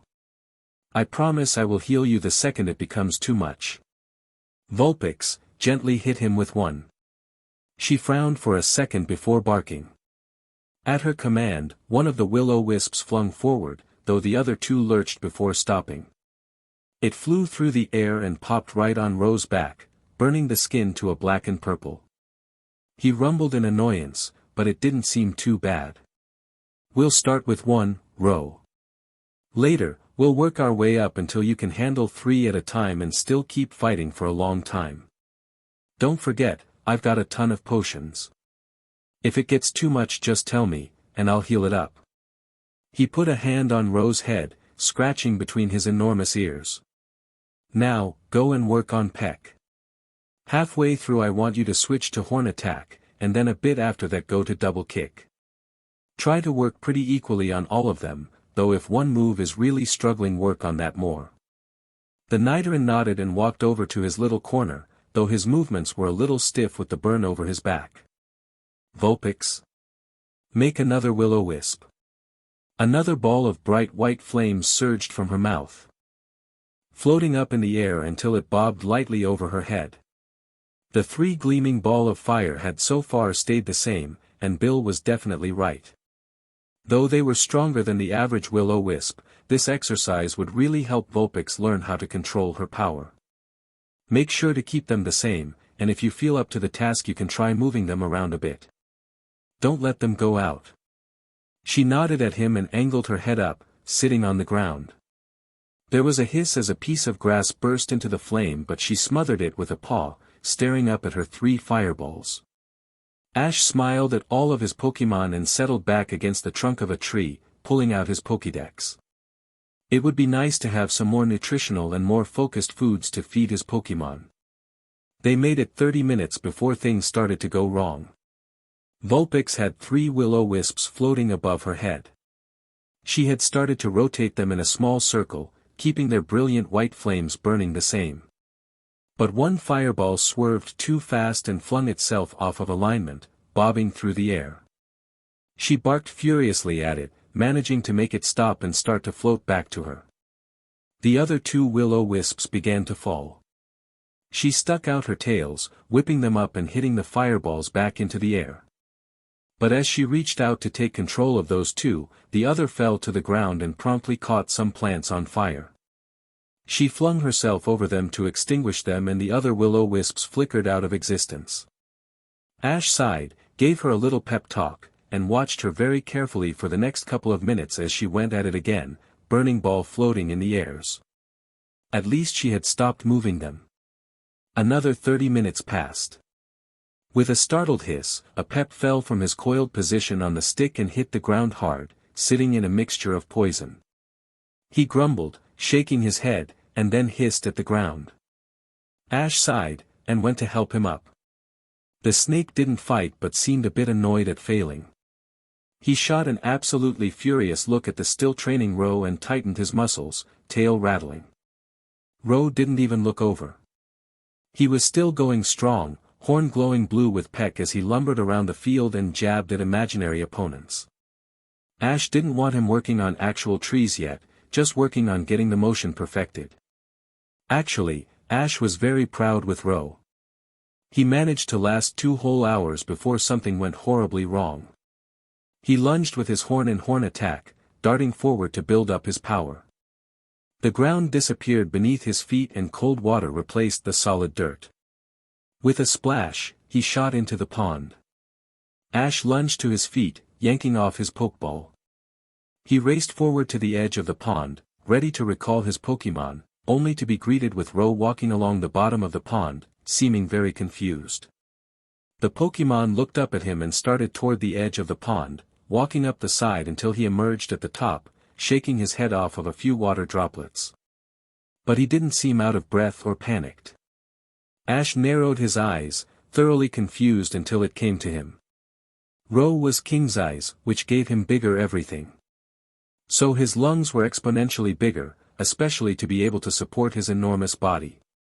And with his bulk, he had sunk immediately to the bottom of the pond without a hope of floating. But with his huge lungs, he had been able to casually walk out of pond without even seeming panicked. That was definitely something he could use. Hey buddy, can you use toxic spikes? Aim them at the water, please. Ro nodded, his mouth popping open. He spat out globs of poison that immediately hardened the second they came in contact with the air. But when they hit the water, the toxic spikes dissolved. The poison seeped into the water, though it wasn't nearly enough to turn it any different color. But Ro's foot tingled with the poison pressing against his foot. Thankfully he was a poison type, so he didn't get poisoned, but the effect was definitely there. His second clue was when a furious Poliwag burst from the water, gurgling angrily at him. It winced and cringed with the effects of poison coursing through its body, weakening it thoroughly. He didn't get the chance to fight it before it waddled away, heading deeper into the forest. Ash blinked. Ro, can you check how long you can hold your breath? Just stick your head in the water and wait as long as you can. The Nidoran nodded and did just that. Ash counted in his head, idly noting that the water appeared to have soothed the burn on Ro's back. It made sense. At 2 minutes and 27 seconds, Ro resurfaced. He panted slightly but recovered in a few seconds, turning around to stare up at Ash. The trainer could barely contain his excitement. Okay. Can you stick your head in again and fire off toxic spikes, then see how long you need until you come up for air? If you can, fire off another toxic spikes if you have enough air, bud. Ro dunked his head back under again. Ash could see through the ripples a few dark purple splotches quickly fading into the clear water. 20 seconds later he saw another batch. 5 seconds after that Ro raised his head, spitting out a mouthful of purple-tinged water. Ash grinned widely. This could be a game-changer. If Ro was hit into the water, which would probably happen with more powerful moves like Bubble Beam or Hydro Pump, then Ash had about 30 seconds before he had to recall Ro, 30 seconds where the Pokémon would poison the field enough to seriously take away one of Misty's abilities to hide her Pokémon. That would turn it into a straight fight with a pep. Okay, bud. Back to training with Vulpix, but we'll cover this a lot more tomorrow. Ro barely made it a couple of steps before Vulpix flung a will-o-wisp at him, barking happily as it exploded over his back. He flinched and bellowed at her, but the threatening sound didn't mean much as she flung out another fireball to circle over her head. Her tails flicked, ready to catch falling fire. Ash settled back on his tree trunk, watching his team train. Eventually, he had Vulpix work her way up to 4. She struggled mightily but by the end of the day seemed to have made some progress, but she had perfected something else. With a sort of childish glee, she would support 3 fireballs over her head while batting one up and down with her tails. Ash had thought about reprimanding her, but then she had whipped her tails up and spiked the will-o-wisp at the fire. It streaked toward the pond, exploding on the surface in a burst of steam. The speed was definitely something he would work on, and he congratulated her greatly. Apep hated his task but he had stayed on the stick for the entire 5 hours, falling only twice and immediately getting back up. Afterward, of course, he had slumped on the ground and refused to move. He had only shifting slightly to get on his stomach to eat his food and curl up on the bed to sleep, but he had definitely been exhausted. Ash would start him with swimming tomorrow. Ro had made a good headway as well. He hated being hit by the fireballs but had managed to keep fighting through most of 3 hours after falling in the water, though Ash had had to immediately heal him up afterward. There had been angry grumbles but Ash promised him they'd do something different tomorrow. They went to sleep at the Poke Center and woke up again the next day and began training immediately. Apep swam well, though Ash always kept a close on him. He moved very fluidly, slithering through the water and managing to keep his head above the waves. On the 3rd day, when Ash had him hold a rock in his mouth in order to be able to compensate for the weight of a Pokémon, he had struggled, but he had eventually righted himself. Apep would never be a water-type Pokémon but he wasn't half bad at swimming. Ro spent the 3rd day dodging will-o-wisps from Vulpix.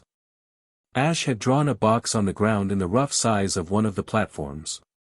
If Ro went out of the box, he would have to let himself be hit by one. He was only hit 5 times, though he had angrily growled at Vulpix when she hit him with a vicious one on the last time. Her fireballs had gotten stronger, though she had still been able to maintain them. Ro had the 3rd day to just work on his attacks, which he greatly appreciated. Vulpix learned control, though definitely not enough. But she was able to maintain 5 will-o-wisps above her head and fire them off to hit mostly accurately. It took her almost 2 seconds to make new ones, which Ash planned to work on. Although when she was creating more than 2 in one go they were nearly instantaneous.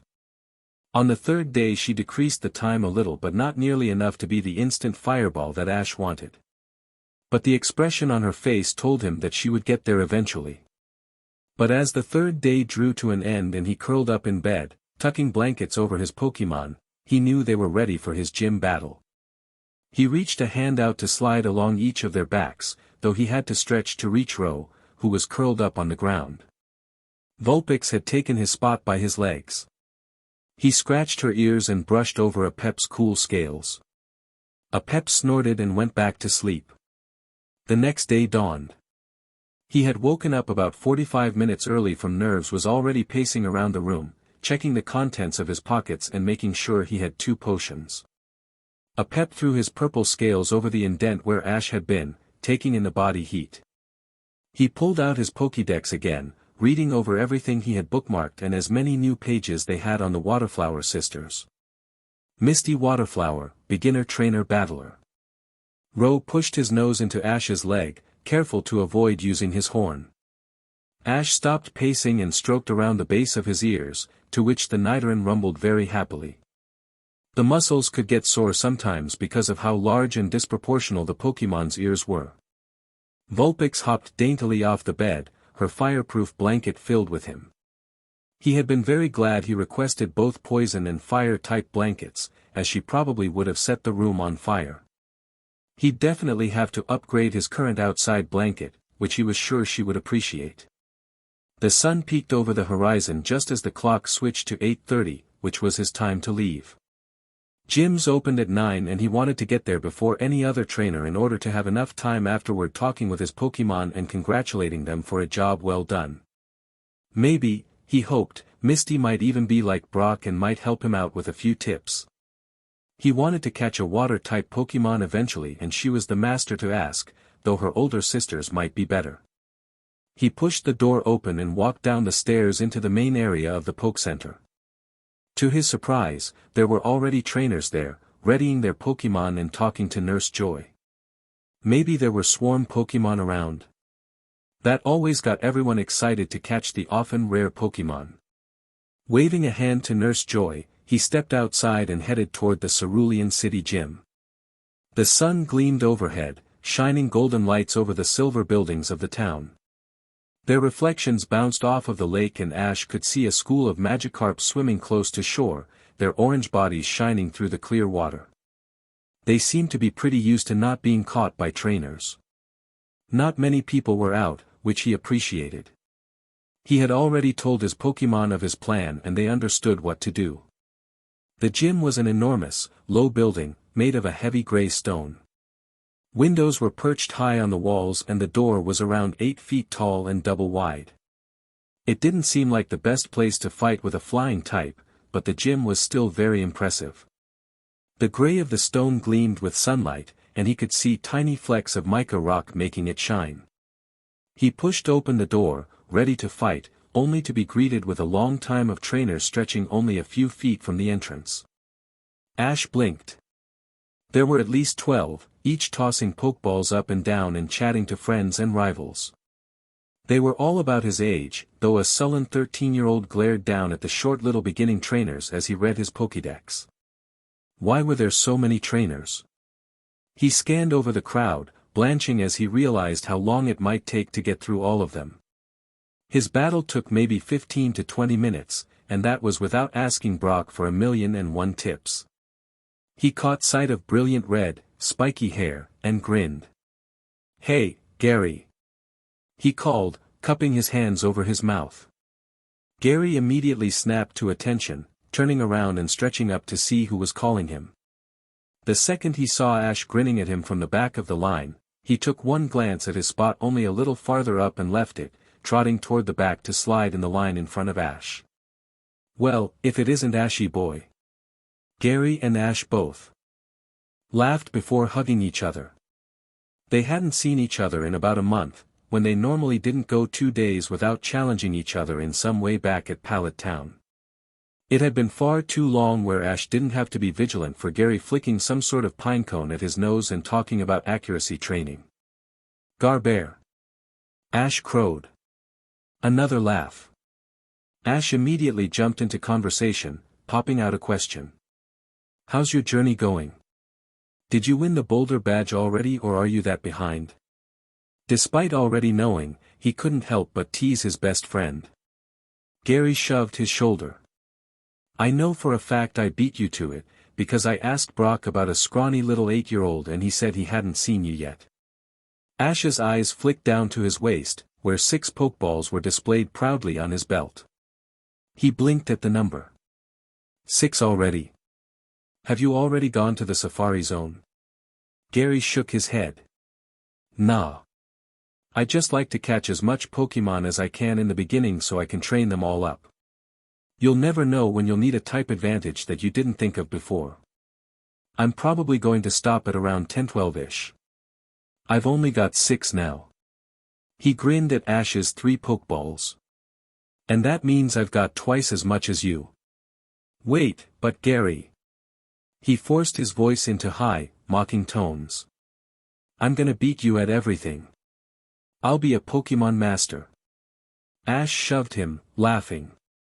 That particular conversation had happened when they were 6 and Gary had never let him live it down.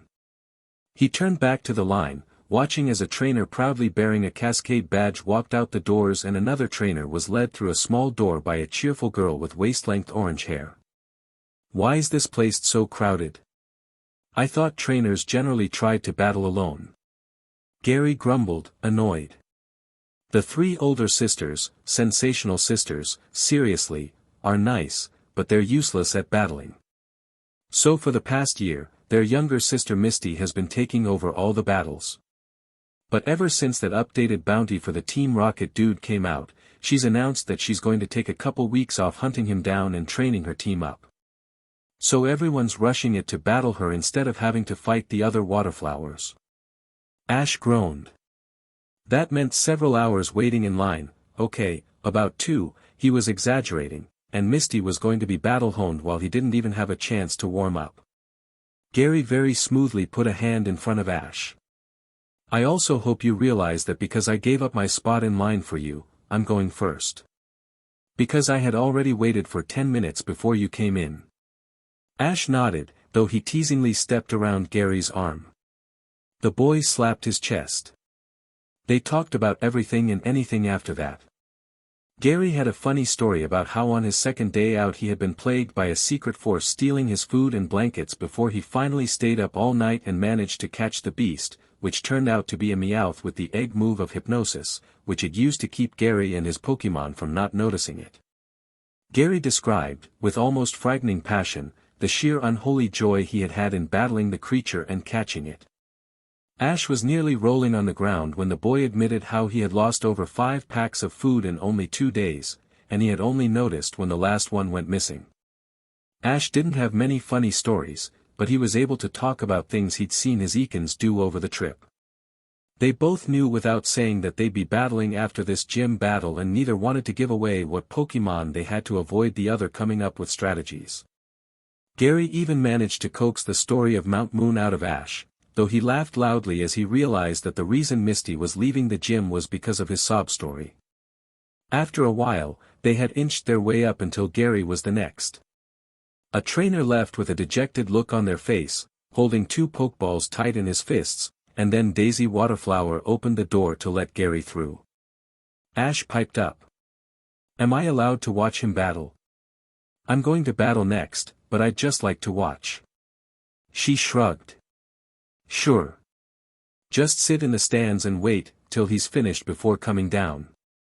No Pokemon allowed out in the seats, though. He thanked her and followed Gary into the main gym room, who smirked at him over his shoulder. Trying to get a head start on my fighting patterns, Ash? You still won't be able to beat me. We'll see. Ash challenged, turning left and heading up to the seats. The stands were pretty big, much larger than Brock's, a nice light blue with a hard plastic seat. He couldn't complain. Having fabric seats in a water-type gym would be a nightmare to end all nightmares with the constant water vapor and occasional thunderstorms. Misty Waterflower was a short girl with fiery red hair down to her shoulders. She was wearing simple shorts and a t-shirt, one with the Cascade badge on the back. 2 attendants were grabbing her 2 new Pokeballs as she asked Gary how many badges he had gotten so far. She had to be using so many max revives today. With the sheer amount of trainers, most of them beginners, she had to heal up her Pokemon after every battle. He remembered that she had multiple teams for beginners, and guessed he wouldn't be fighting the same one as Gary. But he could still get an idea of how she fought with her Pokemon. Gary took his position on one side, a platform only a bit away from his feet. He readied his pokeball, though Misty threw first. A stereo appeared on her side. It rotated its appendages, its star-shaped body twirling through the air as it gently touched down on the platform closest to her. Its brilliant red gem gleamed, standing out from its gold and tan body. They were deep-sea Pokémon, but this year had been a warm front. Many Pokémon only found deep in the oceans had come closer to shore with the warmer temperatures of the water. People had found Gyarados casually swimming up rivers like it was the most natural thing ever. AMD Pokémon from other regions were ending up here as well. Gary's Pokémon appeared in a bust of scarlet light. A yellow body shaped like a tube topped in several large green leaves with two narrowed eyes. A Weepinbell. Of course Gary would have one of his Pokémon evolve before he did, though Bellsprout didn't spend very long in their first form. The referee called out, Gary Oak vs Misty Waterflower. Weepinbell vs Stereo. Begin. Gary snapped out with the first move. Vine Whip. Get it going, and if it gets close, use Sleep Powder. Two green vines, thin but agile, burst from among the leaves on Weepinbell's top. With deadly accuracy they flung themselves toward Stereo, who just floated a bit in the air, letting them flash below it. But they came around from behind and struck Stereo in the back. There was a squeak and its gem flashed before it immediately fell into the water at Misty's command, whose blue eyes were narrowed. Gary stared at the water, but despite being brown, Stereo managed to disguise itself in the water surprisingly well. It must have been a lot deeper than he thought, and Gary had no idea where the Pokémon was. Stereo. Come up and use Water Gun. Stereo exploded out of the water much closer to Weepinbell than Ash would have thought. Its gem glowed before a barrage of water burst from its tip, slamming straight on into Weepinbell's face. The Flycatcher Pokémon stumbled back with a shriek of surprise. But Gary's words stuck in its mind, and with a growl on concentration, a cloud of gentle white specks appeared around it. The powder hovered menacingly, and Stereo obviously knew the danger of getting caught. But it was already on the edge of the cloud, and by floating back a few feet, it managed to avoid most of the sleep powder, though a few landed on its limbs. Its gem flashed softly, and although it slumped in midair a bit, it stayed floating. At least until Weepinbell's Vine Whip smacked it out of the air. It gurgled in surprise, slamming down onto another platform.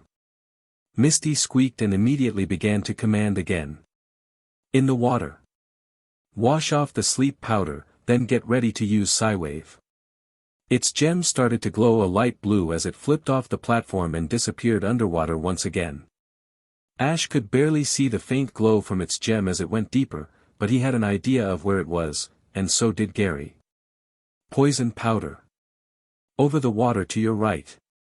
Weepinbell flapped its leaves and a dark purple powder emerged, a bit heavier and larger than the sleep powder. It floated for a bit before falling to the water, coating the surface in a dark purple. But it didn't dissolve, just sitting on the water. Maybe the fact it was in powder form. Poison powder was a tiny pocket of poison surrounded by a bubble of air so it would float. The air must be protecting it from dissolving into the water. Stereo bust from the water right underneath the poison powder. It winced as it flew into the air, but its gem glowed a brilliant blue and a burst of light streaked from it. Weepinbell slapped its vines against the ground, managing to push it high enough into the air to land on the closest platform. The Psywave slammed into the old platform and the water rippled from the strength of the attack. Ash whistled. Stay away from Misty's psychic attacks, good to know. But Stereo was poisoned now, though not that heavily.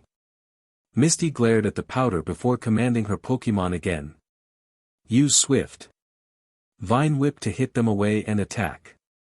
With an almost shudder, star-shaped rays of light appeared from Stereo's gem. They streaked through the air, changing their course as Weepinbell moved further back on its platform. An attack that never missed unless countered. Two vines slapped away every ray except for two, which hit Weepinbell between its eyes with enough force to knock it back. But its vines shot farther forward and wrapped around Stereo's limbs. It struggled violently, but Weepinbell just slammed it against the platform until it collapsed. The referee jerked her head down. Staryu is unconscious. First round to Gary Oak. Misty sighed as she recalled Staryu, immediately handing the Pokeball off to another attendant who rushed off to heal the Pokemon. Not bad, kid, she said, raising her voice to let Gary hear. Starmie, go. Her second Pokemon was the evolved form.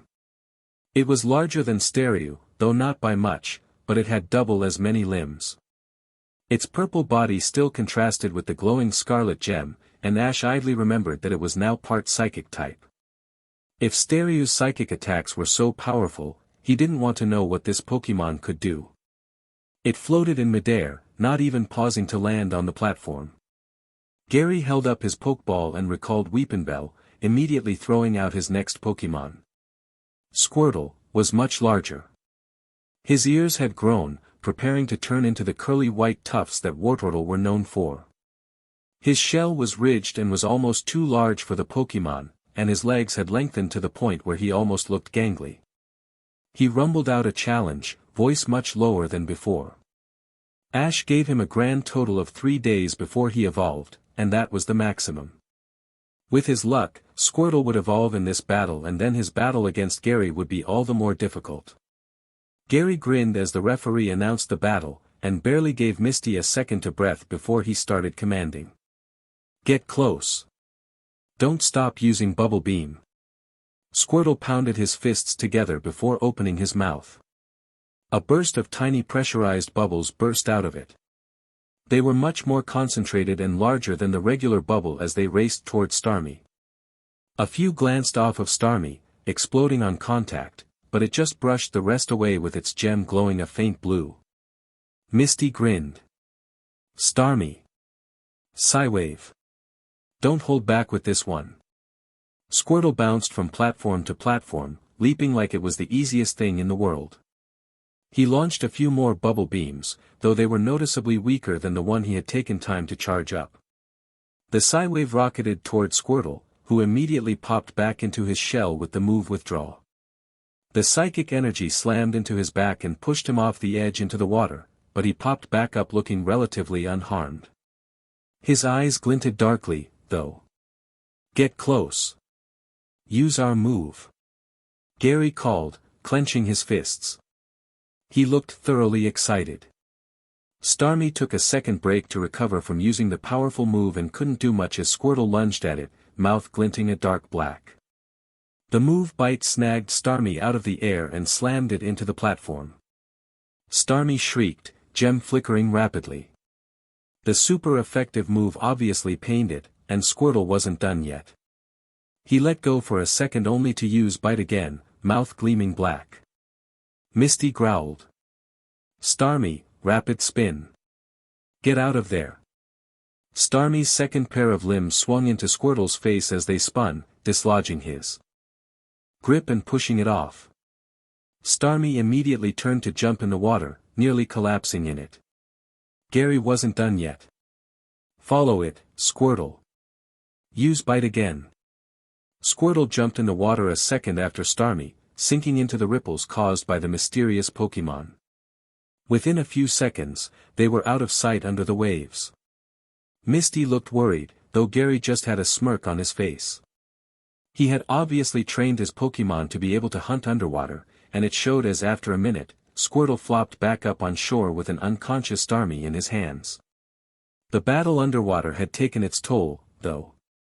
Though Starmie had another bite mark on its front, Squirtle was trembling from multiple bruises on its body and an almost burn over his foot. Psywave was a powerful move for any Pokemon to get hit by, and he nearly collapsed once Misty recalled Starmie. Starmie is unconscious. The gym battle goes to Gary Oak from Pallet Town. The referee shouted, quickly taking a swig of water. The man looked like he would rather be anywhere other than here. Misty walked around the pool to congratulate Gary, reaching behind her to pull out a shiny blue object from a pouch on her hip. A Cascade badge. She handed it over, said a few words, before turning to the door and shouting, "Next." Ash hurried down from the stands, making it in front of her before she could turn around. She raised an eyebrow but shrugged. "Are you my next challenger?" He nodded, hands falling to his pokeballs. "How many badges?" "Just one." She nodded, snapping her fingers 3 times to the closest attendant. They immediately ran off, coming back a few seconds later with 2 more pokeballs. Misty headed back toward her side of the pool, pressing a button a thin pedestal. With a soft rumble, a wave surged over the pool. It splashed over the walls but didn't go above, keeping his feet dry. The leftover poison powder was swept away, and though the platforms shook they stayed where they were. In a couple of seconds, the battlefield was clean and ready. "Name?" Misty shouted to him, readying her first pokeball at her side. She seemed relaxed again, brushing a strand of hair out of her eyes. "Ash Ketchum from Pallet Town," he shouted back. She looked up at the referee and he nodded back at her. With a gentle toss, she called out her first Pokémon. It appeared over the water, hovering in midair. A gentle blue with wing-like nubs on its back, not more than a foot tall. It squirted a burst of water in the air and looked around, blinking large red eyes. Horsia were pretty common around Cerulean City, though their evolved forms were. Seadra were found at sea while Kingdra were monsters living far in the ocean. Ash threw out his pokeball, aiming at a platform more in the middle. Ro appeared in a burst of crimson, bellowing out a challenge as his barbs extended fully and his horn leaked poison. Misty raised an eyebrow but shrugged, eyes flashing with strategies. Horsia narrowed its eyes at the Nidoran, who merely snorted at it. He wasn't feeling very threatened by the tiny pipsqueak in front of him. Ash Ketchum vs Misty Waterflower. Nidoran vs Horsia, begin. Agility, Horsia. Misty barked, hands at her sides. Get ready, Ro. Poison sting when it's far and horn attack when it's close. Try not to let it hit you, he shouted to his Pokémon, before closing his mouth. He'd let Ro run to show for a bit before he had to step in. He trusted the Nidoran's battle instincts a bit more than he trusted his own. Horsia's body flashed brightly and it fell into the water, keeping the upper half of its body out. Ash remembered that Horsia had the ability of swift swim, which meant they got faster in water or rain. Yeah, it was a good thing he sent Ro out there instead of a Pep. There would be no way a Pep could ever snag something moving that fast out of the air or off a platform. It would be going lightning fast. His theory was proved correct as Horsia started to move, flapping small flippers and whipping its tail back and forth. It shot around the pool, getting close enough to circle around Ro's platform but not be attacked. Bubble!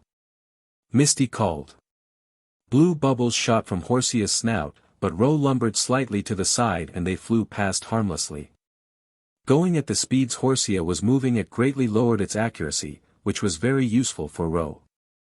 Ro began firing off poison stings, though they just hit the water or random platforms. Horsia dodged every one, letting out a cheerful trill as it ducked underwater to avoid Ro's last strike. Misty grinned, but Ash wasn't done yet. Peck.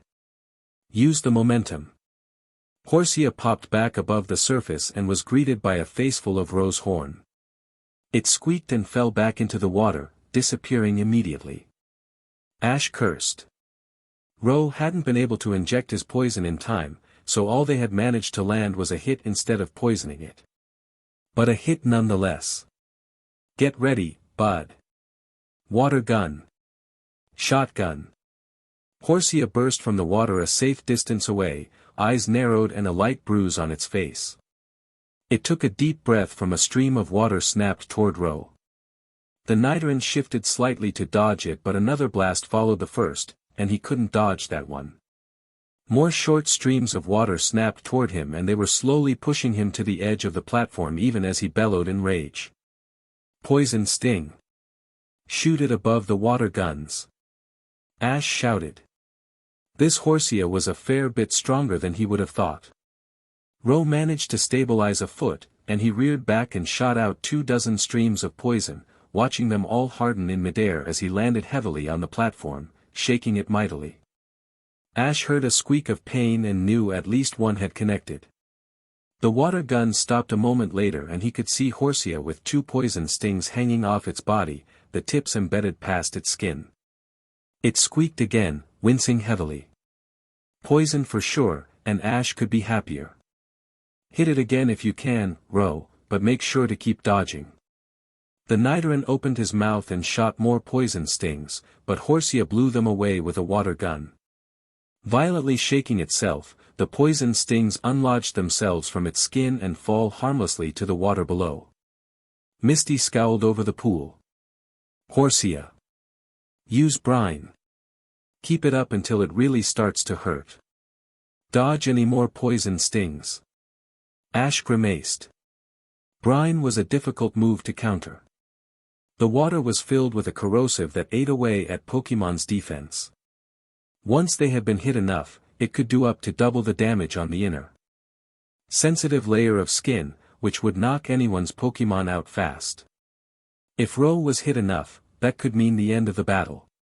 Dodge it. Hold out for as long as you can. A burst of dark, almost purple water shot out of Horsia's snout. Ro shuffled to the edge of the platform and managed to avoid most of it, though the edge spray hit his shoulder. He bellowed angrily, the corrosive already working on his skin. The second blast of water hit him straight on. But Horsia drifted in the air, skin starting to darken from the poison in its veins. As it worked harder to use the move brine, its heart pumped the poison faster through its body and it was definitely feeling effects. Just a little longer. Ash shouted. Another brine exploded over Ro's back, but with that, Horsia closed its eyes and collapsed toward the water below. Misty sighed and pulled out its pokeball, recalling it back quickly. Good job. That Nidoran is pretty strong, she shouted across, handing off the pokeball to her attendants. Thanks. The referee cleared his throat. Horsia is unconscious. First round goes to Ash Ketchum. With a look up at the referee, Misty threw out her second pokeball. The Pokémon that came out was a fair bit bigger, though thankfully it wasn't large enough to be a Seadra, which were known for fiery tempers and vicious battle rages, though even theirs didn't hold a candle to Horsia's final form of Kingdra. It was a orange with black dots speckled over its body. Enormous white fins were on its back and rear end, fluttering slightly as it floated in mid-air. Its eyes were staring, a pupil that nearly took up the whole eye sitting in the middle. Sea King. Evolved form of Goldeen and a pure water type. They were known for having a surprising strength for their light weight and small stature. He wouldn't do well to underestimate its strength. He kept out Ro. They had to poison the water. The referee jerked his hand down. Nidoran vs. Sea King, begin.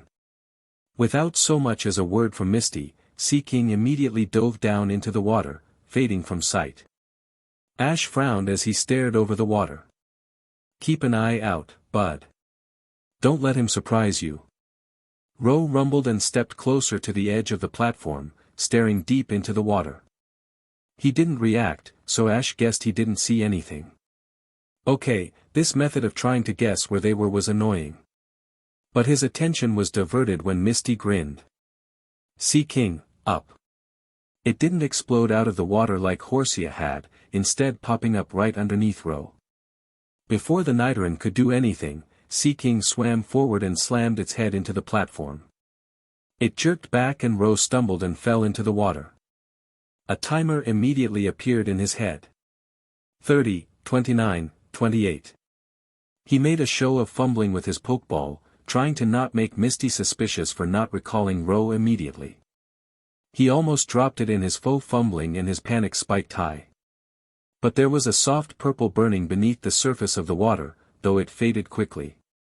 Misty was too concentrated on him to notice what was going on. 13, 12, 11. Another burst of purple, fading just as fast. He pressed the button and watched as a cloud of scarlet appeared below the water, shooting up into his pokeball. He would try his hardest not to put Ro back out there again. But the toxic spikes were doing their job. Sea King had floated out of the water, so he wasn't feeling it yet, but he would. With any luck, Misty wouldn't notice it immediately and she'd have Sea King's so difficult moves to have Sea King's heart beat faster, and then a pep could finish the job. Sorry, he whispered to the Pokeball. The referee stared at him. Kid, either send out the Nidoran again or pull out your next Pokemon. Ash threw out his first Pokeball. A pep appeared on the platform in a coil of furious purple scales, hissing darkly and rattling his tail. Ekans vs. Sea King, begin. Misty started things off. Get down. Knock it off balance if you can. Sea King dived into the water, disappearing from view. Ash barely saw the flinch as it touched the water, but it was there, faint enough it wouldn't affect him much, but the poison would only get stronger the longer he spent in the water. Rap when it comes back up. He called to a pep. To his delight, Misty kept Sea King underwater for a fairly long time. A pep got twitchy fast, spinning around in every direction the second he heard a splash or a ripple, but Sea King stayed down. Until he popped out and shot a spinning ball of water. Water pulse, which would only hurt. Unfortunately for Ash, a pep had been facing the other direction. It slammed into his tail and sent him off of the platform with a startled hiss. Unfortunately for Misty, a pep knew how to swim. He bobbed back up to the surface and began to swim, thrashing his tail from side to side and propelling him through the water. Sea King was low enough that Ash managed to leap up just enough to get his head over Sea King's body. The momentum launched them both onto another platform, where a pep immediately stretched his coils over Sea King's body. The goldfish Pokemon spat water at him, but a pep just tightened his grip. Misty didn't react, just letting her Pokemon do its thing. And Sea King was ready. The second a pep tried to wrap a coil around its neck, it reared back and blasted him with a powerful Megahorn attack. A pep was resistant to bug-type moves, but the sheer power behind the attack ripped him off and threw him back into the water. A drop of water slipped into the water, the stab wound weeping. There was a furious hiss and then a pep was swimming again, gold eyes narrowed in abject anger. Sea King, perhaps wisely, ducked below the surface of the water. The poison coursed stronger through its veins. A pep, however, was having none of that. He ducked his head beneath the surface, eyelidless eyes not irritated by the water in the slightest. In only a few seconds, he had located his enemy and was preparing to duck under the water and grab it. Misty stomped her foot on the ground. Sea King burst from the water, twisting until it could see a pep. It launched another water pulse without a command from Misty, the ball of water hitting a pep directly on the head. A pep was in such a fury that he only hissed in rage, shaking off the water despite the bruise building over his snout. He swam forward. Get on a platform and use Iron Jump. Ash shouted. Grab it. A pep changed course and slithered up onto a nearby platform. His tail glowed a shining silver before he coiled up and slammed it into the ground, sending him flying through the air. Sea King didn't have a chance to flee before a pep got his fangs around the Pokemon, fangs glowing a dark purple with poison fang. He landed back on the water, managed to swim forward to get most of the weight on a platform. He bit down harder on the wriggling fish. Sea King fell unconscious. Misty sighed and recalled her second Pokemon, and a pep's jaws snapped shut on nothing. He hissed in annoyance, fully pulling himself back up on the platform. The referee snapped his hand down. Sea King is unconscious. Gym battle goes to Ash Ketchum from Pallet Town. Misty came around to him, reaching into her pouch. Nice battle, kid. I like your trick with poisoning the pool. He blinked at her. She laughed. Yeah, I figured it out a little late, huh? Anyway, your Ekans is pretty strong. Make sure to get his swimming stronger, he's a bit rough right now. He'll need to be stronger to support his weight once he's in Arbok. Thanks. And he meant it. Tips were wonderfully helpful, and he could see what she meant. And with that, she handed him a Cascade badge. It was a teardrop shape, carved from what looked like sea glass stained a light blue. The back had her name and the name of the badge, as well as the pin he would use to attach it to his badge case. He turned to thank her again, but she was already facing the door and shouting for the next contestant. But he didn't press it. Misty had seemed nice, and she cared for her Pokémon a lot. He could forgive her for her short attitude when he remembered she still had 7 more trainers to fight today. Holding out his Pokeball, he recalled a pep quickly and made to leave quietly through the door. Gary ran down from the stands, clapping a hand on his shoulder. Nice job, Ash. Come on, let's head to the Poke Center and get our Pokémon healed up before I totally crush you in our battle. Ash grinned. Oh, you wish. Nurse Joy smiled at them as she finished up with pulling Weepinbell from her machine. There were 2 machines, daytime use and then the one she used at night. For the day one, it did a basic heal in a fraction of the time, though she highly suggested bringing them back at night for another light checkup. The one used at night did a much more thorough job, but it could last for hours, often overnight. They had both asked for the day heals and their Pokémon were out in around 10 minutes. There's a battlefield behind the Poke Center, but I don't want to hear any complaints that you chased off any other trainers or got too destructive. If you want to go crazy, do it away from the town. Of course, Nurse Joy. Ash said, clipping a pep and Rose Pokeballs back to his belt. Gary accepted Weepinbell from her and attached that to his waist as well. They both grinned at each other. Running out of the Poke Center, they ran around the side of the building and ended up on a dirt field, one that had probably been created with a powerful earthquake. The sides were lined with railings for watchers to stand behind, but no one was there. Every trainer who wanted to battle was at the gym to get their challenge in. Ash immediately headed toward one side, grabbing Vulpix's Pokeball. She deserved the chance to battle, and he guessed that they'd both use their starters at the end of the battle. Gary grabbed his own Pokeball, grinning. Ash threw first. Volpe appeared in a burst of scarlet, stretching happily and flexing her tails. She froze as she looked around and saw hard-packed dirt instead of a training field or another route or even their room. He winced under her glare. Sorry, girl. You ready to battle? She considered it for a second before nodding, finishing flexing out each of her limbs. Smoke trickled from her paws as she stepped on a lone piece of straw. Gary frowned as he saw the curling scars etched over her body. Hey Ash, mind telling me where you got her? Mount Moon. He gestured to her tails. She was attacked by Team Rocket and managed to escape, but was really hurt. Her fire powers are really strong, but water-type moves can almost kill her. We're still working on a way to combat that, so don't throw out Squirtle, okay? Gary nodded. Okay, but I want to hear the full story later. He chucked his Pokeball onto the field. A Persian appeared, blinking large golden eyes as the gem on its forehead flared with light. It was small and had probably just evolved, but there was still a good amount of strength in its coiled muscles. It yawned, showing off sharp canines that could probably deliver a wicked bite. How do you keep evolving your Pokémon? Ash pinched his nose. Row might be close, sure, but a pep still had a fair bit. I'm guessing that's the Meowth that gave you so much trouble. Yep. Gary patted it on the shoulder, and it let loose a low rumble that was probably a purr. She's my second Pokémon, and Weepinbell was my third. I don't have any other evolved Pokémon, though my Spearow is pretty close. I guess I'm just better than you, Ashy boy. You going to fight or just keep talking? Ash grinned. Evolved or not, Gary didn't know the sheer strength of Vulpix's fire attacks, and that was definitely something he was going to enjoy shoving in his friend's face. Vulpix. Quick attack.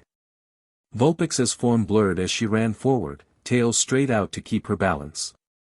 White energy, the one from normal type moves, flickered around her body. Persian, scratch once it gets close enough and then swift once you knock it back. Gary called. Persian grunted, forced a few steps back as Vulpix slammed into her chest. But the classy cat Pokémon reared back, claws glowing, and raked them down Vulpix's back. Vulpix squeaked and lunged backward, using quick attack to get away in time. Persian gave her an unimpressed look, but it faded as she winced when she put her paw down. Looking at the underside, she hissed at the blackened fur. Gary's eyebrows furrowed. Flame body. But Vulpix can't dash. Ash grinned. Vulpix, flamethrower. A wave of fire roared over the field, burning bright and crackling furiously. The flames burned on even as Vulpix closed her mouth and dove into the broiling flames. Her bright red fur disappeared into the reaching tongues of fire. Persian yowled as the flames hit her, tearing her fur. Then she yelped as Vulpix hit her with a powerful tail whip across the face before darting away with quick attack once again, letting the flames die down. Ash couldn't hold back his laughter as the last flame disappeared into smoke in the air. Gary stood there, eyes wide and mouth popped open. Persian stood there, fur blackened and face snapped to the side by the attack. Man. How the hell is your Vulpix so powerful? I told you I'd tell you later. He grinned. Gary just shook his head. A furious roar interrupted them. Persian shook herself, soot falling from her fur. Her eyes were slits and her fangs bared, flickering with the darkness of bite. She took several slow steps forward, paws silent as she stalked her prey. Vulpix looked intimidated. Gary grinned. Oh, did I mention that Persian doesn't like fire? It's one of her pet peeves, really. Ash frowned. Vulpix, fire whip. Aim for the feet. A burning ball of white flame burst into the air between them, several shooting from Vulpix's open mouth. They hovered in midair before Vulpix turned around and slammed them with tail whip, firing them at lightning speeds toward Persian's paws. The Pokémon flinched. One landed on the ground but the other two exploded on her front paws, burning the fur there even more. But the second for Vulpix to turn back around was all the time she needed. Her eyes burned a fierce, angry blue, the gem on her forehead flashing brightly. As Vulpix turned around, their eyes made contact and the fox Pokémon swayed on her paws, trembling. Persian snarled and her eyes lit up brighter. With a sigh, Vulpix collapsed and fell asleep. But she wasn't knocked out. With teeth glowing pitch black, Persian leapt forward and slammed Bite right on Vulpix's shoulder. Vulpix shrieked and surged back to her feet. She turned and fired a ball of swirling green energy point blank at Persian's face. It was a weak attack. Ash could see the energy ball breaking up before it hit Persian, but it did its job, forcing the cat back and releasing her hold on her shoulder. Her fur seemed to glow brighter as a fire built up in her mouth, eyes narrowed. Ember. Keep it going. Fireballs nearly the size of Ash's head, definitely not embers, he'd need to work on that, exploded around Persian, though the cat tried to dodge. Every way she turned there was a new explosion of fire that weakened her more and more until, with a heavy cry, the cat collapsed on her side. Vulpix cut off her attack, but she was breathing heavily. Persian's bite had been absolutely vicious and Ash shuddered to think about what could happen if she got her fangs in a Pokémon that was weak to it. Ash reached forward and stroked her ears, wincing as heat trickled up through his fingers. Hey girl. Do you want to keep fighting? She looked up at him and then at Persian, who was quickly being recalled by Gary. After a few seconds, she shook her head. Ash nodded. Okay. He held up her Pokémon, but she shook her head on that too. With deliberate steps, she walked over to stand next to him, ready to watch the next battles that would commence. Gary sked in a deep breath. Okay, not going to lie, I didn't see that coming from such a tiny fox. You're definitely going to have to tell me the whole story of how that particular ability got to her. Ash nodded. Course I will. It's a pretty long story though, so less talking and more battling. There was a laugh as Gary threw out his Pokeball. What came out was a tiny bird, one that took to the air immediately. A brown body, well fed, with dark red wings and a long beak. Its claws were sharp, as well as too big for its body. Its wingspan stretched far past what it should be and the red on its body was already brightening. The Spearow cawed victoriously, though it hadn't even won a battle yet. Flapping slowly, it glared down at Ash with a steely eye. "That's a lot of character," Ash said mildly. Gary nodded. "He's about 3 battles away from evolving, although I'm hoping you might actually give us enough of a challenge to make that happen earlier." Ash grinned. "I'm sure he won't even last past the warm-up round." He threw Ro onto the field. The Nidoran appeared, shaking himself. The second he caught sight of Spearow he narrowed his crimson eyes, barbs extending out of his skin. His horn weeped poison, sliding down the side. Gary whistled. "I couldn't really see from up in the stands, but he's king's eyes, right? Sheet, he's a lot bigger than I thought he was." Ash felt a proud smile spread across his lips. "Yeah, he is. My second Pokemon, and he actually knocked a Pep out, but I managed to get him through sheer number of Pokeballs. He's pretty awesome at battling." He nodded. "I guessed. Well, I won't let you press the advantage. Spearow, peck. Get up close and personal, but don't touch him with anything other than your beak. He'll poison you and then win." At the last word, he gave a shriek of fury and lunged from the sky, beak shining a sky blue. Ro rumbled at him and extended his barbs further. "Ro! Horn attack once it gets close enough." Spearow tucked in its wings and ducked neatly beneath Ro's lunge for horn attack, stabbing at his chest. Ro bellowed as it connected, swiping his horn down again to hit the bird. But Spearow merely swerved around that too, crowing mockingly. Spearow peppered Ro with endless pecks, hitting every part of his body. Ro couldn't dodge from the insanely fast bird and was getting more and more angry with every passing moment, his horn attacks more and more wild. Gary's method worked very well until Ro finally scored a hit on Spearow. The sheer power behind it built from his bulk and fury knocked the bird cleanly out, letting him hit the ground and stop fighting. There wasn't even a struggle as Ro roared out his victory, shaking his head. Gary ched. "Well, it worked for a while. Your Nidoran sure packs a punch. But let's see how he holds up to my starter." He threw Squirtle out. The turtle Pokemon pounded his fists together, calling out a challenge. Ro immediately answered him, still furious from the tiny bird that had caused him so much pain. His barbs extended, weeping. Oh, he was going to trash this stupid Pokemon that thought that it could beat him. A powerful water gun slammed into his side and knocked him cleanly out. Ash sighed, but recalled him quickly. He had expected it, but he had still hoped that Ro might be able to pull a victory out of somewhere. Spearow had just used Peck too many times and he was heavily injured before the battle even started while Squirtle was still fresh. The Pokemon growled his approval, spitting out another burst of water. Gary laughed. "Attaboy, Squirtle. Let's do it one more time." Ash chucked a Pep onto the field. The Ekans landed on the field, looked carefully around, and instantly tensed when he saw Squirtle. His tail straightened before rattling. Furiously, hisses exploding from his mouth. Anger coated his stiff body. Gary chuckled. "Well, Ashy boy, I'd say that your little starter remembers his loss from last time. Are you sure you want it to happen again?" Ash looked down at a Pep and smirked. "Oh, I don't think it's going to be a loss this time, Gary." The boy shrugged, still grinning. "Well, it's your funeral. Or your snake's funeral. Have at it." Squirtle, water gun.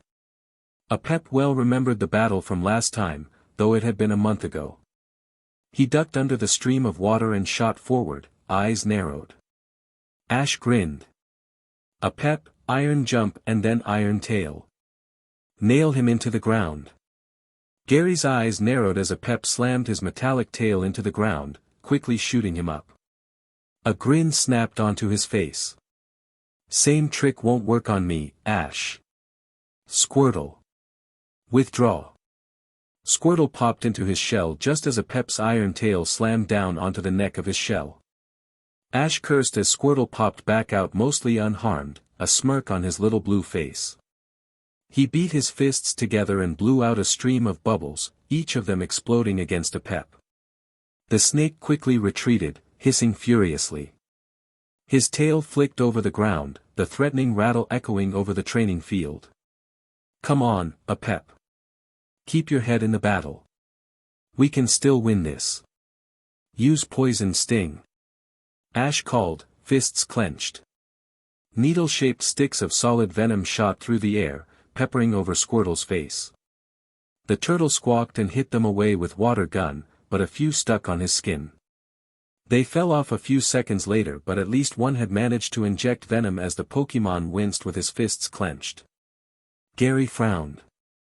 Poison was always a least favorite of Pokémon trainers because of how debilitating it could be. Water gun, keep it dash, he trailed off, eyes wide. Squirtle hissed and pulled off a poison sting from where it was balanced on his shell. With a dark sense of satisfaction and victory in his eyes, he slammed his foot into the ground and started to glow.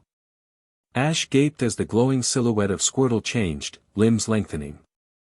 His stubby tail unfurled, stretching out and lightening in color until it was a pale blue that reached nearly all the way up his back. His ears shifted to a brilliant blue and stretched, the edges curling above his head. He grew taller until he was double what he had been before, nearly 3 feet tall. The final step were the 2 tiny fangs that appeared in his mouth. Once the light faded, Ash couldn't say anything. Squirtle had evolved. Gary exploded into laughter. Yeah, Wartortle. I knew you were ready. Creamed the little snake. A pep looked suitably more concerned, and for good reason. Wartortle reared back and blasted a water gun with at least another half of the water dumped in it. It rocketed forward and slammed into a pep's chest. The snake emerged again, though he was breathing heavily and bruise already bloomed on his scales. There was even a hint of blood where one of his scales had been skewed by the blast, and it looked like it hurt. A pep looked set off. Wrap then poison fang. You have to get close, bud. Ash called out, though anxiety colored his voice. A pep had been having enough trouble before Wartortle evolved, but now.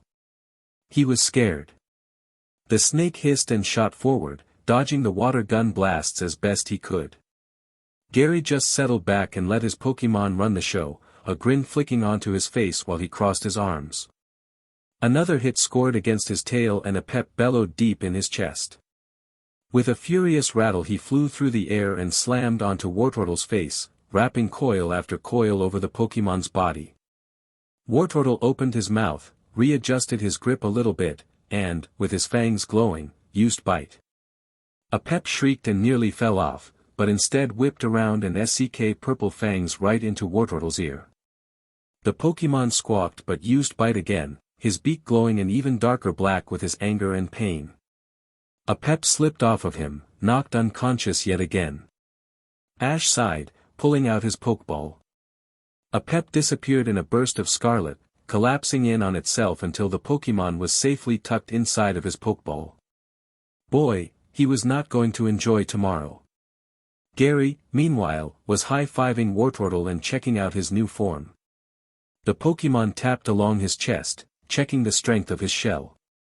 He fired an experimental bubble in the air and watched it shoot upward until it was almost out of sight, raining tiny flecks of water back down on him.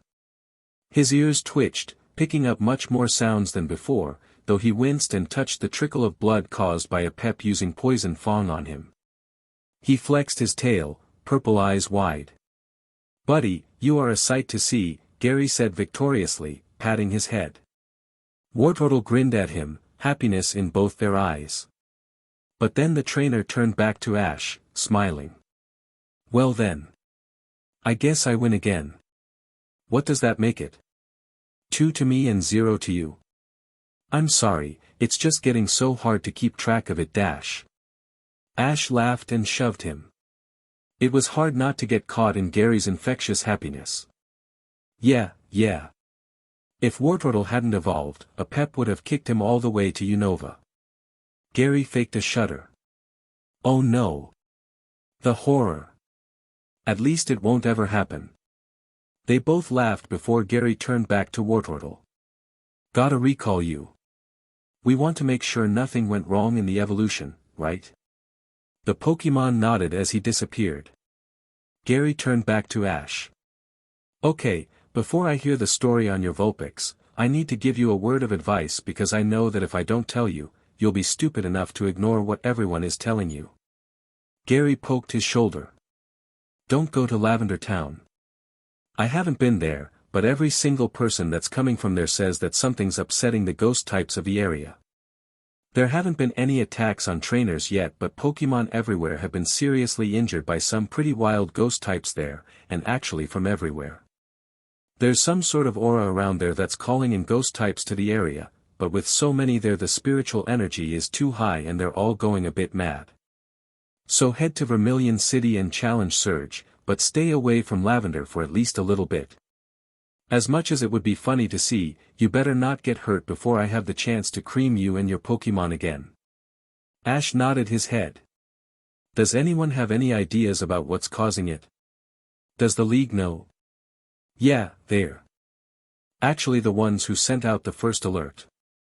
They've sent over a bunch of ace trainers, but I've heard rumors that they might have to send in Agatha because things are so strange there. So seriously, stay away. Ash laughed. I heard you the first time. Gary raised an eyebrow. But will you listen? I mean, it's not like you've ignored important information before when Professor Oak told us that his Rhyhorn were a little annoyed that day. Ash slapped a hand over Gary's mouth. We don't speak of that. He hissed, though a grin was on his face. Gary smirked. Oh, we don't now. What about the time? If you keep talking, you don't hear what happened to Vulpix, Ash threatened, though his heart wasn't in it. Gary raised his hands in surrender. All right. Tell me. Okay. So here I am, in the Poke Center. Gary blinked as Ash finished his story, staring down at Vulpix, who just pet her head at him and breathed out a tongue of flame. She had darted away from the battlefield. The second Squirtle had started shooting water guns, hissing angrily and breathing a burst of fire over her fur. The water droplets in the air turned to steam before even coming close to her, filling the air with a light mist. That's messed up, he finally said, kneeling down to stare Vulpix in her gray-black eyes, head tilted. She snorted at him, the heat from her breath forcing him to take a step back, eyes wide. Ash nodded. Yeah, but we're getting better. Bill gave me a lot of ideas to train her and she's getting pretty good at controlling her inner flame, though her flamethrowers are definitely something to fear. Gary scoffed. I think I got that. He patted the Pokeball on his waist that belonged to Persian. Well, let's take our Pokemon to the Poke Center. I don't know about you, but it's nearly 1 and I haven't had any sort of food yet except for the literal tiniest breakfast any human can eat. Ash laughed and held up Vulpix's Pokeball, letting her see it. With a flash, she was recalled into the red and white sphere, though there was a small frown on her face as she disappeared. She liked to see the sights of the cities, and though Gary had attacked her with Persian he had seemed nice. And more importantly, he had called her strong, which was always appreciated. But she knew why she had to be recalled. Her shoulder throbbed from the 2 bites and her back was in a moderate bit of pain from the scratch, and it would be nice for that to all go away. Ash clipped her back to his waist and then turned back to the building, its glass dome shining brilliantly in the overhead sun. It was too late in the day to think about starting to travel to the next town, so he'd probably spend the rest of the day with Gary and maybe train his Pokemon a bit at the end. Though they had just won a gym battle. He'd make sure to take it nice and easy. Gary and him walked through the front doors, handing over 6 Pokeballs to Nurse Joy. She thanked them, popping them into a chute that would send them into the daytime healer, though they probably wouldn't be back for another couple of hours. Oh. And Nurse Joy, Wartortle just evolved. Do you think you could check on him, make sure nothing went wrong? Gary asked, placing his hands on her counter. She paused from where she was about to send Wartortle away, her lips pursing. Did he evolve in a battle or training? She asked, dropping Persian into the machine and keeping Wartortle tight in her hand. Battle. Ash and I fought, and he evolved a bit after taking out Ash's Nidoran and then went on to knock out his Ekans. I don't think he had anything wrong in his mind, he jumped right back into the battle and seemed to know when it was about to happen. His moves were a lot more powerful after. Gary listed off everything he could remember, ticking off fingers as he talked. Nurse Joy frowned. Did he happen to be poisoned before he evolved? And if so, do you know where the poison was injected? Gary nodded. Yeah, Ekans nailed him with a poison sting on the side of the neck, I think. There was a cloud of them but he managed to dodge most of them. She nodded. I'm going to have to keep him overnight just to make sure the poison didn't force him not to evolve a certain part of his body. The chances are extremely low for anything happening, but I think you'd rather not risk it, right? He'll be back up in tip-top shape tomorrow morning. Gary grinned. All right then. Nurse Joy, do you know of anything we could do for the day in Cerulean? Anything special going on here? She pursed her lips, eyes flicking off into nothingness.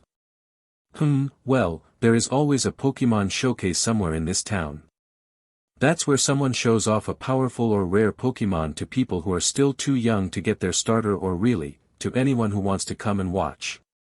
I will warn you, if you feel like you know a decent amount of knowledge, go there and just see the Pokemon, but then leave. I've heard they drone for hours about the littlest things, like why this one specific move is strong against their Pokemon when the only reason is because of typing. But sometimes the Pokemon are very cool. Someone once brought in a Larvitar, which evolves into a Tyranitar. That was an interesting day. The trainer practically had to beat back people who wanted to trade with him with a broom. The kids loved it, though. Sweet. Ash said, punching Gary on the shoulder.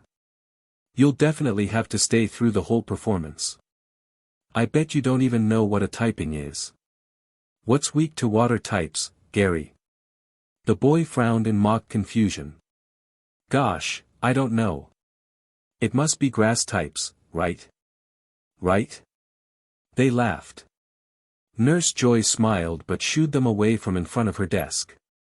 They both trotted toward the back of the Poke Center, where the free lunch was just being set up.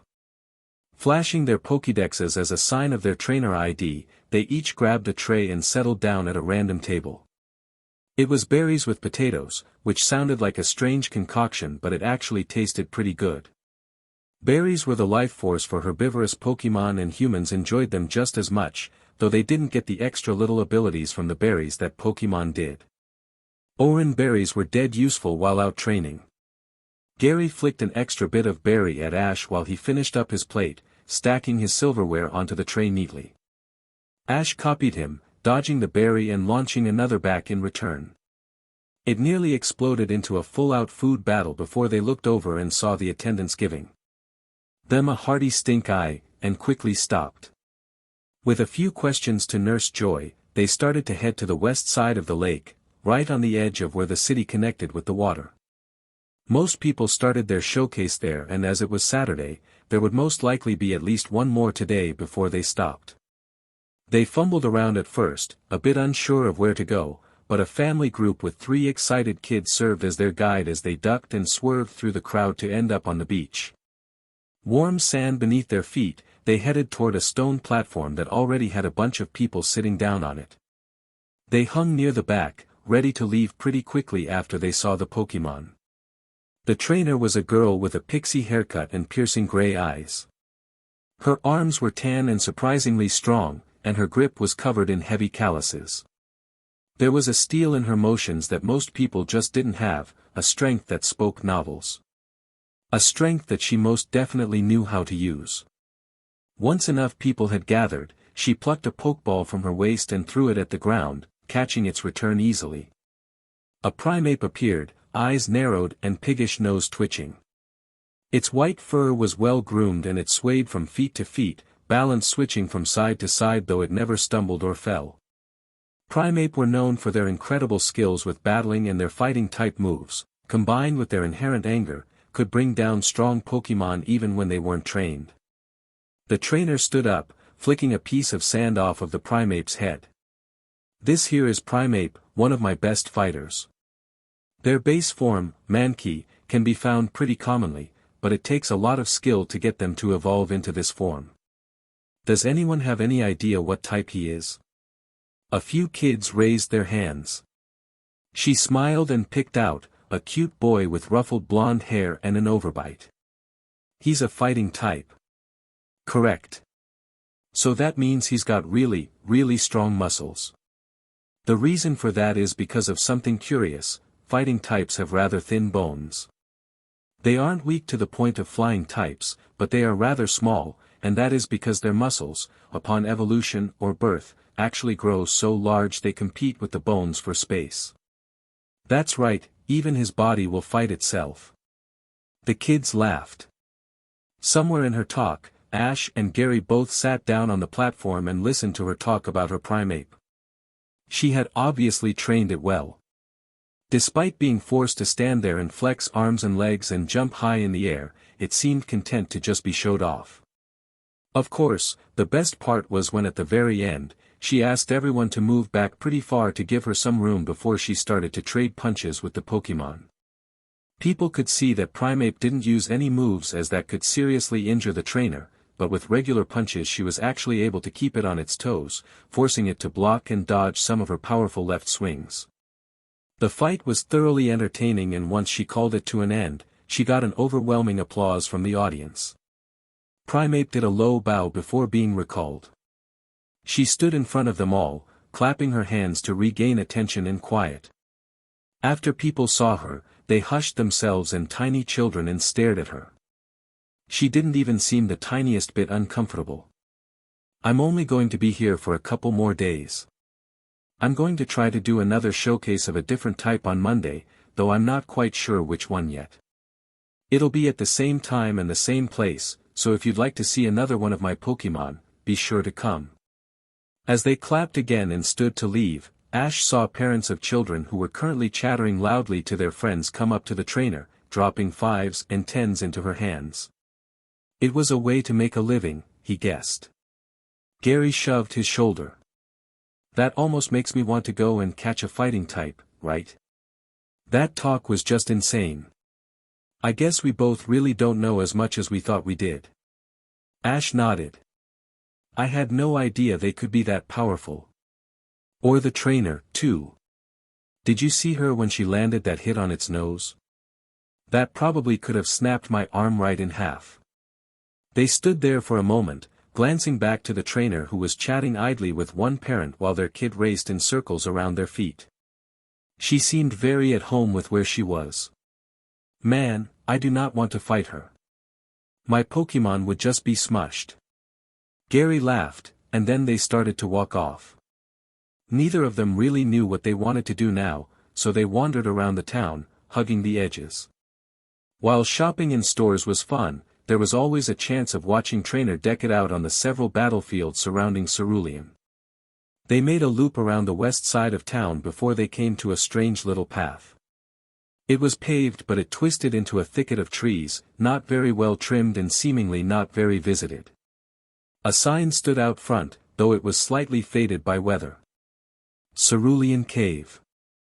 Eyes narrowed, they both stepped onto the path and started to walk. It wasn't very long, and in maybe 7 minutes they emerged from the trees and popped out near a gaping hole carved in stone. It was a tunnel. There wasn't a mountain over it, but the curve of the tunnel shot it underground, probably curving right underneath the ground. It was made of a gray stone, much like the kind at Mount Moon. Ash's hand drifted by his flashlight, which he kept clipped to his belt. Gary frowned. "A tunnel? I haven't heard of Cerulean Cave before. It definitely sounds like somewhere I'm going though, as soon as Wartortle gets healed up. I bet there's some badass Pokémon down there." There was a grunt, and then, out of the darkness, came a trainer. Well. An ace trainer. There was the league symbol on his chest, embroidered into his thin vest loaded with more pockets than fabric. He had 6 Pokeballs on his waist, 2 of them Great Ball. A gleam of sweat stood out on his face and he squinted in annoyance at the bright sunlight. Brown hair curled around his ears and blue eyes were narrowed as he blocked them with his hand. "Sorry, folks. Cerulean Cave is off-limits to those without 5 badges or more. The Pokemon in here could and would whoop your Pokemon's butts, maybe even your full team if you went deep enough, he said, slipping a league hat nearly perfectly matched ashes on his head. The shadow cast over his face covered his eyes and he seemed profoundly grateful for it. What? What kind of a rule is that? Gary frowned, disappointment wrought onto his face. Any trainer is allowed everywhere. The ace trainer raised an eyebrow. Really? Route 0. Ever heard of it or the countless other routes that trainers below 5 badges can't access? Seriously kids, the league has a few protections against getting you or your Pokemon killed. Ash spoke up before Gary can run off on the trainer. How did you know that we didn't already have 5 badges? We don't exactly have our badge cases strapped to our waists, I mean. The trainer shook his head. I know. But every trainer, once they get 5 badges, gets a list of every place that they can now travel to. You didn't have any idea of what Cerulean Cave was, so I made a guess and was correct. Ash slapped a hand down on Gary's shoulder. The boy snorted but did look away, letting a bit of the anger in his eyes drain away. Ash turned back to the trainer, head tilted to the side. What kind of Pokemon are in there? I mean, is it stocked like the Safari Zone or do they just congregate there? They just hide away here. Because they're so powerful, we don't let beginner trainers in, so they just have more and more time that they'd normally spend on not getting captured to become stronger. Eventually they peak though, as wild Pokemon can't really learn moves not of their elemental type without outside assistance, so it never gets too dangerous unless you go on the really low levels. The trainer tapped his chin. It's a bit like a building in there. We've got the top level, which has the newest Pokemon and the weakest ones. The farther you go down the stronger the Pokemon get, and we've only really had about a dozen trainers make it to the bottom level, which is where we have most of our monsters. I've heard of a kid who came out with a Machamp that DMN nearly killed his team before he caught it, though he eventually got it to listen. He was the focus for a very long time on how his Pokemon was able to evolve without being traded, and he was the one who discovered that when they reach a certain point, Pokemon that normally only evolve through trading can force themselves to evolve, though it's definitely a tricky business. He shook his head. But those are the monsters. On the upper levels, we've mainly got a lot of evolved Pokemon, that's what makes it so dangerous. Primeape, Persian, Magneton, even a couple Crobat flying around. Unless you've got a type advantage that makes your Pokemon near invincible, your best bet is to bring several Pokemon to take down one you want to catch. They're powerful in these caves. One of the coolest things, though, is that there are a lot of underground lakes down there. They start pretty deep into the mountain, but Golduck, Poliwhirl, Slowbro, even a couple of Gyarados. Those Gyarados are a bit smaller than those found in the ocean, but they make up for it in power. Those Pokemon are real beasts. I saw a trainer who managed to catch 5 of his Pokemon knocked out, 2 of them in one hit. They can take a lot of hits and dish out hyper beams like candy. Gary and Ash were listening in awe, already rewriting their plans to come here immediately after getting their 5th badge. The ace trainer kept talking, ticking things off on his fingers. We've got about 4 Absol in there, too. You will not believe how many trainers we've had come in here to try to catch them only to come out empty-handed. We've got a lot of sightings, but no one has ever managed to actually catch one. The only reason we know they're still there is because of their horns. You know how horns on Pokemon will grow, albeit slowly, forever. They sharpen it on the rock walls to keep it short enough to use as well as sharp. We find slivers of their horns and have been able to figure out that we've got 2 breeding pairs in here, and they might even be making eggs. But still, no one has been able to catch any of them yet. The ace trainer chuckled.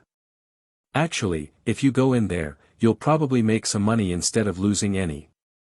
When people try to catch Pokemon, they throw their Pokeballs and then try to catch them, right? But the Pokemon down here are so strong that they break out almost every time. And the trainer can't grab the Pokeball again because they've got a very angry Pokemon on their hands, and so they have to battle it, and they often get distracted or chased away. So there are hundreds of Pokeballs, some of them Great Ball and above, just laying in the tunnels below with no one to collect them. He blinked, as if remembering where he was. Yeah. Lots of Pokemon in here, don't you dare try to come inside before you've won 5 badges. The league will send you your paper on where you can go. Ash was more than a bit disappointed when the ace trainer shooed them away from the tunnel, disappearing back inside the darkness of the opening. Gary looked just as annoyed, though there was a gleam in both of their eyes. Just you wait, Ashy boy. I'm going to get one of those Absol and be the first to actually catch one. Ash grinned at him. Oh really? I'll get one of the Gyarados and blast that little Absol with a hyper beam. I think only one hit to knock out your team, right? They laughed and walked back to Cerulean City. By the time they reached the open streets, the sun was beginning its freefall towards the horizon. Only an hour left of daylight, and with that, they both headed toward the Poke Center. People walked around them, happily chatting over heads of people as they walked to wherever they needed to be. Pokemon trotted at their owner's heels. A Mytiana snapped at a Growlithe, who just yipped happily and ran back to its owner. A Pidgeot shrieked a warning as a Fiero nearly clipped its wings, eyes narrowed. They arrived at the glass dome, pushing open the doors and turning immediately to head toward Nurse Joy. She reached under the table as she saw them approach, pulling out a handful of Pokeballs. Ash got Row, a Pep, and Vulpix back, all with a clean bill of health.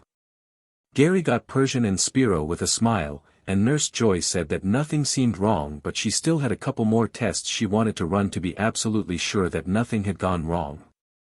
Gary thanked her. Immediately, they ran back toward the battlefield.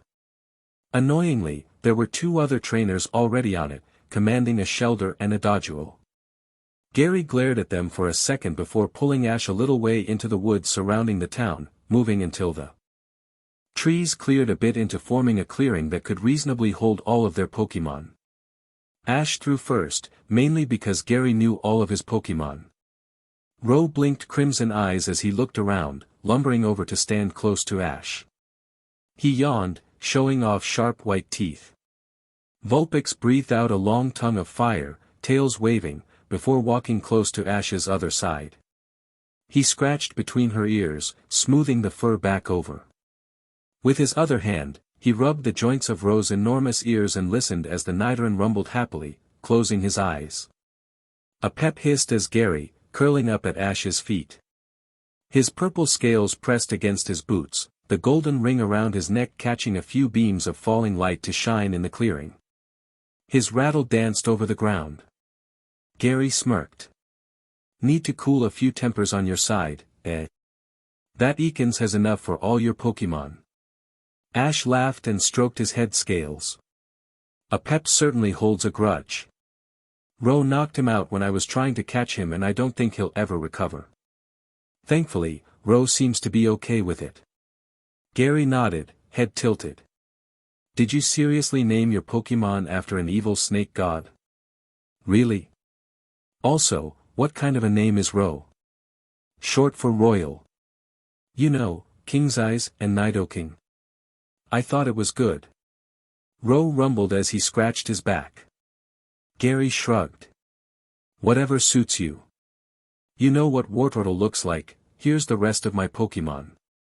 He readied his Pokeballs, tossing them out one by one. With a burst of light, the first Pokemon appeared. Persian yawned and stretched, tail curling above her head and pearly whites flashing in the light. She stared around, her gem flashing once as her eyes burned a light blue. Within a second though, she stopped and promptly walked back toward Gary, patting lightly over the ground. She's just checking the area. Persian has some pretty powerful psychic abilities from her egg move and she can detect living creatures with her gem by using hypnosis. It's actually pretty cool and has saved my butt a few times, Gary explained. Spearow appeared next, cawing lightly before he flapped up onto a branch stretching over the clearing. He ruffled red feathers, staring down at them with a gleaming eye. There was a challenging stance in his posture and a Pep hissed at him despite never having met the bird before. Weepinbell looked decidedly unamused with everything, blinking large eyes slowly and twitching its emerald leaves. Using 2 of its vines, it wrapped them around a trunk and dragged itself over to set peacefully at the bottom, closing its eyes as if to sleep until Gary called for it again. A Zubat, wings purple and body black, appeared. Gary corrected, narrowed small eyes at Ro but didn't make another movement, settled quite contentedly on the ground with her thin wings tucked close to her body. Her 2 fangs gleamed in her mouth as she screeched softly, the sound bouncing around the clearing. The last Pokémon was one that hadn't been found in Kanto until they had opened their borders with Johto, and it was even a new type that hadn't been previously discovered in Kanto. The Poochyena shook its gray tail and wrinkled its nose, shaking its ears. The second it saw Ash and his Pokémon, it stiffened and started to growl, the deep sound ripping its way from its throat. Gary shook his head and placed a hand on the dark type's back, Poochyena calming slightly beneath his touch. "He's a little high-strung," Gary apologized. "He was my latest catch and doesn't quite seem to like others humans yet.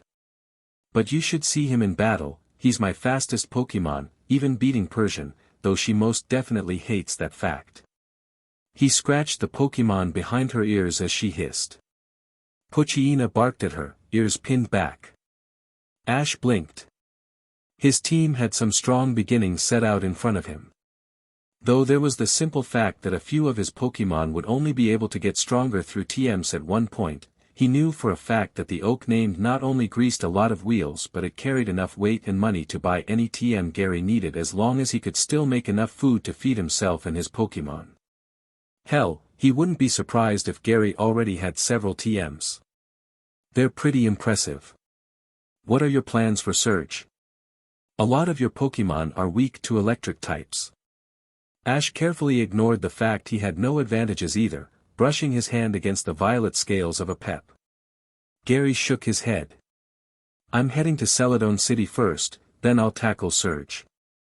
I feel good enough about battling her and I know I can either get my Pokémon up to the right level or capture a couple more immune Pokémon to be able to battle him successfully. Plus, that means I can buy a few more TMs. Celadon has the best, and their game corner is filled with rare items and even Pokémon. Did you hear about the one dude who managed to get enough coins to get a Dratini they were offering?" "A Dratini? That's one of the rarest Pokémon in Kanto and the world." Ash couldn't help but grin. He knew he'd tackle Surge first. It was better to battle the man with only 2 badges under your belt so he couldn't start using the monsters of his higher teams against you, but Celadon City suddenly seemed a fair bit more promising than before. He'd definitely hit the city after Surge, then he'd move on and head to Fuchsia City and the Safari Zone. 2 chances to get a Dratini. Hoping that'll be you, Garbear. In your dreams, maybe. Gary scoffed. Oh come on. I'd win a dragon type before you even got to see one. Ash raised a hand. Please. The Safari Zone is going to lead me to a Dratini on a red carpet. And I'm actually a Pokémon. Seriously though, I've already called ahead and reserved a 3-day adventure at the Safari Zone.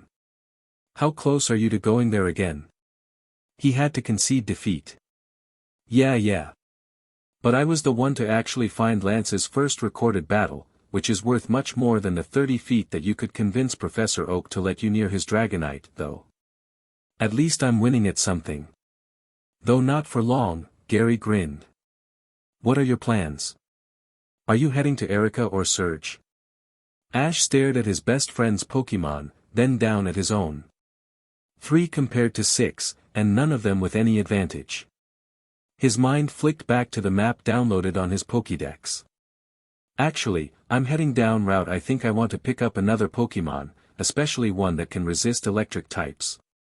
He could nearly hear Gary blow a fuse. Did I not? Even 5 hours ago, you twat, tell you that Lavender Town and the surrounding areas were strictly off limits and that no one could go on it because the League has been considering sending Agatha, the Elite Four Ghost Master, because it is so dangerous. Do you not remember that conversation? Because I will shove it up your butt if you say you don't, so help me Ash Ketchum. Ash held up his hands in surrender. Chill, man. I just said Route 9 down to Rock Tunnel, which is barely 3-4 days away from Celadon. Then, if I manage to find a Pokemon or none there strike my fancy, I'm turning right back around and heading down to Saffron and then Vermilion. I won't go anywhere near Lavender Town and I'll watch for when it's safe on the news just like everyone else. Gary calmed slightly, though there was still a heavy frown on his face and a tightness to his shoulders. Then I'm going with you. I know rock types are weak to grass types, but surely there's some other Pokemon on Rock Tunnel that I can catch. But you aren't just jumping into this with no plan in your mind, Ash. I don't care how safe you claim to be, you've literally been attacked by Team Rocket twice already on your 1-month journey. Hell, I'm surprised a bolt of lightning hasn't hit you already. Ash chuckled. Yeah, I know. Although the first attack doesn't really count. They were the weakest grunts I've ever heard of, let alone battled. I only had a pep at that point, and I still won. Easy peasy.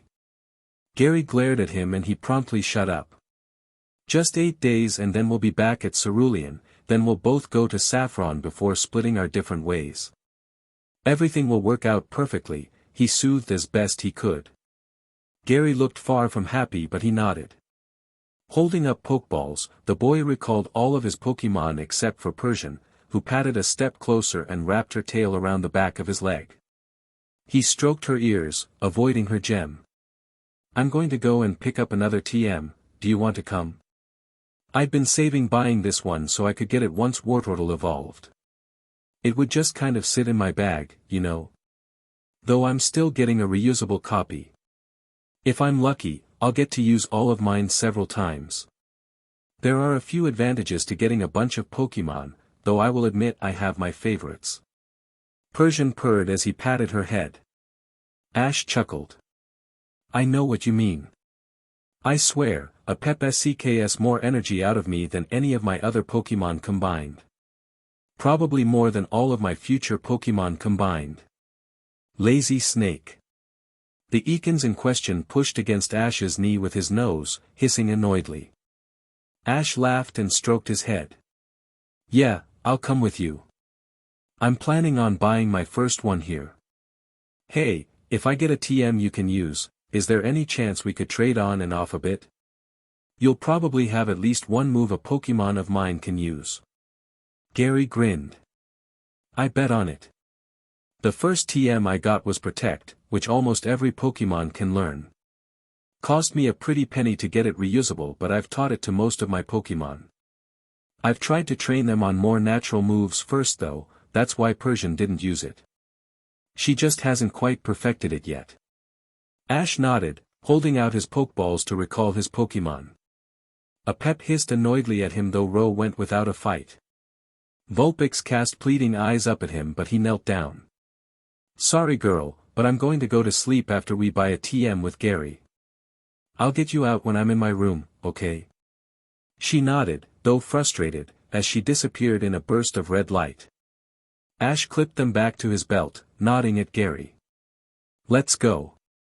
I haven't really thought about which one to buy so I'd like as much time as I can get. Gary nodded back and they both headed back toward the Poke Center, eyeing the battlefield. The two trainers were gone and a patch of ice was spread over the middle of the field, steaming gently. He stood in front of the rack, staring at the circular discs. They were neatly spread out, a small card displaying the name of the move, the type, and the cost of the TM, both one-time and reusable. His Pokédex was out, comparing the possible move sets for all three of his Pokémon. Gary had already headed toward Nurse Joy, a reusable ice beam tight in his hands as well as a curled wad of cash. Ash had no idea whether his league-sanctioned gift card would expire, but he didn't want to risk it. He'd be buying his TM today with it, though that was if he could ever figure out which one he wanted. It was a toss-up between two, Toxic and Payback. Toxic was a devastating poison-type move that could inflict such a strong venom that it could knock out a strong Pokemon in a matter of 2 minutes, and that was without the use of any moves, which would increase heart rate and therefore the spread of the poison. When used correctly, it could and would devastate opponents. A Pep and Ro could learn that move and such a powerful poison would help a Pep also learn Acid. But Payback was a dark-type move, which were already vicious attacks just by the typing alone. It was a move capable of knocking out a Dragonite as long as your Pokémon had been hit before. It took the pain of being hit and transferred the sheer anger and pain in a mass of Dark-type energy, dealing the same amount of damage to the opponent. As long as the Pokémon managed to hit their opponent, the energy would be transferred, and just when the other trainer thought they had won by landing such a hit, their Pokémon could be knocked out by the energy of their own move. It was devastating, and both Apep and Vulpix could learn it. It took him a pretty fair amount of time to come up with an idea, but in the end, his decision was made for him once he did a little bit of research. 2 Pokémon of Gary's could learn Payback, which meant that was 2 of Gary's TMs he would get to use. He grabbed a reusable disc and walked toward Nurse Joy.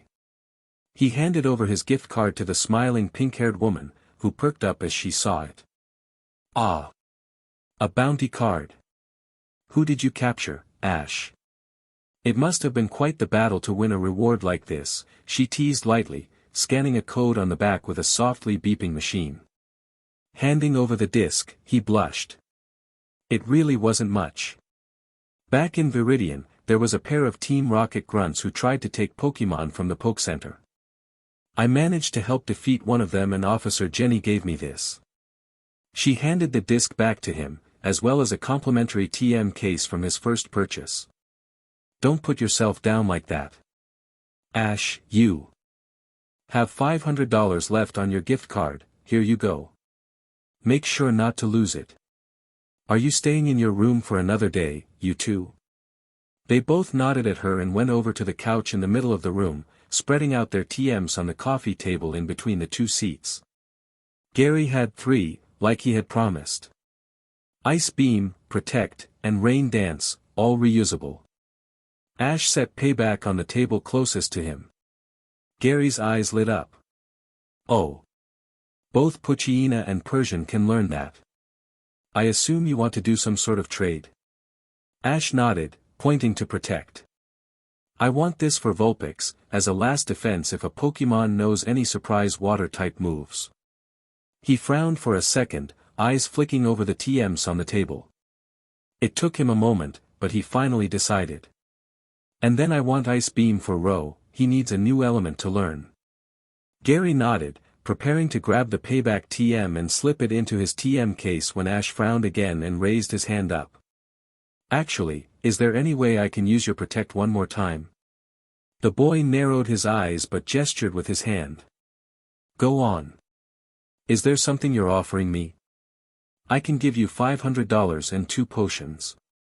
Will that be enough? I'd really like for Apep to learn the move as well. Gary hemmed and hawed over it for a second, but he eventually nodded his head. Yeah. I'll never turn down the chance to bum some more money from you, Ash. Though you owe me a bit of a favor. He grinned at the boy. And I'll be happy to pay you back any day. So, do we have a deal? Gary nodded. Yes we do. Give me a second to boot up my TM case, I swear I got the one faulty one. He flicked a button several times before a lid popped open on the top. Ash held his up and copied him, letting the lid slowly rise until it was completely open. He grabbed Payback and closed the lid over the gray disc, searching over the sides. Another lid popped open, much smaller and more circular shaped. He slipped Apep's Pokeball inside of it, closing the lid over it. With the press of a button, a soft humming filled the room. The Pokeball began to gleam a dark black, the white line disguised as dark-type energy built over its surface. After a few seconds, there was a ping and the energy disappeared into the Pokeball, the lid popping open again. He took out Apep and put Vulpix in, watching the black seep over the red and white Pokeball again. It was eerie to watch, and he found himself curious as to what Payback would look like. Gary impatiently held out his hand, Ice Beam set out on the table. He didn't have Wartortle yet to give it to the Pokémon and he looked a bit annoyed that Ash had decided to go first. Leaving Vulpix in the TM case, he grabbed Protect and slipped it in. This time, the Pokeball gleamed a bright white like the sunlight in a burning desert had caught its shine just right. Apep looked much the same, and he almost winced as he realized how much information was going to be flooding into their minds as he gave them 2 moves at the same time. Neither of them would appreciate it much. Ice Beam glistened a shuddering ice blue, the color seeming to burn against the Pokeball and almost cold to his eyes. When it disappeared he felt like the temperature rose. It was going to be a powerful move when used right, and he was going to make sure that Ro never misused that devastating Ice-type move.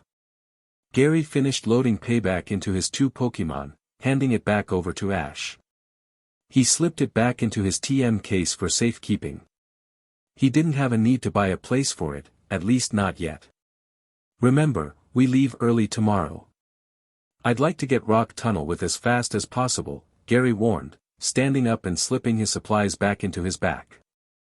Ash watched as the rest of the money on his gift card and 2 of his potions disappeared into the high-quality bag and grinned. Oh, he was waking up at the crack of dawn and pounding on Gary's door until he woke up.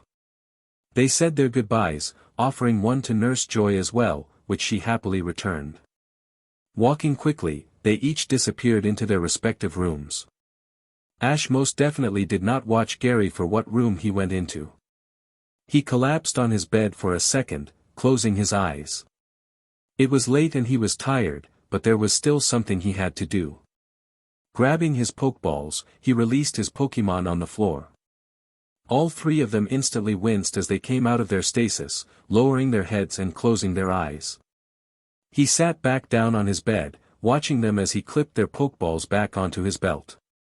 They looked to be deep in thought other than their pained expression.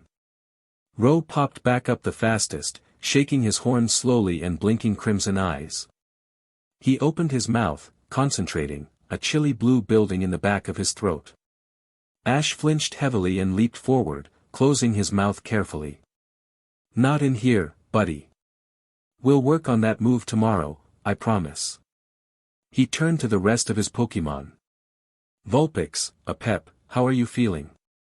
I'm sorry for giving you 2 moves at once.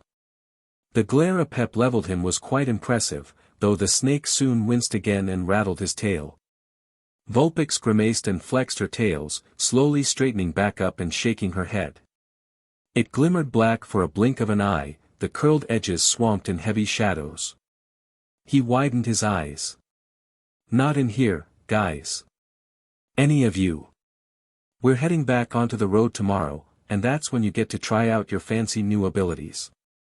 But for tonight, let's just sleep.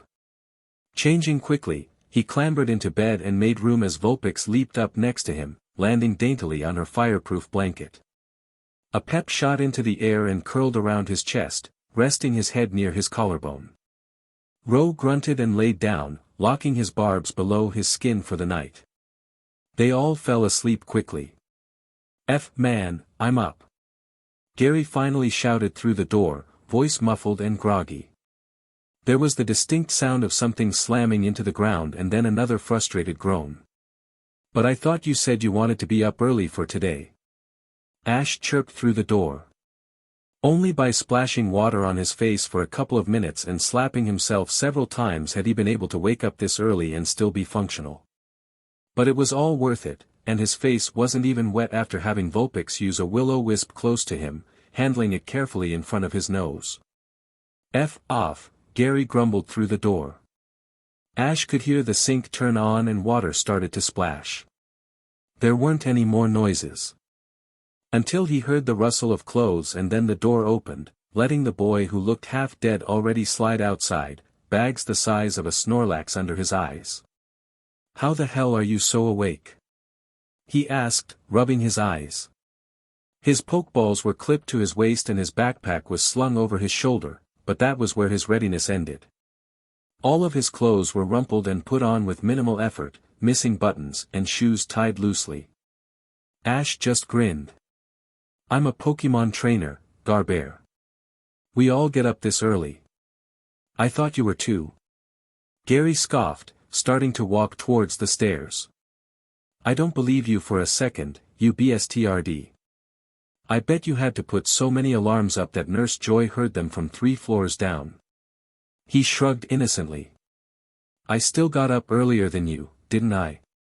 And that means we're late, because you still can't keep your lazy bum to move. Gary grinned. Bum, really? Are you still on your mom filter? I remember the smackdown she gave you the first time you said sheet in front of her. Even I managed to censor myself in front of her. Ash sighed but smiled. Yeah, it's a tough habit to break.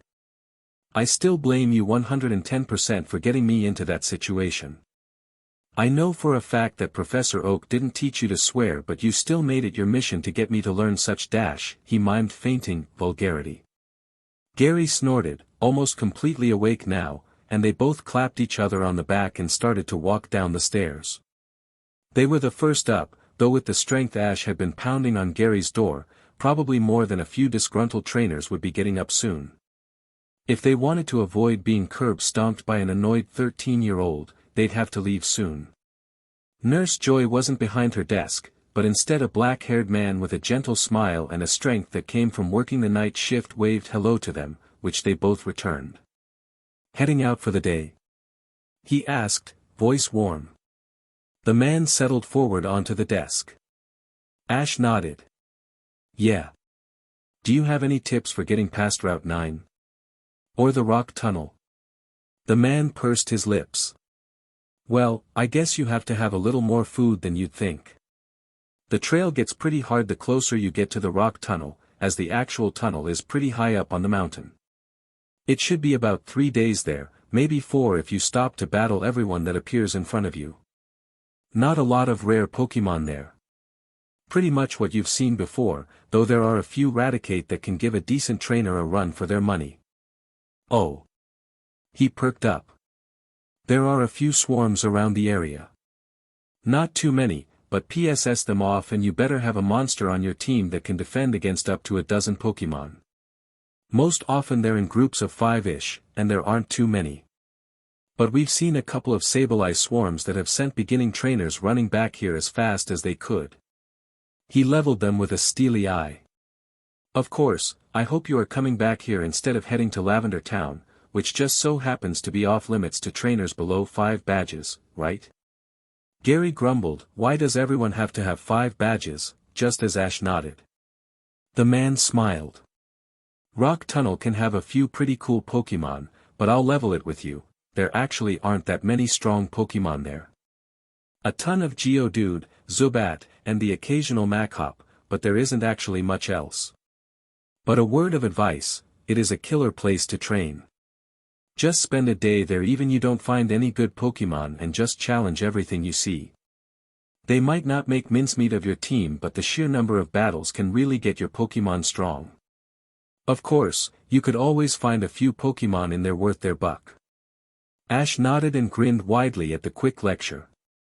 It was a bit disappointing to hear that many of the Pokemon there weren't strong, but he needed a new challenge in his training, and this was turning out to be just the push he needed.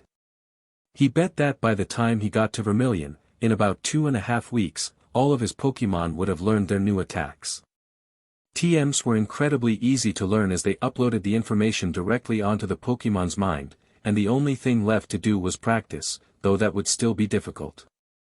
Ice Beam in particular was a powerful move and Ro could and would easily overpower it and exhaust himself.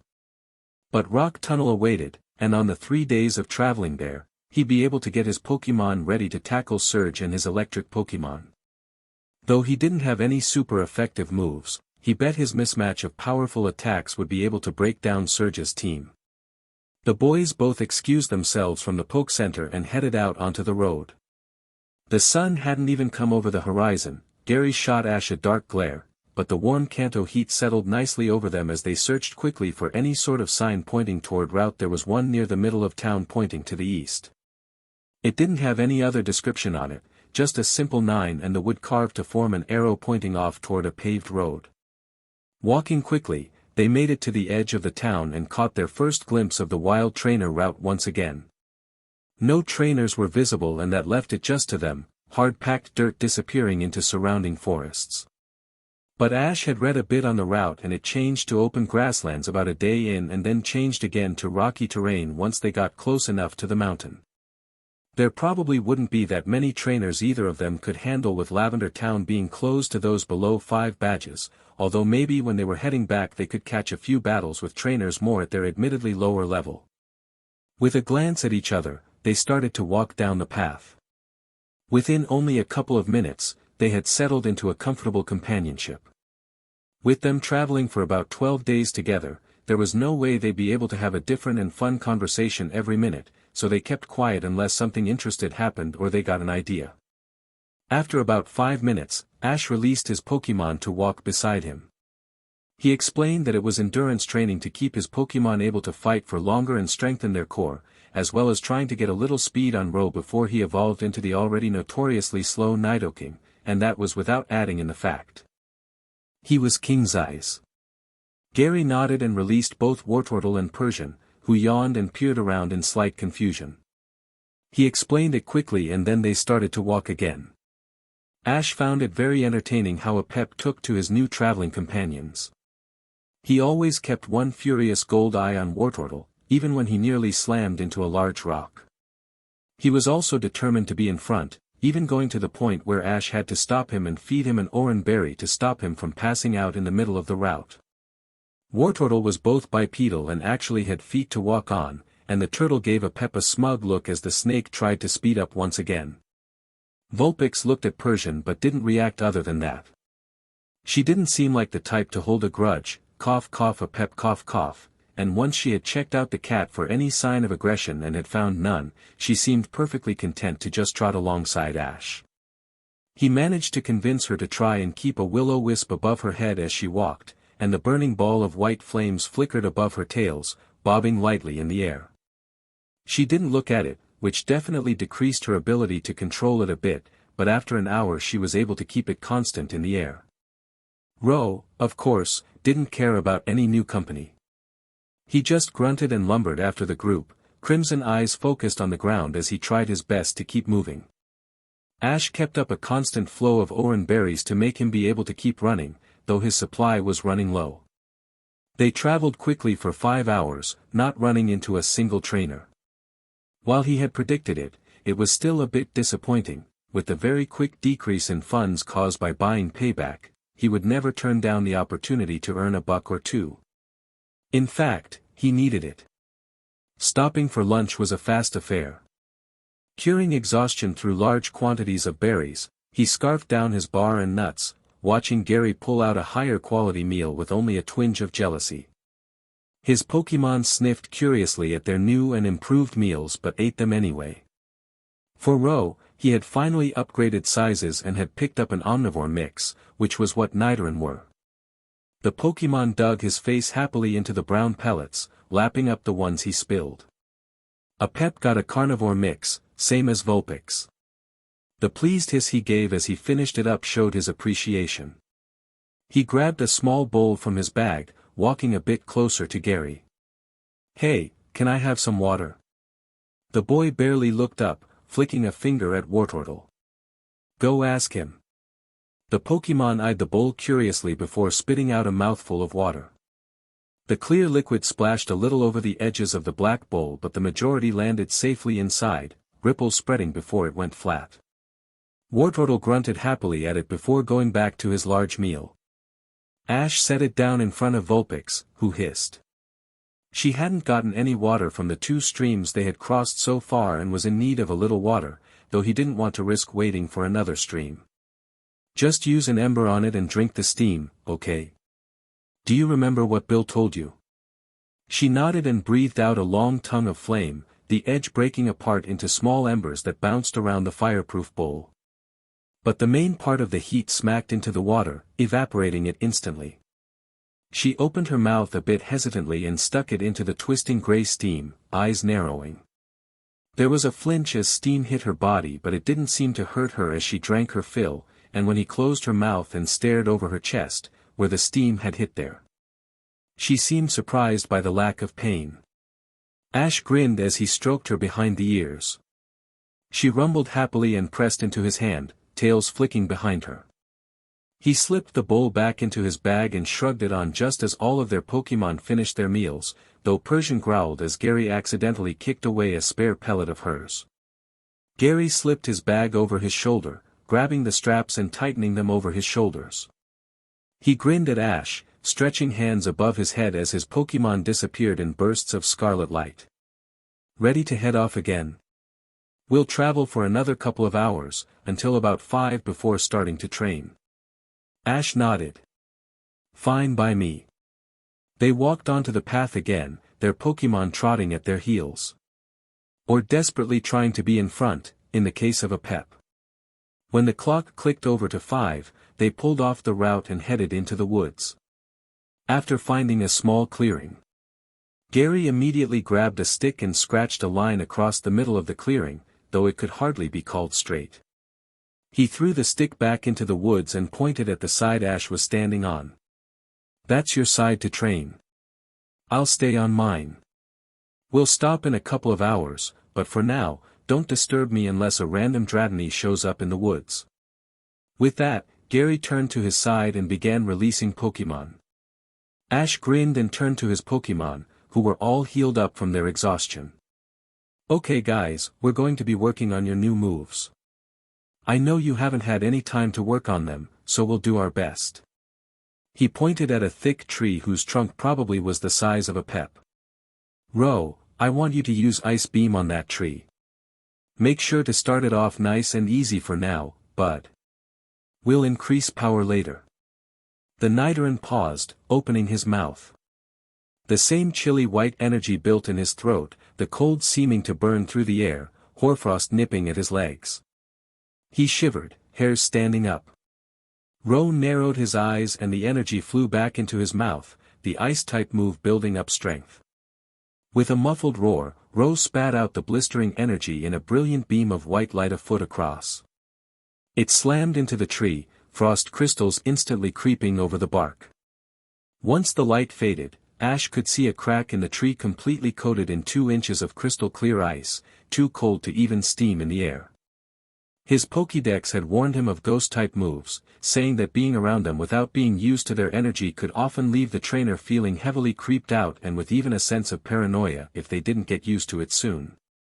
As they were not from their world, it could leave the trainer feeling lost and confused. But it hadn't said anything about the almost fear he had had of ice-type moves, though he hoped he'd get used to the ice soon. He hoped. I thought I said we should tone it down for the first time, buddy, he said a bit weakly, patting the panting Nidoran on the head.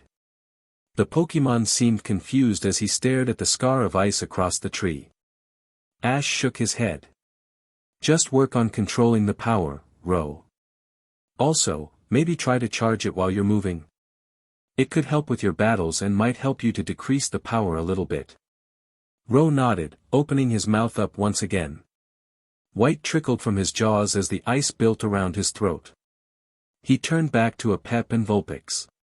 She seemed a bit startled at the move, though she knew she was strong enough against it, though if it melted on her it could start to become a problem. A Pep looked challenged. As per usual. Walking around his side of the clearing and peeking into the woods a bit, he finally managed to gather enough stones slightly smaller than his fist, about roughly the same size as a pokeball. He turned back to Vulpix and a Pep, stacking them in a small pile as he sat down facing them.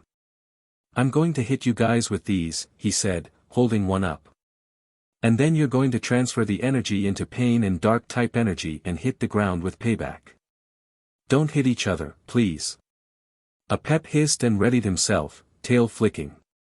Vulpix narrowed her eyes and flexed her tails, letting them thump against the ground. He gave them both a second to explore the new ideas in their mind, teaching them how to HRNSS the new dark-type energy thrumming through their blood. He tossed the first stone at a Pep, throwing it as lightly as it could.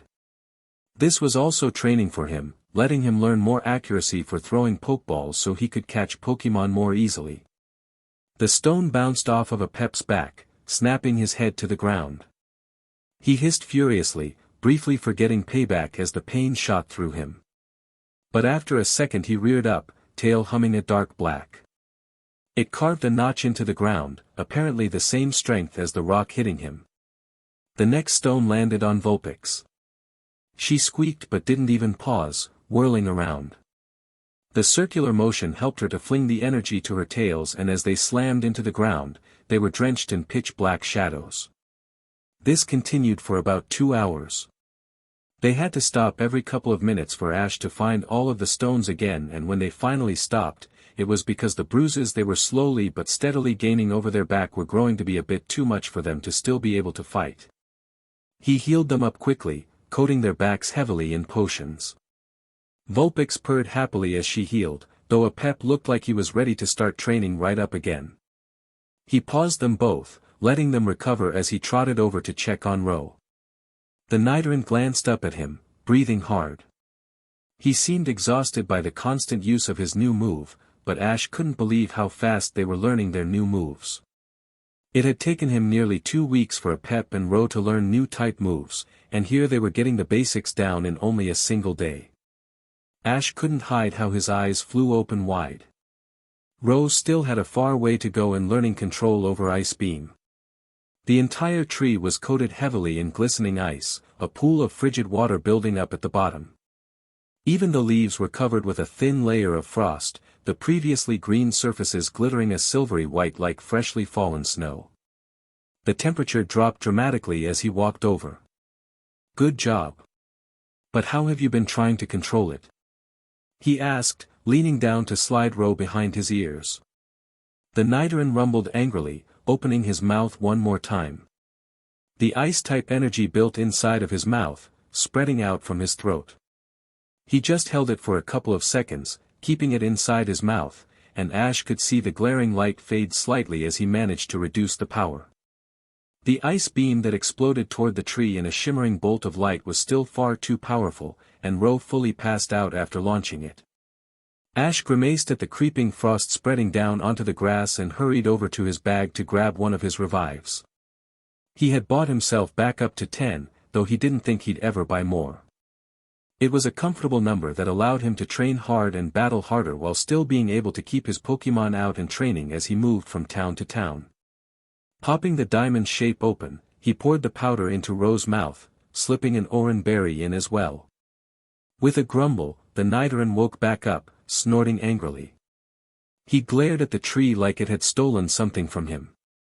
"Come on, bud," Ash sighed, grabbing his shoulder before he could stab the tree with his horn, which would go poorly with the sheer amount of ice covering all of it. Honestly, wasn't Ro supposed to be the level-headed one out of his Pokémon? "Okay. I've got an idea. What you need to do to reduce the power is something that Vulpix does, at least for the moment." He raised his voice, cupping his hands around his mouth. "Vulpix. Come here please." The fox Pokémon perked up and trotted toward him, leaving Apep behind. She tilted her head at him, blinking large gray eyes. He glanced at her tails, which were pointed up as normal. Heat shimmered the air above them and he could feel the sting from the cold fade as she sat next to him. "I want you to form a will-o-wisp in your mouth, please. But don't release it just yet," he asked, settling down so he could face both Ro and Apep. She did as he asked, the gleaming white flames burning in the back of her throat.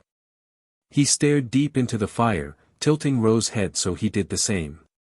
The Nidoran rumbled in curiosity, head tilted. "Now, release a bit of your inner flame. Don't hit any of us." He moved a little bit back, eyes flicking between the two of his Pokémon. She breathed out a tongue of flame, the red-hot edges curling away into the warm air. Ro took one step back, no doubt still remembering the will-o-wisps landing on his back as training, though he stepped close the next second, staring in almost confusion at the much weaker will-o-wisp in her throat. "Thanks, Vulpix," he said, gesturing at her. She narrowed her eyes and released the ball of fire, letting it do 3 spins above her head before she turned around, slamming it toward the tree with her tail. The ice hissed as it made contact, water sliding down the bark. A hole was burned neatly in the ice, showing the dark brown tree trunk beneath the several inches of ice over it. He turned back to Ro, holding up his hands as he mimicking forming a ball of fire in his hands. "See, when you try to reduce the power, you sucked the energy back inside of your mouth. It didn't reduce much power because your lungs aren't meant to handle that cold, and they stopped reducing the power in order to protect yourself. But when Vulpix did it, she breathed out and was able to reduce the power greatly and safely. Eventually, you'll learn how to make the right-sized ice beam right from the start, but this is how we're going to make this work before we can teach you the right amount of control. Ice-type moves are already difficult and you're doing so well, buddy. Ro rumbled as he scratched his ears. So let's try that again. And remember, breath out. This time, Ro paused for much longer as he formed the ice beam in his throat, narrowing his eyes and moving the ice-type move around in his mouth. Then he sucked in a deep breath and pushed the energy out. Gleaming white air floated out of his mouth, chilling the air dramatically. The energy seeped over the grass, tinting it a light silver, but the ice beam still in Ro's mouth was much smaller. And when he fired it, the ice barely spread over a portion of the tree about the size of Ro himself. Ash grinned. Good job, bud. Again. He eventually went back to training Vulpix and Apep, leaving Ro working on powered-down ice beams. He wanted them to learn payback before trying to tackle Protect. Protect was the first defensive move that any of them would have to learn other than the Leer Apep had known since he was born. That was probably going to take a while even with the assistance of a TM. They went to sleep at a little past 9. Gary hadn't told him much about what he had trained on, though he was definitely going to ask him as they kept traveling down route. Apep had hissed as Wartortle one last time before the Pokemon was recalled, though Ash had just rolled his eyes and yanked the Pokemon back over to his side as he laid down on the fireproof blanket he had bought. Vulpix curled up next to him, Ro pressed against his feet. They fell asleep under brilliant, gleaming stars. Route 9 passed quickly. With no other trainers to battle and the wild Pokemon shy enough they stayed away from the main road, they didn't have much to do but travel quickly with their Pokemon. Ash most definitely interrogated Gary about his training, but the boy didn't actually have much to say. It had gone well. Persian had nailed Wartortle with a wicked payback after he used a weakened ice beam on her and it had nearly knocked him out. Spearow was getting closer and closer to evolution with every passing hour, and Gary had even let him out to start flying around, hoping to strengthen his wings before he gained a lot of weight with his evolution to Fearow. The trees eventually faded away as the grasses grew taller and taller, eventually reaching to nearly above his head. They were a brilliant golden color that swung gently in the wind, hardened tips rustling against each other in an almost soothing melody that calmed even Apep. But it was also a bit worrying, because Ash had heard many stories of trainers who were attacked by swarms of Pokemon from the grasses when their only warning was a sudden shaking of the grass before they struck. While it was a surefire way to find a Pokemon by jumping into the grass, sometimes the ones found were a little too much for trainers to handle. And of course, there was always the fear of getting lost. Gary eyed the grass with interest, glancing up at Spearow. The bird was soaring over the grass fields, scanning the ground with beady eyes. With a squawk, Spearow glared fiercely at a certain section of grass before flapping down to land on Gary's shoulder, stretching his red wings. Gary made a motion to head into the grass towards the area that Spearow had motioned, but the bird smacked his trainer over the head with his wing. As Gary frowned at him, the bird shook his head no. Guess he doesn't want to go there, Ash offered. Gary frowned and brushed his hair back into place, stroking Spearow's wings. Guess not. I do wonder what's back there, though, he said almost longingly, fingering an empty Pokemon attached to the extra slot on the side of his waist. Spearow smacked him again. Alright, I get it. We'll keep moving. And move on they did. Traveling quickly, they managed to make some time, several rocks starting to appear by the time they stopped for lunch. That was a pretty sure sign they were getting close to the mountain, though they didn't have any way of trying to see it over the tall grass. But they each grinned at each other when passing a rock nearly the size of both of them put together. Rock types were strong battlers, using their defense much more than their offense, which made them great opponents for training up Pokemon, because they could handle lots of new moves while still moving around, letting them be able to learn how to hit a moving target without having to be training against their fellow Pokemon. And the man at the Poke Center had mentioned Machop, which were fighting types that could evolve into monsters that were very difficult to fight against without a lightning-fast Pokemon that could dodge their attacks or a ghost type that wasn't affected. He didn't know whether he'd capture one, but if he could battle against one, that would be great. They traveled quickly until about 5 again, stopping to train their Pokemon. Gary once again split up their new clearing, smugly taking the larger side with the reasoning that he had more Pokemon. Ash gave it to him with a pretty fair amount of grumbling, sticking his tongue out. Ro got a bit better with his Ice Beam, but he just didn't have the control needed. As of right then, he was just firing a burst of Ice-type energy. It sometimes didn't even hit the tree, blasting off into the forest in a streak of silver-white. When mastered, Ice Beam could be as small as a pencil and used to freeze a burn or put out a fire. Ro had the strength behind the move that would crush dragon types, but the control was right up there in most important moves. So he didn't let the Pokemon stop training unless it was to heal him of exhaustion from constantly using the move. Ro got tired quickly from the new energy, he didn't produce it naturally like he did his poison, and so had to work hard for every shot he took.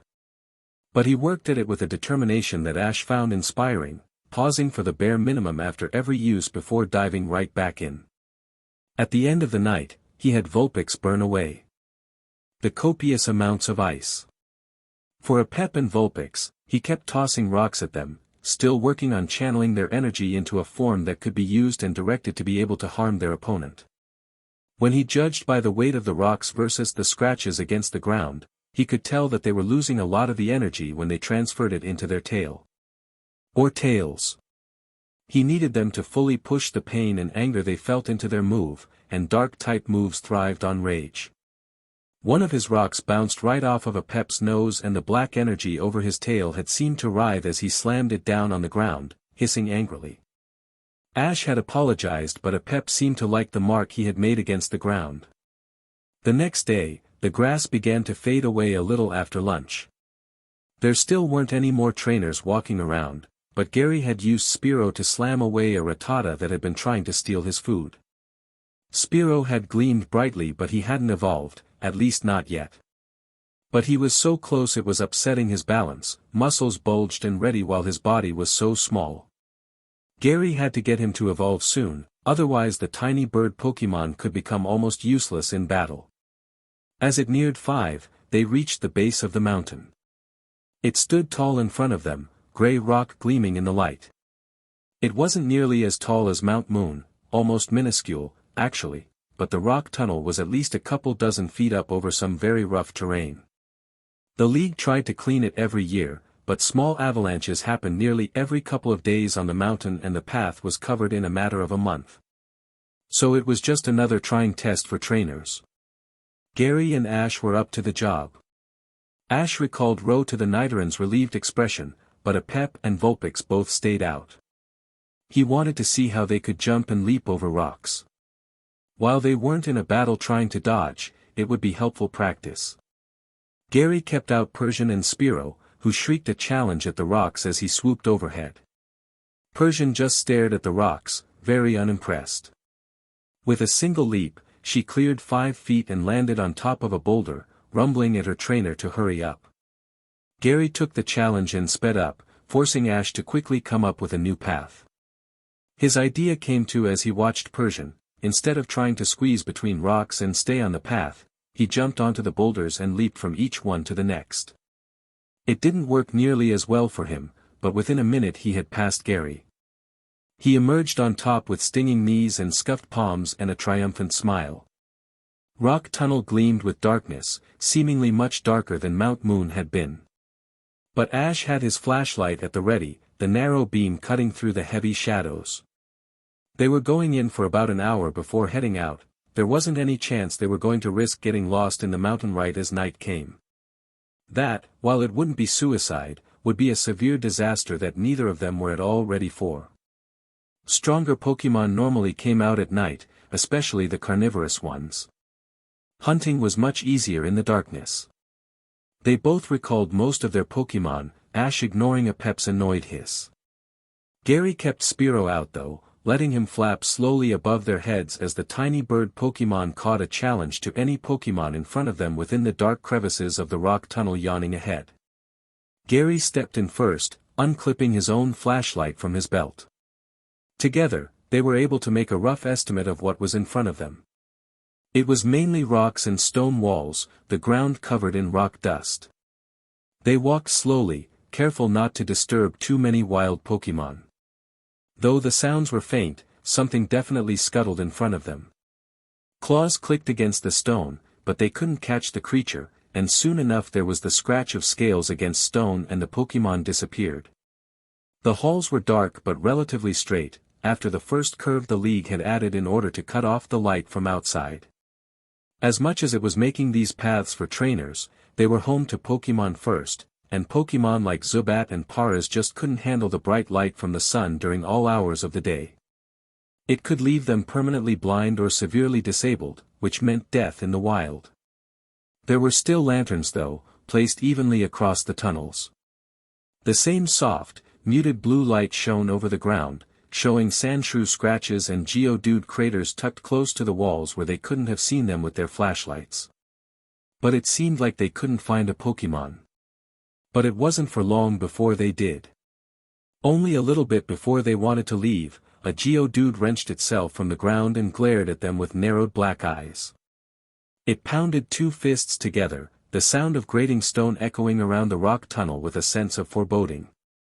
Ash stared at the Pokemon. While it had challenged Gary, the stone making up its body was very rough and made up of thick bumps and protruding chunks of rock. It was feisty, and it was also very young and inexperienced.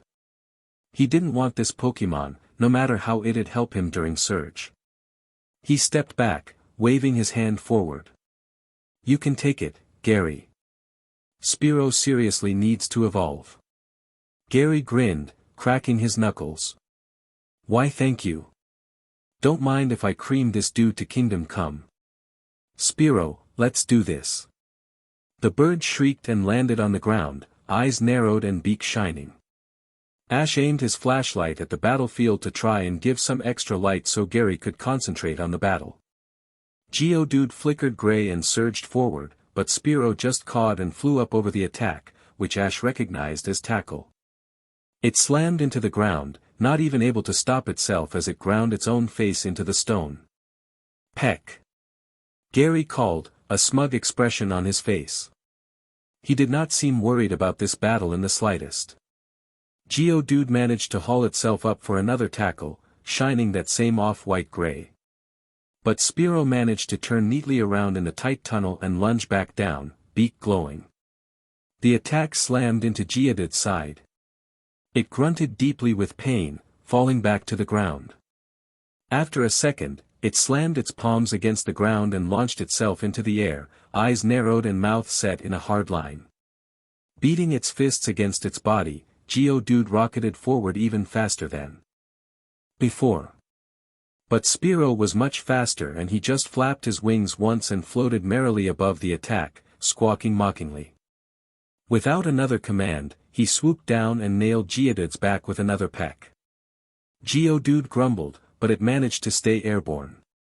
Turning around again, it flashed once again with the normal type energy for tackle. This Pokemon was a one-trick Ponyta. That was definitely a reason not to capture it. But even as Geodude shifted forward for another attack, Spearow landed on the ground and shrieked out in joy. He started to shine with a brilliant light that easily filled the entire tunnel and the mountain. Spearow swelled, doubling and then tripling in size. His feathers darkened to a rich brown, the tips sharpening and bubbling as they grew to support his new body. His beak lengthened enormously until it protruded from his face like a horn, his eyes permanently narrowed in anger.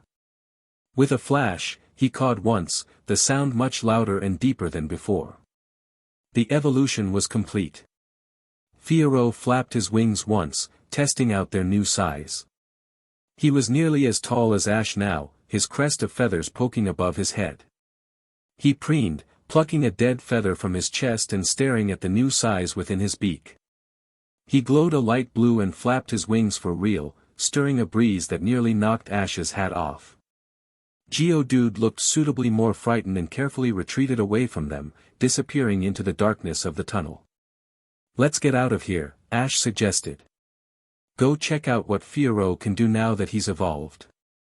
Gary's eyes snapped to him from where they had been checking out Fiero's new form. "That's not a half-bad idea. Come on, Fiero." The bird shrieked happily even as Gary recalled him, which made sense. With his new size, it was already a struggle to fit through the tunnel, and that was without him not knowing his new limits as a Fiero. They moved a lot faster heading outside than in, perhaps because they already knew which way to move and turn. There were a few grumbles by disturbed wild Pokémon, but they weren't challenged and they made it out in a third of the time of what it took for them to get into the tunnel. Once they were outside, they could see the sun reaching a settling place just a few feet away from the horizon, its golden beam stretching far over the grassy fields below. Ash stared down the dangerous slope to the bottom of the mountain. He really didn't want to climb that again. "Gary, what do you say about just staying up here for the night? We can sleep on that ledge over there, it's plenty big enough for all of us and we can just train on the rocks. It took us like 15 minutes to get up that slope and I swear my palms stung more than if I had ripped them open." Gary scoffed but snickered too, raising his hand in surrender. "Sure. That doesn't sound half bad. I'll start training over there, make sure not to disturb Fiero if he accidentally crash lands near you. I don't know how hard it'll be for him to learn how to fly again with his new body." Ash tilted his hat towards him. "Will do." They both walked over to their respective areas, Ash claiming a small area surrounded by a ring of large boulders. He didn't even have to worry about harming a tree with Ice Beam if they were using a rock, which would be nice when he started to teach Ro how to get Ice Beam stronger instead of more in control. And Apep and Vulpix could finally have a standing target for their paybacks. He released all of his Pokémon, letting them stretch and yawn and glare at him darkly in the case of Apep. The Ekans was still a bit annoyed at being recalled before he went into the tunnel, probably remembering what had happened all the way back in Mount Moon. He still remembered how Apep and Ro had guarded him on both sides as they walked back through the mountain. With a bit of shifting his Pokémon, he managed to get Ro in a corner facing a boulder to practice Ice Beam on. The Nidoran glared at the rock, poking it once with his horn to test its hardness. With a rumble, he began to charge the Ice-type energy deep in his throat, a bit spilling out from the sides. Apep and Vulpix glared at the much larger stones he carried with him, but they still tensed and got ready as he gave them each a boulder to aim at with their paybacks. Apep glared at his. As he trained with his Pokémon, he could hear angry shrieks overhead and once he glanced up, he could see the dark brown shape of Fiero flying steadily overhead. He stuttered once, nearly falling, but the Pokémon caught himself and managed to fly back up with a determined shriek. He continued to train, occasionally going over and checking on Ro to see how his ice beams were coming along. He was definitely gaining a bit of higher control, and his ice beams were much thinner than they had been before, though they still packed a definite punch that was actually carving a crevice into the rock, though the boulder was too large to actually crack in half, though with enough time he believed that Ro could do it. Apep and Vulpix made good progress. Vulpix managed to slam her tail hard enough into the boulder after a large rock to send a crack racing along its surface, and Apep was suitably jealous enough to do it only 3 rocks later. They had taken to bringing him the rocks after he threw them in order to be able to do more training, and it really showed how invested they were in becoming stronger. He was so happy to have them as his Pokémon. The sheer strength that they showed when training and when compared to how many more battles they were winning just made him so proud. They trained for a little less than average, preparing to dive deep into the rock tunnel tomorrow. Most of the day would go by with them inside the mountain's cold embrace of stone, and having Pokémon in tip-top shape would help them if they ever came across a monster or two down there. A burst of water shot incredibly high into the air, the water gun increasing in thickness before thinning out and losing momentum, finally stopping its upward surge and fanning out to fall to earth in a sort of raincloud, presumably soaking everyone underneath it. His guess was correct, if Gary's sudden cursing was anything to do by. But that was the signal that Gary was turning in for the night, and so would he. He set the rock he was holding down, making Vulpix bark in confusion. We're stopping for the night, guys. Tomorrow is going to be a big day for all of us, we might even get a new Pokemon to work with. Vulpix perked up at his words, though Apep looked a little sullen. He patted the snake. Come on. We'll be sleeping on rock tonight, but I'll put our old blanket underneath to try and make it as comfortable as possible. The ledge was made of very hard stone, something much less forgiving than the simple dirt of the forest and grassland. He shifted uncomfortably for a few minutes, trying to force more blanket under his shoulders so they wouldn't throb tomorrow morning. Apep hissed at him before he stopped complaining once he stopped moving. Ice's head was a bit unsupported, but he and all of his Pokemon were in at least a semi-decent position. Next time, he'd do the DMN climb and sleep on wonderful soft dirt. Gary had dug out an honest mat, probably made specifically for times like this. It looked thick and comfortable, but there was still a rather displeased expression on the boy's face as he settled in. The rock tunnel sounded with the nighttime chirp of paras moving around, and the gentle sound of Zubat echolocation trilled through the air. The mountain rumbled and settled, wind bouncing off of its surface as the moon finally rose above the horizon. Apep was curled beneath his chin, having steadily moved closer to his heart in order to seek up more body heat. He was coiled up completely, his body a mass of coils with only his tail sticking out the back and his head flopped over Ash's neck, breath warm against his throat. He wasn't much of a mover once he fell asleep, but there had been times he had unknowingly hissed and rattled his tail, waking everyone up. Ash knew there were fangs glittering inside his mouth that could rip out his throat. Vulpix was up against his side, her back pressed against his ribcage. Her tails flicked while she slept and occasional tongues of flame escaped from her lips, but she was always careful to aim her muzzle toward either the fireproof blanket or the rock before she fell asleep. There was a steady heat from her back, a constant warmth that left him wondering whether he needed the blanket at all, his side pulsing with heat. Ash knew there was a fire burning within her capable of turning him to charcoal. Ro was by his feet, tucked into a tiny ball. He had his barbs locked beneath his skin and his horn was pressed against the cold stone, crimson eyes fluttering for a few seconds before falling flat. His clawed feet were sunk deeply into the blanket, giving him the extra heat he needed as a cold-blooded Pokemon. He was twitchy while awake, startling at random noises and always keenly aware of every other Pokemon, but while asleep, he finally relaxed, head falling still and muscles untensing. Ash knew there was a poison beneath his skin that could kill him in minutes. Ash knew all of this, he knew how dangerous Pokemon could be. He had heard stories of Pokemon gone wild, whether they were already captured or just found in the wild, attacking with a ferocity that couldn't be reached. There were white sheets in the world that had covered trainers too small to handle the Pokemon they had just captured, and the world knew it, no matter how much it tried to hide every Pokemon behind the smiling face of Eevee and the Kanto starters. It knew of the monsters out in the world that were capable of killing humans with any attack. Ash knew all of this, and yet there was not a single moment as he laid there and fell asleep that he ever felt scared of his Pokemon. Ash woke up in the morning pretty early on, his back promptly beginning to throb as soon as he came to wakefulness. He grimaced, shifting slightly. His shoulders pounded as he tried to move, fiercely strong and very annoying. It was for sure now, he was never sleeping on rock again if he could help it. This was the last day he'd be spending at Rock Tunnel and his back would gladly wave this place goodbye. He cursed not bringing a pad like Gary had brought. Apep hissed, but slowly rose to attention. He was waking up earlier and earlier, which meant Ash didn't have to spend nearly as much time trying to get him to start moving in the mornings. Vulpix shook herself, breathing out a tongue of flame and glaring at the cold stone floor. It seeped into his bones despite the blankets beneath him.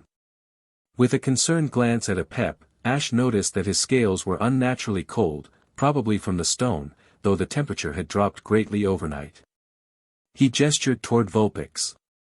She narrowed her eyes in confusion, glancing between him and Apep, whose eyes were half-lidded and his movements sluggish.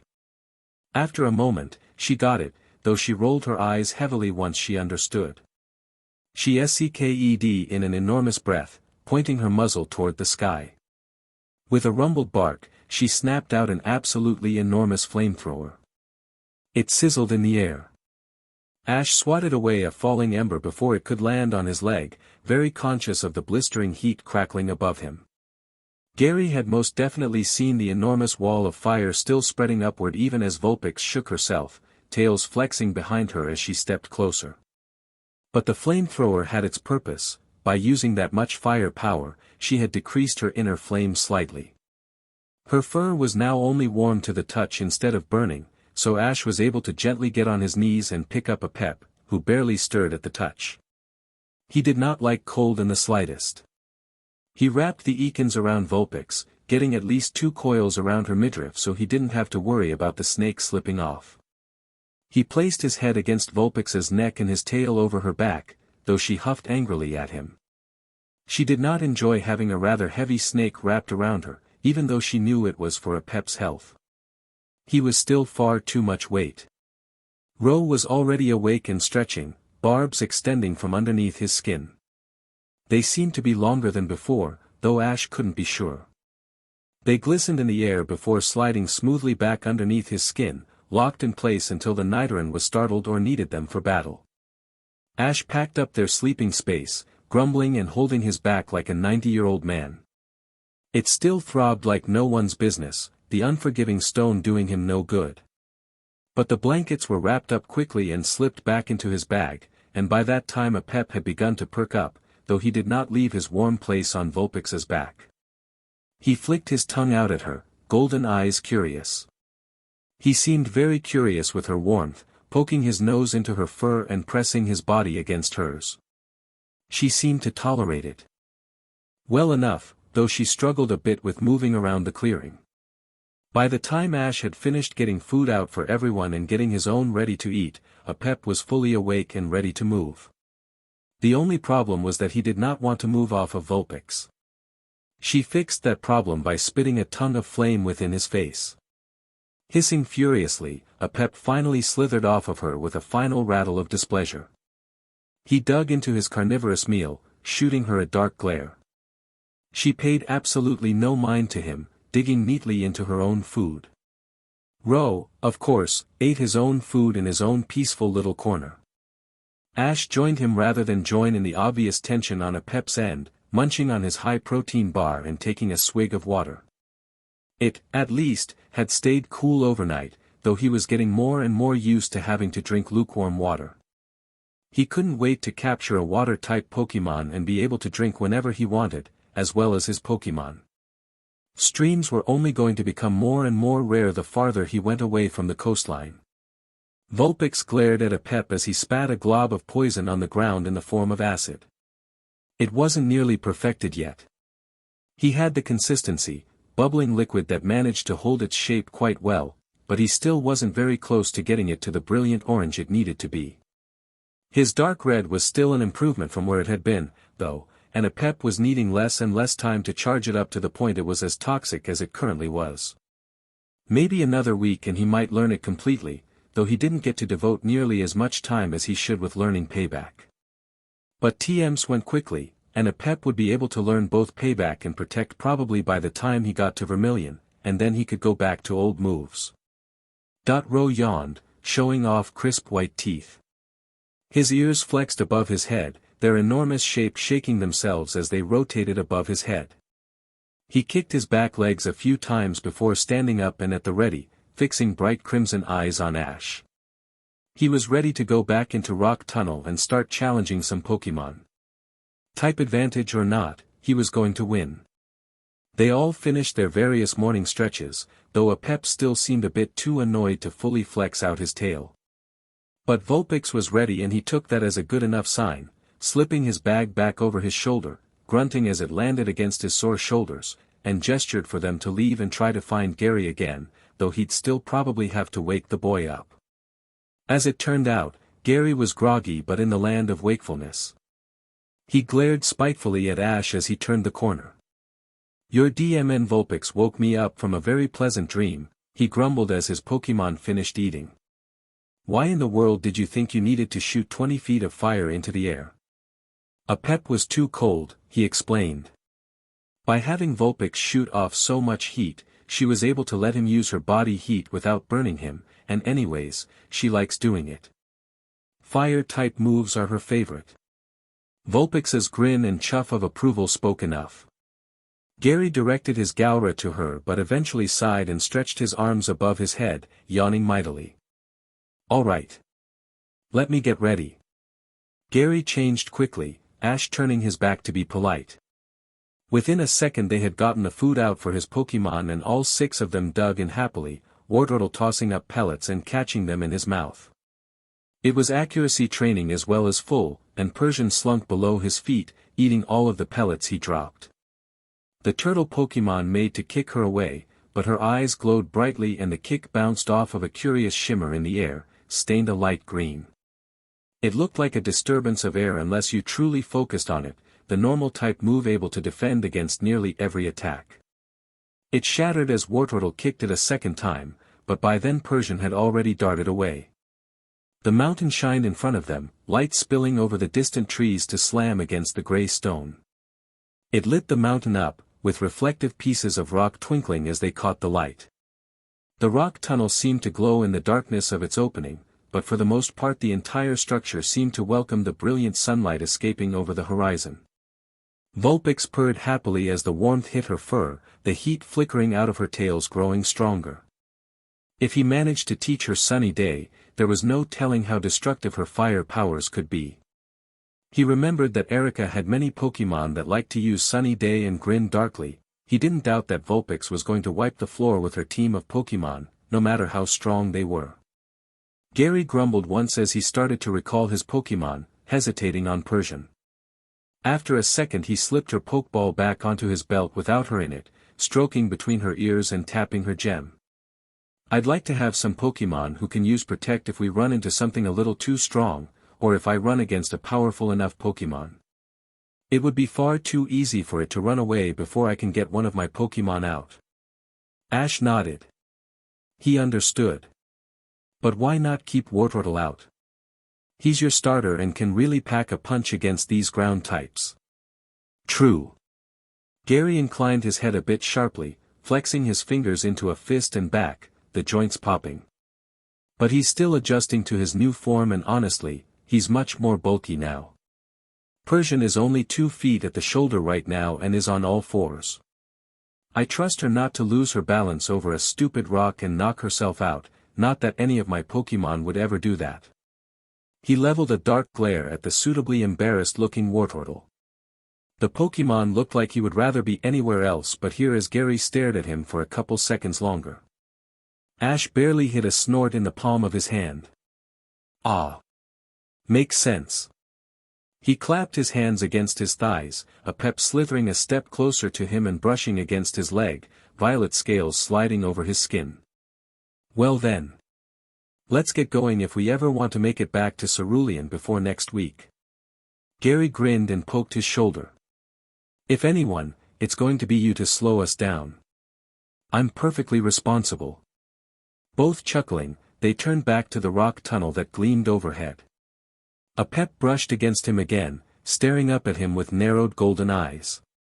He understood the message pretty quickly. Which one of you would like to stay out while we're in the tunnel? He asked, grabbing onto his Pokeballs as he stared at each of them. Vulpix was the first to shake her head, the scar over her front foot shining. She didn't like the darkness of the tunnel nor the moisture they brought. She still remembered the agony that had spread through her entire body as the water droplets had splashed over her back. In a burst of scarlet, she disappeared. A pep shot rose such a vicious look that the Nidoran startled back slightly before shaking his head as well, though Ash doubted a pep's threat had much to do with it. He didn't like stumbling over bumps and divots in the rocky ground when Ash didn't point the flashlight on the ground. A pep could take the stupid tunnel with his night eyes, he didn't even mind. He was SCKED into his Pokeball without a single complaint.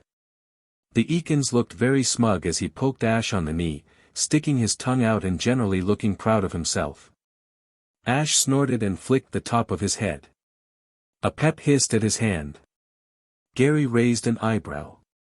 Done chatting, or should I set up camp again and wait for you? Ash grinned. Yeah. Let's go. Unless you want me to wait on you. Walking quickly, they made it up to the dark tunnel opening. Pep eyed it with flashing golden eyes, flickering his tongue out rapidly as he processed the new smells and body signatures in the tunnel. He was just beginning to sense a way as Persian stepped forward, gem flashing brilliantly. She looked back at Gary and shook her head, confirming the lack of Pokémon close to the entrance. Pep rattled his tail at her. They walked in again, unclipping both of their flashlights and aiming them forward. Ash pointed his directly forward while Gary angled his toward the floor, trying to prevent trips as best they could. Only 15 minutes did Pep start to react, hissing excitedly and flicking his tail. Ash frowned, pausing to look down at him, but the snake stabbed his tail up and let out a high, chirping trill. They both shined their flashlights up and found a colony of Zubat. The bat Pokémon were all gathered up against the ceiling, claws hooked into the tiniest of holes in the rock. He could feel the temperature increase ever so slightly from all of the furred bodies in the small cavern, their breath stirring up the warm air as body heat danced around the room. It was hard to pick their purple-back bodies from the mass of shadows, but once Gary got his beam pointed up as well, it made it much easier. It was a nice-sized colony, about 100 and some change, though only the first one he had laid eyes upon himself. There had probably been plenty in Mount Moon, but he hadn't had his flashlight the first time and had been a bit too concentrated the second time to look anywhere but directly ahead. He briefly considered catching one. Another poison type, sure, but he found he didn't mind the generally considered evil Pokémon. Of course, there were always exceptions, but the stereotypes that plagued both poison and dark types were something he wanted to break down, at least for his Pokémon. But Zubat were actually very difficult to train, and not because of their typing. As they lived most of their lives inside of a cave or a tunnel or some dark place, they found it incredibly difficult to see in sunlight. It burned their eyes and could cause some serious damage if their trainer ignored the obvious signs and kept them working out during the day. When they evolved into Golbat, their eyes were more adjusted, and by the time they made it to Crobat they were basically like any other binaural Pokémon. But there weren't any Golbat or Crobat he could see, and he wasn't going to lie, he didn't want to waste weeks and possibly months trying to help a Zubat see during the day to battle if it wasn't the most battle-ready, powerful Zubat in this entire mountain. He looked at Gary, but the boy had already turned his flashlight away, gesturing for him to move on. "I've already got a Zubat. No need to catch the 100 or so up there unless you want one." Pep almost whined as they started to move away, still trilling his hunting call. Ash flicked his snout and the Ekans grumbled before starting on the path once again, tail flicking against the ground. They kept moving. Now that he knew what to look for, he could hear the chitter and movement of Zubat colonies several times, and in only another hour, they had found 3 more, though 2 of them were rather small. No signs of any Golbat or Crobat deep in the cave, and so they left the bats alone, moving on quickly. Every now and then, Persian's gem flashed to check on any incoming Pokémon. After another 20 minutes of just a few paras staring at them from behind small boulders and cracks in the wall, Persian tensed and pointed forward. A low growl slipped from between her fangs. Gary grinned and grabbed an empty Pokeball off of his waist, keeping his flashlight pointed toward the ground. Ash did the same, narrowing his eyes to try and see better in the dim light. He nudged Pep, stopping the Pokémon from shooting forward. By their unofficial law, Gary had spotted whatever Pokémon was in front of them first, so he had the first right to catch it. Though it was technically Persian who had seen it, she would most likely just eat it instead of helping Gary if given the chance. They crept forward very slowly, trying to avoid crunching their boots against the sand scattered over the path. Ash pointed his flashlight straight down, muffling the light with the edge of his shirt. The light was stained a light blue, but it was even dimmer than before. Gary quickly copied him as they both moved forward. Persian stayed back until she was level with Gary before moving, claws extended and fangs bared. She was ready to battle whatever was in front of them, and she wasn't about to lose. Pep hissed at her. Ash flicked his nose again. As he moved forward, Ash could definitely hear something. The scritch-scratch of some sort of scales against the wall. It wasn't a Geodude, and it definitely wasn't a Zubat, and paras never really came out of their cracks in the wall when there were trainers around. Persian had obviously thought it important enough to stop them all four. Maybe Gary had briefed her on the Pokemon he wanted to catch. Whatever it was only a dozen feet in front of them. The scratching sounds had stopped, so it definitely sensed them, but there weren't any sounds of it trying to flee. Gary moved forward another few feet and then flicked his flashlight up, letting the blue light shine over the Pokemon.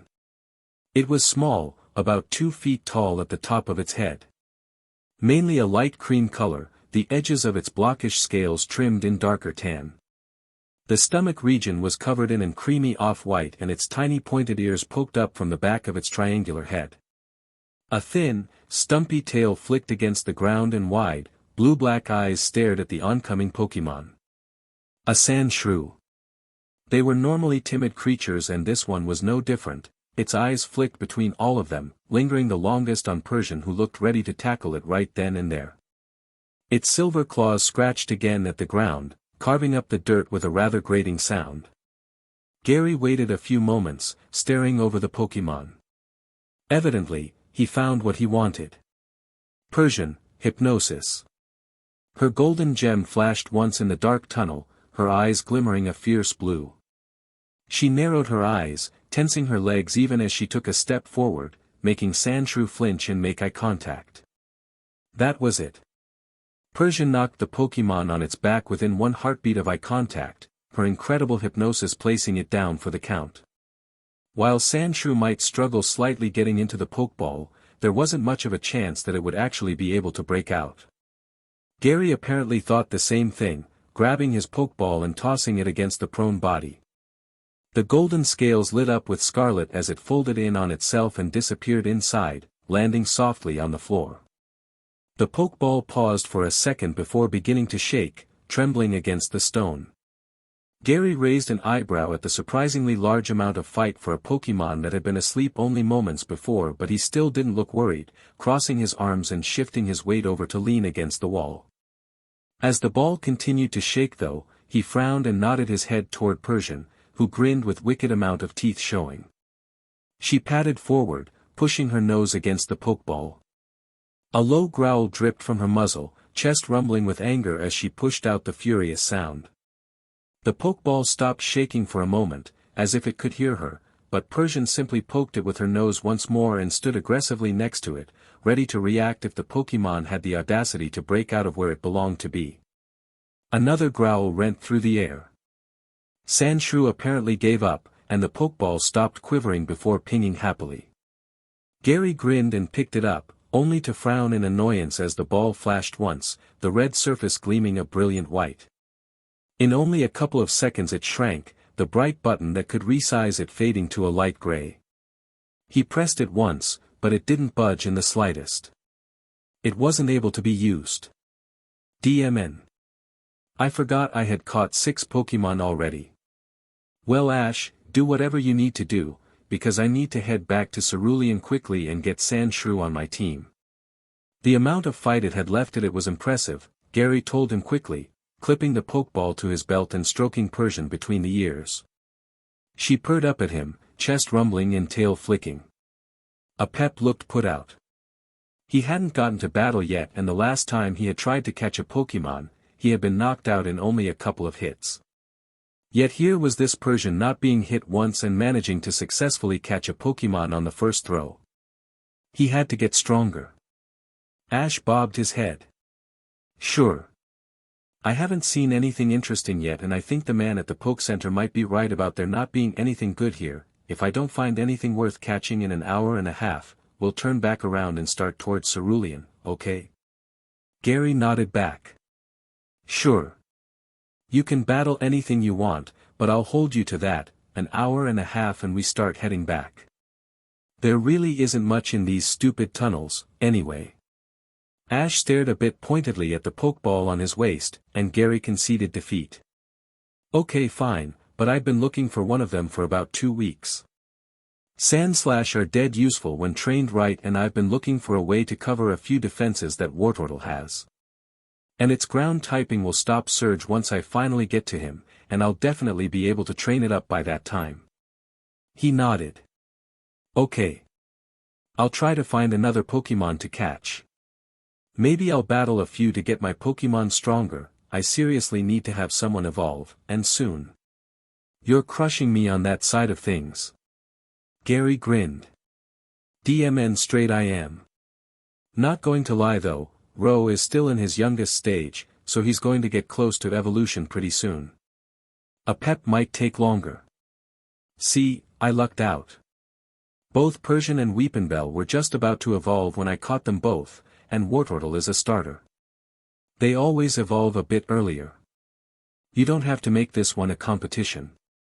Ash nodded, touching the Nidorann's Pokeball. He hadn't handled an evolved Pokemon before. It was said that their aggression often rose as well as their power and strength, which could be a bad combination as their pride could grow as they realized how powerful they were. Ro was pretty mellow already, but there was no way to tell what would happen when the Pokemon finally evolved. But just you wait, when a pep finally does evolve, I can't wait to see what he does to your Wartortle. Ash grinned. Gary smirked back. He checked his Pokédex, noting the time as around 10-ish. He'd start to head back at 11:45, though he would try to wrangle a few more minutes from Gary if the boy didn't keep a diligent watch on the time. He stroked a pep's head scales, letting the Ekans rumble happily deep in his chest. Without a doubt, a pep was ready to battle any new Pokemon he came across. While Ro might evolve if he battled with him, he really wasn't able to see well in the dark and the close quarters weren't the best battlefield for him. Turning back to Gary, he spoke. Okay. I'm ready. And then they started to walk through the tunnel, pointing their flashlights back toward the ways they had before.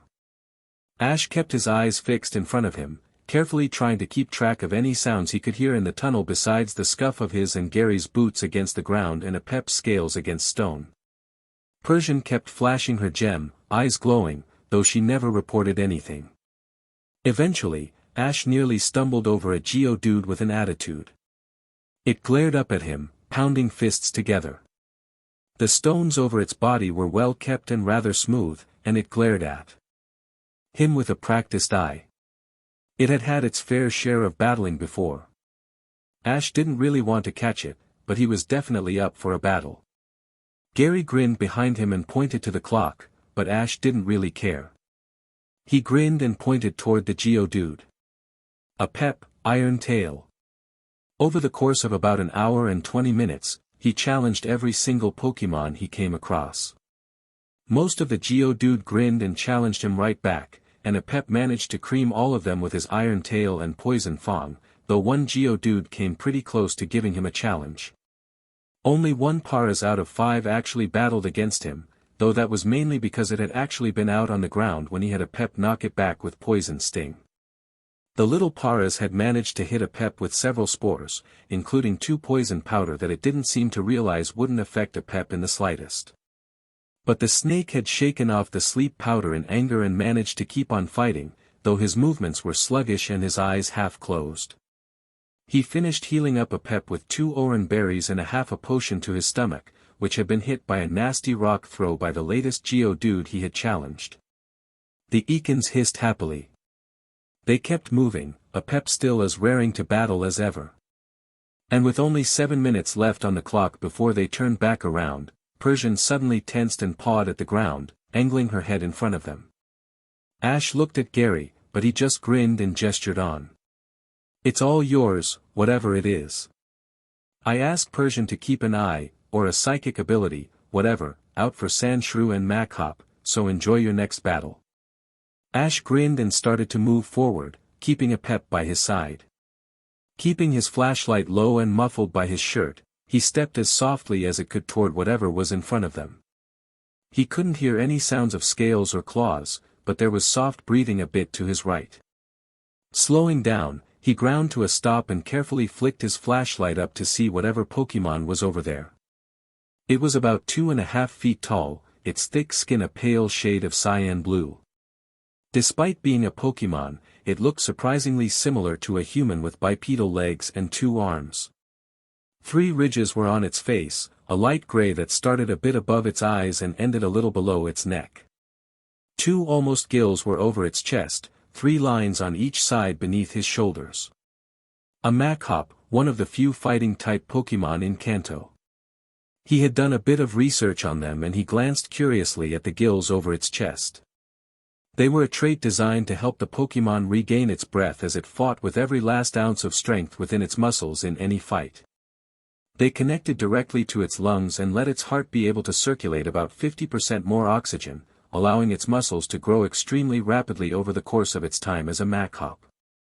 Although being in a water battlefield was probably one of its worst nightmares, as they couldn't keep the water out of their gills and then lungs. By skiing in a deep breath they could survive a water gun to the chest, but anything more than that would seriously injure them to the point of knocking them out without even taking a hit from the other Pokemon.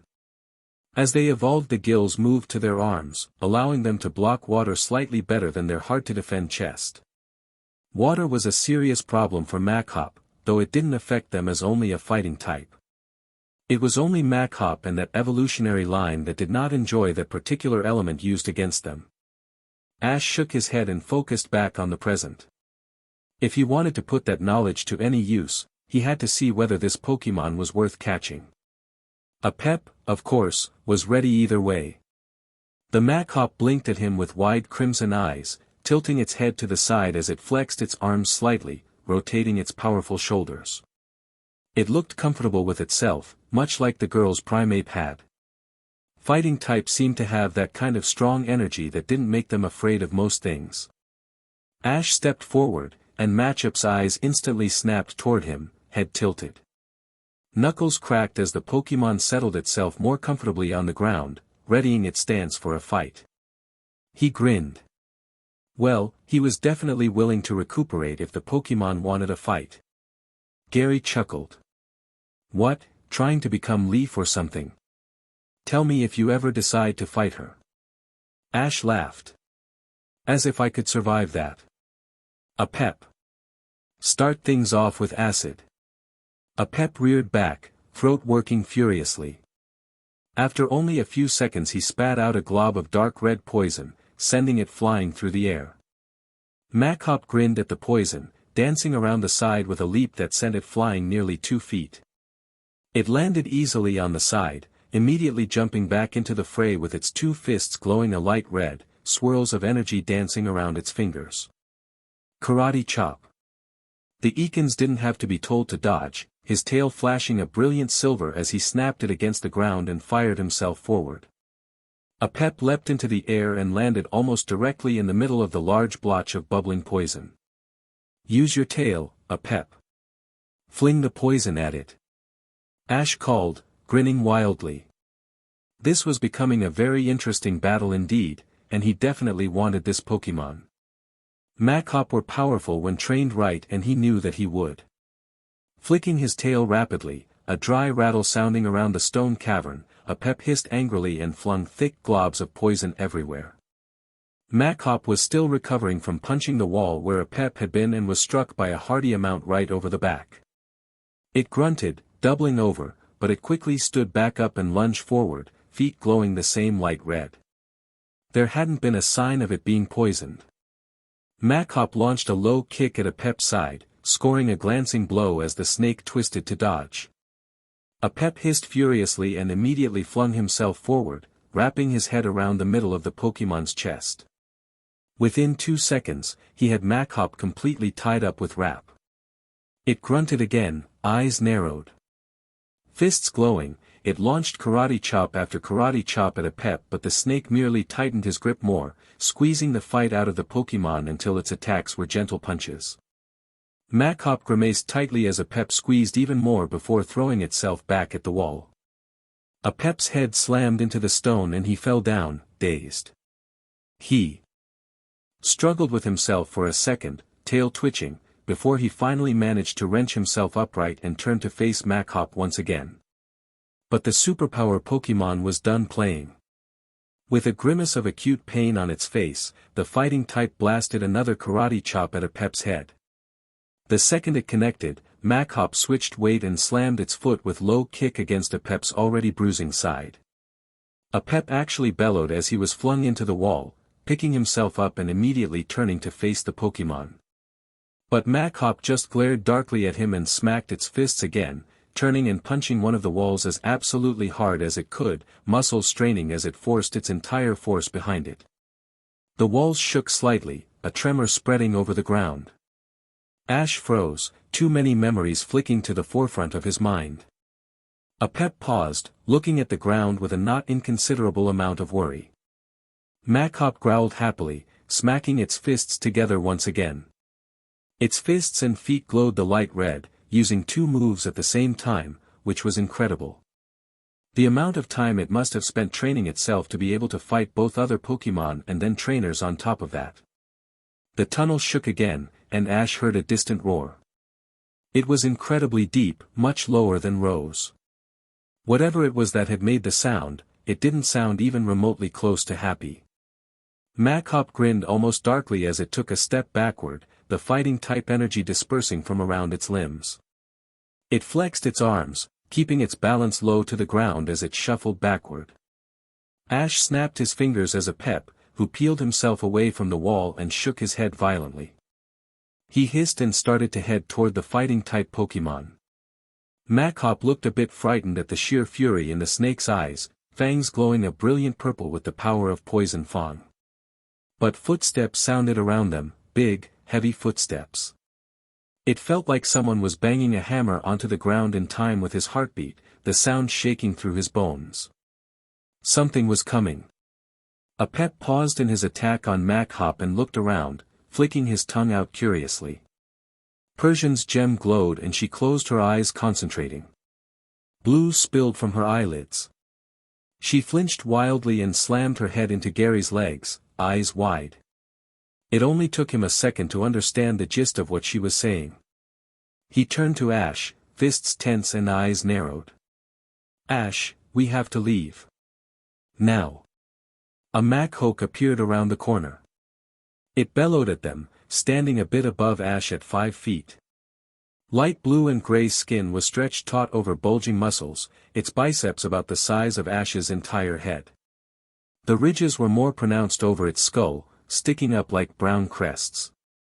The gills on its chest had migrated to its arms and were so large now that he could see bright red through them, an interior layer of skin that absorbed oxygen. There were black markings over its hips that looked surprisingly similar to shorts, and on top of that was a protrusion actually grown out of their skin, a fighting belt that held in their excess power so they didn't kill themselves with their own strength. Slamming one fist on its chest, Mac-Hawk grunted at Mac-Hop. The Pokémon nodded its head with a bit of sheepishness and scampered behind it, blue form disappearing into the dark of the tunnel. It was gone with no chance for Ash to catch it, but he had slightly more pressing issues at the moment. Mac-Hawk glared at them with a steely scarlet eye, flexing its arms. They were normally rather modest Pokémon who willingly came out to help people who weren't even their trainers and had often been seen helping out in construction as they could easily lift immensely heavy weights that humans couldn't even hope to be able to lift. For the most part, they were left alone unless challenged or unless their. Ash froze. He had challenged a Mashoki's kid. He knew the Mac-Hop had seemed young despite being well trained, and that meant it still had someone to teach it, so it probably hadn't reached the age where it could safely leave one of its parents and be able to defend itself in the wild. Now that he knew this, he just had to convince Mac-Hawk that he didn't know the Mac-Hop was its. Carefully holding up his Pokeball, he moved slowly as to try and not startle the still angry Pokémon. But Mac-Hawk obviously knew what a Pokeball was, and it snarled and pounded its fists together as Ash held one up. He winced and quickly pressed the button, recalling Pep with a startled hiss. Gary did the same at his furious gesture behind his back, though he looked very confused. Persian yowled as she disappeared, flexing claws and glaring at Mac-Hawk as she faded into crimson. Mac-Hawk stared impassively at them as Ash clipped his Pokeball back onto his waist, immediately letting his hands fall away from the capture devices. He raised his hands defensively in the motion of peace, speaking very softly.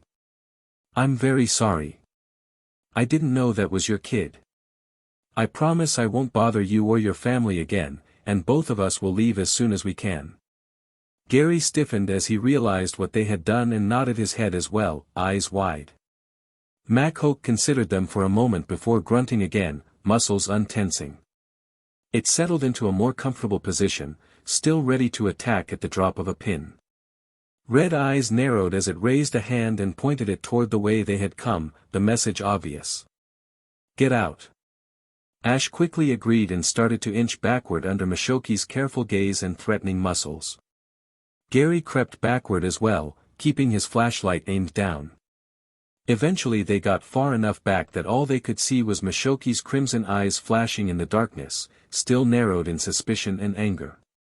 After a moment, they blinked and then were gone. Breath hissed out from between his teeth and he shook his head, a chuckle building in the back of his throat. You know, at this point, I'm thinking I shouldn't go through caves anymore. Gary snickered, eyes still wide. Yeah. No kidding. That Mac-Hoke could probably have flicked me unconscious with its pinky figure and I'd be out for about 20 years. Did you see its muscles? Ash sighed in a bit of amazement. I think we should probably listen. Anyway, I think my timer ran out already, unless you want to keep going deeper in. You can challenge the next Pokemon, though. They both chuckled and brought their flashlights up again, keeping their Pokemon away. Ash didn't exactly trust a Pep. Not to slither back there and finish what he started, maybe even trying to take out Mac-Hoke as well. The Pokemon was probably angry enough to think he might actually win. Gary kept Persian away because honestly, the cat had been a fair bit more scared than she had let on with her foe-threatening attitude and claws and growls. Normal types were not very strong against fighting types, as they had lower muscle density and thin skin and couldn't handle the powerful physical moves. Elemental attacks they could shrug off much easier, as they were built to defend themselves from that, but fighting types were almost completely physical without any element, just sheer power from the punch or kick or throw. Even a Snorlax would struggle against a powerful fighting type, like that Mac-Hoke back there. The fight would be incredible, but unless the Snorlax had learned enough other type attacks it would most likely lose, though not without leaving a mark to remember. There had been Snorlax on Hunger Rages that had taken out several strong fighting types before finally passing out, as pain barely touched them in that state. Retreating carefully, they walked the couple of hours needed in almost complete silence. There were few Pokemon on the trail, perhaps because he had already challenged all the ones that had been there. Gary resolutely nudged a Paras away from the path and didn't even try to battle it. Eventually, the light in the farthest reach of their vision grew and grew until brilliant sunlight reached out and cradled their skin, making sure to take extra care to scorch their eyes. Ash groaned and covered them with his palm, but it didn't do much against the blades of white-hot light stabbing into him. Gary wasn't much better, but he just growled and ducked into the shade behind a large boulder. That was intense, Ash finally said. Gary snorted next to him, leaning back and closing his eyes. Yeah, no kidding. He took a swig of water, grabbing onto a Pep's Pokeball. Well, we should probably start heading back. We've got a couple of hours of daylight left and I don't know about you, but I kind of want to be away from the mountain in case anyone decides to try and catch that Mac-Hop again. Gary raised his eyebrows, leaning back against the boulder and staring up at the sunlight gleaming on the side of the mountain. If they move fast enough today and tomorrow, it would be late, but they could get to Cerulean City if they only managed to keep their training to a minimum. Though his legs wouldn't thank him, and neither would his Pokemon, he'd be able to start his journey to Vermilion to tackle Surge all the sooner. The faster he went, the faster he would be able to make his way to Fuchsia City and get himself a Dratini to take down Lance with. Gary nodded once and made to stand up, pressing his hands against the stone. He grimaced at some sort of pain in his wrist, rolling it slowly as he finished standing up and stretching. Ash pulled out his Pokeballs, idly contemplating calling out all of his Pokemon to help them train. But he sighed and didn't do it, knowing he had to move fast. He only let out Vulpix in a flash of scarlet light, putting her on the ground in front of him ahead of a boulder. She didn't have the most endurance, but she could move faster and easier with actually having long legs, as compared to Rose's stubby little things and enormous bulk or a Pep's complete lack of legs at all. Gary sent out Persian, wisely thinking the same thing as him. Vulpix gave Persian a gentle stink eye but didn't do anything about it, pressing against Ash's leg for a second before pulling away and yawning widely, shooting out a burst of flame that lasted for a few seconds before fading away. Heat trickled into the air above her and Gary shot her an interested look as her tails flicked and the air wavered like a mirage. Her red fur was in need of a brushing again and he made sure to remember to do that this night before they went to bed. They'd probably travel until 8, which would SCK, and then would stop training at about 9, giving them only a little to touch up on a few moves before going to sleep. He'd only spend time on speed today and tomorrow, as it really wasn't enough time to try to learn their TM moves well enough to get much progress. Ro would complain but the speed runs were good for him and his battles. A Pep would race to win and probably knock himself out trying to beat Ro. Vulpix would trot along dutifully until he bribed her with a good, long fur brushing that would have her nearly falling asleep on his lap. The brushes were needed for her health, as tangled fur trapped more and more heat inside of them, which could seriously injure her with her 2 abilities. And Vulpix just liked having soft fur. He frowned, thinking curiously. He hadn't tried to wash Vulpix yet, obviously, but how did she stay clean? He hadn't seen her groom herself at all, and he was able to keep a close eye on her for most of their training. His guess was that with her ability of flame body, she could burn the dirt and dust away. But in that case, she still would have to focus on burning her inner flame stronger, which would be a good control technique to both lower and raise it up to be stronger. Gary gestured to him impatiently, starting on his path down the side of the mountain toward the route. It was still covered in thick heavy boulders, many that were taller than he was. It was still a while until the league came and cleaned it up again, but sometimes trainers would come by with powerful rock types that would crush the boulders in order to clean it up at least a little bit. It still took him about 20 minutes to get down the path filled with boulders. Vulpix easily pranced down the stone, leaping lightly from stone to stone and quickly making her way down. At one point she nearly slipped, the stone rocking beneath her feet. She regained her balance the next second and glared at the rock, shooting an ember onto it. The rock actually hissed when the fire made contact with it and Ash blinked. Had she just used a fire strong enough to melt a tiny piece of rock? As she moved on, he went and checked out the boulder. Indeed, there was a scorched divot in the stone, a small crevice with a few wisps of white smoke drifting up from it. There was heat warming his face as he got close. She was definitely getting stronger, even though he was trying to get her to weaken her moves and control her inner flame. He grinned as he imagined her fighting against a grass type, bathing the field in flames. Vulpix barked at him, startling him into moving down the mountain again. "Sorry girl," he called down to her. She turned her nose up at him and continued moving, tails flicking around to keep her balance. Gary grumbled as they both reached the bottom. "We've got about 6 hours of traveling today and then a grand whopping total of around 13 tomorrow. Next time Ash, you can go to a fancy place to catch Pokemon by yourself. This is turning out to be a nightmare so far, even without the Machoke." Ash raised an eyebrow, smirking.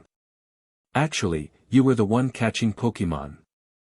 I was just tagging along for a ride." Gary shook his head. "Yeah, but still. You didn't catch any sort of Pokemon that could be immune to electric types and Surge is rumored to be up on the level of Sabrina and Koga. Any plan for how you're going to beat him and win the badge? Are you absolutely sure you don't want to beat Erica first?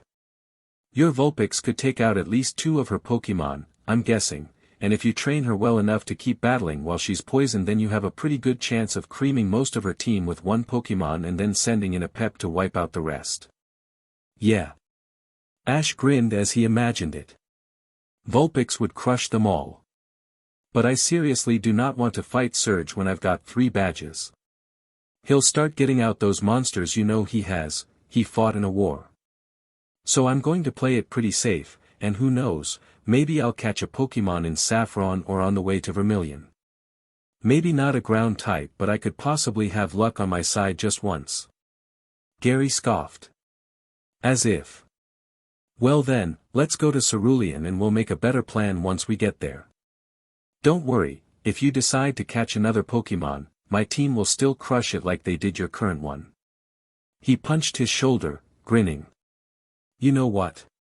Just for that, I'm going to catch a full-grown Gyarados and see how long your Wartortle lasts again, a beast of legend. I'll even name it after you. I'll take that as a compliment, Gary snickered. Who knows, maybe you will catch a ground type. Though Sandshrew is going to be better than it. Friendly rivalry dying down as they stared at the route that stood covered in trees in front of them, they shouldered their bags and began to walk forward. Vulpix yipped and dogged at his heels, flicking her tails against his leg when he nearly bumped into her. He scratched her ears for forgiveness, which she gave to him happily with a rumbling purr darting through the air. The walk was longer and longer still at the almost brutal pace Gary forced them into. He wanted his Sandshrew, damn it, and Ash cursed him for his stubbornness every single step of the way. Trees passed quickly, their leaves flashing in the dying light of the sun as it sked in one last breath and sunk below the horizon. But there was no need for flashlights, the moon shone like a star overhead, white surface marred with interspaced craters and random shadowed clouds. As the clock clicked over to 8, Gary didn't stop. There was a sort of determination in his step, and though he stumbled every now and then he kept the pace going, land falling away under their feet. Ash felt like groaning, but he understood the reason for the hustle. If they didn't move fast, that could mean showing up at Cerulean City in the dead of night or spending another night on the road, which really sked.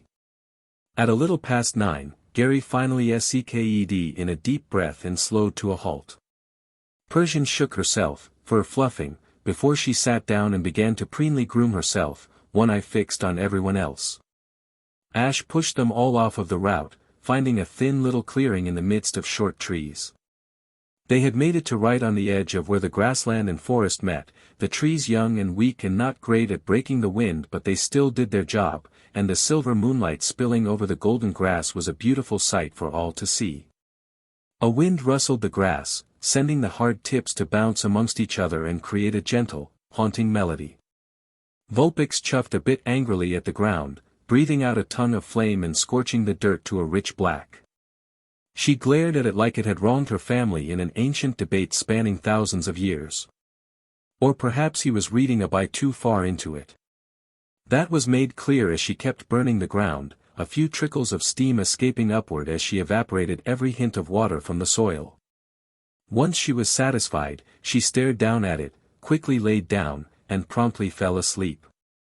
Ash could relate as he dug out his bag. He kept his Pokémon in their Pokeballs as he was extremely lazy and did not want to deal with getting out of pep and convincing the snake that yes, he did good and no, he did not have to beat up Ro to prove that he could have definitely taken the Machop in a fight. He laid out his blanket, flipping the edges over his body as he curled up in the middle. The ground was still a bit hard, but it wasn't nearly as bad as the unforgiving mountain stone, and he welcomed it gladly. Gary hadn't even attempted to start training, much like him. They had greatly overestimating their stamina at the end of the night, and the boy was already laying down, eyes closed. To his surprise, Vulpix perked up as he laid down on the blanket.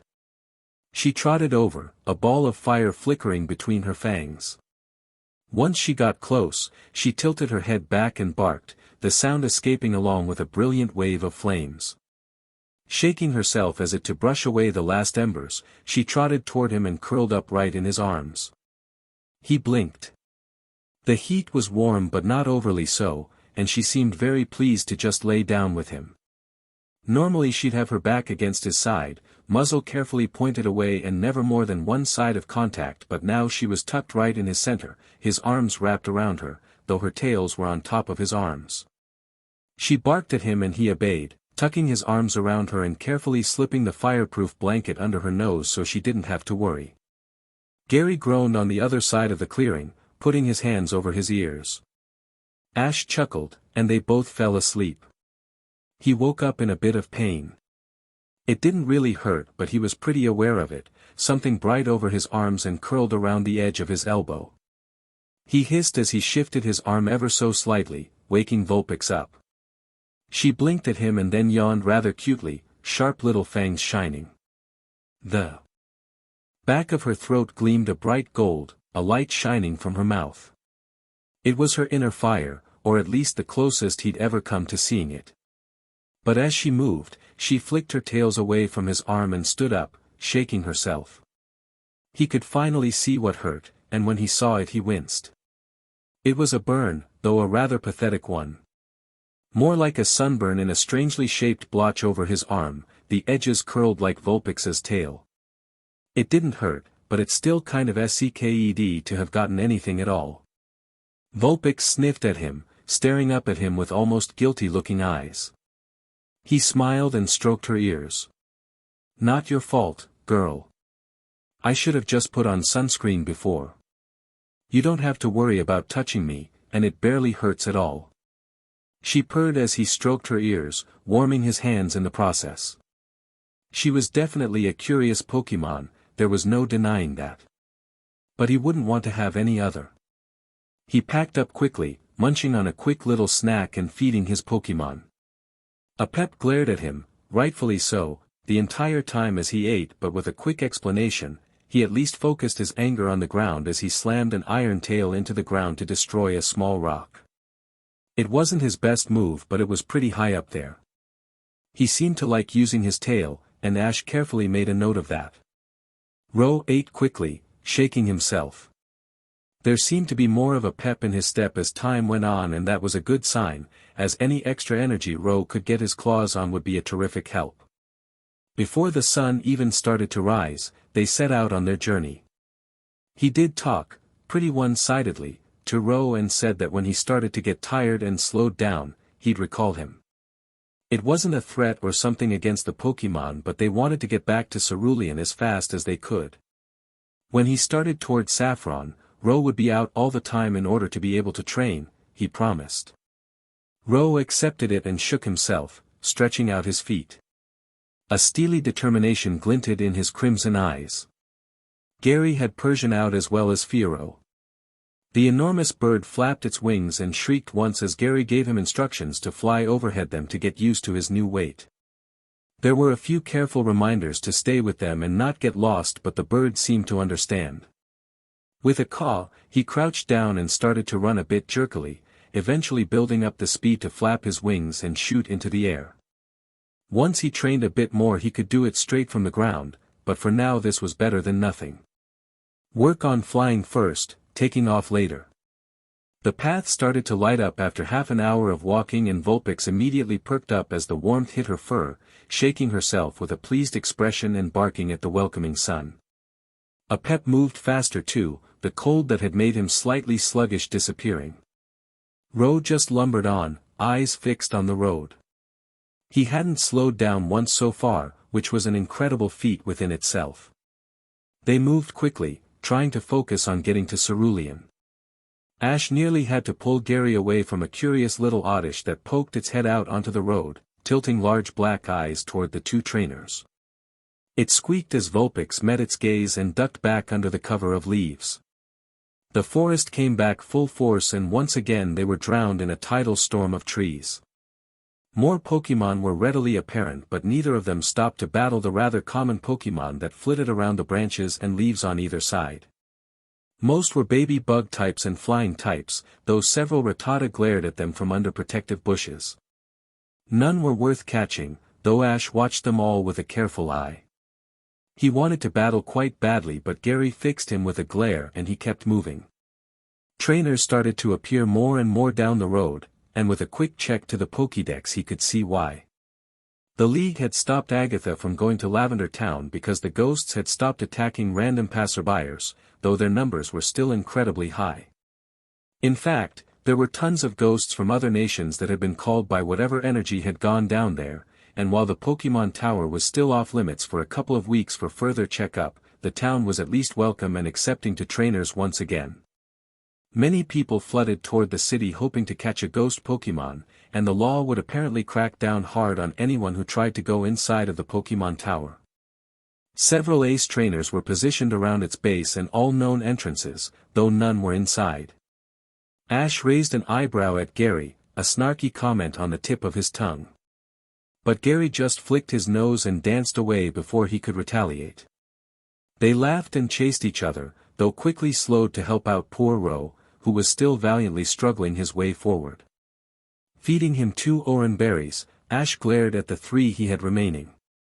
It had been a slide of luck to find the bush back when he started his journey, but he didn't think he'd find any others, so that meant he had to buy his own berries from now on. That was fine, though the money would start adding up. Maybe he could even get some of the other berries, ones with other effects or anything his Pokémon really liked. Of course, it would always help if they weren't on such a time crutch and could stop to let him battle against the small army of trainers heading toward Lavender. He hid his glare at Gary and looking at the trainer walking a little in front of them. A powerful Mankey trotted dutifully at his heels, bouncing from foot to foot. It narrowed its eyes as Ash met its gaze but didn't do anything, cream fur ruffline in the gentle breeze. The trainer inclined his head, and Ash did it back. A pep could have and would have creamed the little monkey. It might have been done in under 5 minutes. But they kept moving. Another oran berry disappeared into Ro's mouth as they stopped around midday for lunch, eating just as quickly as they could before heading off onto the route. By the time the sun began to slip from the sky, Ro had well and fully slowed down at least twice, and Ash was forced to recall him with tons of words of encouragement. The Nidoran had lasted for about 8 hours going at a faster pace than he was used to, and that was incredible for anyone. Ro had looked a bit happier as he disappeared into the cloud of scarlet mist. Ash clipped his Pokeball back on and kept walking down the route, eyeing a pep. The snake sped up, daring him to send him into his Pokeball. Ash didn't do it, but he was almost sorely tempted to see how a pep would react. He guessed badly. Moving on was easy, though with the travel they had done yesterday his legs began to throb pretty early on. Gary was wincing as he stepped down and there was a curse bubbling behind his eyes. A pep was fresh on the trail, having only gone through Rock Tunnel yesterday. He almost cheerfully kept ahead of them all, and Ash didn't have to give him a single oran berry for the entire journey. Every now and then he would look back to make sure they were still there, make smug eye contact with Persian, and then race forward so he was even more in front of her, rattle flicking. The cat Pokémon did not care in the least, and by the third time she stopped even looking. It felt a bit like a Caterpie baiting a Charizard. Though his rattle was less hollow sounding, more smooth. The sound was softer as well, the rattle shrinking slightly. He hadn't noticed it at first, but when it finally hit him he couldn't help but grin widely. Ekans lost their rattles as they evolved, and for a pep's rattle to shrink made it clear, he was getting close to evolving. Still a fair bit off, as his scales hadn't changed color in the slightest and he hadn't showed any signs of shedding, but it was a start. He didn't quite know what to do when his Pokémon evolved, but he was definitely looking forward to it. Gary sighed unhappily as the sun crouched closer to the horizon, yellow eyes flashing over the trees and staining them golden. The sunset was close and after that, it would be a pain to travel any further, though they still would. It would be one of the literal worst things to sleep in the forest and have Cerulean only an hour's walk away with all of its healing poke centers and warm beds. Ash grinned widely as something crunched under his foot. He stared down and saw a piece of stone, one that was smooth on one side. He kicked it and watched as it spun away into the woods, but he quickly fell upon another. Within a minute, the shards had faded and left him with a paved road, the stones stained with brown dirt. But paved stones meant civilization, and that meant Cerulean. And as they turned the final corner, Cerulean City gleamed in front of them. Gary hooped and raced forward, Persian easily keeping up with him. Ash grinned and rushed to follow him, Vulpix barking once but running forward to stay by his side. A pep hissed and snapped in front of him. He grabbed his Pokeball, whistling shortly to get a pep's attention. The snake snapped to attention, fangs flickering purple with poison fang. Ash couldn't help the laugh that escaped his throat, and a pep glared darkly at him. "Sorry, bud. But I want to get you in the Poke Center overnight to make sure you're okay." "You too, Vulpix." She yipped at him, eyes narrowed. Fire burned on the edge of her tongue as she glared at him, tail flicking. A pep looked just as upset at him, golden eyes pining him to the route as he flicked his tail. Ash would not be cowed, however. He knew that it was for their health. Holding up both of their Pokeballs, he glared at them and slowly pressed the button. Vulpix whined as she disappeared while a pep hissed. Gary raised an eyebrow as Ash trotted back toward him, clipping his pokeballs back to his belt. Persian was already gone, and he couldn't see Fiero flying up ahead. All 6 pokeballs were on his belt. That's cute. You ready to go? Ash grinned and started running, ignoring his sore legs. Gary squeaked and ran after him, but Ash had the lead. Within only a few minutes, he burst through the glass door and darted toward Nurse Joy. Gary appeared a second later, scowling fiercely. That does not count. You started first and I wasn't prepared. He laughed, grin still bubbling up on his lips. Just admit it. I'm faster than you and I always have been. The boy shook his head but a smile was on face. I definitely won't admit the second part, but you did win this time. This time. Nurse Joy smiled down at them, though she glared a bit at their boots, which had streaked dirt in a straight line toward the desk. Ash blushed and Gary ducked his head, but they both handed her their pokeballs. Well, you two are certainly up late. Did you just finish traveling or battling? Traveling. I think our Pokemon should just be tired, but I'm not completely sure. Maybe a few bumps and scratches, Ash said, thinking back. A Pep had gotten hit by the Machop but he had healed him up pretty quickly afterward. Vulpix and Ro had just been walking on the path and training lightly for the past couple of days. The Ekans might have a few bumps but I tried to heal them. She nodded, turning to Gary. And you, dear? Same as him. None of my Pokemon should be injured, though where is your Pokemon transfer system? Nurse Joy pointed toward the row of video phones, and he thanked her and started toward them. There was a machine on the edge, not nearly as large as Bill's but still an impressive figure. He grabbed Zubat's Pokeball off of his waist and held it in his hand as he pushed his Pokédex into a slot meant to scan it for his trainer ID. It beeped after a moment and he slipped the Pokeball inside. A few presses of buttons and Sandshrews' Pokeball unlocked, swelling back up to full size. He clipped it back to his belt, grinning. Ash wandered toward him.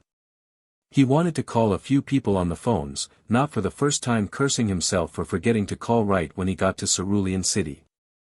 They probably wouldn't notice, right? He hoped at least, heading toward a video phone on the far right of the line. Gary held out a hand and stopped him, a serious expression on his face.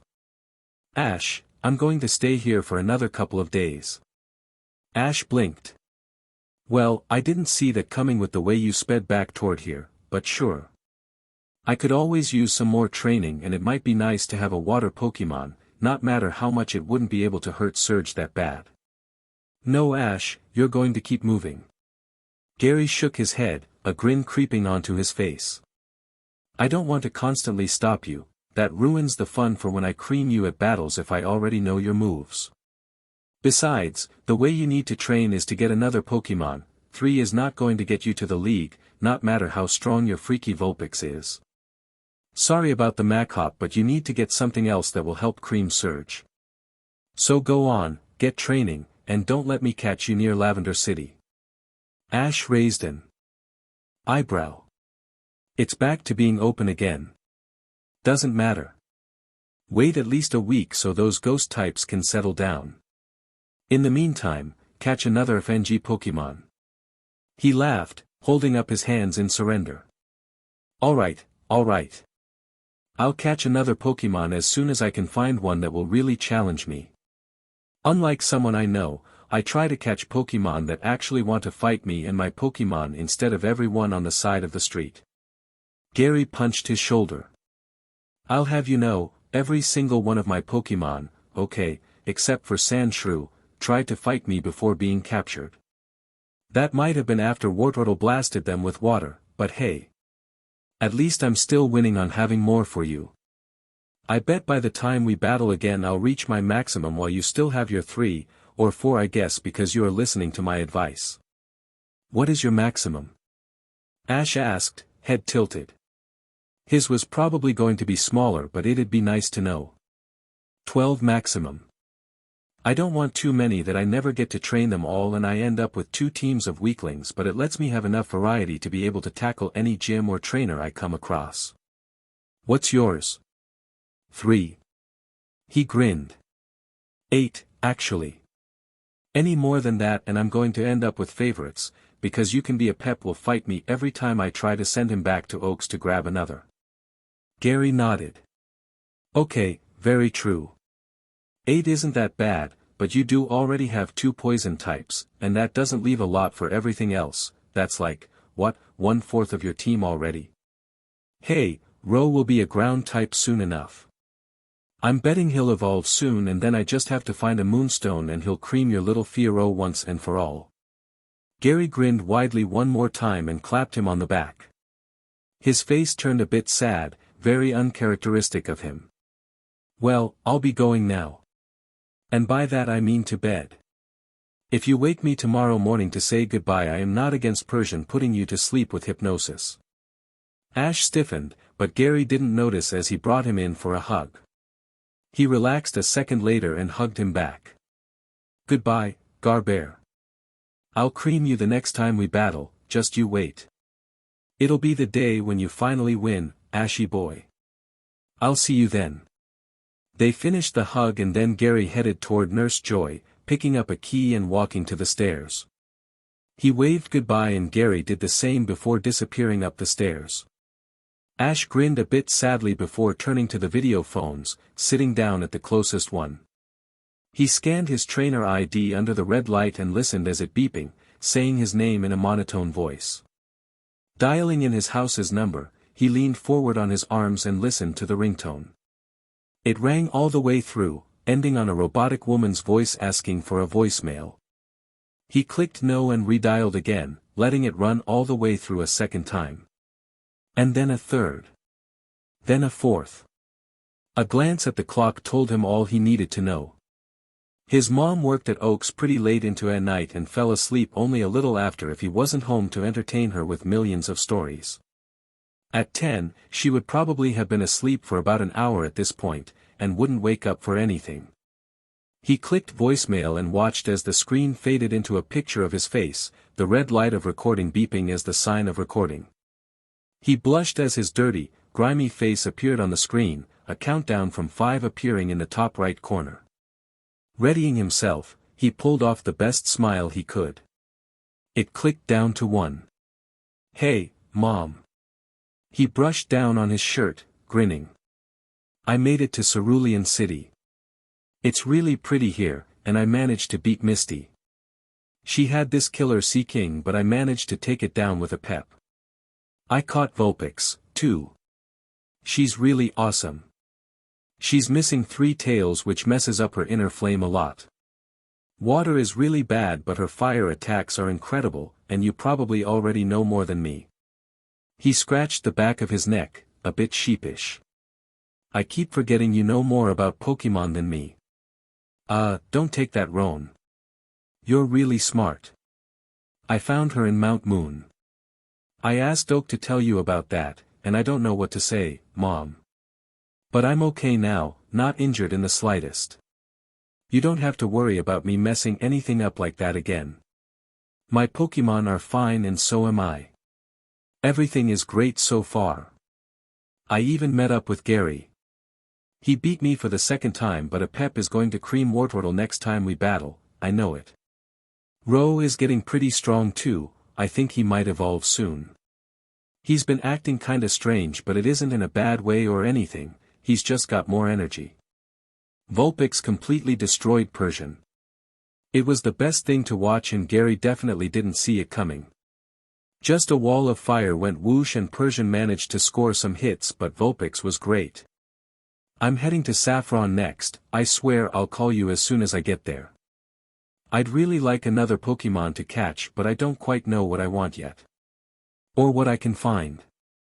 I nearly had a Mach-Hop in the rock tunnel but it managed to get away. Next time, maybe. I don't know. Whatever happens. He leaned forward. I really miss you Mom, and I promise I'll call you more often. I guess I'll see you next time.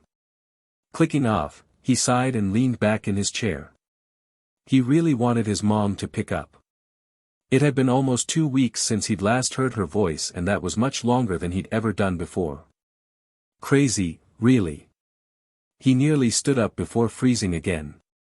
Brock was still back in pewter, probably sleeping. No need to call him at this late an hour, but the gym leader probably wanted to hear how Vulpix was safe and sound, though a bit injured. Sitting back down, he pulled up contacts. There was an option to chat on Brock's page and he clicked it. A keyboard slid out from underneath the screen and he started to type away, thinking quickly. Hey Brock. I got Vulpix. She's doing fine, and she's really sweet.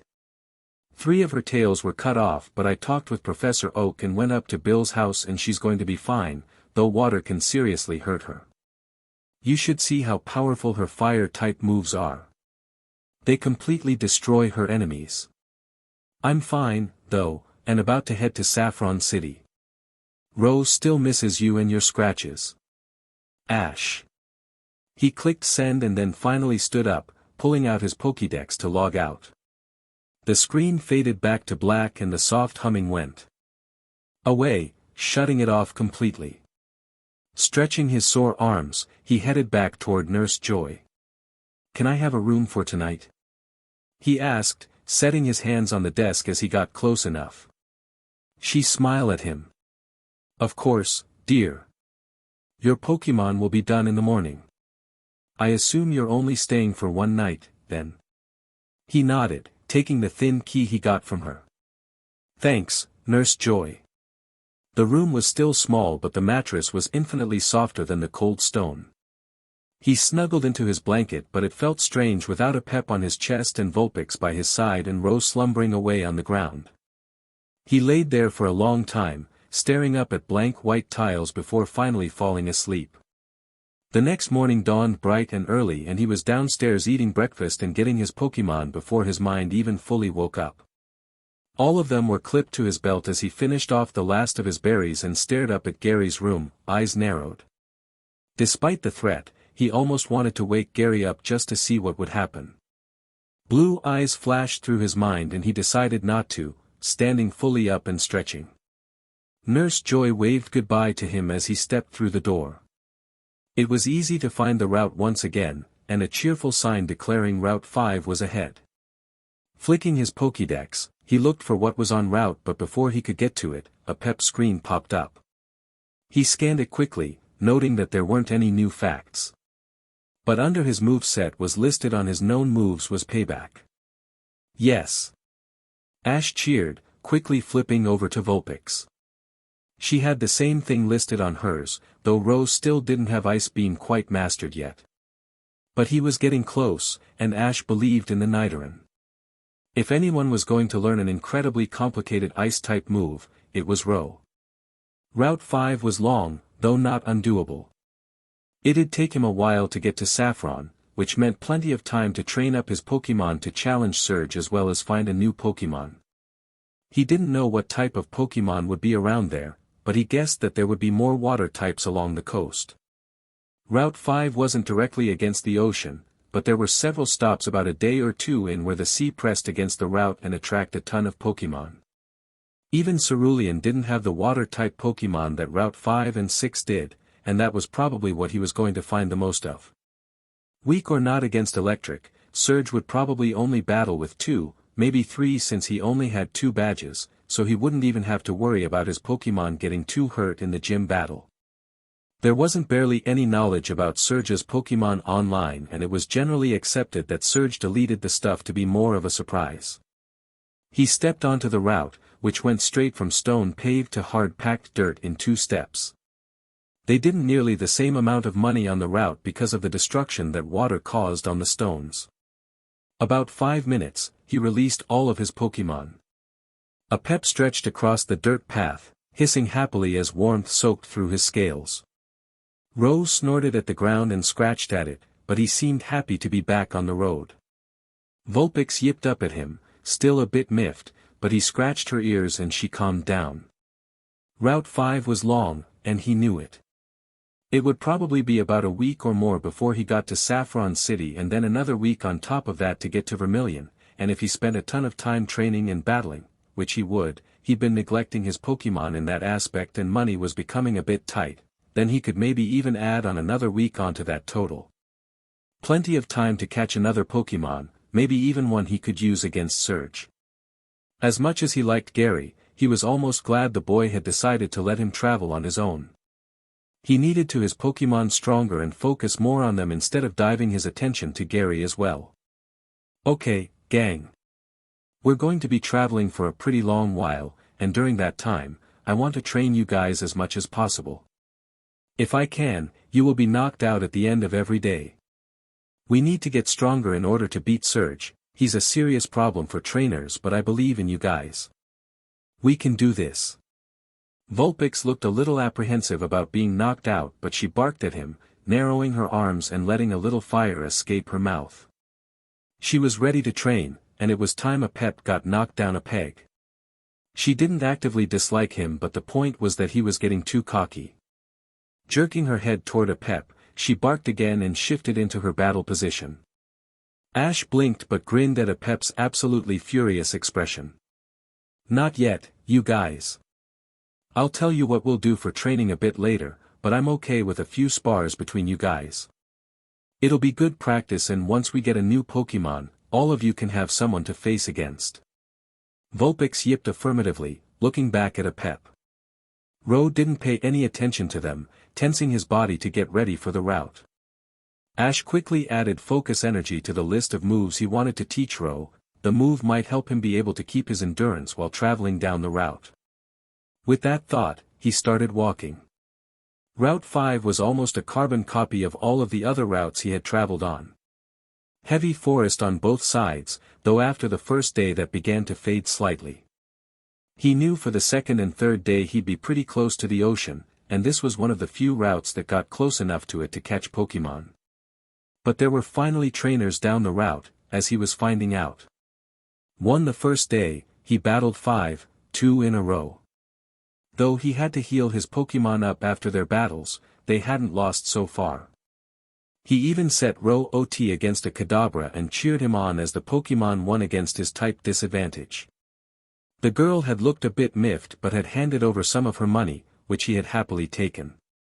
The greatest prize came from 2 hours before he'd stopped traveling on his first day, when he ran into a girl with an enormous Nidorina lumbering behind her. "Excuse me?" He almost squeaked, stopping next to her. She peered up at him with bright brown eyes, head tilted. Her Nidorina stopped as well, grumbling at the stop of movement. "Yes. How may I help you?" Her voice was pleasant, a bit of an accent adding a lilt on the end of her sentences. "Well, I have a Nidoran." He gestured to Ro, who blinked crimson eyes up at her.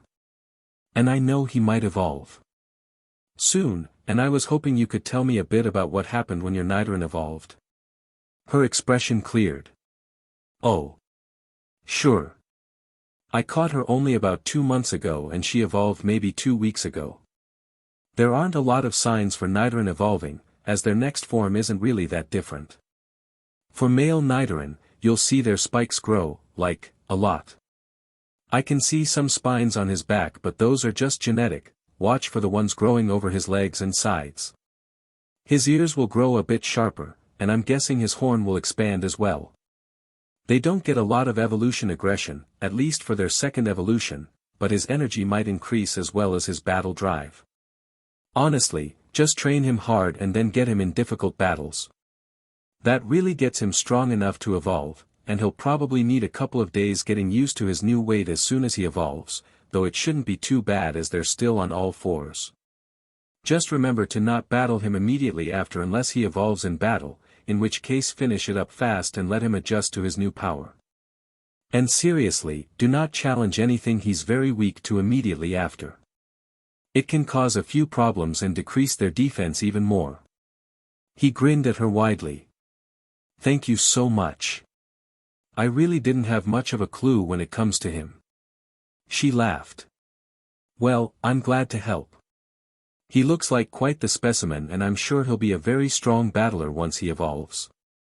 They parted ways, though not battling. She seemed just a bit too strong for him, if the steel and the way she carried herself spoke of anything. That night, as he trained his Pokemon on their TM moves one last time before his plan to move on, he could see what she was talking about. Ro's ears were extending backward farther, their edges sharper than before. He had swelled slightly in size, though not much, and strange ridges were protruding over his skin on the side of his body. Ro had peered over them with not a small amount of confusion before Ash explained, and then he had looked very excited, throwing himself into training even harder. Apep was very miffed. Vulpix peered curiously, sniffing at the spikes beginning their growth over his sides. He carefully kept his barbs retracted as she explored, his crimson eyes narrowed. Ash pulled up a picture of a Nidorino, and though there was a flash of recognition, probably from his own parents, he still took a step forward and stared over what he would evolve into. Nidorino were powerful creatures that could both pack and take a punch, though they were even slower. Ash would have to fit in as many speeding exercises as he possibly could. Maybe, after he finished learning Ice Beam, he could start on Drill Run, which was a ground-type move. It was a bit early, but learning ground-type moves could learn him to adjust to becoming a Nidoking and changing his typing. But that was for the future, and for right now, Ro fired Ice Beam after Ice Beam at a poor tree while Apep and Vulpix grunted as he hit them with powerful attacks, slamming payback at the ground. They hadn't quite perfected it yet, but once he started to battle them in actual battles, they would experience how to do it better and it would come more naturally. For tonight, however, he just laid down with his Pokemon and stared at the stars. Ash yawned, stretching his arms above his head. It had been a long day on the trail today, and the only interruptions had been 3 trainers he'd battled with a Weepinbell, a Marowak, and an Arados. They had been good battles and the Marowak had nearly beaten Ro, but the Nidoran had landed a good hit a bit early where his barbs had poisoned the Pokemon enough that its reflectives had gone down to where Ro could knock him out. The trainer had taken it nicely and congratulated warmly, giving him a rather impressive wad of cash. He had needed money and these 2 routes were going to get him plenty of cash to be able to buy better things for his Pokemon.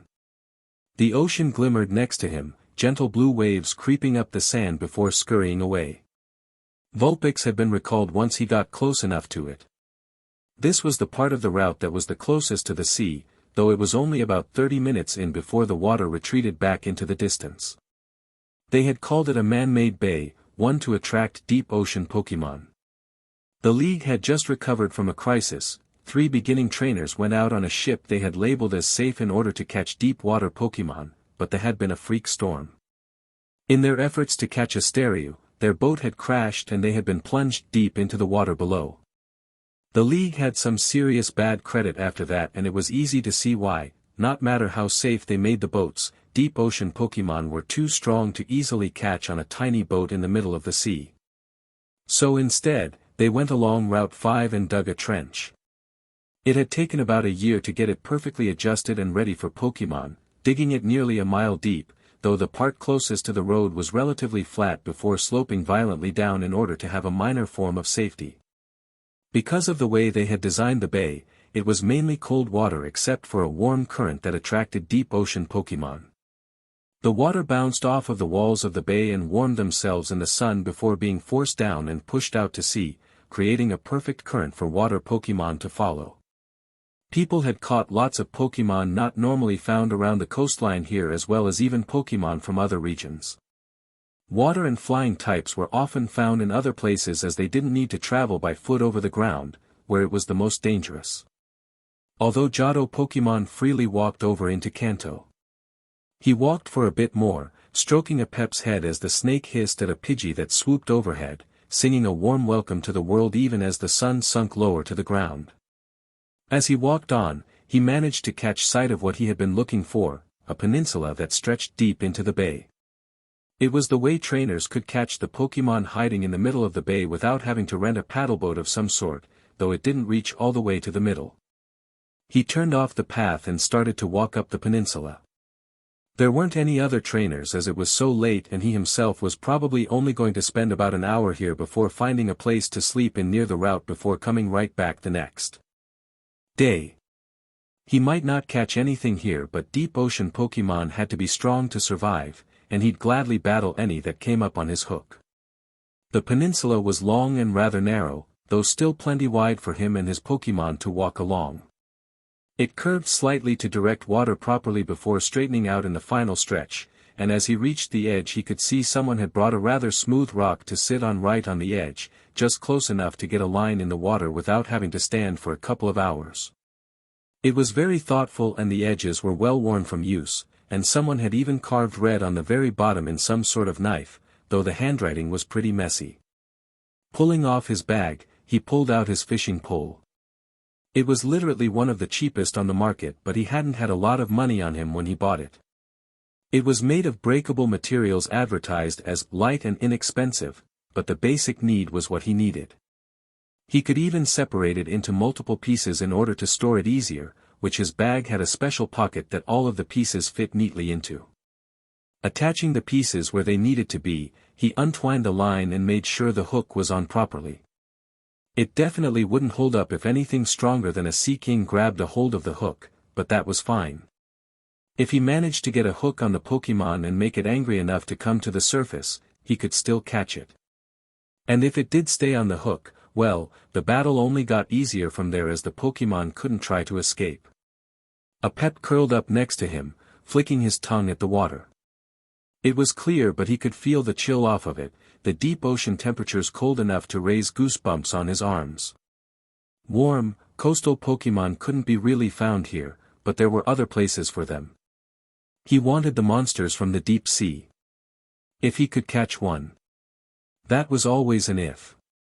But it was getting close to night, where most of the predators came out, so he had a chance, if not better.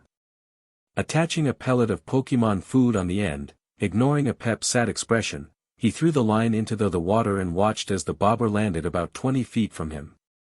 Just in the middle of the bay. He set the pole on his legs, making sure to keep a tight hold on it, and got ready. It might be 15 minutes to an hour until he got a bite, but water Pokémon were pretty good at taking food. At least, he had heard.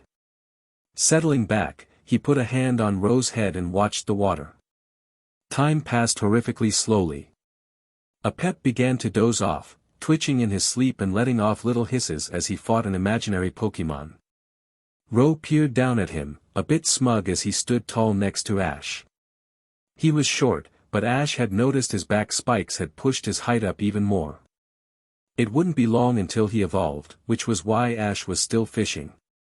If anyone was going to battle a water type and evolve, he wanted it to be Rose. Evolving tonight or tomorrow meant plenty of time for him to get used to his new form by the time he challenged Surge. The bobber floated peacefully on the surface of the water.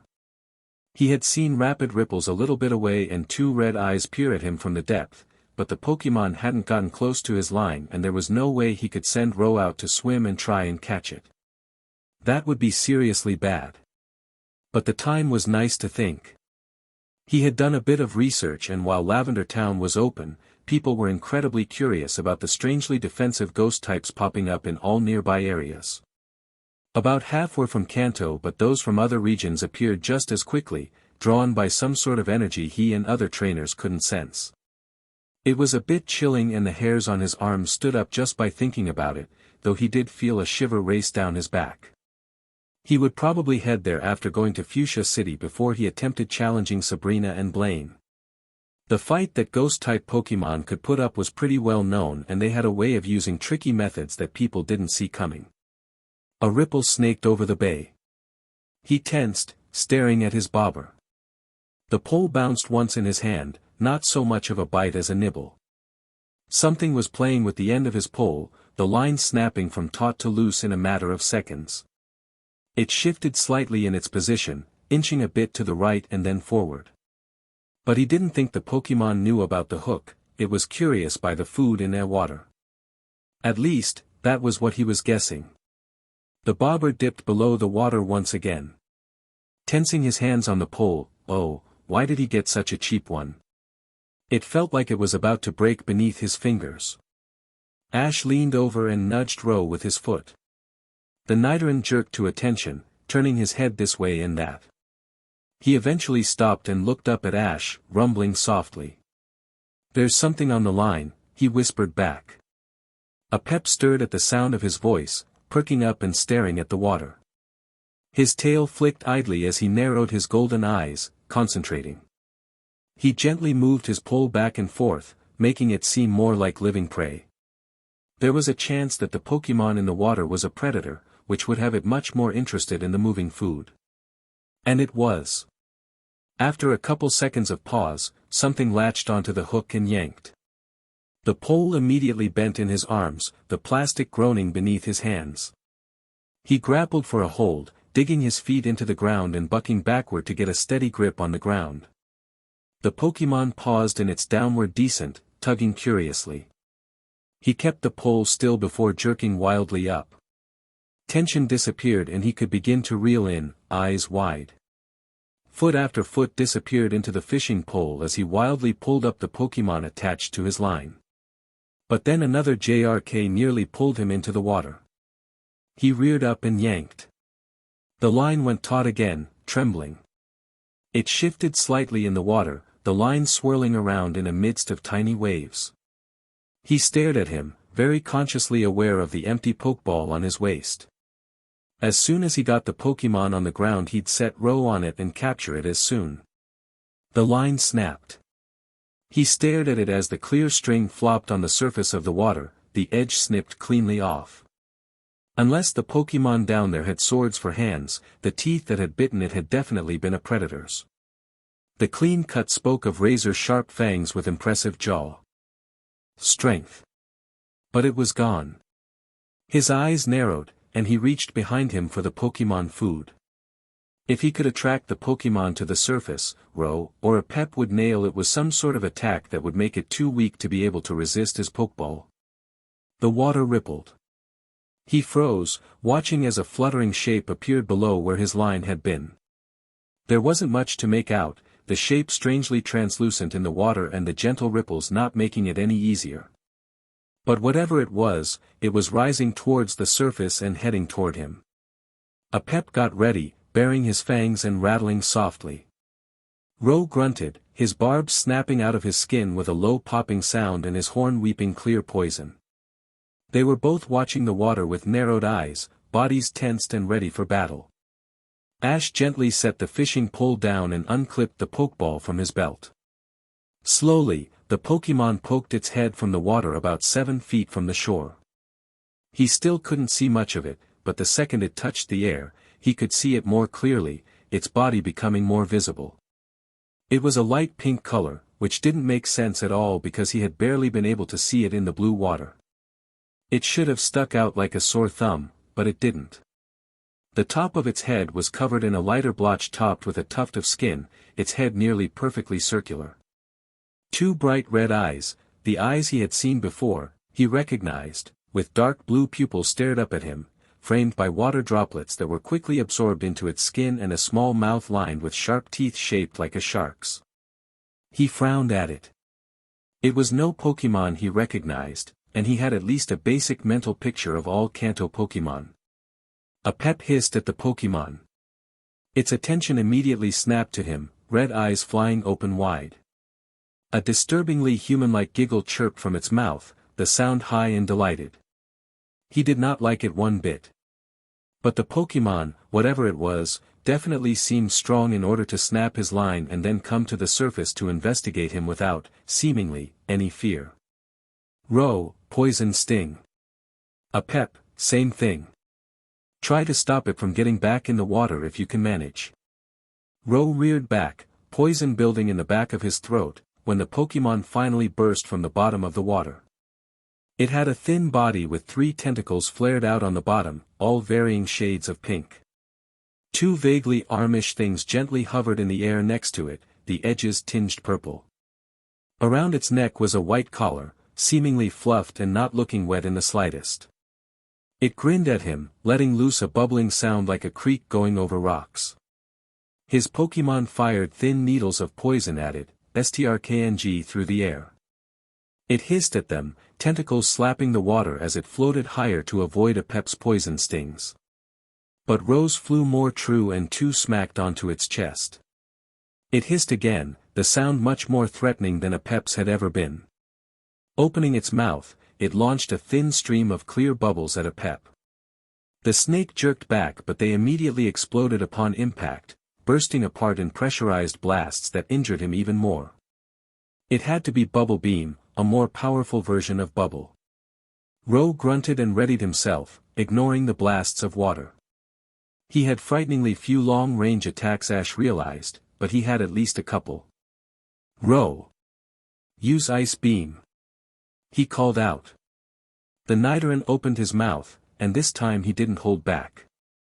The Ice-type energy built hard and fast, and within 2 seconds, it shot from his throat and blasted toward the Pokémon. It caterwauled as the move slammed into it, but the move didn't seem to do much damage. The few spreads of ice over its body quickly melted as they came in contact with the Pokémon's water body. As it shook off the last ice crystals, it glared at Ro, much more set off than before. A pep took that opportunity to nail the Pokémon in the head with a bubbling mass of dark red acid. Hissing furiously, it turned on the snake. But Ash had seen it wince heavily as acid melted into its body and broke past its defenses, weakening it greatly. The move wasn't toxic, but when used against a water Pokémon, it did its job well. The Pokémon looked absolutely furious. Ro snapped another barrage of poison stings at it, a few landing on its lower tentacles. But Ash just gaped in surprise as it seemed to predict that, flipping over its tentacles so the poison stings would hit the underside, and then nothing happened. It took him a moment, but he could see tiny needles over the surface tipped with bright purple. The Pokémon naturally produced poison on its tentacles, and so it was invulnerable on that spot as the needles simply absorbed the poison and stored it in their poison production pouches, but it could still be poisoned if he could hit it anywhere else on the body. Keep up acid and poison sting. Aim for the chest and head. Just as his Pokémon began their attacks, the water type started to attack back. One of its tentacles began glowing a sickly gray, disguising the pink under a bubbling mess of shadows. It swiped it down, sending a writhing wave of energy to slam into Ro's back. The Nidoran bellowed and shook it off, eyes narrowed. Ash blinked. That was Nightshade, a ghost move. Okay, this Pokémon had a few tricks up its sleeves. It kept aiming at Ro, eyes narrowed. Another bubble beam shot toward Ro, but he took the chance to prepare and, with his horn glowing faintly white with horn attack, scattered the bubbles to explode harmlessly around him. He bellowed, barbs clicking and weeping clear poison. The Pokémon hissed at him, the sound slithering through the air. Then it floated gently forward, a grin on its face. A pep stiffened, fangs glowing a brilliant purple as the Pokémon got closer to him, rattling his tail threateningly. It barely paid attention to that, its tentacles reaching up and getting closer to his body. Ro reared back and blasted another ice beam at its side. The Pokémon shrieked, high and furious, spinning to face him with narrowed red eyes. Without even looking, it reached out and nabbed the distracted Apep around his body. The Ekans shrieked furiously, bare fledglings of a hood flexing as he buried purple fangs in its chest. Ash was extremely perturbed as he watched his nose actually sink a little into its body, the gelatinous substance making up most of its body shifting.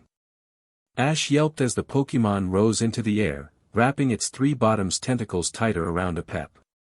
The snake hissed, but then the Pokémon raised its tentacle arms, the underside gleaming a bright purple, and suctioned them on either side of Apep's head. Nothing happened. It frowned, lifting its arms and trying again. Ash could see all the signs of poison being produced, but Apep was a poison type, he couldn't become poisoned. And most wild Pokémon didn't know that. While it was distracted, he chucked the Pokeball and nailed it right on the side of the head. Apep fell with a thump to the ground, shaking his head and hissing at the red and white Pokeball trembling on the ground. Ash immediately dove into his bag and pulled out another one of his Pokeballs, clutching it tightly. And for good reason. With a shriek of rage, the Pokémon exploded back out of the Pokeball. It swung this was and that, glaring angrily at them all. But he could see signs of exhaustion, its tentacles hung flat in the air and it was hovering closer to the ground than normal. So he risked it and threw another Pokeball. As it landed on the ground, he lunged forward and grabbed the first Pokeball, readying to throw it again. And he needed to. With a burst of scarlet, the Pokémon emerged again. It was promptly nailed by his third throw and sank back onto the ground. This time, all the Pokémon could manage was a couple of violent shakes that had him quickly grabbing the other Pokeball once again. Pep glared at the ball and Ro grumbled, barbs extending farther. But with one final twist as a last resort, the Pokeball fell still and flashed once, announcing a capture with a happy click. He sat back on the rock with a bit of a bemused expression, eyes wide. Whatever Pokémon that had been, it had taken some pretty strong hits from a distance, and he could tell that the second it got its tentacles on anything that wasn't a poison or steel type, the battle would quickly go downhill for his opponent.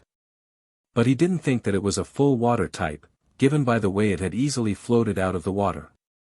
The Poliwag line was known for that as well, but for Magikarp, Goldeen, and Horsia, they mainly needed to be in some sort of water to fight, though they could survive on land reasonably well.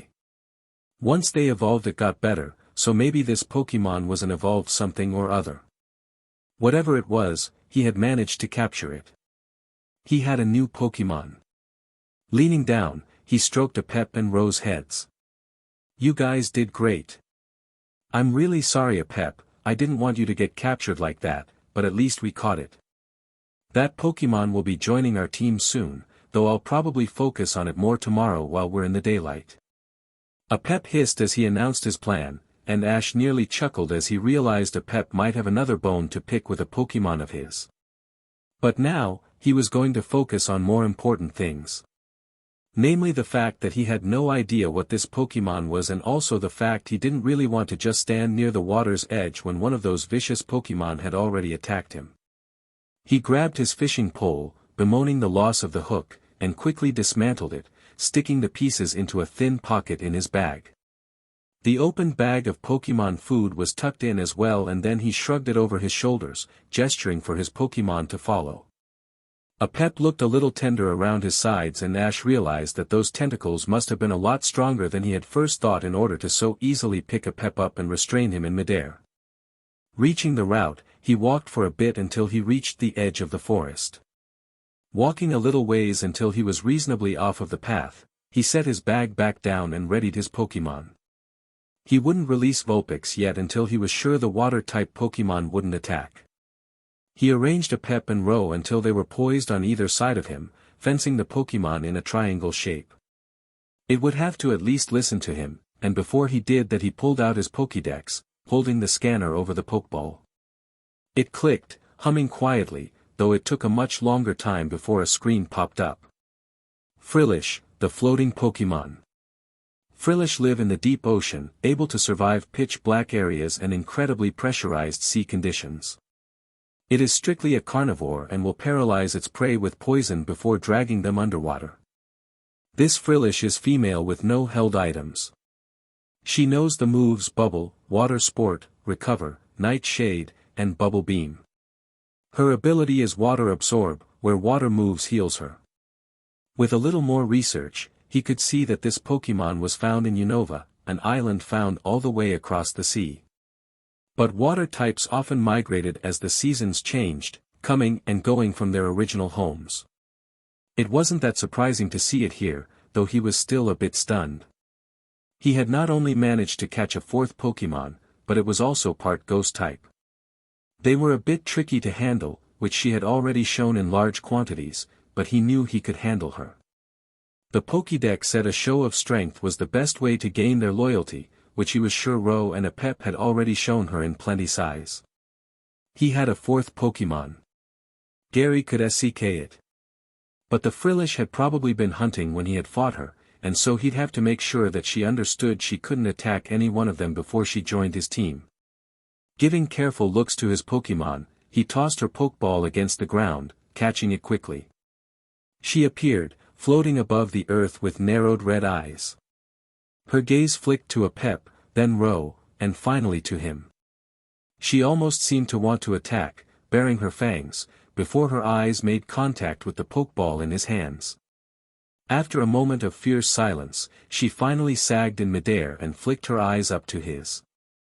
It seemed pretty fast that she accepted that she was captured, though there was definitely still steel within her gaze. Hello.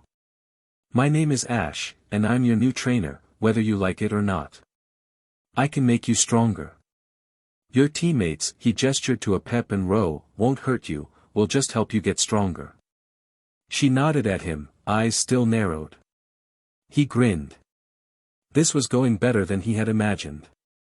Do you want a nickname? It's something different to call you. Her gaze called him an idiot for explaining, but she nodded her head again, tilting it to the side as her tentacles still sagged in midair. He frowned, thinking. There hadn't exactly been any nicknames he'd planned, but the sheer anger and force she had showed brought one quickly to the front of his mind. What do you think of Siren? The wicked grin told enough of her approval. Okay. We're going to see how strong you are tomorrow, but for tonight, we're just going to sleep. I'm going to recall you just for tonight, though you'll get to choose every night after this one. She nodded again, eyeing him with a sudden darkness as she disappeared in a swirl of red. He frowned but clipped it back to his belt, grinning at his Pokémon with excitement in his eyes. Another Pokémon, guys. We'll start training her tomorrow and I promise a Pep, I'll make sure I'll make you stronger than her, don't you worry. But for now, let's just sleep. I want to get an early start on tomorrow. Ro nodded his head, retracting his barbs fully and stretching against the ground. A Pep hissed at Siren's Pokeball again, but he settled with one glare from Ash. They were still pretty close to the ocean, so he'd leave Vulpix in her Pokeball tonight, at least until they got away from the very present moisture in the air. Stretching out his blankets, he changed quickly under the cover of a tree. His belt was placed reverently on top of his bag, the two Pokeballs of the rest of his team gleaming brightly on top. His blankets were a bit cold, but they were much better than the air as he curled up inside of them, tucking his cold palms into his pajama pockets and rolling into a tighter ball under the top cover. A Pep hissed at him and he begrudgingly straightened out again, letting the snake curl up over his chest. The Ekans hissed happily as his scales soaked away heat from Ash's skin and he coiled up tightly, managing to fit his entire length into a ball only a foot in diameter. His tail stuck out the end and his head flopped over the top, nose pressed against his collarbone and tongue occasionally flicking against his neck. The snake's breath was warm and his scales shone in the moonlight. Ro pressed against his feet, a solid presence that hadn't changed since every night that he'd slept with his Pokémon. Barbs safely retracted and horn pointed away, he was just a comforting friend by his side. The night was cool but he was fine with it, staring up at the skies. They were far enough away from the trees that nothing disturbed his vision straight up, stars glittering above his wide eyes. Something rattled in the distance, but he didn't pay it any mind, slowly slipping off into the welcoming arms of sleep. As he finally fell asleep, eyes fluttering closed, Siren's Pokeball exploded.